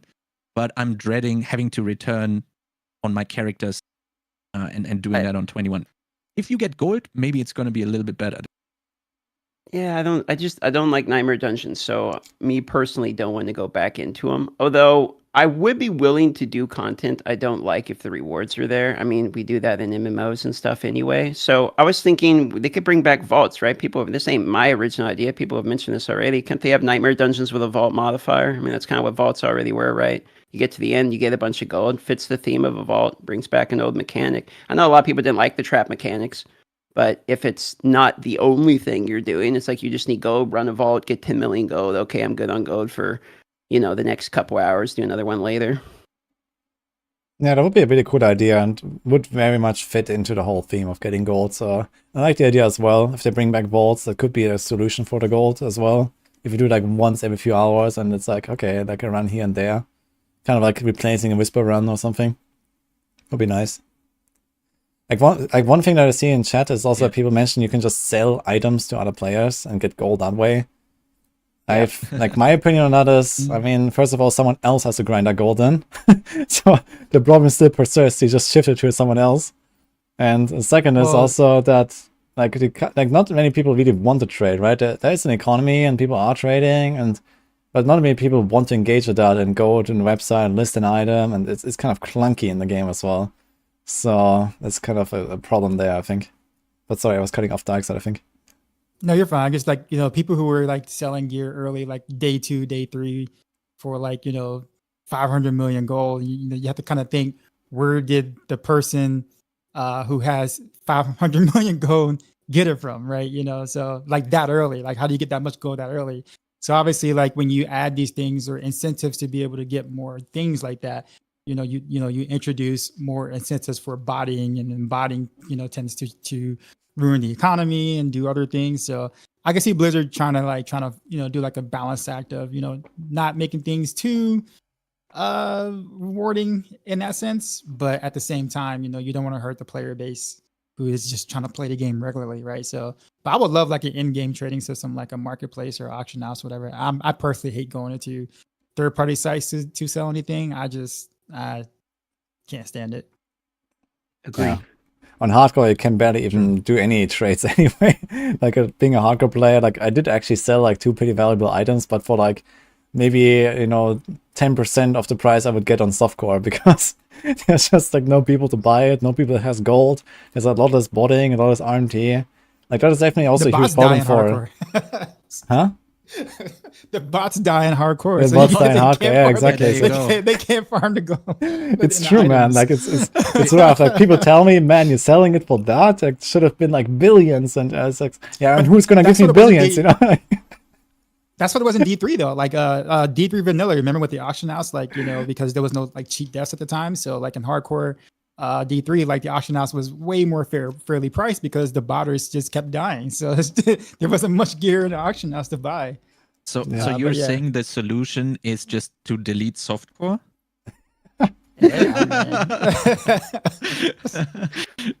Then Woody and I finally have an economy going, probably. Now my idea was I was hoping like boss carry thing would be a thing, and I could sell my boss killing fun for other people, but I don't know. Nobody. Everyone either does them on their own or leaves the Stygian Stones in the stash and sells those instead, and I'm the one buying them. So I don't know. It's whatever happens. I keep spending the gold that I earn. So I don't know where it keeps going. Today I learned you can actually trade the Stygian Stones. Those have got to be the most valuable item in the game, then, right? I mean, they are. Am I the only one starving for these things? I have one of them, and Lord knows when the next one's going to show up. No, you're not the only one, man. They don't drop.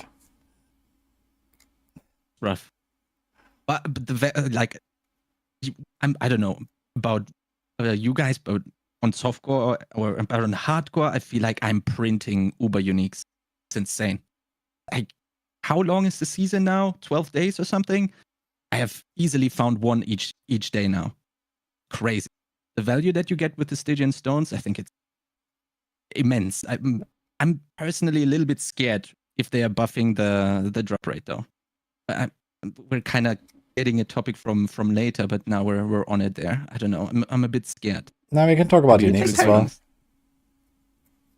Kind of crazy the amount of not only the uniques but also the uber uniques I'm printing with the Stygian Stones. It's crazy. I feel like it's okay now, but I'm scared if what's going to happen if you are increasing the drop chance. But obviously you want to cater to the casual audience a little bit more, because probably a lot of people are starving for them way more than us probably playing the game for so much time. But then again, the top end is going to go crazy. Well, the way I was looking at this is, haven't they kind of moved the goalpost in on Uber Uniques? Because before they dropped like max, they didn't drop max roll, now they drop max roll, but now it's you can greater affix these too. So it's like the Uber Uniques are easier to get, but like the Uber Uniques are like now kind of hard. You have to hit it with the greater affix if you really want that full Uber Unique. I figure if you really want an indestructible grandfather, man, you really the mega indestructible grandfather, yes. Yeah, but yeah, uniques is a good topic in general. So it's definitely noticeable how a lot more people are getting uber uniques now, thanks to the Stygian Stones and thanks to the Tormented bosses. And I mean, Cornix with his 1% speech, like 1 uber a day, is a bit optimistic. Not but me. but yeah, I mean, it's definitely noticeable that people are getting more. And it's also in great part thanks to the Tormented bosses, I guess, that people are doing. Or, you know, they go to a rota, get carried and whatever, right? And previously people like maybe farmed up their few uber like durials, and then, you know, they did like a rotation, they got nothing, and that was it. And now you just get like so much more mats vomited at you from every corner in the game, right? You just level up a character and you have like 20 bosses ready to blast without really trying, right? So it's not like you have to go out of your way. Like compared to last season, for example, I never felt like I was actively farming for boss materials this time. Like last season, I spent 100 hours, you know, doing whispers, doing helltide, specifically hunting down the living steel and the Vashan mats, and then doing durials. And now I feel like I'm just playing the game, and I just get boss mats. You know, I'm doing helltides, you know, also to level up, also get my iron wolves. And, you know, the living steel is just the stuff that drops on the side at this point, right? We talked about the living steel chest, no one really cares. And that's really cool, you know? I like that we have, like, so many mats available, and it's maybe too much. Maybe I can at least, like, increase the stack size or something, right? But, yeah, it's nice because it doesn't feel like a chore at all compared to the previous seasons. Sure, I've just finished leveling a rogue, just hit 100. I regret I haven't emptied the first stash tabs. Could have tracked how much I found, but it's crazy. I don't have to go out of my way to do whisper for Vashan. I don't have to go out of my way to get living steel. It's just there, right? It's a great feeling. I'm having a blast when it comes to that. And also, I like when we're talking about uniques, I like the stuff from the Iron Wolf board that you get the sacreds really early on, the uniques. Because you go like, oh, what am I gonna get? What am I gonna get? You know, and then you get like Ring of Sacrilegious Soul, which is like great in an early game on the Necro, the auto cast ring. Like it's such a great quality of life, and I don't know. I think that was also a very good idea there. Just making them more available feels great to me. That's how I got my Tempest Roar. I guess I don't really feel Take much a about Tempest it, Roar. honestly, because like as a rogue, I mean, I look at a unique and it's just another salvage material for the most part. It's just like, oh man, more materials, yeah, you know. But I guess, you know, it's really just the fact that the itemization, like the legendaries and rares, are the ones that got, you know, the rework, and uniques kind of didn't, right? So like uniques are kind of more so on the back burner of things for builds that you used to be able to use them in. So I'm sure probably maybe in season 5 they'll kind of, you know, look at that and be like, how can we make these more useful? But like on a rogue, like literally every single unique outside of like the Shaco seems to have like zero value for me right now. So I wish I had that feeling where it's like, oh, I found a unique, you know, but no, it's just more. I mean, to be fair, like when you find like a sacred unique, it's like, you know, you find a condemnation or you find like a sacred tibble as well. Like, you know, at that point you don't really have like good enough stuff, you know, even penitent griefs, like these kind of things. Yeah, you don't use them later, but it's really nice to get early game. Like if you get a sacred one of these at level 50 or something, you're gonna run with it for a while. You know, that's kind of the cool part, I guess, that we were mentioning here. And yeah, you're gonna replace it later. But I do agree, like a lot of people agree, I guess, that something has to be done with uniques at some point. They can just like restart them and like update them all, or they can make like some new system to give them an upgrade path, you know, somewhere in the direction of tempering. I don't think that they should do the same, like they just allow tempers or something. I think that would be kind of a mistake. But, you know, something else that is like a similar like power increase or so to like bring uniques back on the table. But I honestly really like that our builds have fewer uniques this time around compared to last season. I feel like last season and before that, it was always like, okay, every build has like, I don't know, a Shaco or maybe a Godslayer or a Tuskhelm. And then you have like Tibor's Will in every build. And then you have like, you know, if you have it like a Starless. And, you know, just throw everything in there that you got, right? And every build was just like the same, with like the same 6 or 7 unique items. And it was like way too much, I think. They were just clearly better than other items. And I didn't like that at all. So they need to like balance it more to the point where, okay, you really want to use a certain unique that really fits into your build, but not much more than that. And I think that is much better than what we had in the past. think Agreed. Unique's sitting in the position where it fundamentally changes the way his skill works is like perfect for what they're supposed to do. You know, like the Fractured Winter Glass or the Boulder Stone one, Dolmen Stone or whatever it's called, like Scoundrel's Kiss. You know, stuff that fundamentally changes what the ability does, I think is a pretty good placement for him. Yeah, I agree. Or they give like some really unique effects or some really unique, like, you know, build around effects, right? Like imagine like Frostburn, right? Frostburn was actually a unique effect almost, right? Freeze an enemy. And now Frostburn is literally 1 tempered stat on any of your armor pieces, right? So it's like, you know, some of them have kind of shifted away from any kind of usability, but it was a unique thing, and now it's just everyone has it. But I do agree, like, you know, that these very build-defining items are much cooler to have, even if they're like, you know, not that many in a build. Right, like before we were using them mainly for their multipliers because they were so strong, right? Most of those. And now they're really just, oh, I need them to make my build work. I think that's a way better place than what we had before, where they just end up in literally every build because Tybalt's Will is just too hard to pass up, right? So the direction, I kind of like that, to be honest, to what it was. Slap it on there for the multi, and now Tempest Draw and so on and so forth. You need those to actually be able to play the game. And now with the availability being increased, it feels like a much better game to me. Sure. Yeah, but let's go back to the topic of the bosses again. Like we talked a little bit about the Stygian Stones and the Tormented bosses. Let's just pull that up here for the earlier topics. So, about the Tormented bosses, how do you feel about fighting them, doing the rotas for them? And do you think this was like a good move, introducing those bosses with like the big loot pinata that you get at the end? And like, do you enjoy that? Like, how are the drop rates for you? Like, what do you think about that? Who wants to go first? I'll just go ahead. All right. Well, I actually thought Uber Endario was like one of the coolest boss fights ever, dude. I actually really liked it. I thought, hey, we're finally getting mechanics. Like, I had an issue with some of the other ones before where I feel like it's just a tank and spank, where it's just, here's a dude, punch him in the head, he falls over, right? But then Endario was like, okay, they're starting to get some mechanics in here. You got to go. You got to hit the little things. They have suppression shields on them. It rotates and all that. So, you know, I'm starting to like the direction they're going. They're feeling more like you have to actually kind of know what's going on. So, for the most part, I'm liking that. Also, like, I think this is an odor change, but I've been trying to beat Uber Lilith on the Druid, the Were-Nalo Druid, and the DPS is pretty dog shit, so I actually have to like play the game. And while I'm fighting her, the way they do the ramping of the stacks is feels so much better, because it's like by the time I get into phase 2, it's like, oh, I got 1 stack or I got 2 stack and I fucked up or whatever. So it actually feels kind of like a mechanic. I don't know, I'm liking bosses probably the best in season 4 because I kind of didn't like them previously, so they feel significantly better for me, at least. And in terms of like the loot pinata, the whole bunch of loot, I couldn't answer that one because I don't have a lot of stones.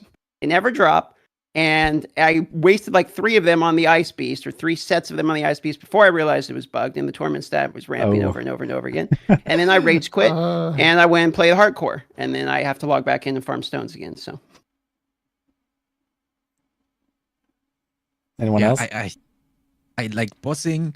I don't know. For me, the best activity in an ARPG by far, especially on hardcore, there's nothing better than bossing in hardcore for me. So I'm a huge fiend when it comes to that. Previously, I just refreshed, did the PoE Ubers one more time just to, I don't know, be able to compare it a little bit better. And I gotta be honest, the stacking debuff mechanic is a great idea. It's just that, let's say 4 of those Ubers we currently have are way easier than the other 3, basically. And I'm saying like Andariel is harder, Uber Lilith is definitely harder, and Beast in the Ice, especially for classes that don't have a movement ability, it's kind of rough. And the other 4 are still like a pushover. Feels like a pushover. So there's kind of like a big discrepancy between the 7, sorry. And I don't know, but the harder 3 are insane. I'm having a blast doing them. And yeah, the loot, as I said before, might be a little bit too much, but then again, Woody had it right with me, probably the 1%er speech here, so maybe it's fine after all, yeah. Nah, but I mean, I actually enjoy fighting the tormented bosses kind of thing. I mean, I like fighting mechanics and like having to learn the mechanics and dodge them all, and see if I can just not get hit, etc. I think these Stygian stones are absolutely too rare because I like to do them more often. But I think is a step in the right direction in terms of giving something for the players who really want the additional challenge, and then still leaving the regular versions there for those who would rather just do the farming aspect of things. So having that option, I think, is actually pretty cool. Some tuning obviously needs to be done for all the bosses, but I think it is a step in the right direction for the game as a whole. I just, you reminded me, Dai, I had a lot of people really struggle with FOMO because they didn't want to lose their normal bossing materials because they didn't have enough Stygian stones, because you get the 3 you invest 3 times the materials and get 5 times the loot. So people wouldn't boss at all to save the materials to then go and do the Stygian stuff. So that's kind of like counterintuitive as well, right? You kind of want to have people to go and do the bosses, and they don't do the bosses because they save up for the Uber bosses with the Stygian stones. That's also one thing where I think might need a little bit of work. I don't know how you guys feel about it. I mean, a stone I feel income. Like go on, Woody. No, I'm just asking, like, the stone income, or what is it about now? Yeah, I mean, you have people that want to do, for example, Uber Gregoire, but Yes. it doesn't make that much sense to go and do normal Gregoire, and they won't go do normal Gregoire because they don't have the stones. They would rather save it up and do easier Yes. tormented boss to get the increased value through the Stygian stones. But now they don't boss at all because they don't want to waste their living steel, for example. DM wanted to say something there. I was just gonna say, it feels like a stepping stone to me. Like, I don't really feel too de-incentivized to wait, because I feel like I kind of, in order to do the Ubers, I would want the things that I need to acquire to do the Ubers. So for me, for instance, to give you an example, I played Druid and I was doing the Werenado, and I wanted Tempest Roar. Well, if it wasn't bug, then I would have needed to do the stepping stone of doing the normal one to try to get the unique that completes my build and then do the Uber. So for me, it felt fine to have the option. I actually kind of like doing them earlier. Like, Varshan's not a level 100 boss or anything. So the ability to kind of go in and get some of your uniques earlier felt fine to me. Though I will admit, I did kind of feel the crunch you're talking about, where it's like, hey, maybe I should not waste my materials. But then when you realize stones are like so rare, I feel like I've never been in a situation where I had the stones but not the other boss material mats. So for that reason, I don't really feel that pressure too much. Yeah, from my perspective, it's also like, with the stones being as rare as they are, it's not really a problem. Even with like some of the tormented bosses, like, you know, you do tormented Gregoire and then he doesn't even drop like at least 3 of the shards. So to summon Duriel, he only drops 1, which is, I'm not sure if that's intended even. It seems kind of weird. Like, you pay triple the cost and the stones, and then you get 1 shard back anyway. Like, you could have just gotten more shards, running them one back to back or something. But the good thing about the tormented bosses, and the best thing I think, is that they're completely optional, right? There's no reason to do tormented bosses outside of like getting your uniques more efficiently if you can kill them fast. Like, there's no advantage really. Okay, your boss material economy is a bit better, I guess, outside of like, you know, doing tormented Gregoire, but let's say tormented Duriels, they have like a better economy. You only pay 3 times, you get 5 times. Sure, right? But it's not like a massive increase in the efficiency, and no one really has to do them besides like the 1 spark that you get for like the first kill or so, and you can get it at any point from a carry or whatever, or even like anyone can take probably down one of the bosses with like almost any build. If you take the easiest one, you know, if you do like a Duriel, it's like a pretty easy fight. Then, you know, at some point you're gonna get there, right? If you really want to, you can get there, and you can take him down, and you have infinite attempts on softcore. So at that point, yeah, it's just a spark anyway. But yeah, it's like nice that they're optional, but they give you like a challenge to go for. And personally, I also like the idea of like just like completing a build or completing a character and just like maybe go and take down some of the tormented bosses at the end, just for fun, you know? Like, if I had more materials or more stones available, I would actually like to do that, you know? If I don't need any more loot, I'd just like to go and do it for the fun of it. because they actually find encounters now, and you don't just go in and you bonk them and that's it. So that's how I see it.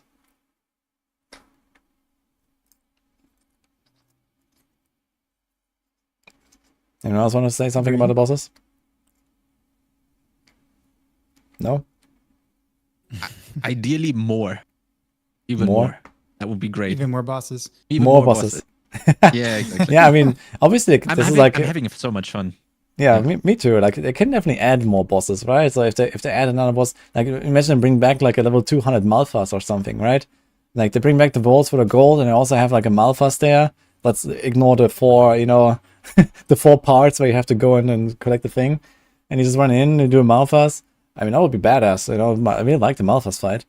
And if they bring him back, for example, or whatever new boss they're making next season, right? And they can always just extend it and like add more of the new drops to that new boss or whatever, right? So yeah, why not? That'll be Surprised that one actually didn't get brought back. Now that you bring it up, I kind of forgot about him. But didn't every other additional boss from a season of Mechanic make him back? We had Lord Zir came back, Varshan came back, so he's the only one that's not back yet, right? There you go. You just revealed the mid-season update, DM. Maybe, yeah, maybe. So, oops, leak. Uber Malphas. Yes. One thing I don't like about the whole boss system right now is also that Andariel and Duri have the same loot table. I feel like some of the loot tables are kind of bloated. Like if you especially look at like Lord Seer or something, like everyone is moaning, like, man, I can't get my rapid fire ring, I can't get my fractured winter glass. Like blood is already hard to come by in the first place. And then Lord Seer has like 10 items per class. Like, why don't it just like take like, I don't know, 2 items from Seer, 1 from each other boss, put it on Andariel's, and you actually have like, a reason to go farm her instead of Duriel, for example. So that would be kind of nice, I think. So I don't really see the reason to overlap them. Yeah, fully agree with that. But yeah. And also random point here, but Dioxide, I love your shirt, dude. That's a pretty sick shirt. Oh, is he frozen? He froze for me. Oh yeah. I was like, man, this man takes a compliment stone code over here. Like, I know it's a good shirt. He's frozen. Oh no. Oh, that makes a lot of sense now. I can see that. I look, yeah. On my stream, I'm twice now. I'm Dark Side now as well. Uh-oh. Okay. Perfect timing. Well, let's hope he comes back. Anyway, we can probably move on from the stone topic. Or maybe like one last question about this, like what would be the ideal Stygian Stone drop rates? Everyone's complaining about them, but how much more would you like to see, for example? Or do you think it's just fine how it is? Scale the drop rate with the pit. Like the higher pit you go, the more common they are. And it's pretty much that simple, right? 100% agree, yeah. Yeah, I agree with that as well, but I mean, how many stones should it drop compared to now? Let's say in a pit 100 or something. Something that is still on the higher end. I guess the question then becomes one of, should you get one every run? Is your question, right? Because you're asking like, how many should we get? So if you're asking for multiple, like the percentage, if it's 30%, but you get 3 of them, it basically averages to 1 a run. So I guess it depends upon how many average per run, 1 or less, or 1 or more. At what point? Did you make like? I did a little bit of math behind it, and I didn't do that many pit runs. For me, it's like 1 stone every 50 pits, kinda. That's what it comes down to. And those are like 61 plus, right? All of them. So that's a bit much, or not enough, rather. Maybe 1 in 25 or so. That's double already, and I already said I'm scared of doubling it, right? But yeah, maybe 1 in 30, something like that. 1 in 40, if 1 in 50 is correct, right? That's like some math that I did, noting it down when some of them dropped, and that's basically what it came down to. Yeah, I kind of have a similar impression about the drop rates. I didn't like keep track of it, but it definitely feels like something 1 in 50 or so, and I think that's too little. Like I agree, it would be nice to scale it up. Let's say they start dropping at 61, which is like kind of like okay difficulty level that kind of like makes you able to fight those bosses in the first place. And in the future, we're also not going to have the Iron Walls board that gives you like free stones, right? Like most people have stones simply because they get it from the Iron Walls or because they got it from the season journey. and they never really got anything from the pit. Maybe like a handful or something after grinding it out for a while, right? And that's just too little. It's just like, it doesn't even seem like such a major problem to many people right now because they just have a supply from the start. But if you don't get that supply, in the next season theme, then what are you gonna do, right?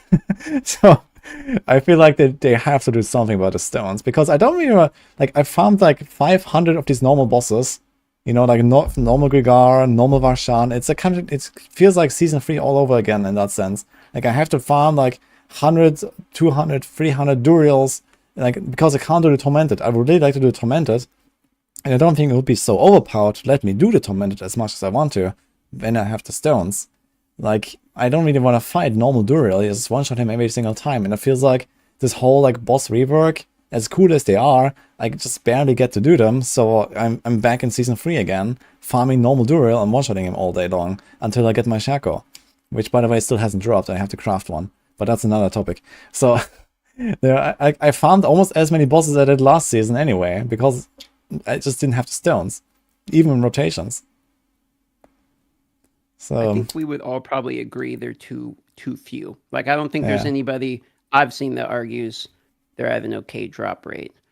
So I kind of feel like maybe we attach them to goblins, can drop them somewhere too. Except, I mean, I guess we could throw them in the pit, but my issue is if we throw them in the pit and then the in-game with the, I'm talking like the ultra in-game min-max is going to be what, farming greater affix uber uniques, probably, right? I mean, that's going to be the thing that you're eventually going to run into. So if you do that, then you're opening yourself up to the loop of eventually getting pissed off because you're having to go back to the pit to farm the stones, etc. I feel like this solution to the stones is they're kind of like only in the pit. Do they drop anywhere else that I'm not aware of? So maybe slot them into, you get one rarely in other activities, so you kind of get a mix of them. I get a little scared when we only have one place to do anything. Then we run into like the glyph experience in Nightmare Dungeon problem where it's like, now I gotta go do this thing to get the glyph experience, and then it just kind of becomes content you don't want to do anymore.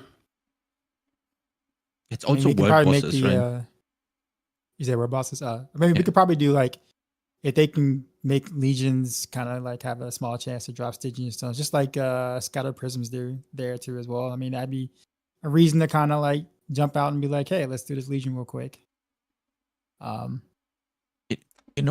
thing I'm scared about when we do this is then you are basically back to daily in World of Warcraft, where you force the casual player to be ready at that exact time, make room for that specific activity, even if they might not want to do it, because everyone obviously wants to go and do the Tormented Ubers and needs the Stygian Stones. We're back to daily quests almost, and isn't that kind of where we are though? Dangerous. Yeah, we're kind of like that with world bosses, right? Yeah. For Scarab Prisms and Stones, right? With world bosses, aren't those like the two most gated things? Well, I think that the world bosses are fine. Like, the world bosses are really nice to do, but I never feel like obliged to like, okay, I have to log in now, I have to get that world boss or else, right? I think, like, for me to go out of my way, like in my day, whenever I'm not actually blasting 14 hours, like to log in again and do a world boss, I don't really feel like I should be doing that. I have to do that. It's like, okay, world boss is coming up, I'm gonna go do it, but I'm not gonna go to my PC to do a world boss. You know what I'm saying? So I think they're just fine, actually. And, being as rare as they are, I think this is okay. And they're also buffing, like, for example, the Scatter Prisms drop rates and these kind of things. So, yeah. The stones dropping from Legions would be an interesting idea. I think Legions definitely need a buff in general. They're just kind of like there and whatever. But yeah, I think like Stygian Stone dropping from the pit makes the most sense because they have like this high-end, difficulty, right? Similar to the bosses. So it makes the most sense to just mostly ramp it up a bit with the higher pit tiers. And maybe the scaling is just not really there. Maybe they kind of got it wrong with like how many, how much they expected us to farm the pit, for example. Like, I don't think that anyone, okay, maybe some crazy guy is gonna go for it, but, multiple greater affix, uber shakos or something, that is not happening. So I don't think anyone wants to kill the bosses that much to really go for that. I guess technically this is like the last way to optimize your setup once you have like your perfect gear, 3 out of 3 everywhere. And then you can also go for the greater affix shako or something. But this is like a level of try hard that I don't see anyone doing that I know, at least. So I know you though, Woody. So I'm No. pretty sure you're gonna No, go I'm not- for it. I'm You not- telling me I'm not even trying to get a greater affix on an Uber unique or something, you know, like you get it or you know, don't, you know. So one of these guys in your chat actually has a pretty good idea, Woody, that says he thinks the Stygians should cost 2,500 oboes. Like, what do you think about that idea? You save up a bunch of those things, and then you can buy a stone. That's kind of I a like cool that, idea, actually. right? Yeah, that's how you come. I had a similar in my chat right now where they say you can sacrifice boss materials to get a Stygian Stone, maybe? Some type of conversion seems like a good idea. I don't know.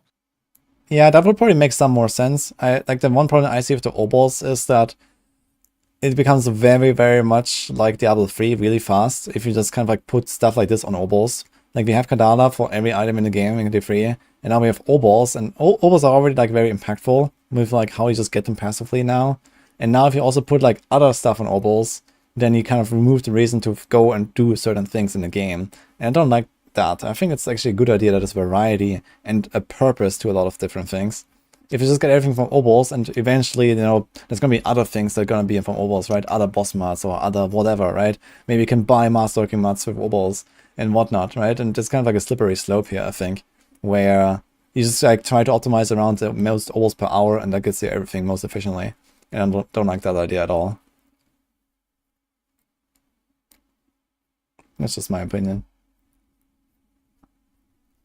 I'm definitely scared of just doing that one thing because it gives you everything in the game. That's definitely something that needs to be avoided. I think that's yeah, what exactly. Like also I feel like makes- the variety of activities that we do right now is actually fairly well balanced. You know, you do a bunch of nightmare dungeons leveling up, then you're done with your glyphs. You do a bunch of hell tides leveling up, then you're done with your iron wolf. You do a bunch of whispers, maybe get a few more shanmas and a bunch of gold. And it kind of like fits in, you know, and I do this here, I do this there. Whenever I see some good whispers, I go there. Whenever I see a world boss, I go there. And then I farm some pits in between. And it feels like a nice variety, like a really good loop. And I get just, you know, this will kind of lead to the point where everything just comes from a pit at the end. You know, this is going to be like, eventually, everyone is going to be in the pit. Eventually, that's like in Diablo 3, everyone is going to be in Greater Rifts 95% of the time. So this is kind of what I fear here, if you do such a change with, like, you know, buy boss mats or obols, for example. So I didn't play D3 as long as you guys, but I played it on launch and I played through Reaper of Souls, and then, you know, the last 10 seasons I haven't really dipped my head in. But isn't it at the end of D3 people like it? Am I mistaken? That like currently in its state, people consider it to be like in a decent state, right? Yeah, the people that kept playing, they definitely like it, yeah. So it has like its own player base and people come back every season. But it's still like, there are some things in Diablo 3 that I do not want to see repeated in Diablo 4. Let's put it that way. Okay, so if Stygian Stones, so if you guys had to come up with your solution for it, what do you think the solution is? Just crank up the rate in the pit, keep it exactly like it is, don't add them into other positions in the game? Do you think that them being rare is okay? I mean, where do you actually sit on the subject then? If we had to come up with the solution, where do you add the stones in? Yeah, personally, I think just like, you know, scale it slightly of pit level, starting at 61, so that, you know, you just get more of them. And, you know, let's say by pit 100, maybe end the scaling. And let's say in pit 100, I don't know, it would be like a 1 in 10 or something, let's say. You know, so you get them regularly. It's still a lot of runs. I feel like that's a lot of runs. You have I to mean, do a I lot like of runs the on your idea of just, like- masterworking. Sorry. I like the idea of being able to put it in like different parts of content, like I said, like legions or even nightmare dungeons or something like that, like events in nightmare dungeons or something.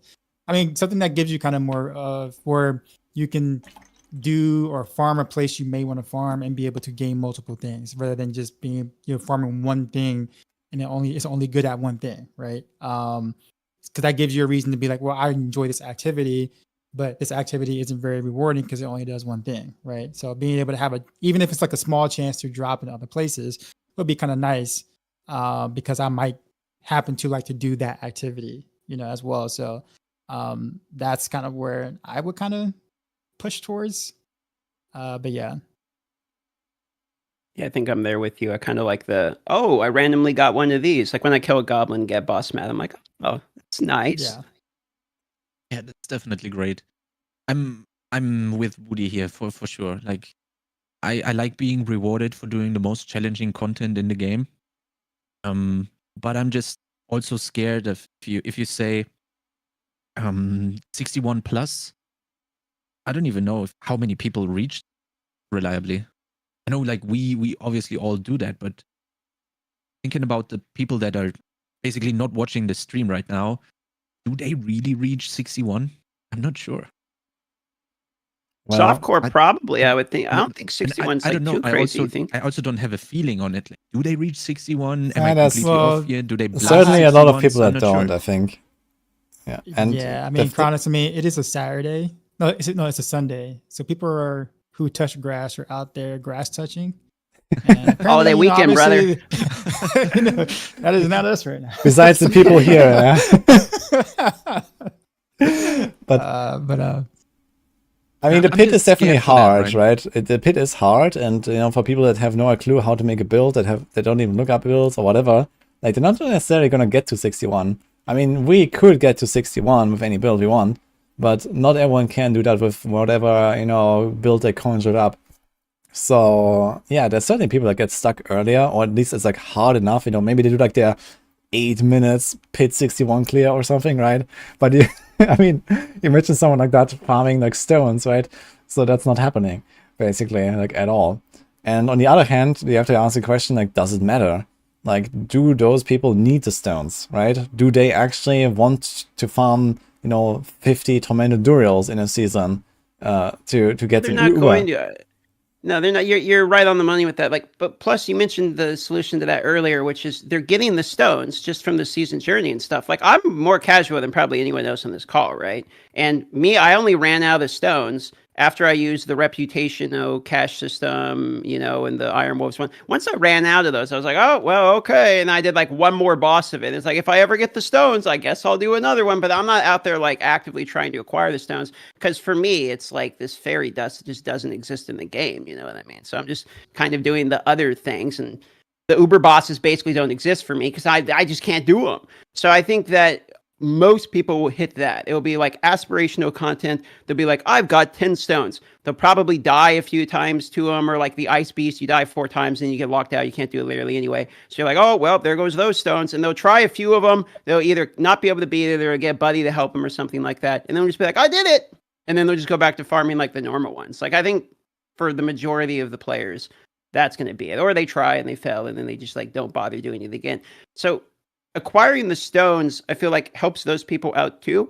Because if those players convert from like normal players to people that, oh, I really like the game, I'm going to continue playing it more, eventually they're going to need the stones also, but they're not converting to like these omega grinders. They're going to sit there for 16 hours a day. They just playing it over the months that the season's out, and they're slowly getting, eventually they're going to hit that content. Like, I think if someone plays the game for enough hours, they're going to hit the point where they want to try those bosses. Because the game might, the Uber bosses might be harder than something we've ever had, but I don't feel like it's too hard. Like, I feel like even, people who sit on the couch with a controller can still figure out a build if they play the game for enough hours. So eventually, if our Sean's like not even level 100, they're going to kill those bosses. The stats are inflated more than ever. Most people are going to be able to, like you were saying, be able to kill Duriel and all that without even like a normal build, literally anyway. Eventually, they're going to hit a point in which they're going to want to try that content, I feel like. Maybe not most people, but a lot of people, I think, are actually going to want to try it.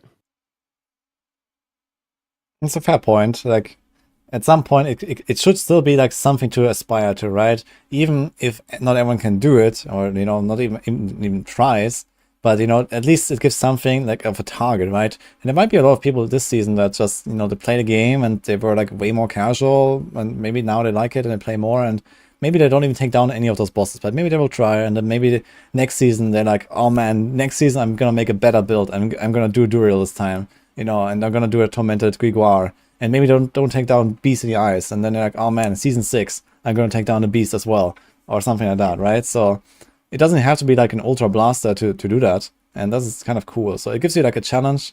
It's not like omega hard, but it's also not something that you can just walk in and do it, right? Without any effort. So that's really a good spot. To continue my rant mildly, I feel like losing to a boss is actually a really cool experience. Like, this is something I learned in other games, is I would fight a boss that like, I'm not good enough skilled wise to beat. And then going and like getting my ass handed to me was a very motivating experience in these types of games. Even in this game, dude, I've been trying to kill Uber Lilith for like 3 days straight. And I like that. I like the fact that there's something that I have to get good to achieve. And so I that's why I like the Uber bosses this season. It gives those players like a reason to get their ass kicked. But the thing is too, though, is that like I almost see more of people doing carries than anything else. So like I see what you're saying in terms of like a motivational type thing, but because it's so easy to kind of, I don't say easy to group up, but it's kind of easy to kind of jump on a stream and if you're having a tough time, it's like, hey, can you kill this boss for me type thing. Like it's easy to kind of just skip that whole meaningful idea of I killed the boss and like learn the mechanics type thing. Like so the game doesn't really force you to have to really do that. Like I'll put it this way, like let's say if you kill like Torment boss, by yourself solo or something like that, and then you got the spark or something, or you killed Lilith for the first time, then you got the spark and you did a solo.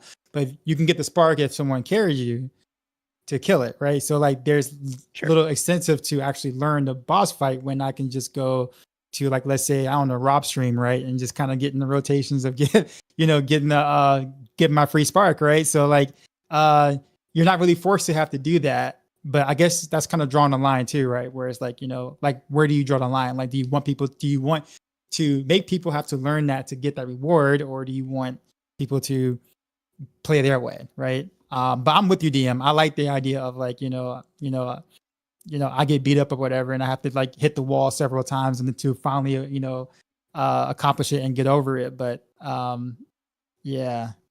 Force people into it for sure. You can't force people to be like, you have to get your ass beat.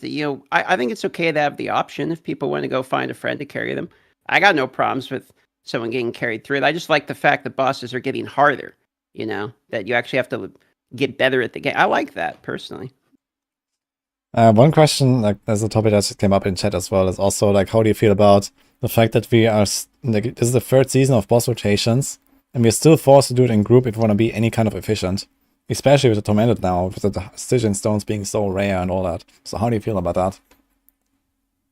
So as a avid SSF enjoyer, usually, and every other ARPG, I hated the fact that I needed to find people to group to do them in an efficient rotation. But after being forced for now 3 seasons in a row, it's actually kind of funny hitting up Woody and Condis and hitting up everyone. Oh, you guys got some stones, you want to do some rotations, and then you get together, someone links a cool item, one gets 4 greater affixes, Woody steals all the Uber uniques in season 2 or season 3 from everyone. It's like kind of like that is a fun part, but not sure if I want to miss that. I gotta be honest, there should be somehow it should be equal, but I'm kind of like being converted here from an SSF player to actually kind of fun grouping up. I don't know. I don't know if it's for the better or worse that I'm making that experience, but I'm having a blast with the guys in hardcore, doing the bosses. Sometimes there is crazy stuff happening. It's a lot of fun. I don't know. For me, it's getting better every season somehow. I don't know. I never really felt that way. I think as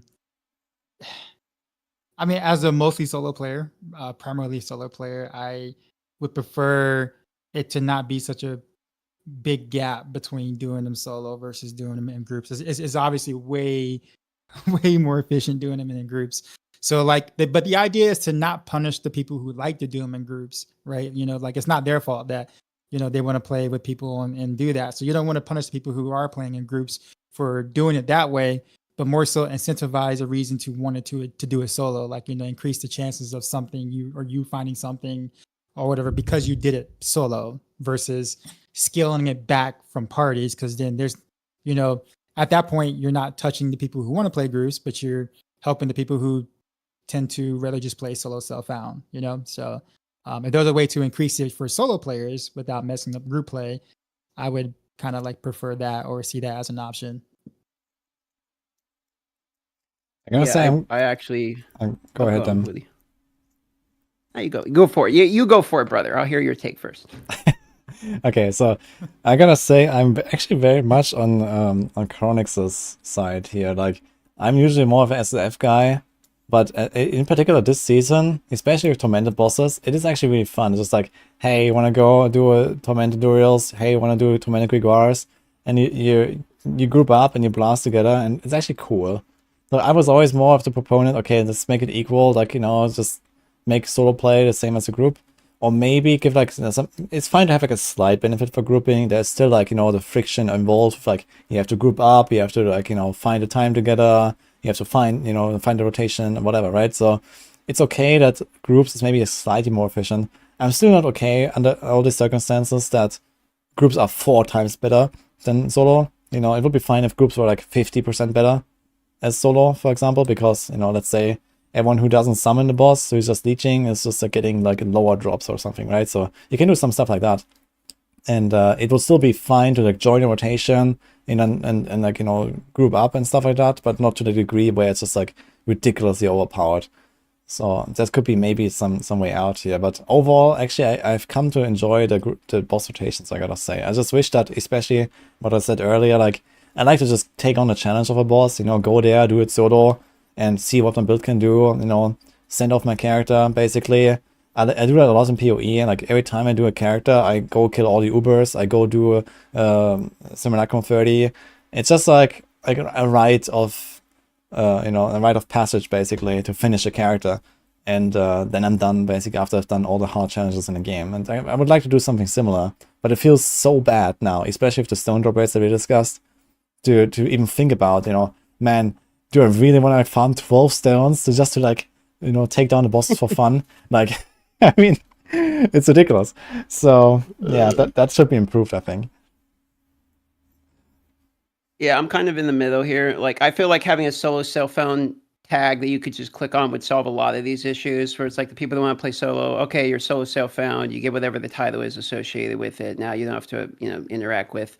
You get the prestige of being solo, whatever. I also agree that 400% feels like a lot. Like when I'm playing it and doing the stones, I feel stupid doing it solo. But the reality of it is, I just want to kill the boss. Like, I don't want to, even as a streamer that has a chat where the instant I ask for someone to play with me, I'm going to get spammed with Battle.net tags and I just take my pick of the litter, right? Like the second I still don't want to do it.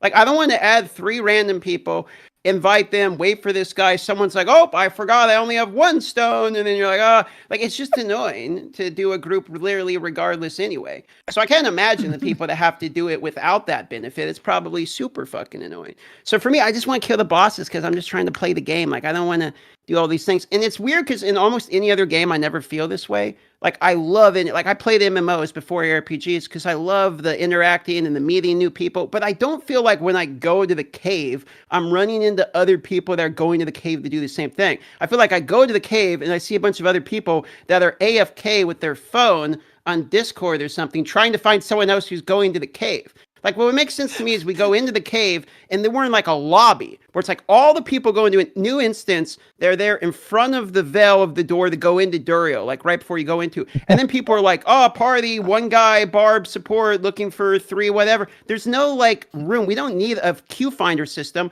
We just need the instance room, like a town where you go in. This is the town that everyone pops into before they go into Durio. And then I can meet I want to meet randoms. I don't want to randomly meet people on Discord. You know what I mean? That's kind of where I'm at with it. So I'm kind of in between them. Like, I like it. I also don't like the 4X. And I want to meet people in the game, not outside of the game. Kind of like world bosses or like Helltide, right? It's like, this is very natural. Yeah. Like, it's just like people, like, you know, that you just happen to be there and there's a Blood Maiden going on and just join. And, you know, it's probably more like that is what you're looking for, or what? Yeah, like I think the world boss is very well done with the way I meet people. I'm always having interactions with people. People are mostly talking or dancing or doing some stupid emote, like waiting around for the boss. Same thing. Just need the same thing before the other bosses. That's it. Halt. Yeah, I know a fair bit about emoting.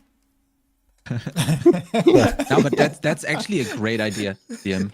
I like that a lot. It's like also like you said, you meet other people that you probably would not reach in Discord or through Discord. You're like, oh, there's a Barb. Let's just invite him. Oh, there we go. Okay, now we're 4. 1 guy left. Okay, there's a Sorc running around. Invite. Boom. let's go. Everybody knows what they're about to do when they're in this room, because you go there to do the Ubers, right? Or do real. That makes total sense. It's a natural filter. Yeah. Exactly. Yeah, that's really cool, I but like that. It's a good idea. I don't really see them doing it, man. But it's cool, yeah, to think about. You know, it's like you go there, there's like, you know, this little instance, like the pre-Dura room, right, or something. And I don't know, it could be a way to do it. I don't know, maybe in the expansion they could redesign the stuff a little bit or whatever, right? Who knows? I like Well, the it's idea built as well. around the world. It's built around the world that way. It's an overworld. It's about your location based upon where you're at in the world is what you're doing, because everything's location based. So just filter people by location, I think would make sense. This is how RuneScape did it. Basically, you go to the area of the thing you want to do, and there's a lobby beforehand. Yeah, sounds nice. That could be a nice solution. Or like a group finder. Like a lot of people are always asking, like, hey, group finder, when is it coming, whatever, right? And yeah, maybe you just don't have to do that. It's also like a group finder is not very like console friendly, and this is probably part of the reason why we don't have it in the game. Like, you know, how do you like search for like a group, or like you have to like type and whatever. I mean, okay, people have keyboards, I guess, but not everyone really does that, right? When you play on a console, you have a controller, and I see that being like very problematic. So like the solution at the end described would be amazing. Okay, let's move on though. We talked a lot about the bosses and the stones now, so at least we got that topic covered that we had for later. Let's go back to the items a little bit again. So, what do you think about tempering? Let's keep it like an open question like that. Oh, Ooh, okay. I had. Sorry, Doug. No, go ahead. It was actually crazy. I had obviously a lot of new people coming in. I was playing Necro. I was like, I don't know what you guys are talking about. I'm tempering everything that I want. It's very easy. It's like, just hit it, right? Like, it's not a big deal. And I'm like, I thought I was just lucky or anything. I don't know. I'm usually lucky when it comes to stuff like this. And I leveled the rogue right now.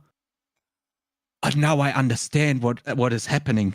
It is crazy. There is a 1 in 5 chance you're not bricking the item, and you have like 5 tries or so on trying to get like what is it, pen shot or barrage chance of shooting it twice, right?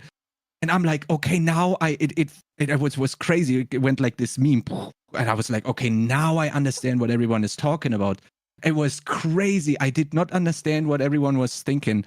I was tempering on Necro. Oh, summoning damage. Okay, yeah, I can use that. Oh, damage to cursed. Perfect. Oh, what is this? Skeletal mage damage? Yeah, fine, I can use it. It's fine. Like everything that procced, I was like, okay, I keep it. On Rogue, there is that. On Necro, I bricked like 2 items maybe. On Rogue, I maybe finished 2. It was hilarious. Yeah. It's insane. I don't know how you guys are doing this. Yeah, bro, if I get hurricane duration one more time on my druid, I'm gonna lose my mind. What do you mean you're not playing Hurricane Druid? No, not play hurricane druid. Oh man, Chronix had a very lively reaction here to this question. I love it, man. He's opened his eyes after playing Rogue. Yeah, really. I was like, I'm happy in my necro cave here. We're good. We're good. Man. Just don't try to roll the very specific things that you're good. But Rogue, oh my god. Man, like they stuck True and vulnerable real. damage and like cutthroat. Like there's a bunch of cutthroats and you have a random vulnerable damage. That's the only one you want. The other 3 you can't use. Like not even like remotely. It's just, and then for what is it? For the basic attacks, right? They pretty much memed us by throwing in Heartseeker duration just so therefore they can give us an extra chance to fail. Like who the heck would use Heartseeker duration for anything? Anything. Like it's not even you can't even meme a build around it. Like it's insane though. But like if I had to take if I had to take on like temper though, I do hot take, I guess. I do like the idea of you being able to actually brick an item, but what I don't like is the fact that you have 5 chances between 2 different tempers. If I had a choice, or if I can make an adjustment, maybe like make it 5 chance per temper. So because especially if you're like a casual, like you don't understand how the system works, you know, you're not going to automatically assume that you have 5 chances, you know, between both. Like that's the question I get the most, where it's like, oh, you know, I try to roll this or whatnot. You know, what happened? I couldn't roll. I think I rolled this 4 times and I rolled the other thing twice, and then all of a sudden I can't do it. What happened? Because it's really not really like easily explained in the game, right? So if you had a chance to like 5 times on both tempers, I think that would be more reasonable before bricking your item. But right now, I think five times total is just kind of that's a little rough. Spicy. I'll Yeah. say. Yeah. I mean, I generally like the tempering, and I also generally like that items can just die in the temper. So I think that's fine. Yeah. I do agree that some adjustments are definitely welcome as well, though. Like, there are definitely a lot of good ideas. I think the best idea that I've heard so far about how to change the tempering system, like to make it a bit more favorable to us, is just give extra temper rerolls per greater affix on the item. So that with like in more greater affixes, there's like a way lower risk I of like that. picking it. So, let's say like +1 or maybe +2 tempers per greater affix or something. So it's like a much lower chance, and potentially would even have like, maybe you get lucky and you actually roll the 2 things that you wanted in like the first 2 attempts, and you have like 8 rolls left. Like, you would maybe even go and try to increase the roll, right? Like, sometimes I do that when I have like 1 greater affix and I already have another item that has 1 greater affix, and you keep finding copies of them. You just try to get better tempers at some point. And it's fine that not every item survives, and it's also fine that not every item turns out perfect, even if you get the stuff that you want. So I really like that. But I do agree there's like a lot of like really useless stuff in there, like hard iteration is definitely one of those. And they've kind of like tried to give us like a lot of different options that, we could potentially think about putting in our build. But the truth is that every rogue either wants the vulnerable damage or the crit damage, or maybe the damage to crowd controlled, right? And this is like what you put on every single offensive slot, no questions. And this is because of them being a multiplier for other sources, for the key passes and whatnot. And all this like random cutthroat attack speed and cutthroat crit chance and marksman crit chance, and you'd never consider wanting this. So I don't know. I think like maybe just like culling a few of these like random stats wouldn't be such a bad idea. Yeah, but it's kind of hard to say like what exactly they should be doing. Like, should they just remove all these random cutthroat stats and just allow us to temper like vulnerable and crit? And there could be like a new recipe, right, that combines them in a better way or something with the stuff that they actually care about. Just cut back on the amount of recipes. I don't know. I get a little worried. I feel like it's great, with great power comes great responsibility type situation. Like, I'm cool with an item getting bricked. Like, honestly, I'm cool with losing items. This happens in great RPGs all the time. You can make an item become trash. Like that, I don't feel like that concept in and of itself is a bad concept, but they constantly come back to, they want to make it like a systems RPG. You know how many times they keep bringing up systems. So for me, I think about, okay, we'll have a systems solution then. Right now, we don't have any way of being able to add additional tempers on. Now, we could make it where it's easier to get the tempers you want by cutting out the ones we don't need. We can make it where you have more quantity of tempers, or for me, it's add something of value that allows us to have more tempers. So your idea with gray graphics, I think, is a good one. But I also like the idea of like, okay, from 61 on, then pit number is just kind of a meme.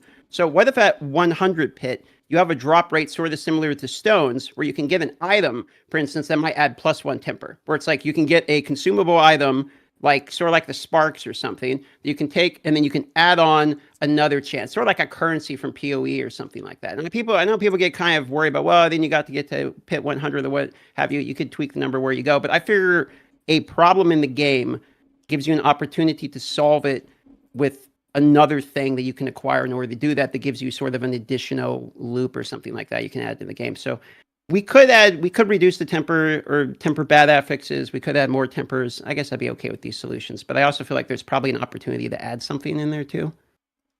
I might. I think when you Go talk ahead, about that though, like sorry, Kronos, I just one point. I think when you talk about the idea of being able to reset your tempers, you kind of get into the threshold of like, or not threshold, but you kind of get into the playing field of what Masterwork is doing, because like Masterworks allows you to reset as well.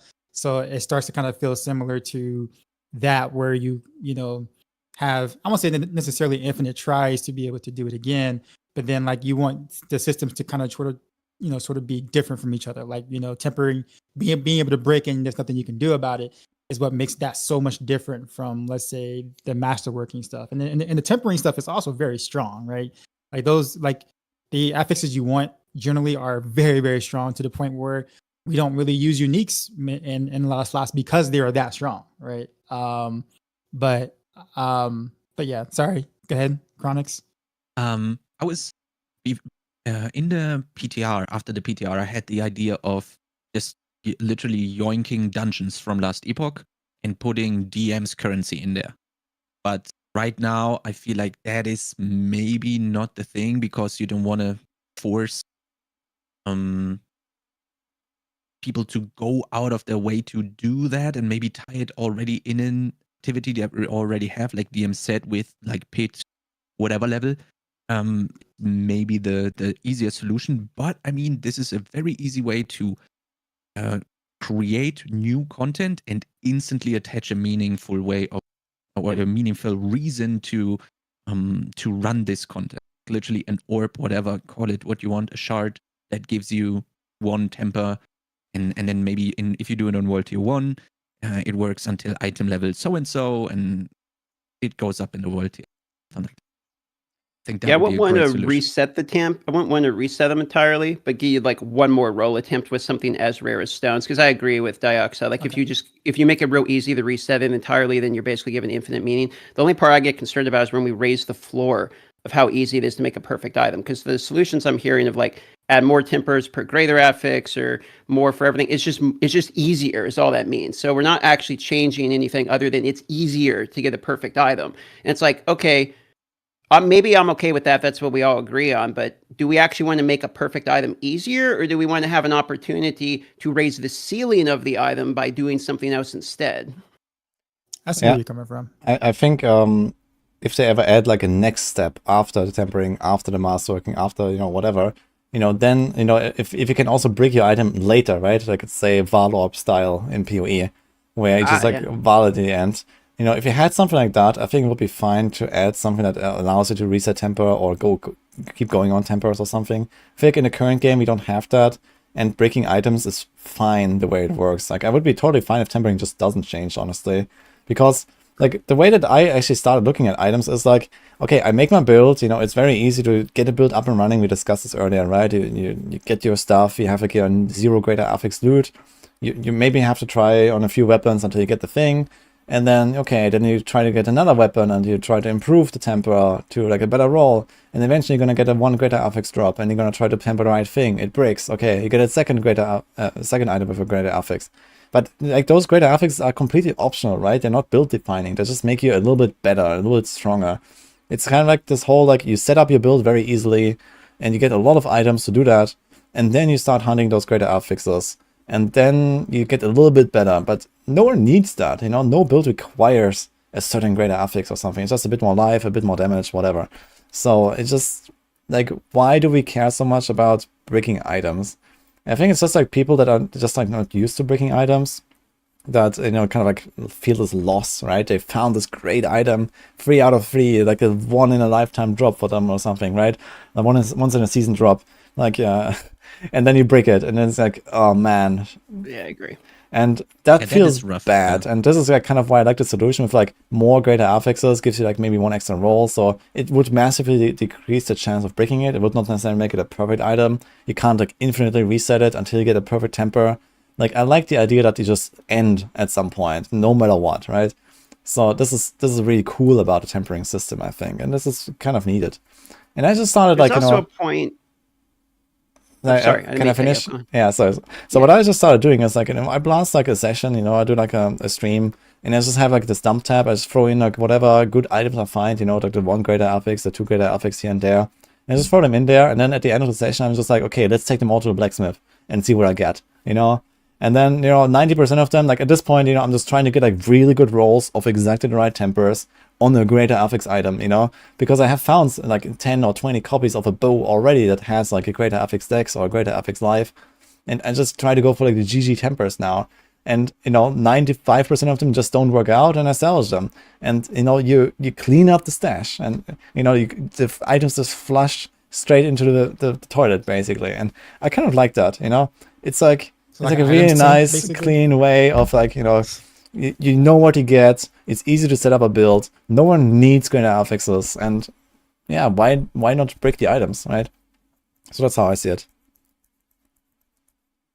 The point I was going to say too is I almost feel like there's we're saying breaking items, But also, the reality is these items aren't bricked. They're just not min-maxed perfectly like we wanted them to be. Like, they don't have the temper that we wanted or something, but it doesn't necessarily make the item useless. It's not like we Val-orbed in a legendary item and it becomes like a random rare with dog shit stats. Like, one of the tempers maybe was a low row, or maybe it doesn't have the bonus we want. We probably have to redo another item, but all the greater affixes are still there. All the other affixes. So it's like the bricking items can feel bad because you didn't make it the ultimate min-max item you wanted, but you still have the item and you can still use it till you get a better replacement too. So my point is, I agree with you. I actually don't think bricking items or having the possibility is that big of a problem. Like, if we're reaching for this is our issue with the season, it's like, it's a pretty damn good season then. Because honestly, I'm like, it can stay like it is, and I'm okay with it. Like, I would like it if it wasn't, but it's okay. I mean, the fact that we're there is like, all right, that's fine with me then. Woody, Yeah, Woody agree. Sorry. Go ahead, Woody. No, okay, so now like counter that. It's like, if you don't get the right temper, then the item is useless. You know, at least if you're talking about any like a level 100 character. If you're like leveling up, you're like level 70, yeah, sure, you're gonna take what you get, right? And then you find the next item and you're gonna temper that until you get what you want. And then you have your setup, right? You have the stats, you have like, you know, your weapon with your life, dex, and whatever damage stat. And then you have like your chance to cast Barrage twice because you're playing Barrage build. And this will be the combination of stats you will have on every weapon from that point forward. And you will never equip another weapon that did not hit the right thing. And this will be at level 70, right? So it's kind of like the item is unusable if you don't hit the temper, basically. There might be cases where it doesn't matter that much, you know, like it doesn't really matter if you hit like this other CC type on like an armor slot, if you already have this that you need anyway, like a chance to freeze or a chance to stun, like who cares? And, you know, like, it doesn't really matter if you hit like that resource cost reduction or that resource generation on a ring, right? But on some things it matters. So, yeah, this is like something I want to put out there. And again, like, all of these like item upgrades that we would get from tempering and then items like not turning out the way that we want it to be, I think it's fine because all of these upgraded items, they're just like, you know, minuscule upgrades, right? Yeah, like, sure, you get like 3% more DPS for having a greater affix dex roll, or you get like 5% more life from having a greater affix life roll. But does it really matter? Yeah, sure, for min-maxes it does. But talking about like, okay, hey Woody, we play the game 10 hours a day, you find so many items, casuals don't find those. No, it doesn't matter, because casuals do find items. Casuals do find not greater affix items, but they do find items, and they can temper them to get the stuff they want. And everything else is optional. So I think that's fine. I think on the top end, you are 100% put on. We just throw them in the grinder and see what comes out, right? But I'm just scared after my rogue experience that people have maybe when they just now want to start their build have a little bit of a problem. It was eye-opening for me there, trying to get that barrage chance for more barrage projectiles or whatever, and then 1 in 5, and it was rough. I mean, sure, for me it's fine. I'll just go and find 10 more bows in the next 5 minutes. But it's rough when people find 3 bows and then they all brick. That's a rough experience, I think. On the high end, I'm totally fine with bricking. That's perfect, right? Like, it's good. Oh, I have 10 bows. Let's see what we get here. Perfect example from Woody. And on the entry, when you're just trying to scramble together the stuff to make your build work with hard seed, you need all the vulnerable damage and so on and so forth, right? Or just that basic thing to get you going. On Necro, easiest thing I've ever seen. On Rogue, that was rough. Okay. So I guess it could be like Yeah. it could be based on the like, you know, like per class and stuff like that, or having the tempers be more useful in general in case you don't get the exact right one. Obviously, if you don't get vulnerable damage for a Heartseeker build or a pen shot build or like that, you got Cutthroat.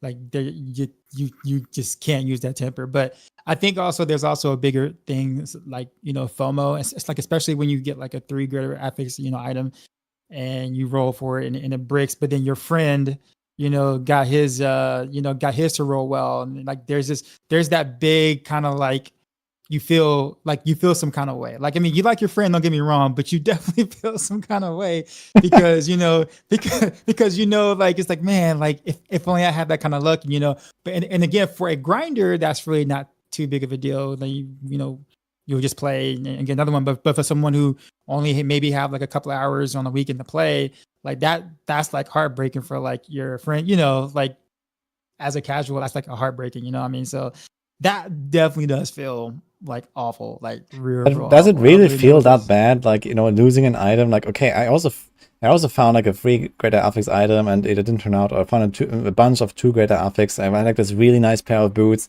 2 greater affixes, and I just didn't get the movement speed, and I didn't get the other thing, and it felt bad. And I still have 0 greater affix boots. But on the other hand, I don't know, you just need to let go. I feel like this is kind of like the thing that, you know, you could find so many items, and even if they're not greater affixes, you know, at some point you're gonna hit what you want, and this is it.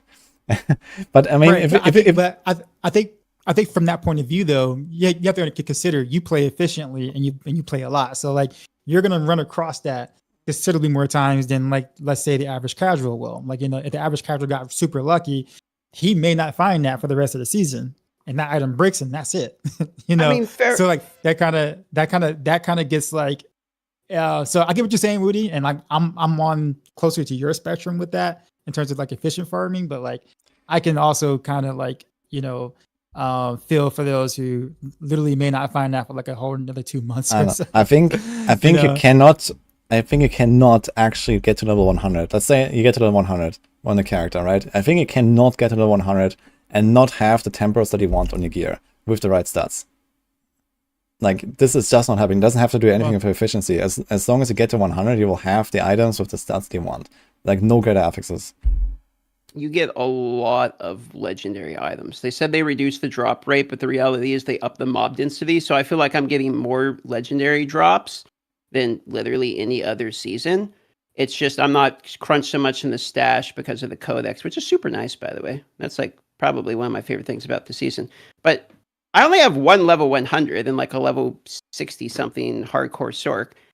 And I have definitely bricked an item that is a 200. My 200 right now, fully masterwork, but has damage to distant, right? And I want damage to close, which is like, okay, and I got no more re-rolls, and the tornado isn't maxed out and all that stuff. So it's kind of a bummer, but I also, like, I don't know how do you get the let's fucking go moment of hitting what you want without the possibility of losing it? Like, I don't know if you know you can get there, then how are you ever going to have the same level of, oh, fuck yeah? Like, can you have that without the possibility of literally having something horrible to happen? If you know you're either going to get in a car wreck or you're going to get $1 million, depending upon which way you go, like, you know, one of them's going to be a lot more exciting. I don't know how we fix this. Yeah, I really agree with that. You know, it feels so good if you actually get that hit, right? It feels so good. It might not happen very often, right? But and even for people that play less than us, like, it will not happen, you know, many times even in a season, right? It's gonna have like this one or maybe there's 2 shiny examples, like, hey, I actually got this 2 greater affix item and I did get the tempers and it felt so good, right? And that's actually something to remember. Like, at this point, you know, I'm not trying to min-max my character to like a way further degree, right? But yeah, like, I totally get what he's saying. Like, there is a chance of breaking the item, and when we don't break it and it hits the right thing and it's a good item, then you feel good about it. And you would not feel good about it in the same way. So that's a very good point there. And one other thing that Chronic said earlier, sorry, I want to finish this. One thing that Chronic said earlier, like, he's like, I think Chronic said something like, yeah, like the casuals, they might have trouble actually getting the gear and stuff, right? And, you know, why is it not easy for the casuals? And, you know, as a blaster, I don't care if I brick 10 builds in a row. Okay, so new suggestion. How about each greater affix reduces the chance to temper by 1? So how about that? If you really want to have to try hard high-end items. No, I'm a big fan of the greater affix gives you one more try, because that offsets the fear and makes that special item at least gives you more chances to make that special item really special, and it feels a little bit less bad for sure. I think that's just a great solution overall. Maybe even better than a maybe even better than a consumable that you have to go out and infinitely farm that. I think that's definitely the worst solution when it comes to the greater affix increases the temper chance. For sure. I agree. I mean, my mentality, like, whenever I stream is like, you know, I'll pull out like, you know, 6 or 7 bows and be like, all right, all right, so how many of you guys are gonna break this time? You know, like I go in with the mentality that I'm going to fail my tempers, and when it actually hits where it hits, I'm like, oh, okay, we can actually use this one. Like I never go in thinking I'm gonna actually succeed on an item. But yeah. Yeah. And the thing is, it's like somewhat comparable to like the old enchanting system. Like, before the season we had uncapped enchanting costs, right? And you kind of effectively soft bricked items because you just didn't have the money to roll them anymore, right? Like the enchanting costs would just go way out of bounds, and after like 10 rolls or 20 rolls, it was just broke. And every roll would just keep going and exponentially increasing the cost to like 10 million, 20 million. Like it was just crazy, right? At least now it's capped and you can kind of keep enchanting. And it's kind of like a way out. It's a very costly way still, but there is a way out to get the enchant that you want. And it's not like this, okay, I have to farm like 1 billion gold now to do like 10 rolls, and that's it, right? So at least the item is gone, you flush it into the toilet, and you find another one at some point, right? So this is how I see it. And for that, it doesn't feel that bad to the same degree that enchanting felt bad. It was like, oh man, I got that item, it has the rolls, and I just can't enchant it. And now what, right? I think it felt worse in the past than it does now with tempering. What do you think about the ability to lock a temper? So let's say you have 5 rerolls, you've already placed your 2, okay? The first one that you get in the temper is what you wanted. I'm just going to use the Druid example because it's the one I know. I got my tornado chance to get a double tornado, okay? But I got the low roll of the affix. So now I have to ask myself, do I want to gamble on my affix again to try to reroll the same one I already have, for instance, and only a higher row percentage this time? So the answer is no, I probably don't. I'm just going to keep the lower row because I don't want to gamble, right? What would you think about the ability at a cost to be like, for this one, I lock it, so the only way that it will override is if it hits the same affix, or at least be able to take a preview before you accept it? Because for me, I'm kind of okay with the system, but one of the things that does feel bad is when I have additional tempers to use, but I already have what I want, it's just not a good variant of the stat I want. It's like, I have other chances, but the reality is I'm be dumb to use them because I'm probably going to brick my item more likely than not. So having the possibility of being able to use it almost feels bad to me because it just sits there. It's like, do I want you? Do I want you? So I don't know. What do you think about that? I hate having tempers left over, but I hate not having an item that is usable, basically. So kind of, it's the lesser of the two evils, but it would be a great idea if you could, let's say you hit both of them on the first try. You have remaining 3 rolls, let's say, in total. You sacrifice 1 to lock one of them, and you have 2 more rolls or so. Oh, yeah. Right? Like, I don't know, just brainstorming here. But then again, we are at the point where what we said earlier, then it makes attaining the perfect items so much easier, right?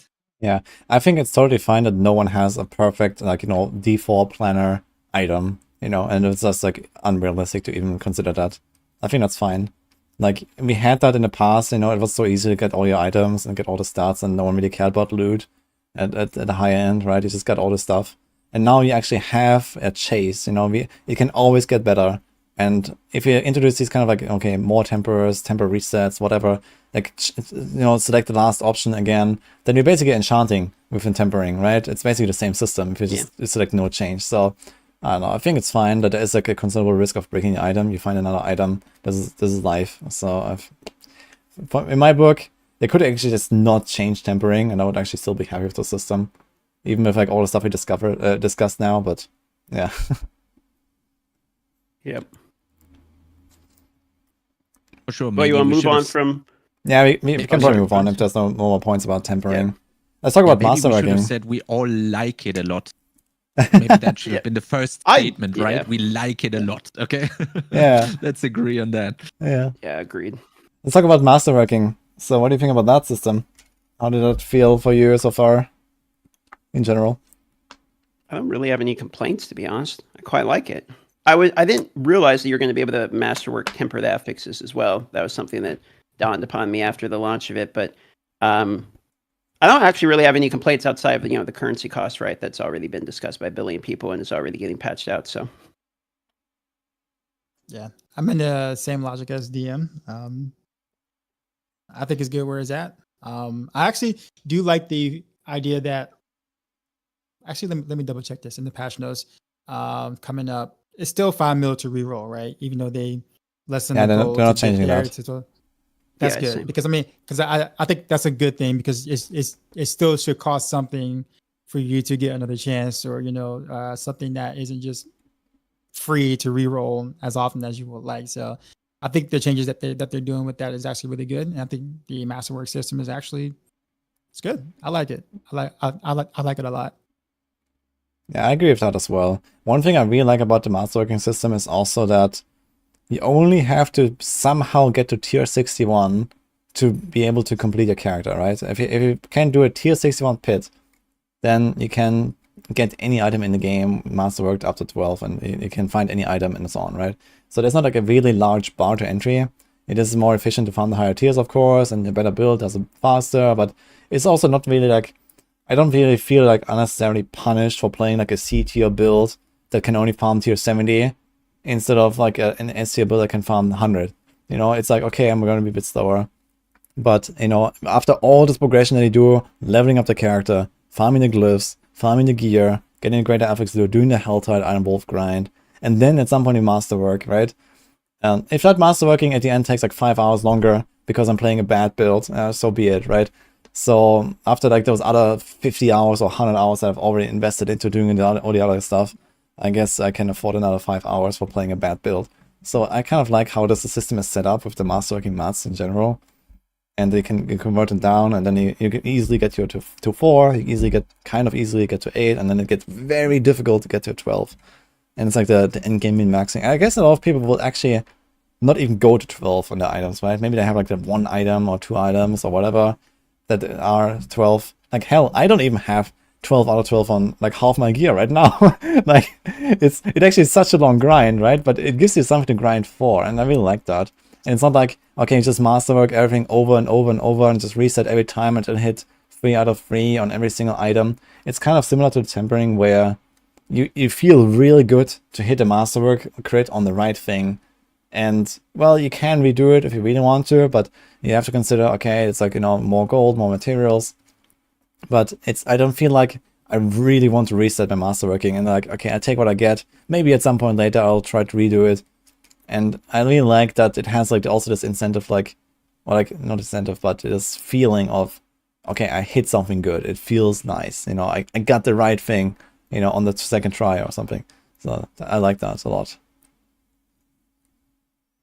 Yeah, I'm a big fan that we don't require 12 out of 12 to do anything high end in the game.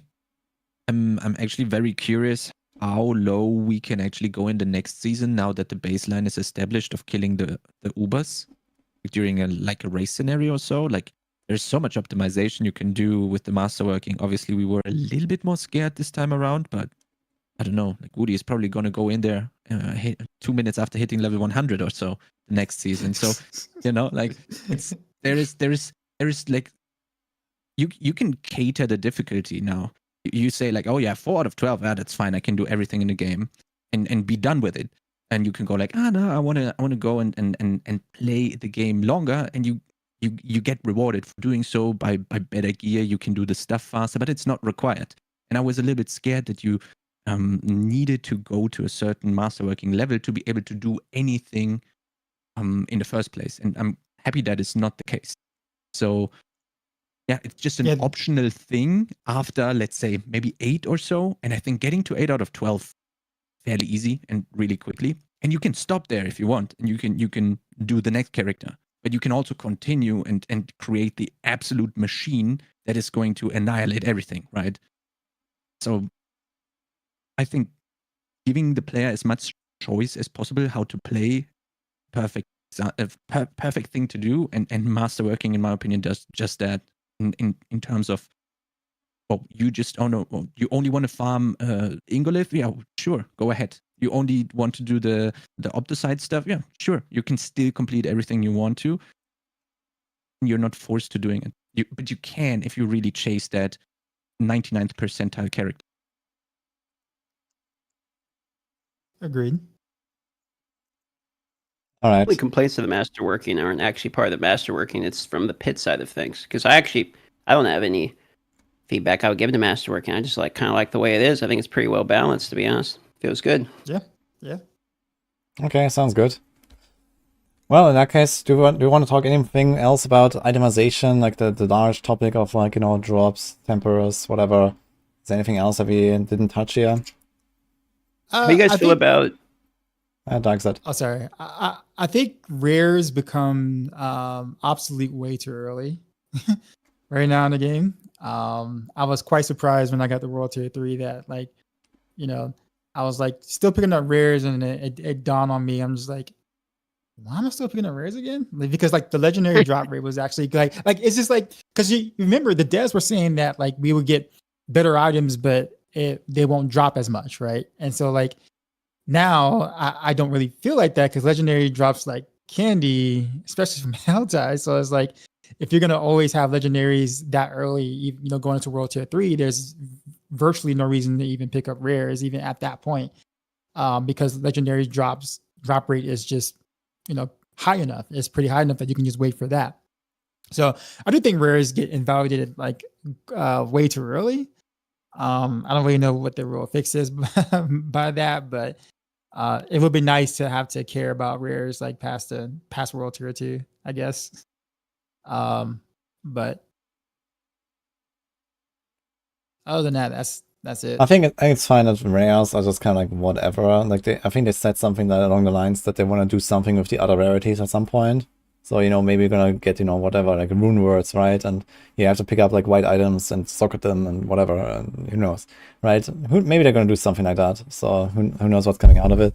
I think it's fine that rares are in the spot they are right now. I feel like in general maybe there's like too much loot still. It's like, you know, they promised me like a massive reduction in drops, but I don't feel it.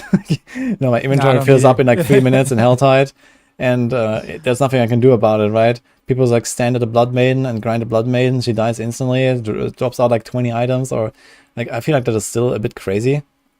And okay, You get even legendaries within 10 minutes of starting a new character. Yeah, and I think that's like maybe like a bit much in general. Like there's just like a lot of stuff dropping. Like when I do Nightmare Dungeons, it actually feels kind of good. I can run like 4 Nightmare Dungeons in a row, and then my inventory is full. I can do like 5 Nightmare Dungeons. This used to be very different in the past. And same with Pit, right? You can do like 5 Pit runs in a row. You get like 5 items every time. Yeah, that's fine, you know, for like a 3-minute run. But then when you go to like Helltide, like it feels like there's so much stuff spawning. There's elites in every corner coming out of nowhere. Like you open the chest, there's like 8 items coming out. Blood Maiden, like it's so crazy what's going on there, and I just find myself TPing to town like every 3 minutes.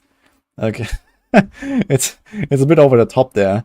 So where's my promised loot reduction? You know, it kind of is there in some parts of the game, but not in all. Maybe this is like an issue with Helltide just being like too crazy and overtuned, and like I think it's fine that there's a lot of stuff going on. Like Helltide actually feels cool now, but the drops are just too much. And then Helltide is actually more dense now, so trying to TP back to town is even harder than before. You can't even TP, exactly. Yeah, they're true. not gonna let you do it, right? So you're going back to the town more often, but you trying to get to town is actually harder than it was before. So, but yeah, sorry, DM.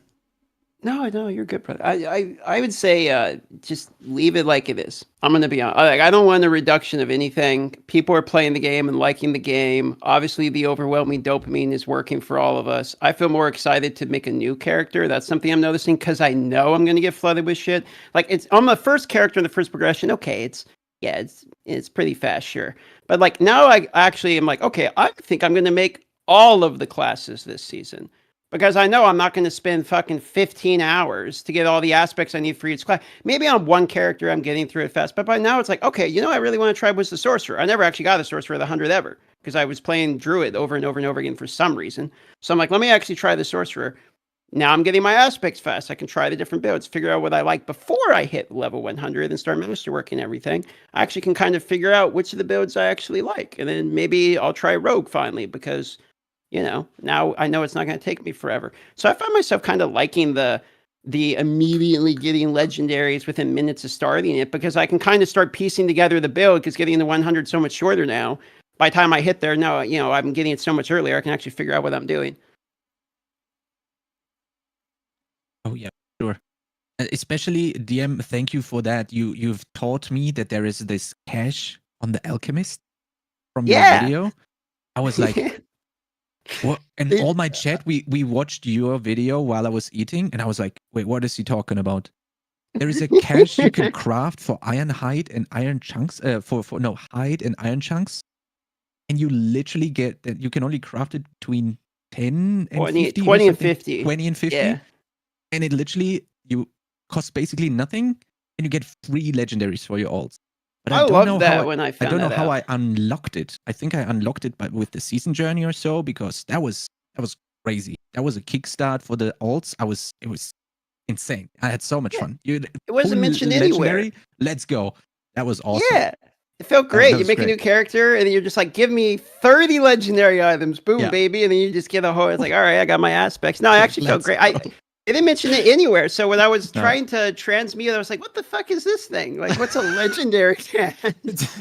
And all my What? chat was like, wait, what is he talking about? See, Woody doesn't even know. Does I was, I have Woody no not idea know? what I it was like, what is that? Yeah. What? Go into the game, Right. go to I didn't the know either, alchemist, honestly. but you need to be between, say it again, Diamo, was it 20 and 50. So 20 and between 50. levels 20 and 50, you can go to the alchemist, and there's a legendary cache that you can create for just raw hides and raw ore, like the cheapest materials possible, and some gold, admittedly. But you can make it, and it just gives you a random legendary. So you can just be like, give me 50 legendaries, and you can just print them. So when you make a new character, you can just get all your aspects immediately on an alt. It's super nice.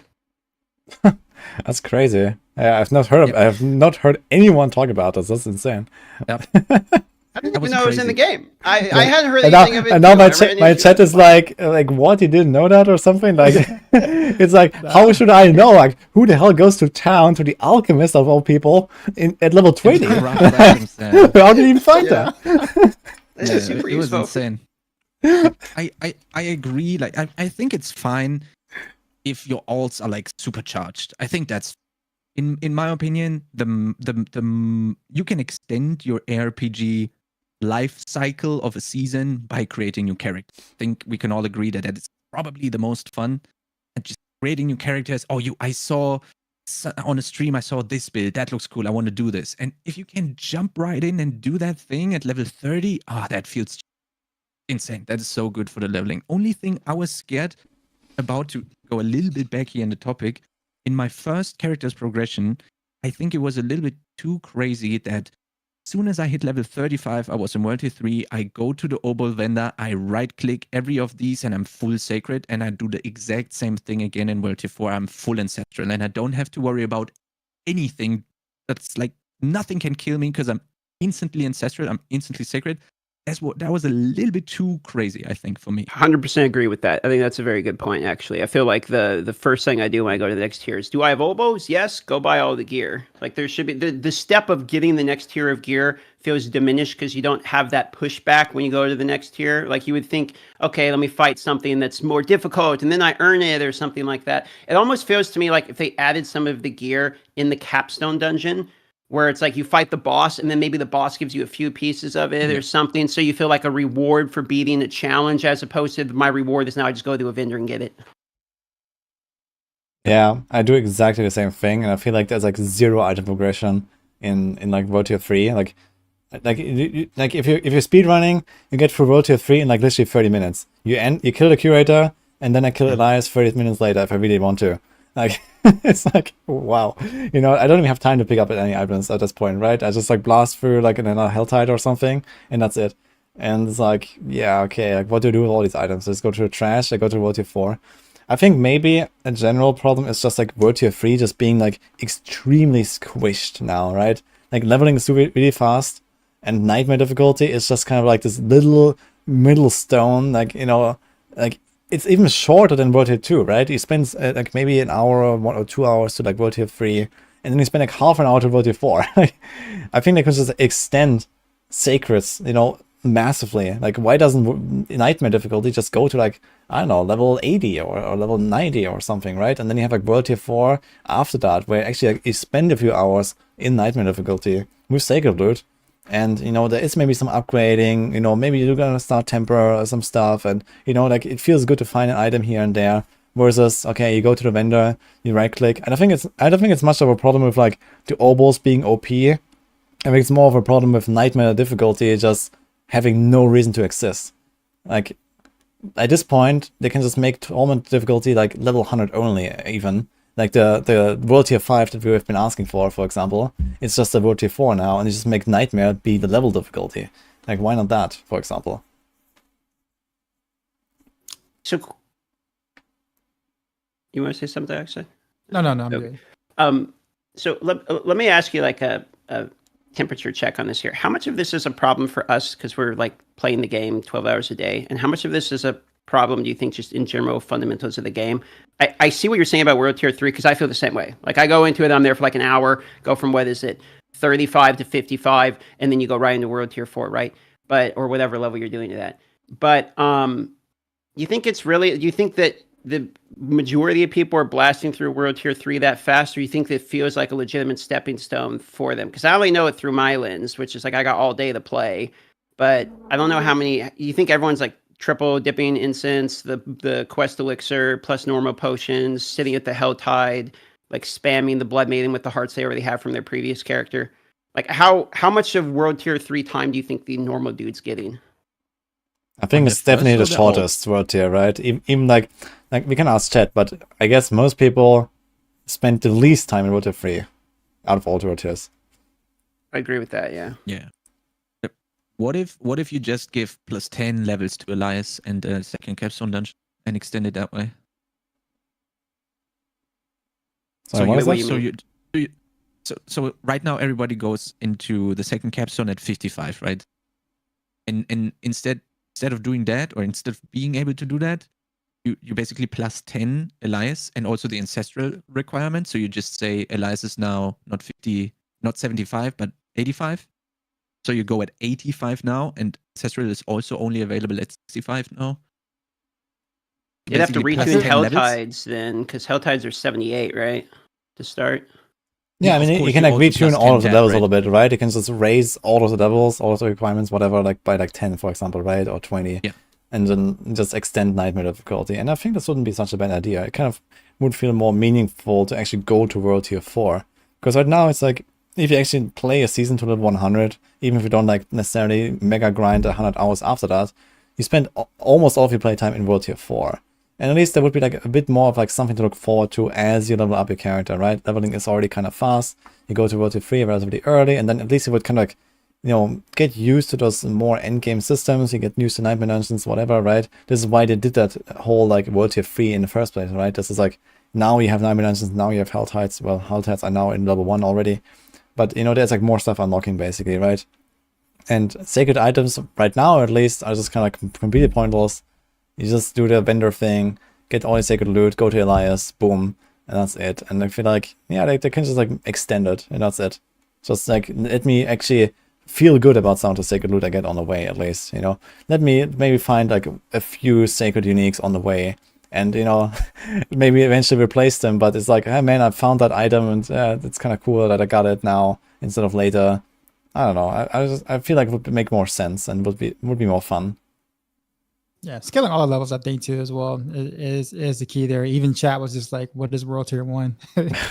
Yeah. So we have World Tier 2 and World Tier 4 right now. That's kind of the game at the moment. But yeah, I agree. I don't have anything else more to add to that, honestly. All right. Yeah, who knows? Maybe we're gonna get a rebalance of these world tiers at some point. So maybe not now, but I mean, expansion is kind of on the horizon anyway. So I would imagine this is like a time to do that, no matter what. All right, we have like one more big topic actually to discuss, which is actually two topics. So we haven't really talked too much about Helltide. We just said Helltide is crazy for loot. Is there any other opinions about Helltide maybe before we move on to balance? Love Helltide. Love all the chaotic, different types of events. Being able to make it a little stronger, you know, by eating the brain or whatever you do with that thing, and then summoning the blood maiden. I do think if there's anything, if I had to make any sort of criticism about Helltide, is that that blood mating event. I feel like I spend way too much time there because it's just so efficient. Just kind of just doing that over and over and over and over again. But it is a great feeling to kind of run into other players and everyone kind of puts in the heart, or at least wait for you to put your hearts in because they don't want to use theirs, and I do the same thing too. So we're just sitting there looking at each other. But it's a social event that's actually kind of fun, right? But so like I like that, but I also think that a lot of times it decentivizes me for doing other things around Helltide because that event is just so good. Like it's just so good in general that I generally don't do much of else around the Helltide. You know what I mean? So I don't really know what a real solution could possibly be for that because it's fun, it's good. But yeah, I would like more incentive to go and do other things that are also really cool in Helltide. But the Blood Maiden is just so cool, man. But overall, I think Helltide's the way that they've done it now is significantly better than what it was before. Completely agree. It's way better than it was before. I don't know how we solve the solution to what you're talking about. I feel the same way, where I'm going to spend a lot of time there. I don't know how we solve this. I mean, if we all remember the launch of the game, watching Shroud do the same dungeon over and over and over again, all the way from level 1 to like 100 or whatever, just resetting the dungeons. Like, if there's a place where you can get more experience than any other place, like we're all going to go there. So I don't really know how to solve it. But I do actually feel the same way, which is like the Blood Maiden feels great, but I am spending, 80% of my time there until I go do Nightmare Dungeons or something. No complaints about. I would like to have a couple extra Helltide chests, maybe. Like one with gold, maybe one with like a horse cosmetic, how you can get the bards or whatever. Maybe like a couple extra things, just because we're getting so many cinders, but it's minor feedback. I would really like to hear Chronix's opinion on this because my perspective is completely the opposite from yours, guys. Like, I never do. I have like 400 hearts. I never do the Blood Maiden, only if there's a whisper for it, and that's it. Because there's no one there on hardcore. There's no one looking at me, looking at each other. Sometimes there's some people, okay, but this is kind of rare. Like I go there if there's a whisper, and I'm like, hey, yeah, I get 5 Grim Pharaohs, let's go. And I go down one of my characters now, and I do it real quick, and that's it. So this is like a completely different. And this is running around. I have so much fun just like running around in Helltide and kind of like grinding my way from chest to chest, and like you have elite spawning on you and whatever.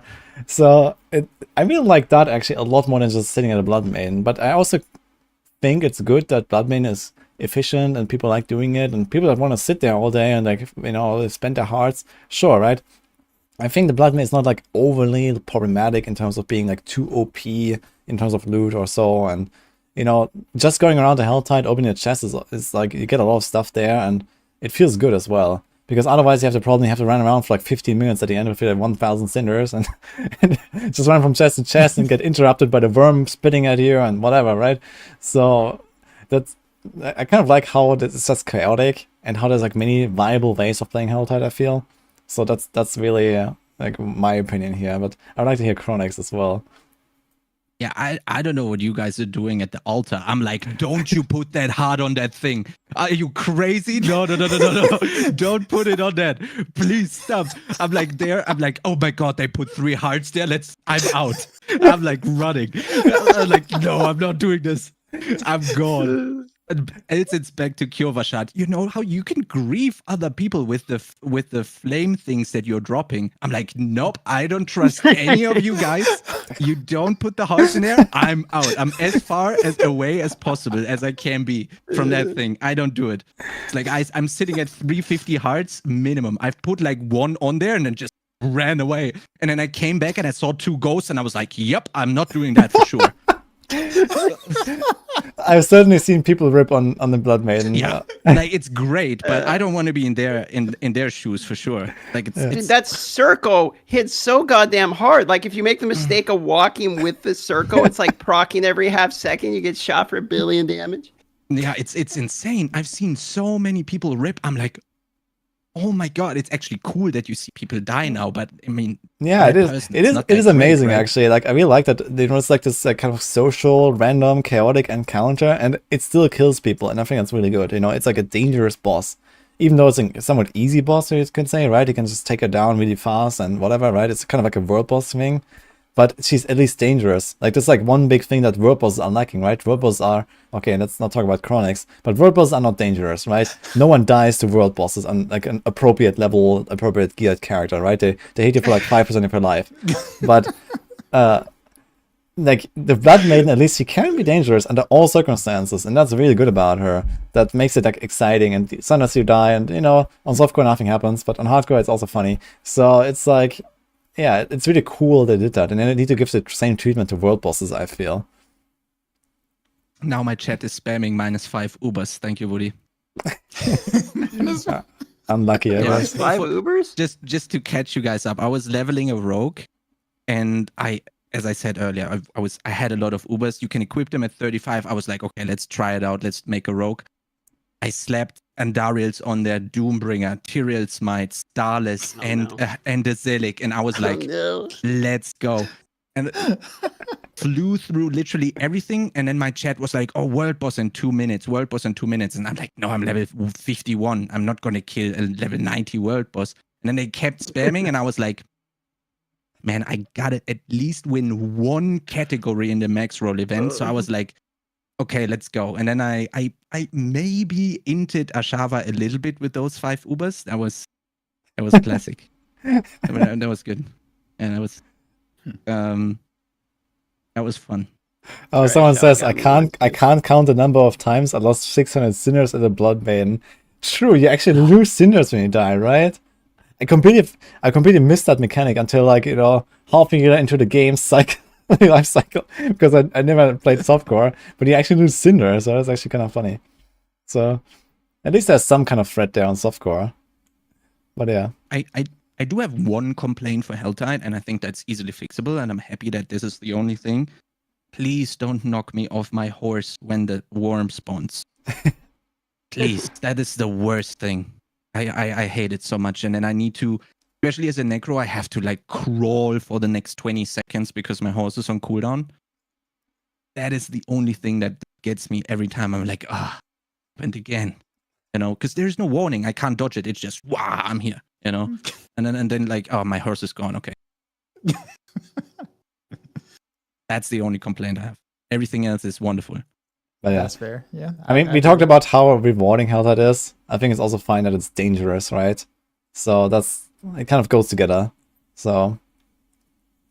Oh yeah, the amounts of me trying to teleport to a city, and then when I start the teleport, the map closes, and suddenly there's like 5 explodey boys going off. It's great. But a rough feeling sometimes. Yeah, it's definitely a jump scare.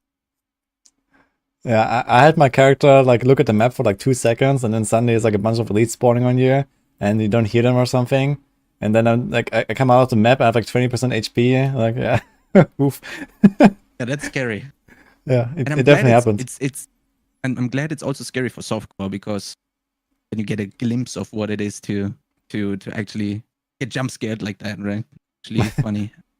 If you survive, that is. Yeah. All right. Diaxon, do you want to say something at this? I'm not sure if you were going to. Oh no, I'm done with Helltide. Okay. Well then, okay, last big topic I had for today is class and game balance. So how do you feel about, the game's difficulty now? How easy it is to push, like, the pits or like whatever, whatever comes to your mind right now. Do you think it's fine, getting vomited with loot and then being overpowered, leveling to 100? Is it fine that pit bosses one-shot you at the higher tiers, Yeah, I was going to get into that in a minute, but the how I feel about it is there's less on board moments. Like pretty much my take on the whole season is what it felt like they did was they took the gaps of time in which you're kind of getting drained, bored, like, getting from level X to level Y is taking forever, or I don't feel like I'm progressing. And I feel like I'm pretty much always progressing up until we get to pit pushing, and then it's like, it doesn't feel like I'm progressing as fast, right? But in terms of the leveling and progression you're talking about, feels good. Feels pretty solid all the way to 100. Once I get into the pits, it's like, oh, this is fun. I'm masterworking gear, and the dopamine's related to the gear masterworking. And then I have these moments of frustration where it's like I go and do Bramble Boss, he instantly starts one-shotting me the second I walk in. I walk to the left, he's enchanted with 4 different bosses. Lilith posed me into the other guy who's dunking me while Tomb Lord's doing the stupid beams. So it's like, okay, like I'm enjoying myself. Don't get me wrong, I'm enjoying myself, but randomly it's like, does this boss really need Lilith right now? Does she really need Lilith in the middle of the boss fight? So every now and then I get a little bit frustrated, but outside of that, I'm fine with it. I'm having a blast. Literally, I got one shot, not one shot. It was actually 3 mini hits on a pit boss in tier 55 on the first day when I was quite long awake and then tried my way of pushing to the Neath Iron range. And then I was like, oh, okay, I gotta actually respect the bosses. You actually have to dodge. There is no, you can't just chill and play at this level. You die, right? You get punished for not dodging. I love that personally, but the overwhelming feedback I saw is that's too much. And we just moved away from one-shot mechanics on the bosses to a very, very good solution with the debuffs. And now people are getting one shot again.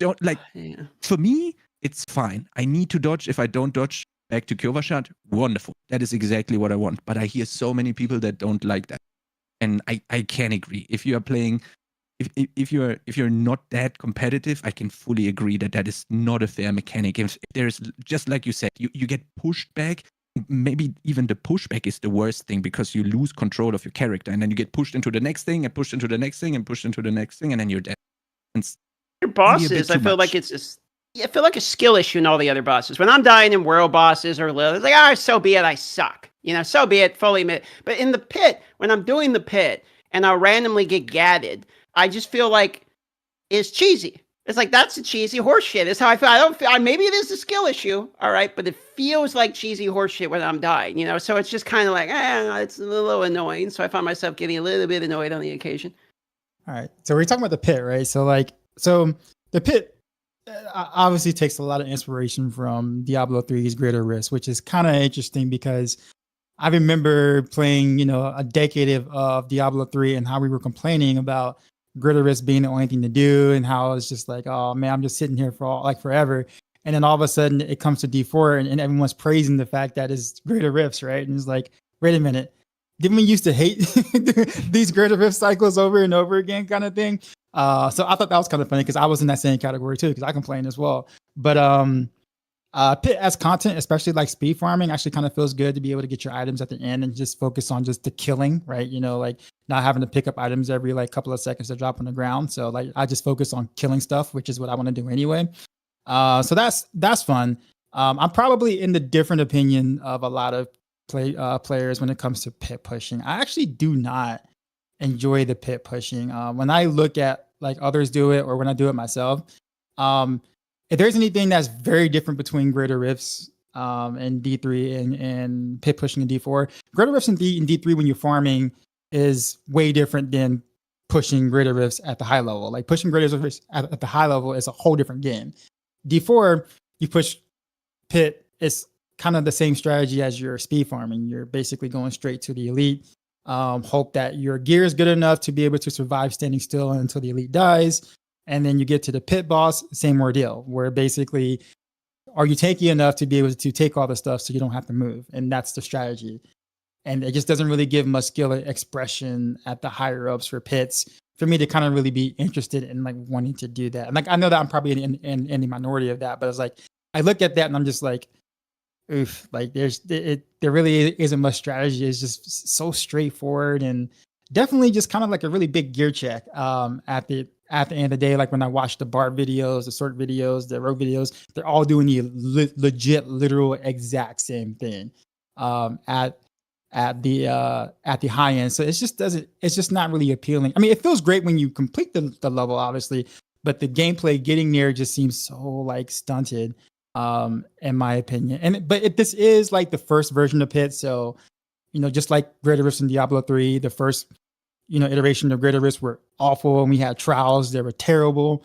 So over time, pit would get better, obviously. So it's not really a huge complaint, but I just don't really have that desire to push like I did in D3, where I felt like I had to come up with a different strategy or more strategies to be able to conquer something other than, I got 8 ranks of Dark Shroud. I can just stand here and not worry about anything and just go forward. And then that's kind of it. And that's kind of what it looks like right now for me. But I do think Pit in general as an endgame content is really cool. It's a really cool cycle that's different than Nightmare Dungeons and the Hell Ties and things like that. So, but I hope they will continue to tune it and also do that. Sorry, this is a long rant. One more thing, I promise.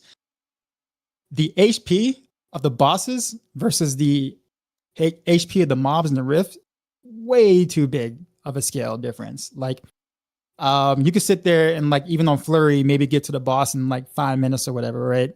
But then on Flurry, you would never kill the boss because the boss has way more HP than what Flurry can really be able to achieve.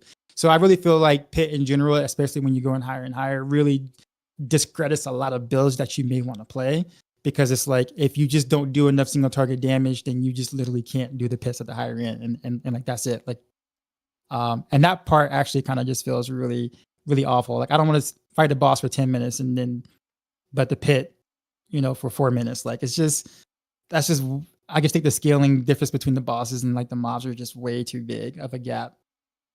But yeah. Yeah, I guess. I know that was long. Yeah, that's fine. I discussed this actually at length already on my stream. Like, I guess it comes down to like, are you farming versus are you pushing, right? Right now, there's not really any incentive to push high, right? There's no reward, there's no leaderboard besides the community-made one like that we have on Maxor or something. People are asking for leaderboards, and I think it would be cool to have, similar to D3, for example, just to like see, who pushes high or whatever. I kind of disagree. It's not really skill-based. Maybe it's like less skill expression than we had in the past in D3 because we don't have these options like kite together enemies, play around pylons and whatever, right? So there's like less moving parts there, but I guess there's certainly skill expression possible in D4 as well in the pit right now. Maybe not on Barbs where, like the only strategy is stack 300k life and then spawns as much as possible. But yeah, in general, I guess there is certainly like an element there. But I guess the point is that, okay, are you farming versus are you pushing? And in farming, I think the boss HP is totally fine. You do like a 3-minute run and then you kill the boss in like 30 seconds, 1 minute or whatever, right? And this is okay. But then when you go to a push, you get to the boss in like 7 minutes and you fight the boss for 8 minutes or something, right? Like this is where we are at this point with people like going the very high end, like, a pit 125 or whatever, right? It's like the bosses get so chunky because, well, you scale up all the monsters similarly in the dungeon, but your DPS goes up when you fight packs. But the DPS does not go up on the boss. You can only shoot at a single target so hard. But you can, pull more monsters. You can, time your stuff better when you fight elites when compared to just like, blasting through them or something. So this is why that happens, and we don't have any mechanic or anything that avoids that from happening right now. In Diablo 3, they made the Bane of the Stricken that allowed us to actually kill bosses at all, because after like the first 1 or 2 seasons it became obvious that no one can kill bosses like whatsoever, because we had exactly the same problem. And I guess one solution could be just, I don't want to see it Bane of the Stricken again necessarily, but they could just lower the timer. Like why is it 15 minutes? Why is it not just like 10? It was actually 10 on the PTR, right? And they increased it to 15 for whatever reason. But if the timer was shorter, then you would be forced to go lower tiers, and you can't push as high, and we would not run into those 8-minute boss fights. You could only have a maximum of, like, let's say, a 4-minute boss fight, because else you don't get there in time anyway. So, I think that is probably, like, a decent solution to that. I had the idea come up in chat that people say, quite a lot actually, that you shift some HP from the boss to the mobs. So instead of hitting the boss for 8 minutes and the trash for 7 minutes, you have like 10 minutes of trash and 5 of a boss. Yeah, but the point I was trying to make though is, right? Yeah, the point I was trying to make though is this only happens if you go for a push. If you look at a 15-minute run, like a push, like a slow run, right? This only happens if you do that. If you farm, well, you fight the boss for like very little, right? And if you shift the HP, if you lower the boss HP across the board and then still scale them all the same way, then you're just gonna walk in and one-shot the boss at some point, right? In a farming run. And then you have no boss fight. And it's like a Nightmare all over again. You just walk in, the boss does nothing and dies. Boom. And I don't think that is really what we want, right? Like the boss fights in the pit are actually kind of the highlight of the run, I feel. It's like the cool part of the run. It's like, okay, I get there, you know, I blast a little bit, sure. But then comes the boss and I actually have to dodge a little bit. And I really like that. It makes Pit distinctly different from anything else in the game because the boss fights are actually boss fights. There's actually something going on. And that makes them cool. But if you lower the HP, then at least while farming, which you do like, you know, for like 30 hours until you get your Masterworking mats or whatever, you would never fight a boss if they have too low HP. So, do we really want to, like, you know, sacrifice that just so that we have like no 8-minute boss fights when you push? Like, who cares about pushing, really?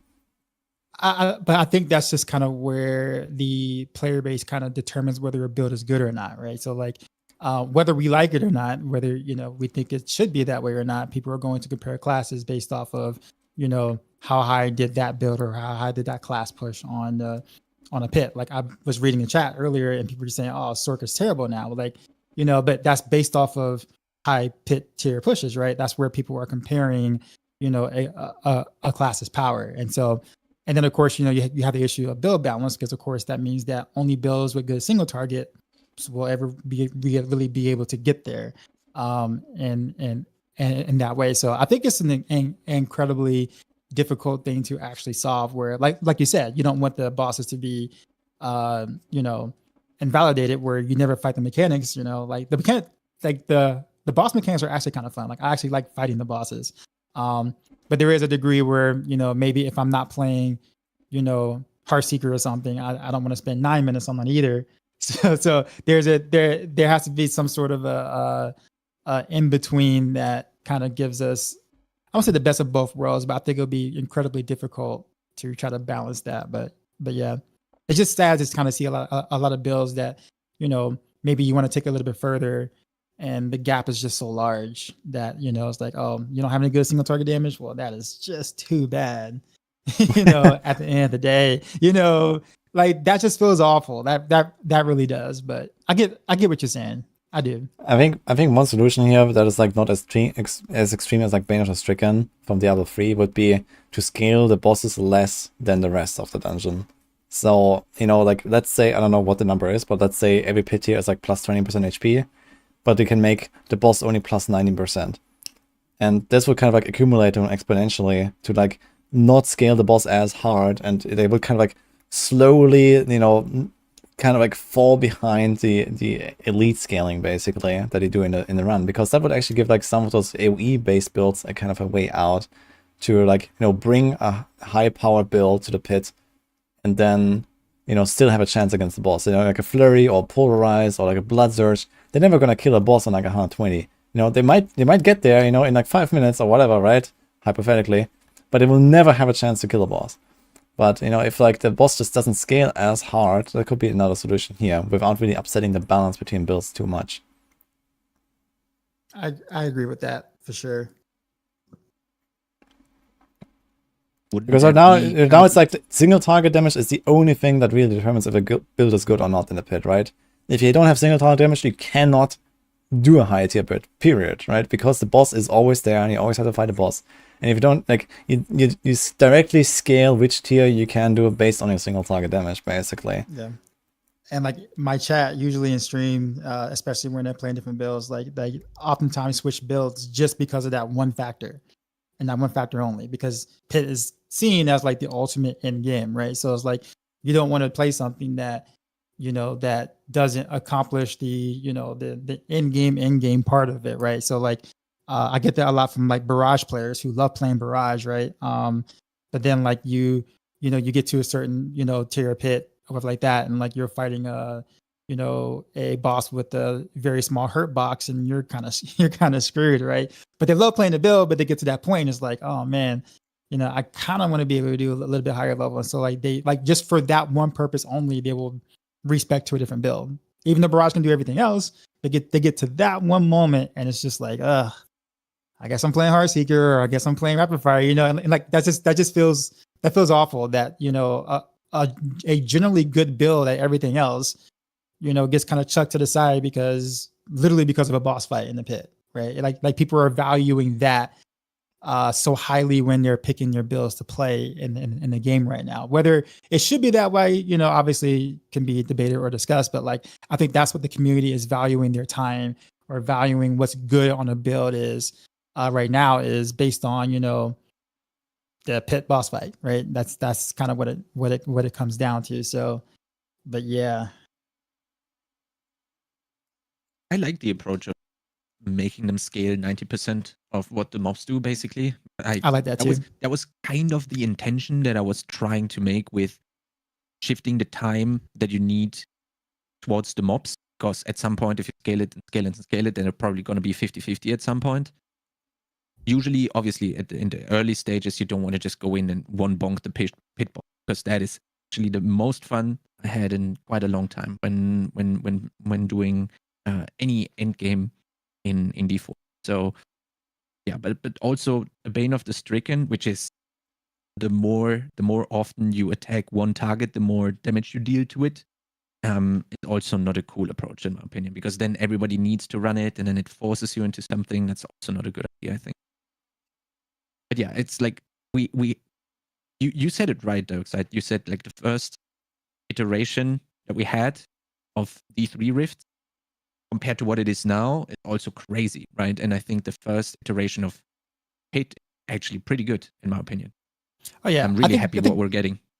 I think they did, like, compared to where Greater Risk were initially versus where Pit is right now. Like initially, I think this is a much better starting point than where Greater Risk were at the when they were first introducing Diablo 3, which is why I'm not worried about it, right? Like I might have some, you know, discrepancies with it and say, okay, this part I like about it, this part I don't, but I'm not afraid, I'm not scared about it, I'm not worried about it. I think over time they'll look at the tuning of it and be like, well, maybe we want to see more builds be able to be, you know, complete slightly higher tiers than, you know, those kind of things. So like I'm sure they'll do some tuning to it in the future, but I think right now it's in a good state for its first iteration, but tuning definitely probably, you know, if necessary. Yeah, I think in general though, like this whole like discussion about like tuning or like retuning the bosses and stuff is still like a somewhat niche problem, because again, like there's no incentive right now to actually do a push, right? There's like no reason to do it. It's like an inefficient way of doing anything in the game. You really want to just like speed farm 3-minute runs or whatever, and this is how you get your materials, and this is the incentive, right? You never actually want to go and push, right? There's like nothing you really get. There's like a title reward at 100 and 150, okay, but you know, whatever, right? Yeah, that's kind of why I'm not chipping in right now on this one, because I'm on pit 79 and I'm not doing it because I don't know why I would spend all my time trying to retune my build to go to the higher pit, because I see other people doing it, but I don't see them getting materials like faster because of it. I see them spending longer in the pit every time. So it's like, why don't I just farm the one I can do? Like, I don't see any reason at all to push the pit at the moment. I do like Dioxide's point of where it feels a little bit of a bummer to have to build a single target if you do want to go through it, because I feel like what's the point of theoretically like being good at blasting through to the boss? Like you make a build that's really good at like getting there faster, you know, and AoEing down and all that, but then it doesn't really matter because you're gate kept by single target damage as well. Feels a little bit bad. But at some point I wonder, it's like maybe that's just like a core problem that's not really going to be solved. Whereas opposed to it's an ARPG, it's either going to have the power shifted to the mobs are going to be the hard part, or it's going to be the boss that's the hard part. Like it could go either way. Now you have to have an AoE build as opposed to single target build. So I wonder the balancing. The 90% solution seems like a pretty decent solution. But like I said, I'm not really pushing pits very hard right now. The only part that's frustrating me is the Lilith. Getting randomly pulled in by Lilith while you're doing stuff is pretty annoying. Other than that, like I've been enjoying pits for the most part. That's really my only major complaint. Lilith was a struggle, guys. Can confirm. I just seen your rip. Was that a one shot? Like literally? Yes. Yeah, I died 2 times this season, both to Lilith Shadow. Yes. she's no joke for sure. But at least you know whenever there's a Lilith, you know, shit's going to get real. So that's that's for sure. No, I just didn't know she was there. That was my problem. Anyway. There's good points about visual clarity. Maybe it's a skill issue on my side, but I feel like I can't really see things very well. The circles from the guy is a giant red circle. The Uber Tomb Lord squares are giant red shit. The Lilith is giant red beams. Everything's the same color and the same transparency level. And when they stack on each other, Lord help you. So that plus I'm playing from Alaska and my ping is 80 to 111 no matter what game I'm playing. So I feel like combine these issues of like I have to be able to tell visually what's going on, have the reaction time, be able to dodge, stand in the little spot that doesn't have the red shit. Like sometimes my brain just can't process the stuff that fast. You know what I mean? So that part would be nice to have a little bit more clear. Maybe each of the bosses have a different color. The first one that's enchanted is green, then red, then blue, so I can see how many of them there are at least. I don't know. It's actually color stuff is actually a good idea. Also, Yeah. I had to teach my chat. You can actually increase, which is unfortunate for console players. You can increase the vibrance of your monitor from 50% to 70%, and that makes actually a huge difference. So basically, my chat is loving it. You should go and try this. In the NVIDIA control panel, you just right-click your main monitor, and you can go to a setting. You increase the digital vibrance to 70%, and then you are hacking. Wait, what does Does that it do? change You see the difference of the colors way better. But that should not be the solution for the game. I'll do this. You said this is in control panel, NVIDIA control panel. Yeah, I'll show you right after DM. Sure. All right, I'll do that then. The secret technology here. Secret technology. And your stream doesn't even know about it because only you see it on your screen. Could have saved me 2 characters already. That's actually helping. I was always playing with that because WoW stuff, and it helped there too. And it does here as well. If I go back to the normal settings, I'm like, could as well turn off the monitor. I don't see anything. Any difference. And you get like, you have the ground separated from the red stuff way easier. But if everything is red, then yeah, even that doesn't help you at all. All right. Okay, I think I had enough about the pit. I want to talk about the class balance as well. Like, how do you feel about that right now? Like, are you happy with where it is? Do you think like stuff should more be on the Barb side, or stuff should be more on the Sorc side, or like where we at here? For me, it's crazy that whatever we do, wherever we place the Barb on the Macro tier list, they still end up on top. That's crazy to me. For one season, I thought it's going to be my class, and we almost convinced everyone that it's going to be Necromancers, and it still can't come out on top. And the crazy thing about this is, Barb works normally, from what I know, even with the small patch hiccup that wasn't even in the game anymore. They are working as intended, and rogues are double dipping Victimize on multiple places and are struggling to keep up. I'm not even talking about Necromancers anymore. I'm like, there's literal bugged builds trying to keep up with a class that works as intended. That is crazy to me. Sorry, rant over. When we talk about, I'm still happy. When we talk about class balance, right? Like I think at this point, like balance in terms of like what content, like specifically, like so let's say we just take out the pit, and then the class balance or the tier list all of a sudden changes like quite a bit because, you know, obviously more HP, right? So if we're talking about open world, you know, balance, then a lot of classes can do basically almost anything.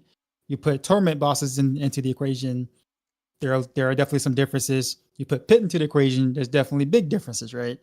With that, so like when we say class balance, you know, what are we balancing, you know, or what is the balance for per se in general, like which particular content for that. But that's probably getting a little too technical. But the thing is I actually really, in my opinion, I actually want to see the numbers come down. I know we always want to kind of say, oh, I want to be as strong as, like, you know, the barbarian creating or hitting for, you know, multiple, you know, millions or billions or whatever that they do, right? But it's like, I feel like the numbers are just so extreme right now in general. They like it's just, the numbers just seem so like just I won't say worthless, but it's just like, man, why are we creating for billions? Why are we creating for millions, right? Like if there's anything I like about last epoch is like the damage numbers were like realistic, right? They were realistic and they were fun to look at because they were reasonable. Right now it's just so off the scale. We're back to D3 terms again. So Honestly, Just I would play like to Druid. see a big. You can hit 17 damage. Chat also just said honestly- just turn off the damage numbers. Problem Turn solved. off the damage numbers. Well, I mean, seeing your damage numbers go up is a part of progression in an action RPG in general, right? It's like, oh, I put on this piece of gear, I see a higher number than I did before. That gives you a dopamine hit. It feels good, right? You know, that's always been like a traditional thing in all action RPGs. Imagine playing a J or RPG and not having damage numbers on at all. Like that would be so weird, right? You want to see those numbers in that case, especially when you're progressing. Once you're min max, you may not care, but when you're progressing, you want to see that change. But yeah, I honestly just want to see a big stat squish, man, and then kind of like rebalance things around much lower numbers than the numbers we have currently right now. I mean, that's more of an expansion thing anyway, so maybe that's even already coming in the expansion, I imagine. Like, it would not be a bad idea to, like, just generally lower the, the multipliers or whatever, right, across the board and rebalance stuff. And I guess we're going to see, like, an updated Paragon system, you're going to see updated glyph system or whatever, right? As this stuff has not been touched at all, for example. So, there's definitely, like, a lot of opportunities to change that across the board. I just want to say Druid feels terrible. But you know what? I've been feeling that way for 4 seasons. So Yeah. it is quite But alright. I mean, but weird do you feel terrible because you're weaker than Barb's? No, because I mean, like, to be honest, I don't really care too much. Like, if another class is stronger than me, all I know is like I'll be playing the Were-Nado, and somehow it feels worse, like this season than any other season. It's like, why am I feeling weak as fuck, dude? Like, why do I have to watch everybody else destroy this fucking Uberlith, but I'm up here like struggling on my 3rd day in a row to try to kill it with Were-Nado. I don't know. Maybe I need to switch over to Boulder or something. But then I did try playing Boulder, and then the rock just disappears. And it's like, nope, you don't get to have the rock. It's all right. Forget it. I want to use the rock, I guess. So maybe I gotta do Lightning Storm. I don't know. I'm Pulverized Druid, still dog shit, so it is what it is. I'm probably gonna Windshear's the switch to a answer, I different think. class. Windshear? Yeah, I've been hearing about Windshear. that one. Yeah. Have you Yeah, seen Woody do that? That's insane. No, I haven't seen the Windshear Windshear. is People kinda keep fun. telling me. Yeah, it's a good build. You should try it. I'm gonna try it. But I then. mean, people keep telling me OP. I mean, for balance and stuff like that too, man. I think Blizzard. I mean, granted, coding is hard. You know, I get it, but like, just way too many bug things tend to just make it through each season, which kind of makes it difficult to actually balance stuff, right? You know, obviously, rogues are, well, at least let's say Heartseeker, for example, right? Heartseeker and Pinshire are only competitive or in the line of where Rapid Fire is because of victimized double dipping, right? Like if that didn't exist, it'd be a little bit of a different story. But it's like it's hard to really get a balance in general until we can actually squash a lot of the bugs to kind of see where the builds actually truly lie before we can actually make adjustments to them. And in that sense, I think Blizzard has been struggling with just trying to get classes and builds to perform, the way they should, or builds to perform the way they should without the bugs, right? So I think that just need to be fixed first. I mean, even on the rogue right now, like, again, Victimize is bug, Precision is still bugged from the last season. Close quarters combat has a small bug too as well. So like you play rogue, you're playing something bugged, no matter what. Like you can't not play anything that's not bugged. And it's just frustrating that like we're useful as a class because we have a bug somewhere or a couple of bugs together that worked in some sort of tangent, right? So like, yeah, I mean, class balance, I think is going to be something that is going to take a while for them to actually kind of get. And because right now, again, bug fixes, they're all over the place. Yeah, I agree with that. Like, if the game was actually working as, expected, if like, tutors were accurate and, mechanics weren't broken, double dipping, or just not working at all, or, scaling in some unintended ways. And like, there's so many examples that we had. Like, Twisting Blades is probably like one of the biggest examples, right? Like, that's just was so unexpectedly, like, such a much stronger build than everything else, just because it had like 3 different bugs stacked on top of each other, and now they finally fixed them, and now the build is kind of performing where it's supposed to be, right? If you look at the numbers. And it's like, okay, now it's actually like some kind of like mid-tier, somewhat okay build, right? And it's not like the craziness that we had at the start. And a lot of people say, oh, I miss TB, but technically TB is still there. You can still play it. It's just not as good as like some of the other builds because you have the Heartseeker bug now, or like the Victimize thing, right? And so on, right? if those were fixed, then there would actually be like better balance across the board. I guess we have the problem that, for example, Barbs, as far as I know, at least the top builds, Bash and Thorns, are actually working as intended. And we have like, okay, like they're intended to be like 15 tiers better than other classes in the pit, right? So that's kind of like where we're at right now. And this, I guess this is problematic. And a lot of people are always saying like, oh man, Barbs have 4 weapons and it's impossible to balance that. Honestly, I kind of disagree with that. Like, it's probably a reason why it's imbalanced. I think it's mostly just bad balancing, though. It doesn't have to do with, like, 4 weapons being impossible to balance. I think they just, like, miscalculate this or whatever, right? I think they just have bad balancing when it comes to Barbs. Like, they could just tune down many things. It doesn't have to be, like, remove weapon slots or give other classes more weapon slots. They just made Barb-specific stuff too crazy on top of the 4 weapons. So they can always adjust that. In fact, they have done that with glyphs, right? The Barb glyphs are weaker than other glyphs from other classes. But you can just do that again, for example, or whatever, right? Something similar. You can nerf the legendary Paragon nodes and whatnot. You can nerf the key passives. Something Barb specific, and you could bring them in line. But for some reason, they're never doing that. They just keep buffing it. So, I don't know. For me, it's actually, I'm quite happy that we don't have that many game-breaking things currently. I think we have one of the few, one season where there is not that much stuff going around breaking things. I don't know. Am I wrong here? Is that just a feeling? I don't know. I remember way crazier bugged builds in other seasons, and now I don't know. What is there really? There's one bug that's breaking game, not that I've seen, but in terms of too strong, we don't have game breaking bugs like Bulwark, right? We had like season 0 Bulwark, where like, Bulwark, literally like it didn't need anything. It could kill anything in the game because it was scaling with the monster level and these kind of things, right? So we don't have that at least right now, outside of Holy Bolts, I suppose. People are abusing Holy Bolts for that, but this is like an item that's technically available to everyone, practically mostly for the Necros, I guess. But anyway. Doesn't it only work with minion scaling, though? Yeah, I think it's mostly with minions. I didn't really feel like it's good on rogues, for example, but that's a different story. I guess it's just like an item that I have to fix and that's it. But yeah. At least there's nothing game-breaking, like, okay, someone is just crushing Pit 200 that has, like, quadrillions of life or whatever, that no one else could ever even dream about to get to. Like, you're probably not even going to see, like, 150, like, a legit clear or something, right? And then, like, another 50 tiers from there. So that could have happened with another game-breaking bug like Bulwark, but so far it has not happened as far as I'm aware. So that's good at least. There's one bug that please, for the love of God, Blizzard, please fix this. The one bug is Lilith randomly deciding not to die.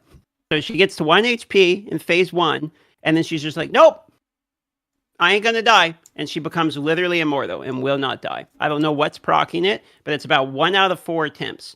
She would just refuse to die and stay in phase 1 literally forever with 1 HP. And it's still happening. It's been in the game since the launch of the game. Be lovely if they could fix that. When she throws the infinite waves at you over and over again? No. She'll literally stay at 1 HP. Like in phase 1, if something will happen and she cannot die or be staggered, she'll play like normal, but she cannot die. She'll just sit there with infinite HP. I've never heard of that, actually. Happens all the time. It happens to me probably 5 to 6 times a day because it's about 25% proc rate. I think it has to do with how much you damage her within a certain time period that will happen, but it happens very consistently with me. It's very frustrating. Yeah, I know that there are some bugs when you like nuke her through one of the phases into the next phase, for example, or so that could be related to that. So, but yeah, this is just like a bug that I have to fix, I guess. All I meant with all of this is like we're moving in a great direction, in my opinion, because we had the low life Bulwark, we had the ball lightning doing crazy things, we had all of those, and to be honest, that's not really craziest bug right now is victimized double dipping. I think that's fair. I think that's totally fine. Yeah, and it's not a huge deal, I guess, in terms of bug builds, but at least exactly. But I guess like what we talked about earlier is like. There are consistently these bugs making it into the game, right? Every single season, right? Okay, they're not as crazy anymore. I guess it's getting better, but it's still like, okay, victimized builds are just like, 50% better or 100% better than they should be. And, like Sorcs have the opposite problem, right? Sorcs are generally weak right now, but it's also because they have certain multipliers that don't apply in the full value, right? So they like they're missing like a third of the damage or something, right? So if those bugs were actually fixed, then I guess the balance would actually be much better, right? Outside of like some builds just being overtuned as hell. So you can always adjust those at some point. They tried with the patch notes coming on Tuesday, but then people yeah, talked about the Barb a lot, and then they backpedaled, I guess. But anyway, so it's like, yeah, but in general, I would like to ask a question. Do we want a balance that is more in the direction of Bash Barb and Thorns Barb, or more in the direction of Sorc, I guess? Where we are with that, you know? But would it be better if all classes were on a Sorc level or on a Barb level? How about Druid? Can we balance it? Druid's favorite? Can Druid be number one? What? It has to be Barbarian. Yeah, I'm just like talking at the two extreme ends, you know? Like we have like number one. Yeah. I guess Druid is like kind of on the same level as Sorc. It's kind of both towards the bottom right now. So Druid is the same, I guess. So where do we want to go though? Everyone loves playing Barb because you're just so strong. Everyone wants to feel that way. It might not be our favorite choice, maybe, but I don't know, that's just fun. Like being OP, doing the crazy stuff. But I mean, if everyone is at kind of the same level, then I mean, if you're clearing 120 pit and everybody else is doing 120 pit, that's fine. Or if it's only 70 pit now, I think that for me that would be ideal. Like if we could just all maybe be in like 5 to 10 tiers of each other with the best build of a class, that would be insane. If that is 160 pit or if that is 80 pit, to me it doesn't matter if the number, Right. what the number is. I think though, like to piggyback a little bit off of what you're saying, you know, like everyone's gonna, like if you had a choice between that, like everyone's gonna want to feel as strong as a Barb. Like no one's gonna be like, oh man, I want to hit for less numbers like the Sorc, or you know, or struggle a little harder like the Sorc, right? But like in terms of like the game health per se, like if we want to extend the season or feel like we have more to do, where it feels like you have more of a progression, going the way of the Sorc kind of makes more sense, because then you have to feel like you have to try, like you have to actually try to do things on the Sorc to kill things and stuff, right? So that would probably be better for the game. But you know, I think for most players, or you know, if you can just, you know, OP, you know, tap everything, you know, I think people would obviously gear towards it and towards the Barb. But I see both sides though. I mean, it is an action RPG, you know, it's okay to feel OP, but at the same time, it's like if you want your content to mean something, if you want the, you know, like I said, like the content to actually mean something, then kind of where Sorc is at, it would be better for the game, in my opinion. I don't mind a class being overpowered. I do mind the same class being overpowered every season. That's where I'm at with it. It's like I'm okay with like having a class that's better than others for a season. I know perfect balance is something that all games struggle with. I just, you know, if I have to see Barb be like God tier in season 12, then like I'm gonna lose my mind. It's just good, really fucking good. Holy shit, they're OP, good. It's like, okay, I get it. Should have played the Barb. Joke's on me. I mean, don't forget about season 0 and season 1. They were basically not in the game, okay? They had their fair share of struggling, but at this point, they also had their fair share of being the thing, right? Like, there needs to be some back and forth, right? I don't know. Right. I can only say I've played Barb the most after Rogue, my main, and I've never died on hardcore with a Barb. I've never died with a Barb in this game, period. Not in the beta, not now, not ever. I've only deleted Barbs. So that's all I can say. I don't think they had really a huge struggle anywhere along the you know, way. So I've lost many other characters, but never a Barb so far. Maybe I'm jinxing myself, but you know, that's what I can say. There's classes out there that have struggled since day one. You're also probably not going to die this season on a Barb, Woody. With 300k HP, I kind of doubt it, yeah. But yeah. Yeah, that's true. You're doing it wrong, chat says. Okay, Yeah, apparently I'm supposed to die on a Barb. Yeah. I mean, it's not just about the hardcore dying on the class or something. It's just that, I don't know, like, I get what DM is saying, like, one class is being OP, or like at the top every single time is kind of bad. And on the other hand, I also really dislike this whole mentality of, man, Barbs were OP for so many seasons, now we're gonna nerf them into the ground, no one should play Barb, and now we're gonna make Sorc OP because they were down bad for like this season or that season. And I think that's also like the wrong approach. I think that the goal should always be to have a somewhat balanced, selection. Like you can play this class or that class and put, probably even multiple builds on them. Maybe you have like 50 builds, 60 builds. I don't know how much we have on Maxwell by now, right? We have so many builds, and we don't even cover every single like variation or build or that it could be done, right? There's still more stuff to discover and still more builds to make, and there are a lot of builds, and there's just such a gap between them. Like there's like the pulverized druid and there's the windshade druid, and they need to be kind of closer together, right? And then the classes need to be overall closer together. So there just needs to be like more tuning. And then it would be much better if you just have options, and it doesn't feel like, man, like I want to play a Bloodlands Necro, right? And like look at Bloodlands, like you just can't play it really if you have any aspirations for the pit. Like even 61s is going to be a struggle, right?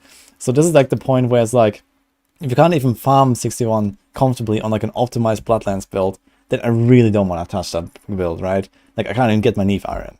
So that is at least the point that every build should reach. And after that, it's like somewhat optional. If some is a bit better, some a bit stronger or weaker, like it doesn't matter too much, I guess. But yeah, we do have these kind of scenarios where it's just like, man, like that build, yeah. Charge Love bolts. it. I would love it to be balanced. Yeah, I agree. I would love it if they were all like somewhat healthily, equally balanced. Do I believe that's ever going to happen? Probably not. Probably not. I feel like this is probably the closest we've seen it. Like, there's definitely some classes that seem stronger than the other, but they don't seem like, I mean, I don't see wild disparities right now, like Hola Barb. Maybe I'm wrong, but it seems like at least it's somewhat closer. Yeah, it's not as crazy as it was, but yeah. I guess it's generally, like, for considering how much they've changed the entire game, right? With like the itemization changes, we're actually in a pretty good spot balance-wise, I would say. So, yeah. Maybe we're like, need to cut them some slack there. I fully agree, yeah. Better than before, yeah. Alright. Well, that was basically all of the topics that we had for the podcast so far. So I have like one open-end discussion point, which would be, what about the future? So where do we go from here? Like next season, what would you like to see? What do you think about expansion? What would you like to see there potentially, or anything like that? If there's anything on your mind, now is the time. Paragon boards for crying out loud. They're so outdated now compared to everything else. Like they're like the like base concept of Paragon boards is cool, but like it's gotten to the point now because of the itemization and things that you skip a lot of things and you're just looking for some damage reduction, I guess, in Paragon boards, and that's it. Like even the glyphs, for the most part, the primary stat on the glyphs you don't even care about anymore. Like you're looking for secondaries because those are usually multiplicative.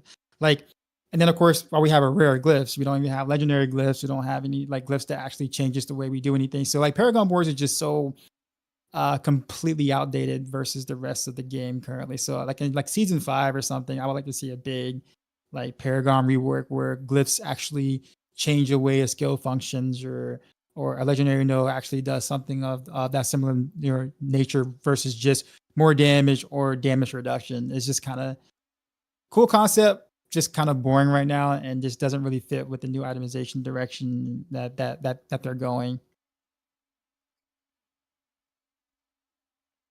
Yeah, fair enough. I agree with that. I just give me leaderboards, please. Leveling and who kills the bosses the first. That's at this point, that's literally all I want. Correct, was the happy blaster. Just give me a leveling leaderboard and just a bossing leaderboard. Who did it the first time, and then you can retire them and then make it like who did 1 to 100 the fastest, who did throughout the season, right? Like who killed Varshan the fastest. Like if you want to reuse them and don't have like them active for just a day or so, because then they're filled, We should recycle them at some point, and then of course all the other stuff we mentioned, Armory, Paragon, skill tree, all of that. But for me personally, please give me leaderboards. I would be so happy. I like streamlining of the social systems personally. Stuff like what I mentioned with the Durio weight room, making the clan system have a little bit more ease of access. Be like, I'm trying to find a party for Durio within your clan. And it's like, hey, does anyone want to do it? Pings it something, way to join people. I feel like some streamline of the social systems would be a nice addition. I don't know if it's necessarily tons of content, but it is something that I think people would enjoy. They seem to be making the game more social. I mean, stuff like the Blood Maiden, for instance, you know, the Gauntlet, you can do 4 players, etc. It seems like interacting with people also has an efficient, like economical benefit with things like making sure you're not wasting your stones, so you get other people to have it, etc. So it would seem to me to make sense to streamline that process for people. I don't know if I necessarily want like a LFG. Like I kind of want to avoid menus where we just click a button and instantly get teleported there, and you know all of that's out of it. But ways to interact with people a little bit easier in the overworld or naturally meeting people would be something I would enjoy. Also in SSF mode. Ooh, SSF mode. I want that too. Probably coming. I don't know if you saw the interview, but it was a pretty heavy hint on that one. Yeah, that would be Yeah. cool to have, especially for like, you know, community events, or if they ever introduce like these leaderboards that Coinx is asking for, right? Like SSF races are really the only races that are exciting for me, and I think for most of the community as well, right? Like every event, every gauntlet in PoE or whatever, they're all SSF. They're all hardcore. You know, this is what matters. This is what's fun to see, what's fun to play, what's fun to watch. And if that is ever gonna be a thing, I mean, I'm gonna run an event like every week or something, right? Like you can do so many things if you only have that thing, right? Because it just like cleans it up so nicely to have like any kind of competition. So yeah, that's gonna be cool. So Yeah, I'm gonna like that a lot too. Can- I'd be can happy base- about that. Can basically also extend that kind of to like give us the option of these PoE mini events where you can create your own server. You not only SSF, right? We kind of need like a fresh start of an account as well somehow, because well, if I'm SSF and I'm trying a race and I start with $1 billion gold and 7 Stygian stones, then right, you kind of need it. I want full SSF, completely separate from everything else, and then yeah, who like knows? Maybe the even private maybe leagues even from get some PoE, special right? rules. Yeah, exactly. Maybe even be able to do some special rules, right? Like DMU, remember the event that we had at the end of season 2? I think everyone really, really enjoyed it. Everyone involved, everyone who's watching it, that was quite a lot of fun. I had a blast. Chat was happy. That was great. Yeah, that was fun. The shoutcast actually, that went really well. Yeah, but when I visited them like during BlizzCon, I actually talked about the private leagues with Joe Pipiora at some point, really, like for a little bit. So it seems like there might be something coming. I don't know. Like it seemed at least open to the idea, and apparently like there was an interview lately where they mentioned SSF or something. So I've not seen that. But yeah, I mean, maybe we're gonna get that. I think that would be badass. You know, even if like most people don't use that feature, at least for the community, you know, streamers and like, you know, like that's like participating in an event like this, right? Like a lot of people go to play a PoE Gauntlet, and they just try to see how far they get, right? They might not be hardcore players normally, they might not be SSF players normally, but so many people just try it, you know, just give it a run and see how it goes or something, or maybe get a prize at the end or whatever, right?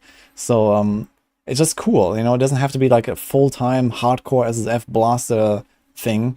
It can even be like just this one weekend here and there or whatever, right? And we can make our own events, we can make our own rules and whatever. So that would be it'll be such a boon to like the longevity of the community and the game, right? You can always just, you know, you've blasted a game for like a month, and now we do like a big event, you know, like a max roll gauntlet or something. Like there's so many possibilities.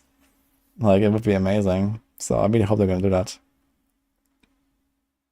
I don't know. I think not everyone has to play in the NFL to go and watch the Super Bowl, right? It's exactly the same thing for me. Even if you maybe have never touched a football in your life, you're still gonna go watch the Super Bowl, no matter how involved you are, right? I don't know. I think it's always a great event. I'm not saying we're the Super Bowl or whatever. I'm just trying to make a comparison here. I think it's always fun to watch people that do that and have an event going on. It's always some kind of feeling in the air that is, I don't know. I think it's a good thing to have. when you watch Race to World First in World of Warcraft. I don't even play the game anymore, but I tune in. It's great, right? You can establish a similar thing in D4 for sure. Yeah. Any other features though that you would like? Armory. Okay. Armory. Oh yeah. Yeah, it's something I was going to Armory, mention as sure. well.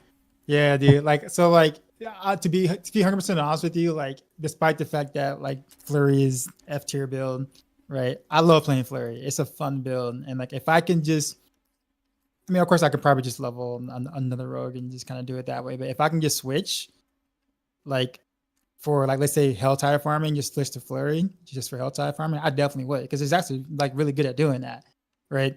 So like there are builds that I typically would play more of that might be more niche at doing certain things that I'd be more willing to play if I had an Armory and not have to reset my entire Paragon board and, you know, spend, you know, like, you know, 30 minutes changing out all this stuff and then go play the thing to do the thing. So an army of some sort, I think would be very beneficial to the game. Would love Yeah. an armory. I would love. There's multiple builds I would love to be able to play without having to struggle between swapping them for sure. Agreed. Yeah, it's also like, I guess these days it's like a different philosophy with like how we approach builds and like how the game is designed.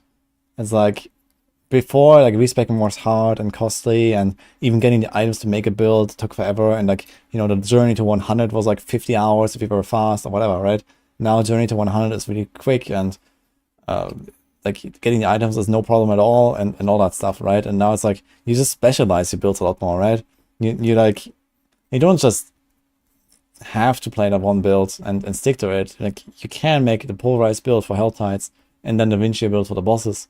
And yeah, if you have like the option to like swap between them, I guess it also doesn't matter that much then if like the build balance is like somewhat upset. You have like this one speed build and this one bossing build and this one pit build. And yeah, why not, right? If there's like, you know, the top builds on a class. On the other hand, you would kind of like force people to like swap between them much more, because I guess it's only gonna increase in specialization, right? You're gonna increase the specialization of like how good is polarized at AoE farming, and we're gonna increase our, you know, boss builds, like single target specialization over time with like more options, more aspects that are gonna introduce more uniques that allow us to burst down bosses faster, right? Or whatever, right? And at that point, it's also like, do you really want to like move in that direction where like universal builds are just bad, basically? They're just mediocre at everything. And then you have like hyper specialized builds. You have like the Helltide build, you swap to that. And then, okay, and World Boss is coming, I'll swap to my boss build. Okay, I'm going back to Helltide, I'll swap back to my Polarize. And like, do we want that? Is that actually how it's supposed to go? It feels like very naturally free. And the question is like, yeah, is that good for the game?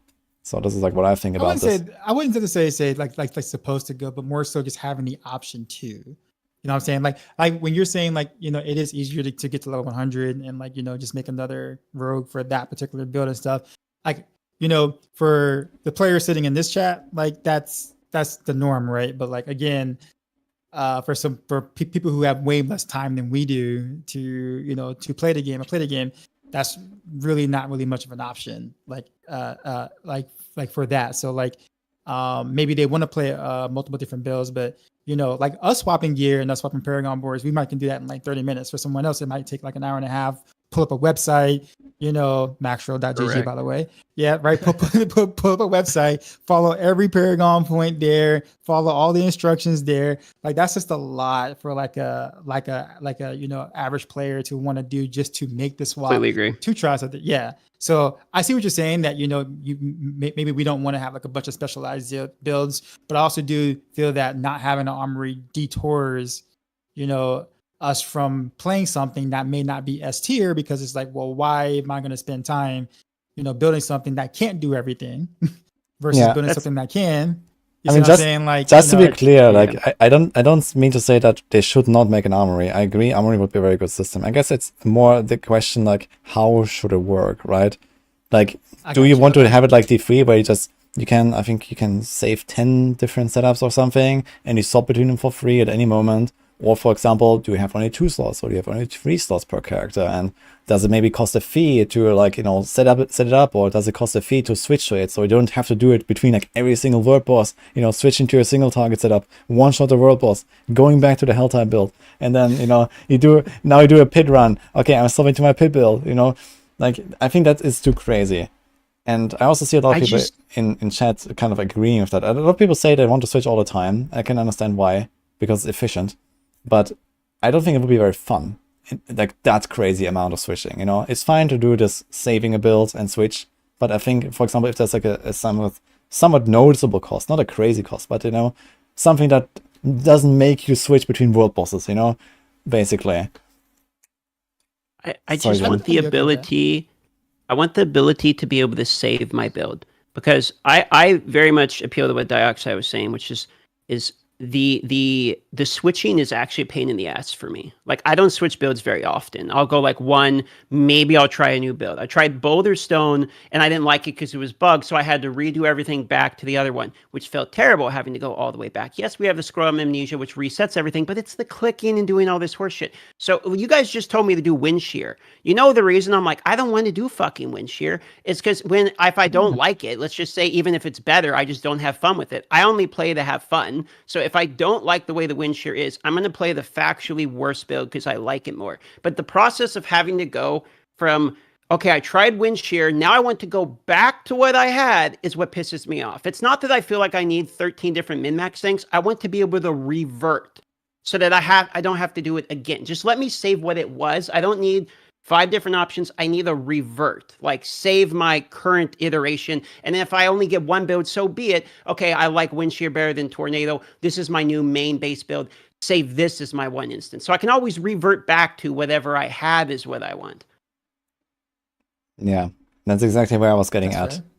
Like, I wholeheartedly agree with this, and I also kind of like what Darkside said, right? He would like to play like a flurry build here, but still have like a good build so he can actually farm the pit or something.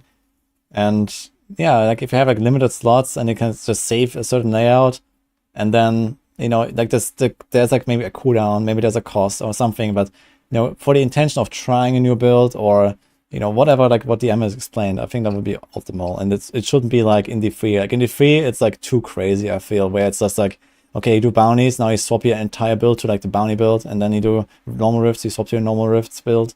And like, you know, I would like to have, you know, some kind of consistency in my build at least, right? And it shouldn't feel like I have to do this just to be more efficient or something all the time. So it's like a cooldown, a cost, whatever, like, you know, any kind of thing would work to like prevent us from like swapping every 5 minutes. But for that purpose, it would be really great to have Armory. What DM explained. Yeah, I'd be fine with the cooldown or a cost associated with this. So therefore, there is, you know, you're having to give up something for that feature or that thing because it is doing something. But yeah, sorry, go ahead, DM. I was just gonna say, I just maybe even if you tie to amnesia scrolls, where it's like if I have a scroll, I can revert to what I was, and that's the currency or something. I'm okay with being limited. I don't need to do it 15 times. But I would like to be able to do it a couple times, because I would like to try. Right now, I have a Druid. It's not Giga Chatted geared out. He's okay. And I want to try Lightning Storm because I think it sounds fun. I don't care if I push the higher tier. I want to try Wind Shear because you guys are saying it'll be better on probably single target. I'm struggling with Lilith. And I would like to try Boulder when it's no longer bugged and actually fucking does something. And so the only thing I don't want to do is have to redo literally everything to go back to the Tornado. So just give me some way of saving or some cost. I'll pay whatever the cost is. I just don't want to have to click a million times again. Even if I do have all day and I do it for a living, I still don't want to click a million goddamn times, bro. I think we all agree that there needs to be a cost and a pretty hefty one at that. Yeah, you can't do like 50 gold, right? You need, I don't know, the current state, maybe 10 million or something like that. Or a cooldown that it's like, I don't know, 2, 3, 4, 5 hours to prevent that efficiency swapping that is going to go crazy. Because if you give us the option, I'm sure as hell going to give you 5 builds that do. I'm even going to make you a town build if you want to that has like super fast movement speed to efficiently get you from the occultist to the blacksmith, right? If I need to, and we want to prevent that, and the big problem is hitting this fine line, and I don't really envy the developers having to do that. for me, it's like impossible. For me, it's such a fine line to go from literally optimizing your way from the vendor to the blacksmith, but then okay, just from the other extreme, just going back to what I had because I don't like the build that I think that second part that I said, I think that is the important thing that we need to find a fix for, because that is probably preventing also a lot of people from trying out builds because they're, what happens? I want to keep playing, but what happens if I don't like this new build? You've maybe seen a video, you've maybe seen a stream, but you're like, I don't know how it feels. You know, you switch to it and you go like, oh God, okay, now gotta go all the way back. I'll see you next season. You know, that needs to be fixed, and not really the other side, right? And the scrolls was a pretty good idea in my opinion. I have like you get 7 of limited them. number of those. Yeah, I you have get like fairly 7 of them. limited. I think I'm not using those. I'm just refund all. Fine, okay. Perfect example. Scrolls, save what I have, or like go back to the previous one, something like that. And then 7, I think that's fine. I don't really need more than that per character. Maybe. New town build just dropped it again. Yeah. Okay, Yeah, I mean, Chronix, I'm you're just- booked for writing the guide. Yeah. Yeah, I'm S- just saying, S-tier like, town right? build. If you give us Yeah. the option, we would even do that, right? Yeah. Because if Yeah, I true. just have to press my Armory hotkey and literally just click, I do that. I I mean, need to do that. You like gave it. talking about the That's cost, right? Talking about the cost, they could literally make the cost the same that it would cost to respec all the points one by one, right? Like you have like, Yes. I don't know, if you refund all Paragons, like 4 million gold or something. If you refund all the skills, it's like 2 million gold or whatever, right? They can literally make the cost that, so at least it's like the same cost, like the same efficiency, quote unquote, without the clicking, right? So it could be that, and as simple as that. And I think that would be fair, for example.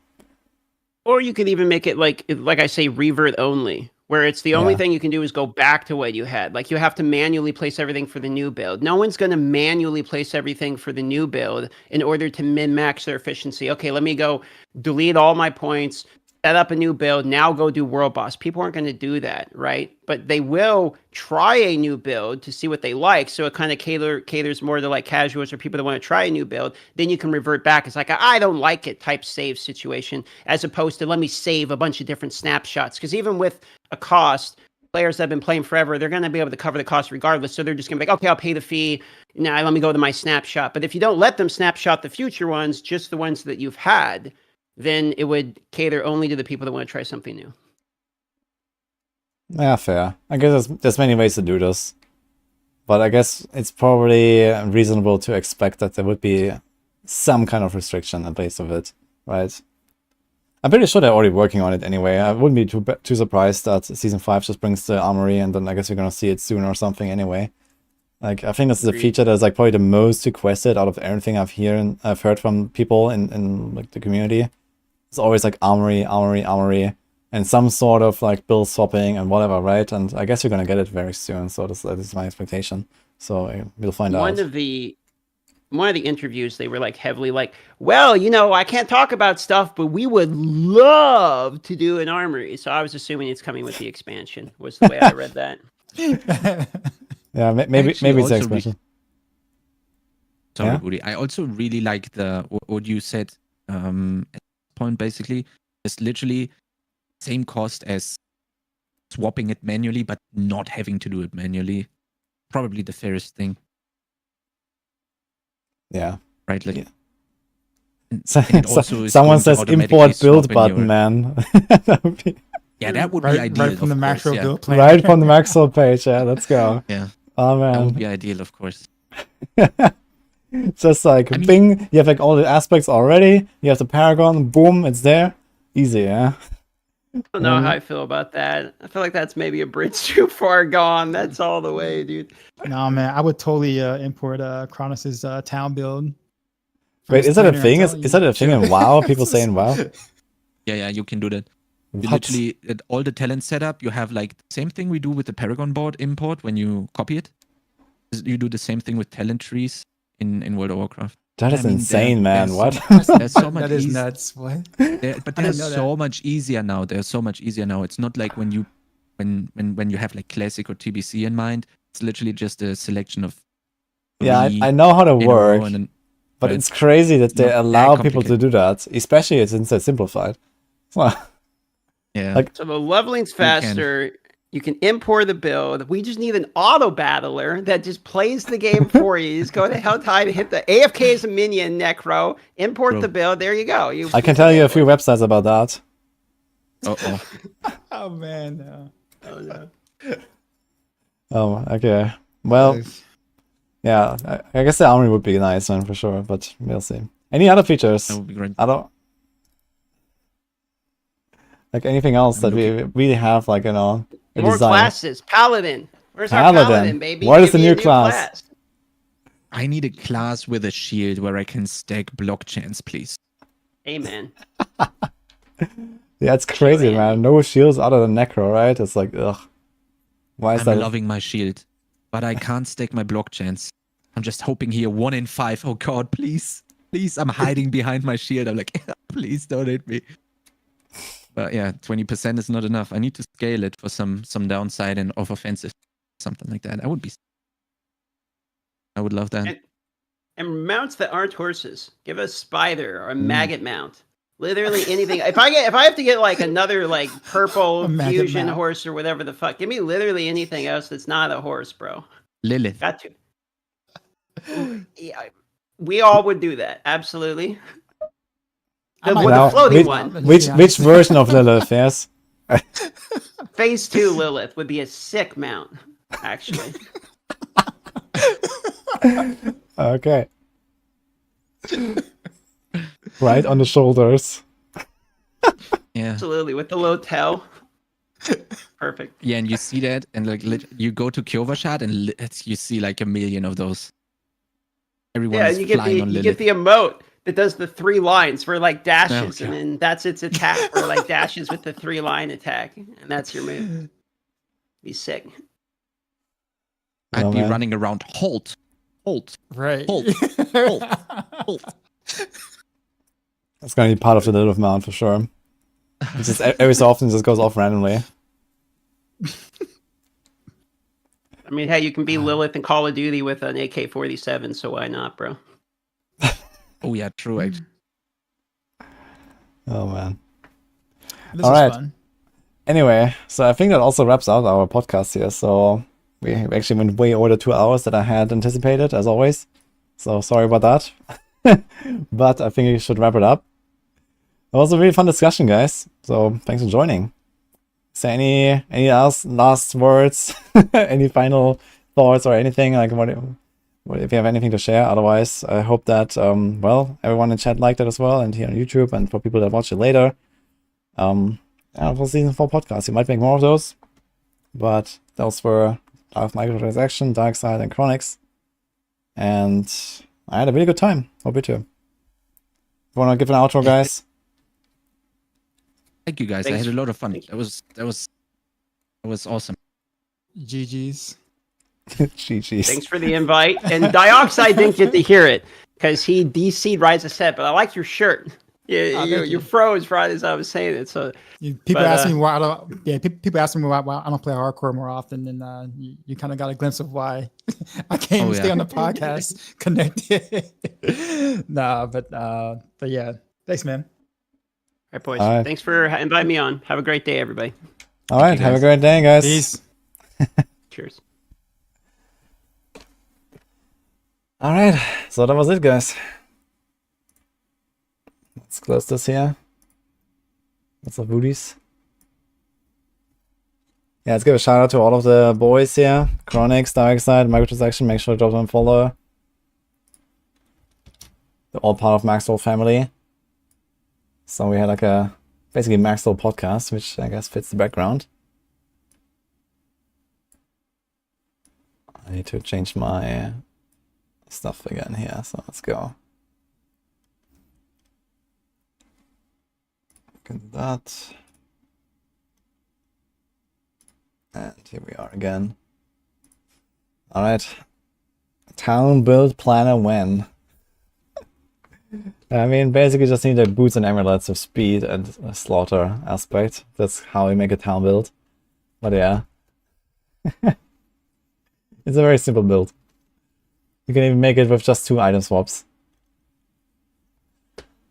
Exclamation mark town build. Now everyone wants that. Chronix TR, yeah, did he shout out the wrong one? Yes, Chronix TR. Let's do that. That's him. You're leveling Flurry now? Maybe. We'll see. But I think I'm not gonna level anything now. I think I'm gonna go bitch. So that's probably the angle that we're exploring here. It's been 11 hours today. So, hope you enjoyed it, guys.